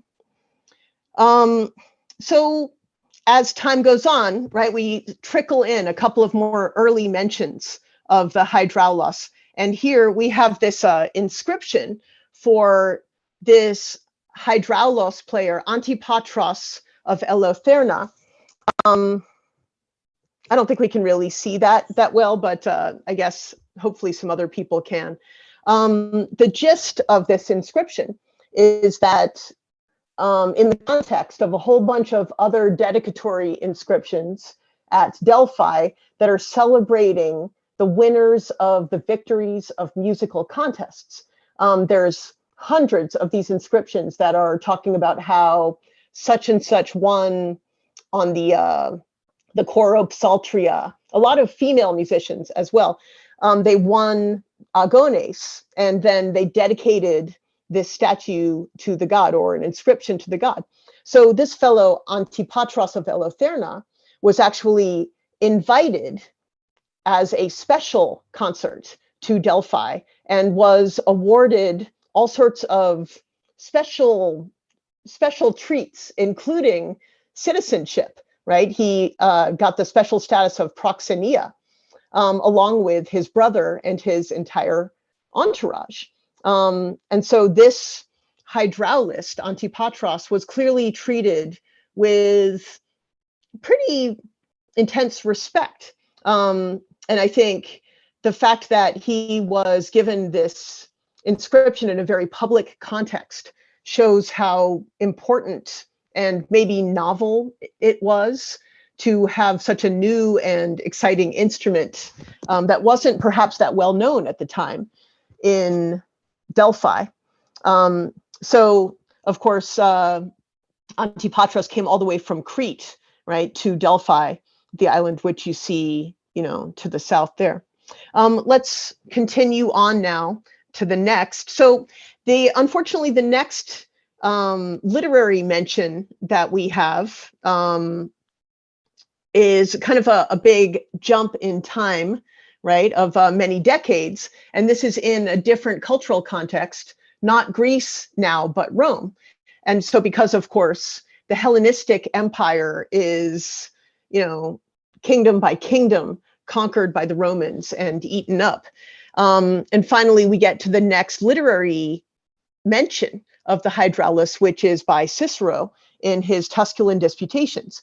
And what's interesting about this is that Cicero is showing a kind of an intellectual reaction to the hydraulis, which comes not from more recent scientific loving Hellenistic history, but a kind of a relapse to Stoicism and Platonic attitudes in which technical inventions, technical applications of knowledge and science were considered to be lowbrow. And another thing that influences this very critical comment by Cicero is the fact that he's opposed to Epicureans and their pleasure-loving ways. But so what this statement by Cicero amounts to is that, in fact, the hydraulis is one of the greatest pleasures that is available. And of course, he compares it to flower beds, perfumes, and a manual of dissipation. So I think this is a really interesting comment because it kind of shows what Cicero is reacting to, what he's responding to must be an upsurge of popularity for the hydraulis in Rome at this time. And I would imagine that more and more and more examples are starting to come in. We can move on here. So around this same time, we get a literary mention of the hydraulis by a poet that we call the Etna poet. If you like, you could click on the slide, and then we could see the whole thing. So the Etna poet is an anonymous poet whom some people consider could possibly be Virgil. There's a lot of controversy there, which I'm not going to discuss right now. But what's interesting about this poem by the Etna poet, which is actually, this is the poem where he gets his name, the Etna poet, because here he talks about Mount Etna as a sort of a metaphor for the desire in human beings to achieve great accomplishments, and the way that those who attempt to achieve those great accomplishments are constantly buffeted by winds and that pound a mountain like Mount Etna. And he compares that in turn, the inventiveness of such a person who wants to achieve great things, to the water organ, the inspiration that is associated with water and the muses by so many poets at this time is here, given a new human slant and, controlled by people finally, as opposed to the gods again. So again, the water organ is this very particularly human instrument that, not only has so many different elements that all come together and kind of represent a unity in one, right? But it's got this kind of humanity about it, recognized here by the Etna poet. So you see, there's a lot of kind of widely varying attitudes about this instrument. But the one thing the Etna poet does note here is this booming nature, the loud booming sound, right? As well as a melodious sound. And that kind of variegated nature of the sounds of the water organ become very important in its later history, which we're going to go down and look at in a second. Let's move on a little bit here. Oh yeah, so this is contemporary to the Etna poet, approximately. Now, if you see the little button on the right next to the slide, you could click on that button. All right. Now, there's a reconstruction of the Tarsus terracotta, which is, it's kind of interesting. It shows here that not only is there a hydraulic element, right, but there's also a man-operated pneumatic element. As they see, this is, just a reconstruction by Perot of the Tarsus terracotta. But you can see that the scale of this is a very large instrument. And we can go back now. The size of the hydraulis. Taylor, I'm going to ask you now to go on and go all the way down. We're going to go way past a couple of sections here to the next map.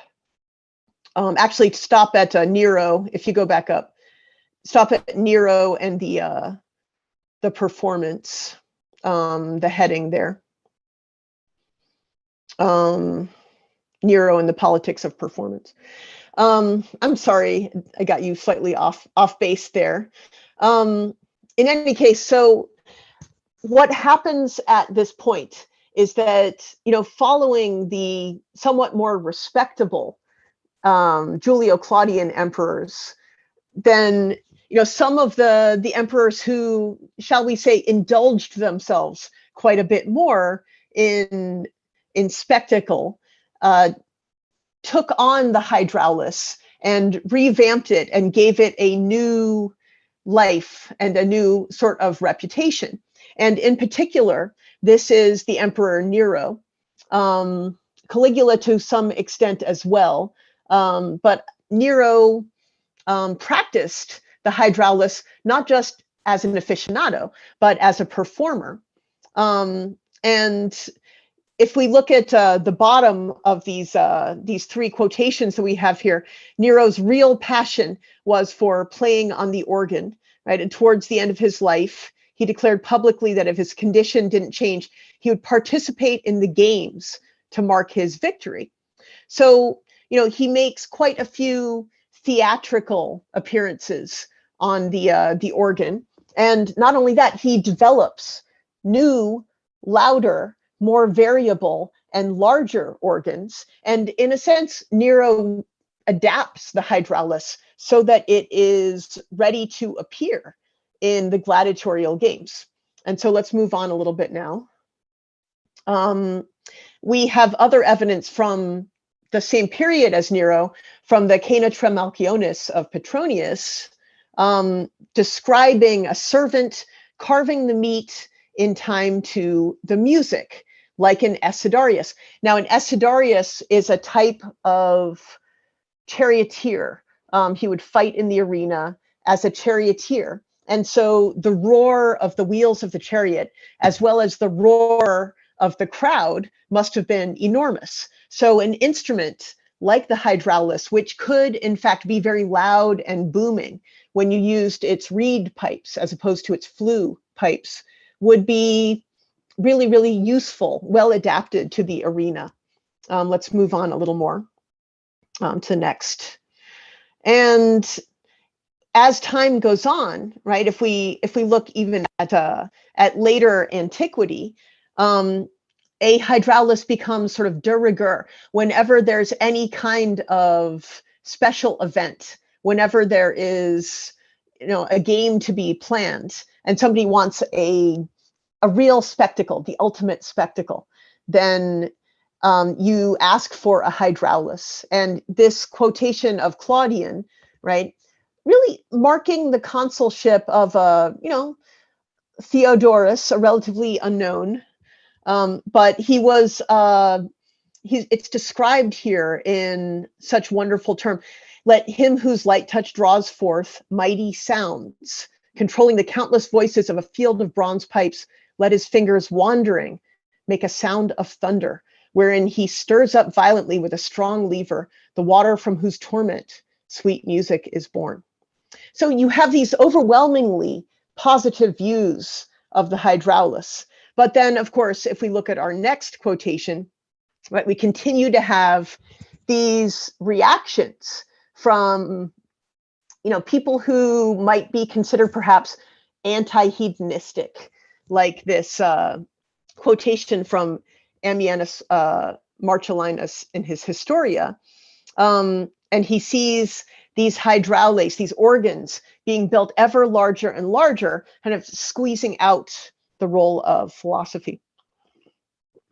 And so, I mean, I think that you start to see again and again a dichotomy between the attitudes of people who seek pleasures, right, and who seek spectacle and want to take advantage of its effects, versus people who would like to avoid spectacle and enter strictly into contemplation and philosophical dialogue, don't appreciate the hydraulis, and in fact would like to, you know, escape it even.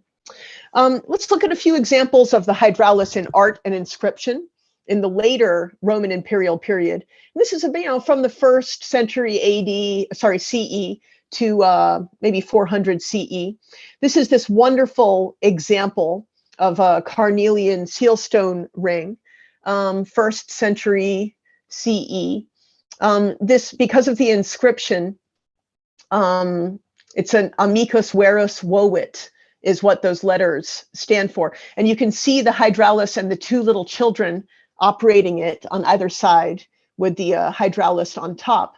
That means a true friend dedicated it. So it's been hypothesized this might be a gift to a hydraulist for a good performance. And we could move on here. And then, of course, this is a very, very famous mosaic, 75 CE, the Darbuk Amera Villa gladiators. And what's so wonderful about this is that it shows the close context of the hydraulos with gladiatorial games. And if you look at the next slide, we have the second. You can click on the slide to see the entire image. So anyway, so there were two opposing mosaics, two opposing organs and hydraulists to go along with the different gladiatorial scenes. So what's interesting about this is it might presage the later pattern that we see in the Byzantine period, where the different circus factions for the chariot races, the blues and the greens, each have their own organ, their own hydra, as it were. We can move on now. These beautiful mosaics, by the way, are sorry, and this is a different mosaic. There are so many wonderful mosaics that show the fascination that contemporary people at the time had with gladiatorial combats and the close context that we see the hydraulis in again and again. And here, this is in a very, very different place. This is this mosaic from Trier. If we could, we can't really zoom in here, but if we could go back to the map for a second. If you click on where it says 8 medallion scenes for a moment, we could see the in the text of the slide.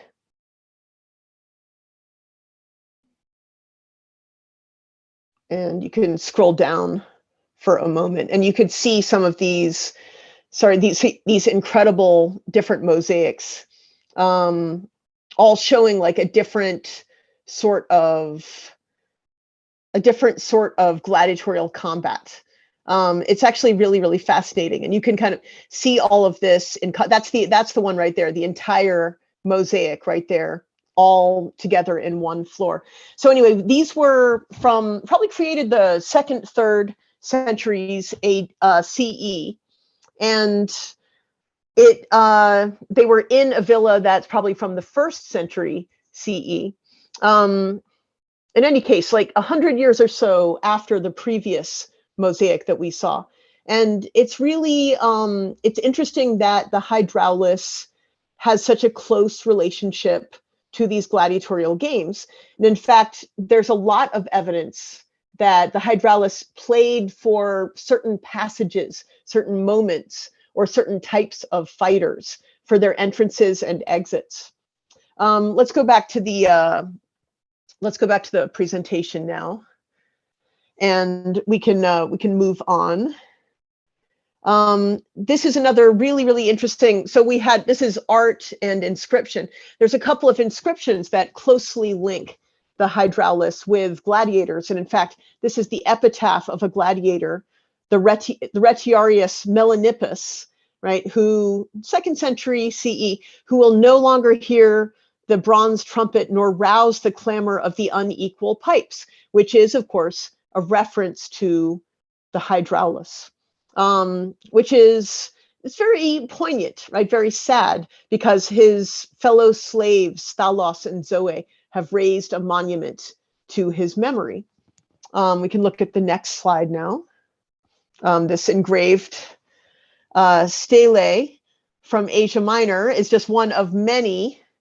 Oh, sorry, the next one. We're looking at these are a couple of inscriptions. Here's an inscription that shows that this hydraulist was actually also a priest of Dionysus, who is, he's being celebrated here for the lavish gift that he made.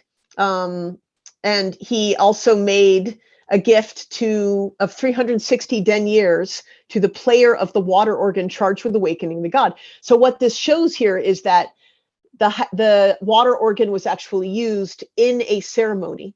We can move on here. If from the 3rd century AD. So another sort of hotspot of hydraules seems to be in Aquincum, which is modern Budapest. So this is the sarcophagus of Aelia Sabina, who was the wife of a legionary hydraulist, and she herself was a hydraulis player. Sorry, let's go back to that second slide there, which shows the text, and you can click on it if you want to. So what shows here is that she and her husband operated together as a hydraulis team, as it were. And it's interesting that that was a fixed position in a legion, a legionary hydraulist even was on the regular payroll, as well as his wife, sort of part of his entourage. And I think that, you know, it's been suggested even that this might indicate there's some kind of temporary gladiatorial combats going on in the legions in Aquincum here, which would really be ancient Pannonia, now, you know, Hungary. So some different places. And so in Aquincum, there's even yet another inscription, if you click onto the next one, which is in fact on the remains of an organ that was found in, it's really an archaeological, a material remain of an organ that has a plaque attached to it. So, I mean, I think it shows quite a lot of kind of interest in the hydraulis in a public sphere. Let's go back and move on now. And so I'm now moving to the next section of the talk that I wanted to discuss, which is the organ in Byzantium. And really it's the organ in Byzantium and beyond. Can we click on the slide for 1 second? And we could see a series of different scenes from the obelisk of Theodosius. So Theodosius was an emperor who loved the organ, and he was also an emperor in Constantinople as opposed to Rome. But, you know, really in the late 4th century CE, he was thus kind of standing at the beginning of the tradition concerning the hydraulis in Byzantium. So here we have this scene from the obelisk. He brought this wonderful obelisk from Egypt, which had been there since the time of Thutmose III, 1500 BCE or so. He brought it to Constantinople and set it up on a new pedestal that was decorated with scenes of his exploits, scenes of people submitting to him, and in particular, scenes of a chariot race with the blues and the greens on either side, each with their own particular organ. And so what you see in that image is the blues and greens on either side, all kind of paying him homage. So there's the emperor in the center, and down at the bottom right of the picture, you could see the organ, the particular organ. I think that's the greens there. And then if we scroll to the next image, in the right there, there's one more piece of media. Then we have kind of a close-up of what this looks like, and you can see even the of the side. We can come out of this now and the next slides. So talking about Theodosius and the very public use of the water or obelisk, is more and more water organs, their noises seem to be in the public sphere. This is a quotation of Isaac in the mid-5th century. It kind of shows the perspective again, the reaction of one of the early church fathers who is intrigued by, is even sort of lured in, right, by the water organ in which was Syriac, but decides that in fact to worship God the way that he wants to worship it, he has to avoid the organ, devote himself to a monastic life, and only praise God with his own voice, not with the sound of a musical instrument. Emily, I'm so sorry to interrupt. And showing this pattern of how sorry. We're getting say that some again. I didn't hear audio. you. We're getting some audio issues on your end. Would you mind just shutting off your camera to see if that helps? Oh, okay, sure. That I'm going to try shutting it off.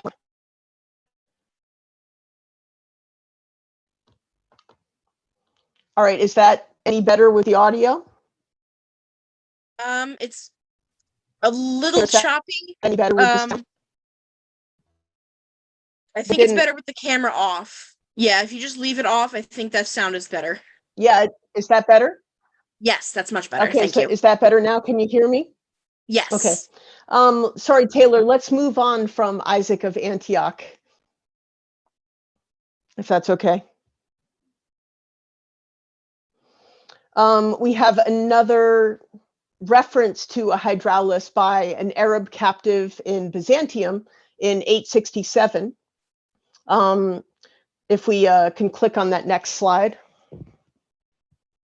This is a captive who sees and sort of marvels at, sorry, we can go back, marvels at the instrument, which is at a banquet given for the Muslim captives on Christmas Day by Emperor Basil I. So again, this is exhibited at a very public celebratory event. We can move on to the next slide.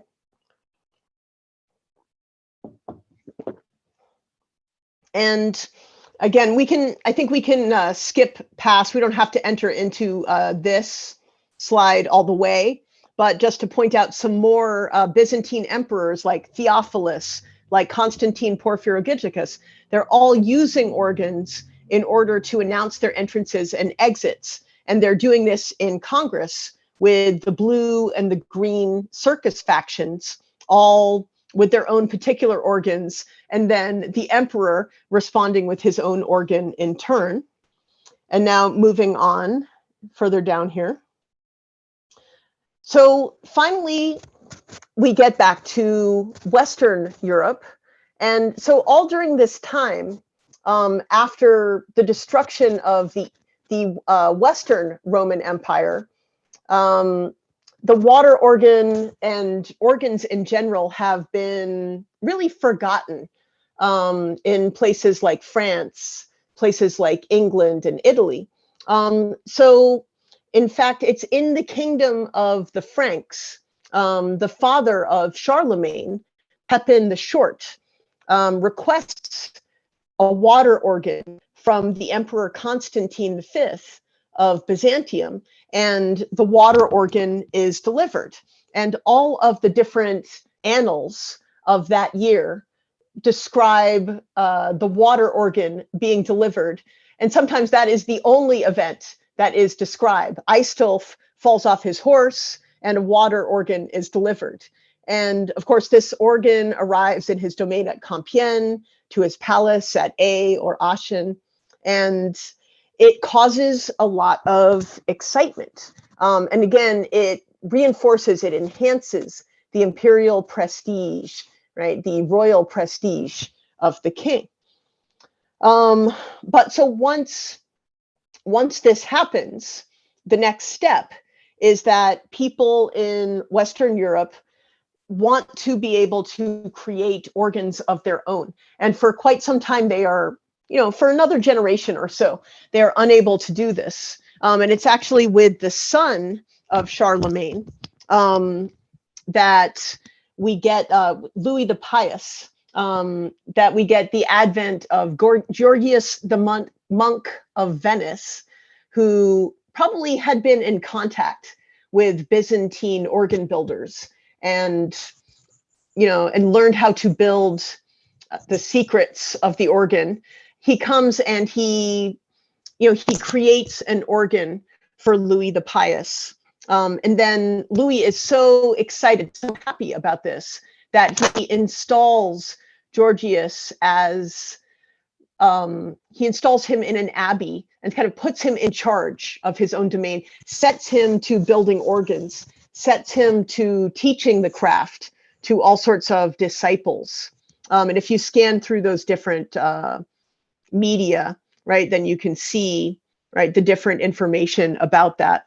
The final one, I think, talks about how he, he teaches the craft to others. And then eventually we start to see other people besides kings seeking the royal power of the organ out. We see popes, Pope John VIII, commissioning a bishop to try and get him an organ, or else he wants an organ and he wants someone who knows how to play an organ. Otherwise, he's going to be criticized for slothful negligence, which I find, kind of telling. So as time goes on, of course, the organ becomes more and more celebrated, more and more of an emblem of might and power and unity. And so what's interesting is that in the early days of the church, in the period up to around 1000 CE or so, music and the church, instrumental music, was kind of off limits, right? And so it's with royal power that we see these first kind of celebrations of the organ. But I think because of the connection of Georgius the monk and the fact that organ builders were also people who could teach the organ, the fact that so much of the political power also resided with religious figures in this time, I think that shows why the interest in organs gradually shifts over to the religious side. Anyway, these are some very interesting poems which talk about essentially, the inferiority complex that the people in the Frankish kingdom felt in the past because they didn't have an organ, and how that is all better now because now they have an organ. And the impression that the organ makes on these different poets is really astonishing. It's seen as just a miracle and a marvel, a subtle melody, setting people's hearts dancing. Anyway, it's a deserving of closer inspection, but I want to kind of see the final trajectory of the organ. I'm interested in coming to terms with organ music in medieval church, but I'm going to sort of move past this for now because we are relatively short on time. And what I want to talk about now is this final sort of discussion of the organ in the early Islam and China. So all through the Middle Ages and through the Byzantine Empire, scholars in the early Islamic kingdoms had access to Greek texts discussing the organs. And of course, then they in turn, they have access to the instruments themselves from the Byzantines. So in around 1260 or 1264, an organ is sent from probably officials or authorities in Baghdad to the Emperor Shisu or Kublai Khan. So this is this really fascinating kind of pollination that we see of this instrument, starting from its very, very isolated point in Hellenistic Egypt, and going through all sorts of transformations, becoming larger, becoming smaller, becoming a pneumatic device, because ultimately the hydraulic aspect of the water organ disappears. Water was originally essential to the mechanism, right? In its initial stages, but eventually the bellows is refined, adapted, and perfected, and we no longer need to see water, or we no longer see water as, you know, an essential part of the visual depictions. In any case, so this was just sort of to point out this scholar Abul Majd, a doctor from Damascus, also had the science here. Anyway, but it's come so far, right? And yet so close in a way to its original construction. Taylor, can you scroll up? And I want to go back to that medieval section just briefly to end up coming to terms with organ music. And let's look at the media here, since we have just a moment or two more. So I just wanted to show how far organ music went, right? I wanted to look at this reaction to the abuses of instrumental and vocal music during services by St. Aelred, the abbot of Reelvoe in Yorkshire in 1166, who he's saying, why do we see in church so great a number of organs and sets of bells, these terrifying blasts? Why are they better suited than the sweetness of the human voice? And so again, you have a reaction against organ music. But then if we look at the next slide, then we have people we have a defense of the organ by Baldric, Bishop of Dol, right? In a sense, this is a sort of a letter to the people of Fécamp, talking about how wonderful the organ is, right? How it is made of all these different bronze pipes, made of all these different things. It's a marvel, gives forth pleasant music, low, medium, and high, and it unites everyone. It brings everyone together. And if we click to the final slide here, there's detractors, right? But it brings everyone together in melody as a result of just as the pipes bring everyone together, all the melody as a result of the air in them. So men should think the same thoughts and, inspired by the Holy Spirit, unite in a single purpose. All this I've learned from the organs installed in the church. Are we not the organs of the Holy Spirit? And let any man who banishes them from the church likewise banish all vocal sounds, and let him pray with Moses through motionless lips. So he basically is saying here, right, to wrap everything up, that organs are a good thing. And then they are, in a sense, a metaphor for the harmony that the moderator of all things has instilled in us by putting together elements entirely discordant in themselves and binding them together by a harmonious rhythm. And so they undertake to use them in accordance with ecclesiastical custom. And so I think we can come out of this now. And Taylor, I think we can stop here. And I think just to wrap things up, right? Ask if there's any questions about the organ public spectacle, or I'm not even sure if that's a possibility with this time frame, but just opening it up if there is. All right, I'm just looking through our chat to see. Oh my goodness.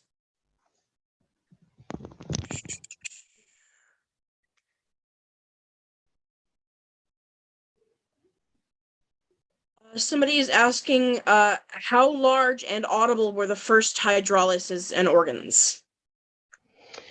I would say that the first hydraulics were, not as big as they eventually became.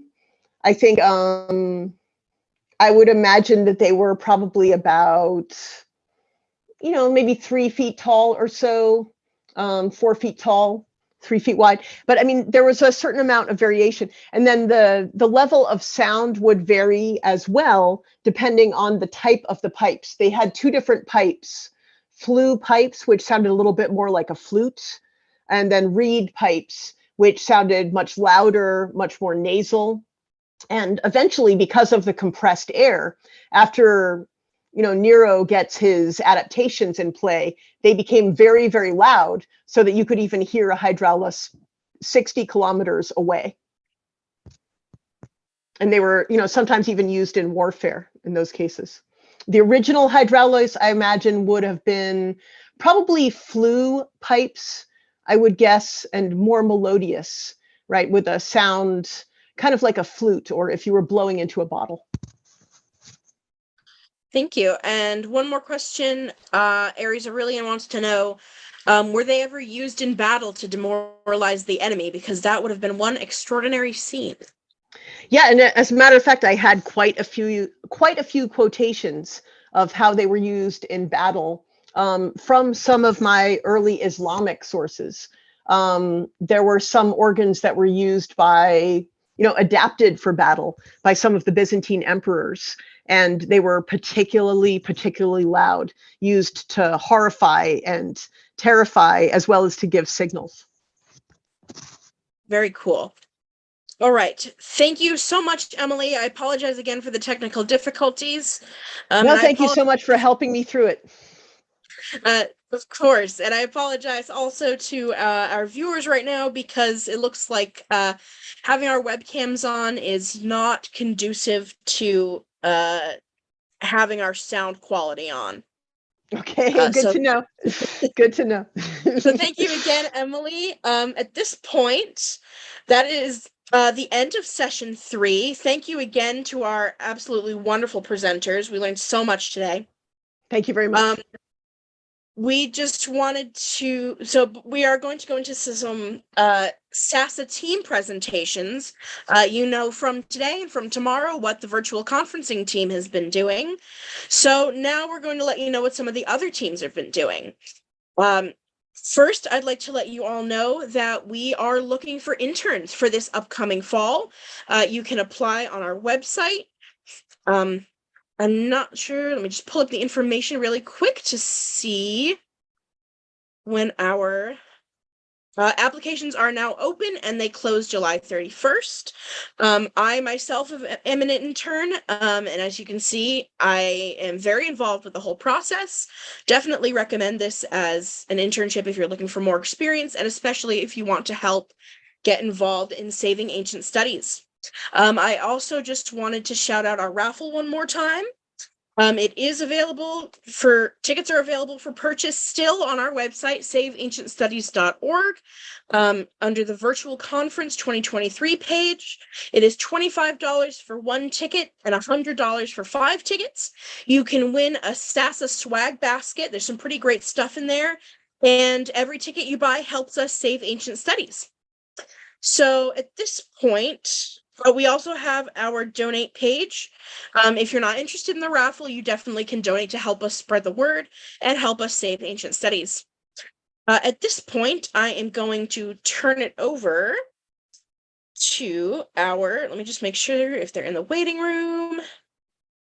Our first presenters are Cassandra May and Lauren Kubosh from the live events team. So you guys can go ahead and take over whenever you're ready.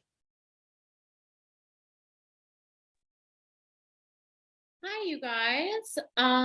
Yep, there's a few more people from the live events and communications team coming in. I think Marcus should be coming too. I think that's everyone that's coming for us. I'm going to share my screen really quick.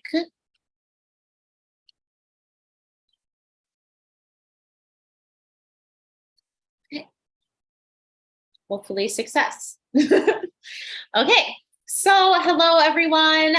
We are part of the live events and communications team with Sasa.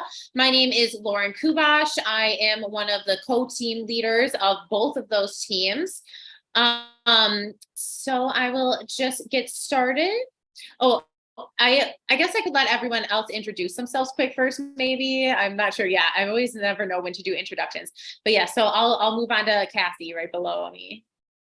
Hi, yes, I'm Cassandra May. Many of you know me as a moderator from earlier today, but I am also the co-lead for the live events team. Charlotte, you're next on my screen. Hi, I'm Charlotte. I run the TikTok page, but I also occasionally host a live event too.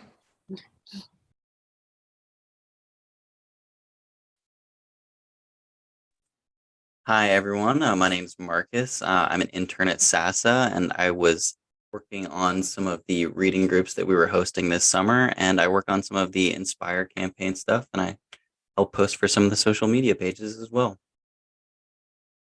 Perfect. We do have a few more other people that are on our teams too that just couldn't make it today. The one name that you see on the screen is Sage Michael. She had to pull out kind of last minute, but she has been on the live events team with me since Sasa started. She's super amazing. We have some other people on the comms team too. So what are Sasa live events? It's ranging from monthly book clubs to archaeo tours and reading groups. We will talk a little bit individually about each of the things that we do. So you can hear from your favorite authors, learn more about our Port Ancient partners, sign up for summer and winter reading groups, and take virtual live tours at different sites and museum locations.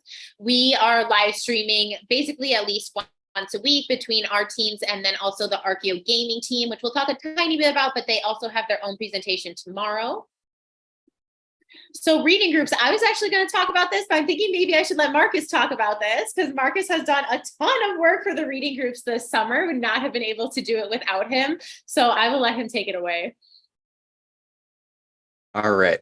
Well, so I actually don't have a background in ancient studies, but my main focus is on communication, but working with the reading groups, I've been exposed to a variety of very, very interesting topics in which we had different wonderful reading group hosts that had their own specialization in different historical topics. And they get to talk about things ranging from antiquity to just all sorts of amazing things. So Sasa's summer and winter reading group connect those interested in the ancient world through a range of topics explored in the live weekly discussions. Through this project, we aim to continue to open the world of ancient studies to students in high school, college, and beyond. Each group is led by Sasa educational ambassadors, a dedicated PhD student specializing in that particular area of study. And this summer, our summer reading groups were sponsored by the Gladys Kriebel-Delmas Foundation and the Society for Classic Studies. So we thank them very much for that because we could not have done it without them. So, and if you guys are interested in learning more about our reading groups, you guys can go to saveancientstudies.org/reading groups. Yes. So just a tiny bit more about it. We also were funded by the Delmas Foundation last summer as well. That was really great. We were able to pay our educational ambassadors and for a lot of advertising and all the background setup of the reading groups. So we are very appreciative of that. And on that page that is listed on the screen, there are links to what we call the live syllabi, which is basically wonderful open access reading lists that each of the groups use throughout the groups. But then we save that as a PDF and link it on the image of each of these, each of the different groups listed on our page. So I always say that those are great resources for people that might be writing a paper on this topic or studying that in school. It's like a gold mine of like vetted resources, basically. And again, shout out to the wonderful educational ambassadors who are mostly grad students and PhD students on, like Marcus said, all different kinds of topics from Mesoamerican studies to classics, to Egyptology, biblical studies, etc. So we absolutely love the reading groups. It was the first project that Sasa ever did, and it has been growing strong since 2020. Next up is monthly book clubs with Cassie. Yes, so our monthly book club. This is essentially your chance to pick the brains of some of your favorite ancient history authors, both fiction and nonfiction, academic books and novels, fantasy to reality. We explore the worlds of books which are set in ancient times and focus on ancient history. Our past book clubs, this year alone, we've had Atalanta with Jennifer Saint, Stone Blind with Natalie Haynes, and Cleopatra's Daughter with Dr. Jane Drake. And upcoming in August On the 20th, we have Empires of the Steppes with Dr. Kenneth Harrell. I'm very excited for that one. And September 10th, Footmarks, A Journey into Our Restless Past with Dr. Jim Leary. And in October, I didn't put it on the book club slide here, but we also have 2 scheduled, Lilith with Nikki Marmory and MJ Pankey's Epic of Helynthia. So yeah, check out our YouTube and view the backlog there. They're all up. Yes, and almost every single one of our live events is recorded and saved on our YouTube, Facebook, and Twitch platforms. So do go and check out the playlist there. Next up, I think, is still Cassie with Crewing the Ship, which is our partnership streams. Yes, yeah, these are a lot of fun. It enables us and myself a lot of the time in particular to interview people outside of academia who work on ancient history projects. We're a partnership network through which we can share a variety of projects that focus on different aspects of ancient studies. We believe these projects help pave the way to save ancient studies via public outreach, accessibility, and engagement with various audiences. We've done worked with people who work on anything from operas to video projects, podcasts, websites, everything, essentially, everything and anything. And our dedicated outreach team works to recruit partners that share our vision and then link it up with live events so we can highlight these projects for you. And I was just gonna say, shout out to a lot of the presenters and co-streamers for our conference today and tomorrow are also Port Ancient partners. So thank you guys. Yes, yeah, I was going to mention that for sure. We couldn't be as big as we are without them. So thank you very much. And one of our most visible projects are our live stream highlights or Crewing the Ship series. These take place regularly. We aim for 1 or 2 a month. Doesn't always work out that way, but hopefully. And they're short 20 to 30-minute streams that are meant to showcase a partner and their work in a conversational way. From Mesoamerican studies, Egypt, Greece, Rome, these streams, they cover a wide range of topics and host partners. And we've got some of ours below there on the slide. And again, those recordings are saved too. So in a playlist on YouTube, so quick and easy place to learn about a lot of these cool projects. Next is Archeo Tours. So this is a project that we had in the past that we're actually trying to reboot a little bit again now. So some of it's mostly through our Port Ancient partners, actually. Some of them are actually tour companies and people that do a lot of on-site kind of things. So we thought that would be a great idea to give people all over the world better access to those kinds of sites and things, people that don't have $3,000 to fly to Italy and go and see. This is at Trajan's Column is the one on the right over here and stuff like that. So we're trying to reboot that project a little bit and potentially have it also be at some archaeological dig sites. Again, something that is not very accessible to the open public and but people are very interested in. You know, it's a very fantastical thing of digging and finding something. And can you imagine if they would have had cameras to record them finding King Tut's tomb or something like that, you know? So look out for us coming up, having more Archeo tourism programs. Really quick, I will talk about Archeo Gaming Live. They do have a session tomorrow to talk more about their amazing project. They're honestly probably our most successful live streams. They stream pretty much every single Friday playing video games. So shout out to now Dr. Kate Minetti and Alexander Vanderwalle. They are our fearless leaders. They do an amazing job.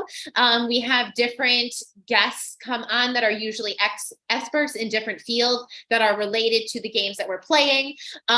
So even specific niche topic in those games. So playing Assassin's Creed one time, we had someone who is an expert in ancient medicine and diseases to come on and talk about it. So pretty much every week we have someone on with our lovely experts to talk about different topics as they're playing through games. Right now, one of our lovely hosts, Julie from the virtual conference, is playing through Tears of the Kingdom, the new Legend of Zelda game. So check that out on Friday afternoons.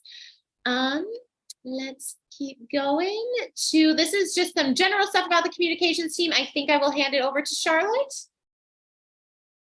Absolutely. Hello. So communications team, we do a lot internally and communicating with other people as well. The communications team is responsible for everything you see on social media and our website. We work hard to keep our members and viewers up to date with everything Sasa, from promoting our live events, AEMs, and access database to updating the website and creating the Sasa Oracle, which is our now bi-monthly newsletter, which if you have signed up and RSVP'd, you'll probably be seeing a lot more of those.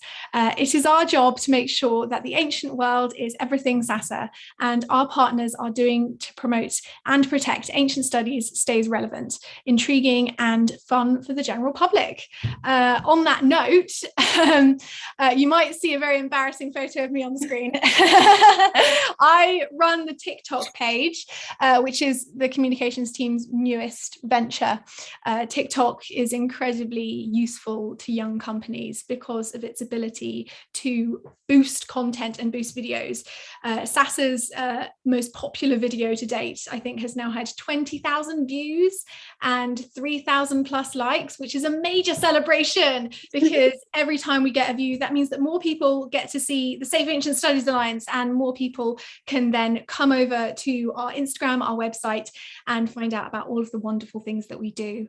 Even if that is just a meme or a fun informational video that you see whilst you're scrolling through breakfast, or if it's directly about a live event or a project that we're doing, TikTok's proving to be quite wonderful. But as the slide you can see now says, we also do a lot of other stuff. Our Oracle newsletter is wonderful. We also post, you might not know, the blog on our website, which is under the news tab.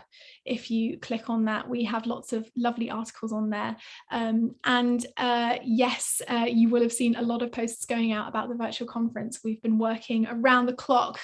So yes, this is the communications team. Thank you, Charlotte. I think Marcus was going to talk a little about the Inspire campaign. All right, yeah. So really quickly, I'll just say the Inspire campaign is one of the funnest things I've been able to do with my time at Sasa. I really enjoy finding new and creative ways to try to inspire people to engage more with ancient studies. So what is the Inspire campaign?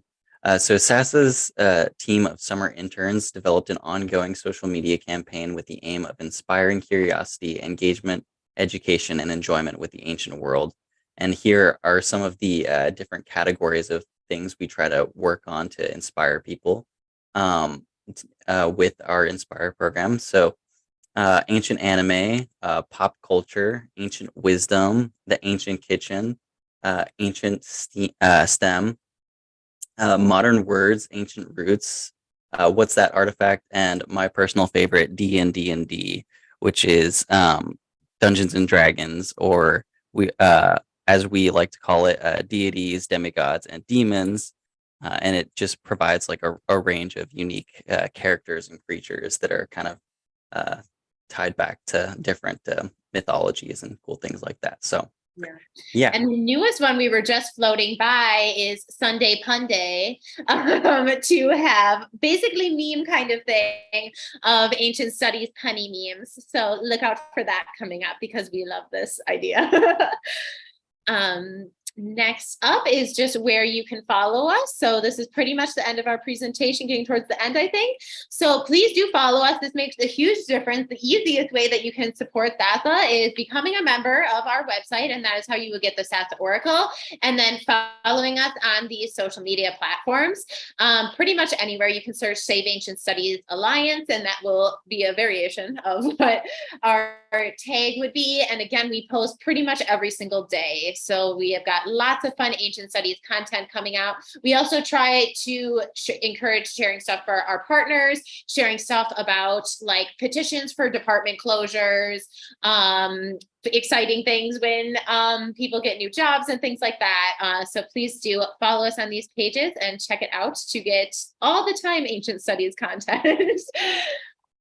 So yes, I think that's it, unless anyone else has anything to add about our wonderful teams. I think the last thing I will throw in is if you do have a page, even just we're partners with like Instagram pages, like Book Talk and stuff like that. So if you are involved in anything like that or have a project that you're working on, we have projects of all different sizes. Some people have a few hundred followers, some people have many thousand followers. So please do reach out to us or the outreach team to get involved with the Port Ancient project, or if you want to do any type of live stream with us. And check out the saveancientstudies.org/events page is where you can RSVP to all of our lovely events. So with that, I think there is another team presentation right after ours. So I will end my screen share and hand it back over to, I think it was Taylor, who introduced us.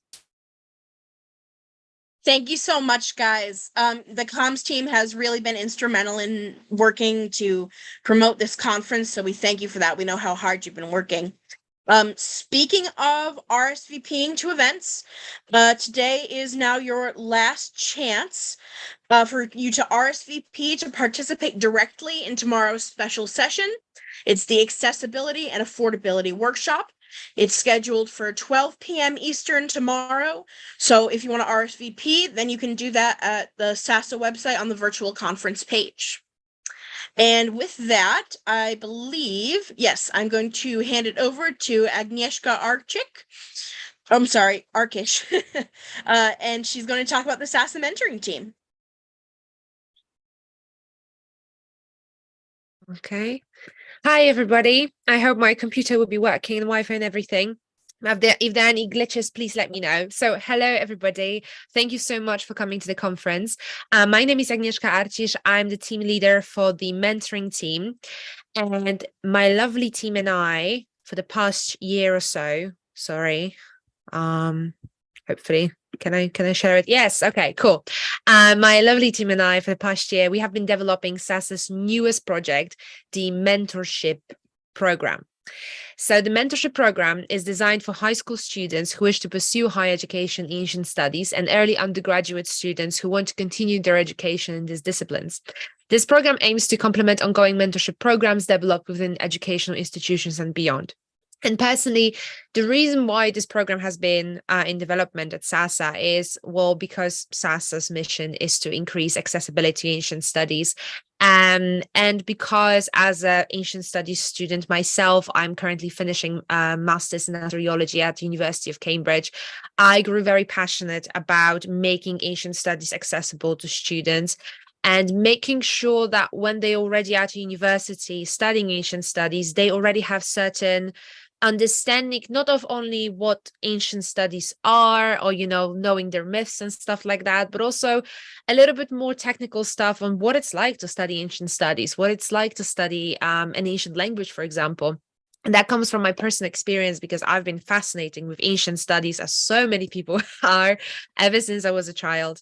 And but when I came to university, I had no idea how to study an Asian language. I've never done it. I've never had an opportunity to do that. I had no one to ask, really. And emailing some very esteemed Polish and English professors at the age of 17 seemed like a very daunting task. So this understanding, and my team has very similar experiences, and many people at Sasa, everyone really helped us develop this program, have similar experiences. So we want to get to give high school students and early undergraduate students who are interested in studying ancient studies an opportunity to get more of an insider speak. So that's the motivation behind that. So yeah, the goal of this program, which I already talked a little bit about, is to help prospective students decide if pursuing ancient degree studies is right for them, because there is a difference between wanting to do it full time and maybe wanting to do it just for 1 year or just as a module, and all of these options are very valid and they are fun, and you don't have to do a PhD in ancient history or like ancient studies in general and then go on to be in academia. You can do so much with ancient studies degree. So we want to start this conversation early. We want to make our mentees be proactive, because actually a lot of mentoring programs later on, when you are a master's student or PhD student, require you to approach the professors, approach other students. But how it's also a skill to approach people, to go into safe mentoring relationship when you feel respected, and when you feel safe. So that's why we think it's better to start as early as possible, also to give our mentees an understanding of what mentoring is really. And also for our mentors, we want to provide them an opportunity to share their wealth of knowledge about ancient studies.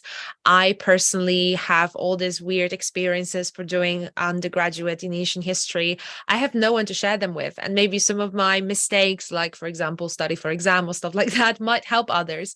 But this is more but becoming a mentor in our program means much more, but you can also grow a lot as a person, and working with younger people, sharing your knowledge is so beneficial for you. It's a wonderful experience. And so, yeah, we hope that is going to be a wonderful experience for our mentors as well.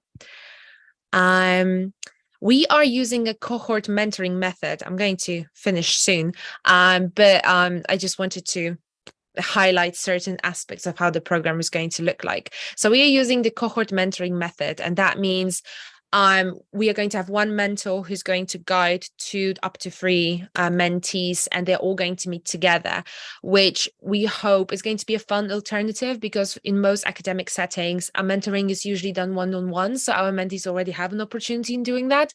But cohort mentoring, it's also a form of mentoring that happens in so many workplaces, and actually in academic institutions too, when you go to different classes and stuff like that. But you usually don't get that much time to really talk about certain things during your classes. I mean, depending on the teacher, of course. So yeah, we just thought it's going to be a fun method. Also, hopefully it's going to help break the ice for our youngest mentees. Cycle structure. So each cycle of the program will run for 3 months. During this time, cohort will be expected to meet every 2 weeks, and each cohort is scheduling their own meetings. So hopefully there won't be any problem with clashing schedules. And in addition to cohort meetings, our teams will organize mentorship events every 2 weeks. And that's yet another opportunity on how you can get involved in Sasa without fully joining Sasa. You can come in as a guest speaker for live events. So if you have studied ancient studies at some point in your life, or have done some project, have done some research, and you would like to host a session for our mentees, we would like you to. So we will host those events every 2 weeks, and we want these events to be very diverse. So we will talk a little bit about what actually academia is, so what's PhD program, what's a master program, why all of these disciplines have different names and then titles and descriptions. But also we would like to talk about what it's like to study ancient studies and not a career in ancient studies. So if you are a person who has that experience, we would very much love to hear from you. And also to provide support for our mentors, we will run monthly mentor sessions where you can come in and network and chat, talk about your experiences, share advice for other mentors. So we really hope we can create a community of mentors who will also influence the way the program looks. And also the program is going to be online as a remote, as everything in Sasa. Mentor and mentorship events guest speakers application will open at the beginning of September this year, and mentee applications will follow in due course. We aim to start the first cycle of the program in October this year. We already have our space on Sasa's website, so definitely go and check it out. Once we start actually accepting applications, our lovely communications team will definitely let you know. And thank you so much for your attention. I think I'm done here. And if you have any questions, please do let me know. Thank you for your attention. Thank you so much, Agnieszka. I'm going to hand it over now to Tara Woodward, who is going to talk about the Sasa fundraising team. Awesome. Thank you so much, Taylor. Let me just share my screen. All right. In terms of the Sasa fundraising efforts, the team, which is Amber and myself, have, whoops, let me just see if this will let me, there we go. Would like to just say thank you so much if you've contributed to Sasa over this last year, or even if you've been participating in just sort of the grants or following along with that. In terms of our funding, we kind of have two different streams. One is grant funding helps our programs, more of our educational programs like reading groups or archaeogaming models, whereas our individual donations, which is our fundraising portion, helps Sasa's more of its day-to-day operations. So for example, a little bit more like administrative support or our programs that keep that running. So thank you for your gifts and for making Sasa's work possible. If you want to head over to our bazaar, we have a number of really cool different items. And if you use the code VC2023, you'll get 25% off your purchase. There's a number of different items, and we've just sort of relaunched that bazaar page. So hopefully you can get some ancient merchandise in that way. So also in terms of our major fundraising events this last year, we always host two. One is our birthday bash, and the other one is our Halloween bash. Our gifts increased this last year by 35%, and we've raised over $7,000 from individual donors. Our birthday bash, which is in every April, we had a matching gift, and we raised over 4,000 or almost 5,000 in the last couple of years. And our Halloween bash is our fall celebration, and it focuses a little bit more on reoccurring small gifts in order to create that more sustainable stream of income. So be on the lookout for that this Halloween.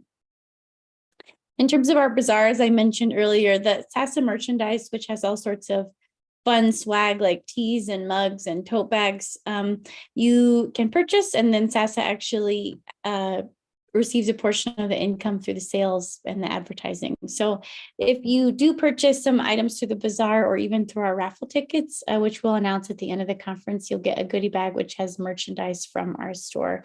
You can visit the bazaar page at saveancientstudies.org/bazaar. And there's some other merchandise that you can see, like mugs that we've got some fun designs, or even cell phone cases, or yeah. And then in terms of donating, you can also click on the saveancientstudies.org page, and there's a donate button at the top as well as on the virtual conference page. And all those donations help further our mission, which supports ancient studies scholars, as well as making this sort of education free and accessible for all kinds of independent scholars and community of learners. So we do appreciate your one-time gifts or even your monthly gifts, which can be given in smaller amounts. In terms of our core fund, which is sort of our what we would sort of call an annual fund for Sasa, it does 4 different things, which is communication, research, outreach, and executive team. Those are the sort of basic activities that run our day-to-day organizations, and you've heard various facets of that in the last couple of presentations. Like I mentioned earlier, if you do donate, you'll receive a raffle ticket, and that will get entered into to win a swag bag. So for every ticket entry of $20 donation, you'll get 1 ticket, and donations of $100 will receive an extra raffle ticket. So 50 for 2, 75 for 3, and then 100 for 5. And we will announce the winner of that swag bag during the social hour tomorrow. So be on the lookout for that. And then a number of our grants are also supported by a variety of organizations, such as the University of North Carolina, Chapel Hill, or the Society for Classical Studies, the Gladys Crable, the Delmas Foundation, which supported our summer reading groups, and the New Jersey Humanities. So they've done a number of really helpful projects for them. And we also, well, I guess it's in the next page, but I'll get to that in just a second. As I mentioned earlier, there's that VC 2023 for the bazaar page, which you can enter to get all these sorts of things. But in terms of our most exciting thing for our grant team is that we received a $20,000 grant from the Vayner Grain Foundation to fund our next virtual conference in 2024. And that will feature, which we're really excited about, live interpretation of English, Spanish, and Arabic to make ancient studies more accessible and more accessible in terms of language as well, and location. So thank you so much for all of your gifts and the ways that you contribute to Sasa. And that is all we have. Thank you so much, Tara. Fundraising is a really integral part of what we do at Sasa. It really helps us spread the word and save ancient studies. On behalf of the virtual conferencing team, I just want to thank everybody for coming today. We look forward to seeing you all again tomorrow. At this time, I'm going to turn it over to David Danzig, our founder, for a few final words. Thank you so much, Tara, and thank you, Taylor. Again, it was a wonderful day today. Thank you so much, everybody, for joining us today. Tomorrow we have a great lineup, a great special session. Please RSVP right now on the website if you want to participate directly in the Zoom. And we really look forward to seeing you all again tomorrow. Have a good night, everyone.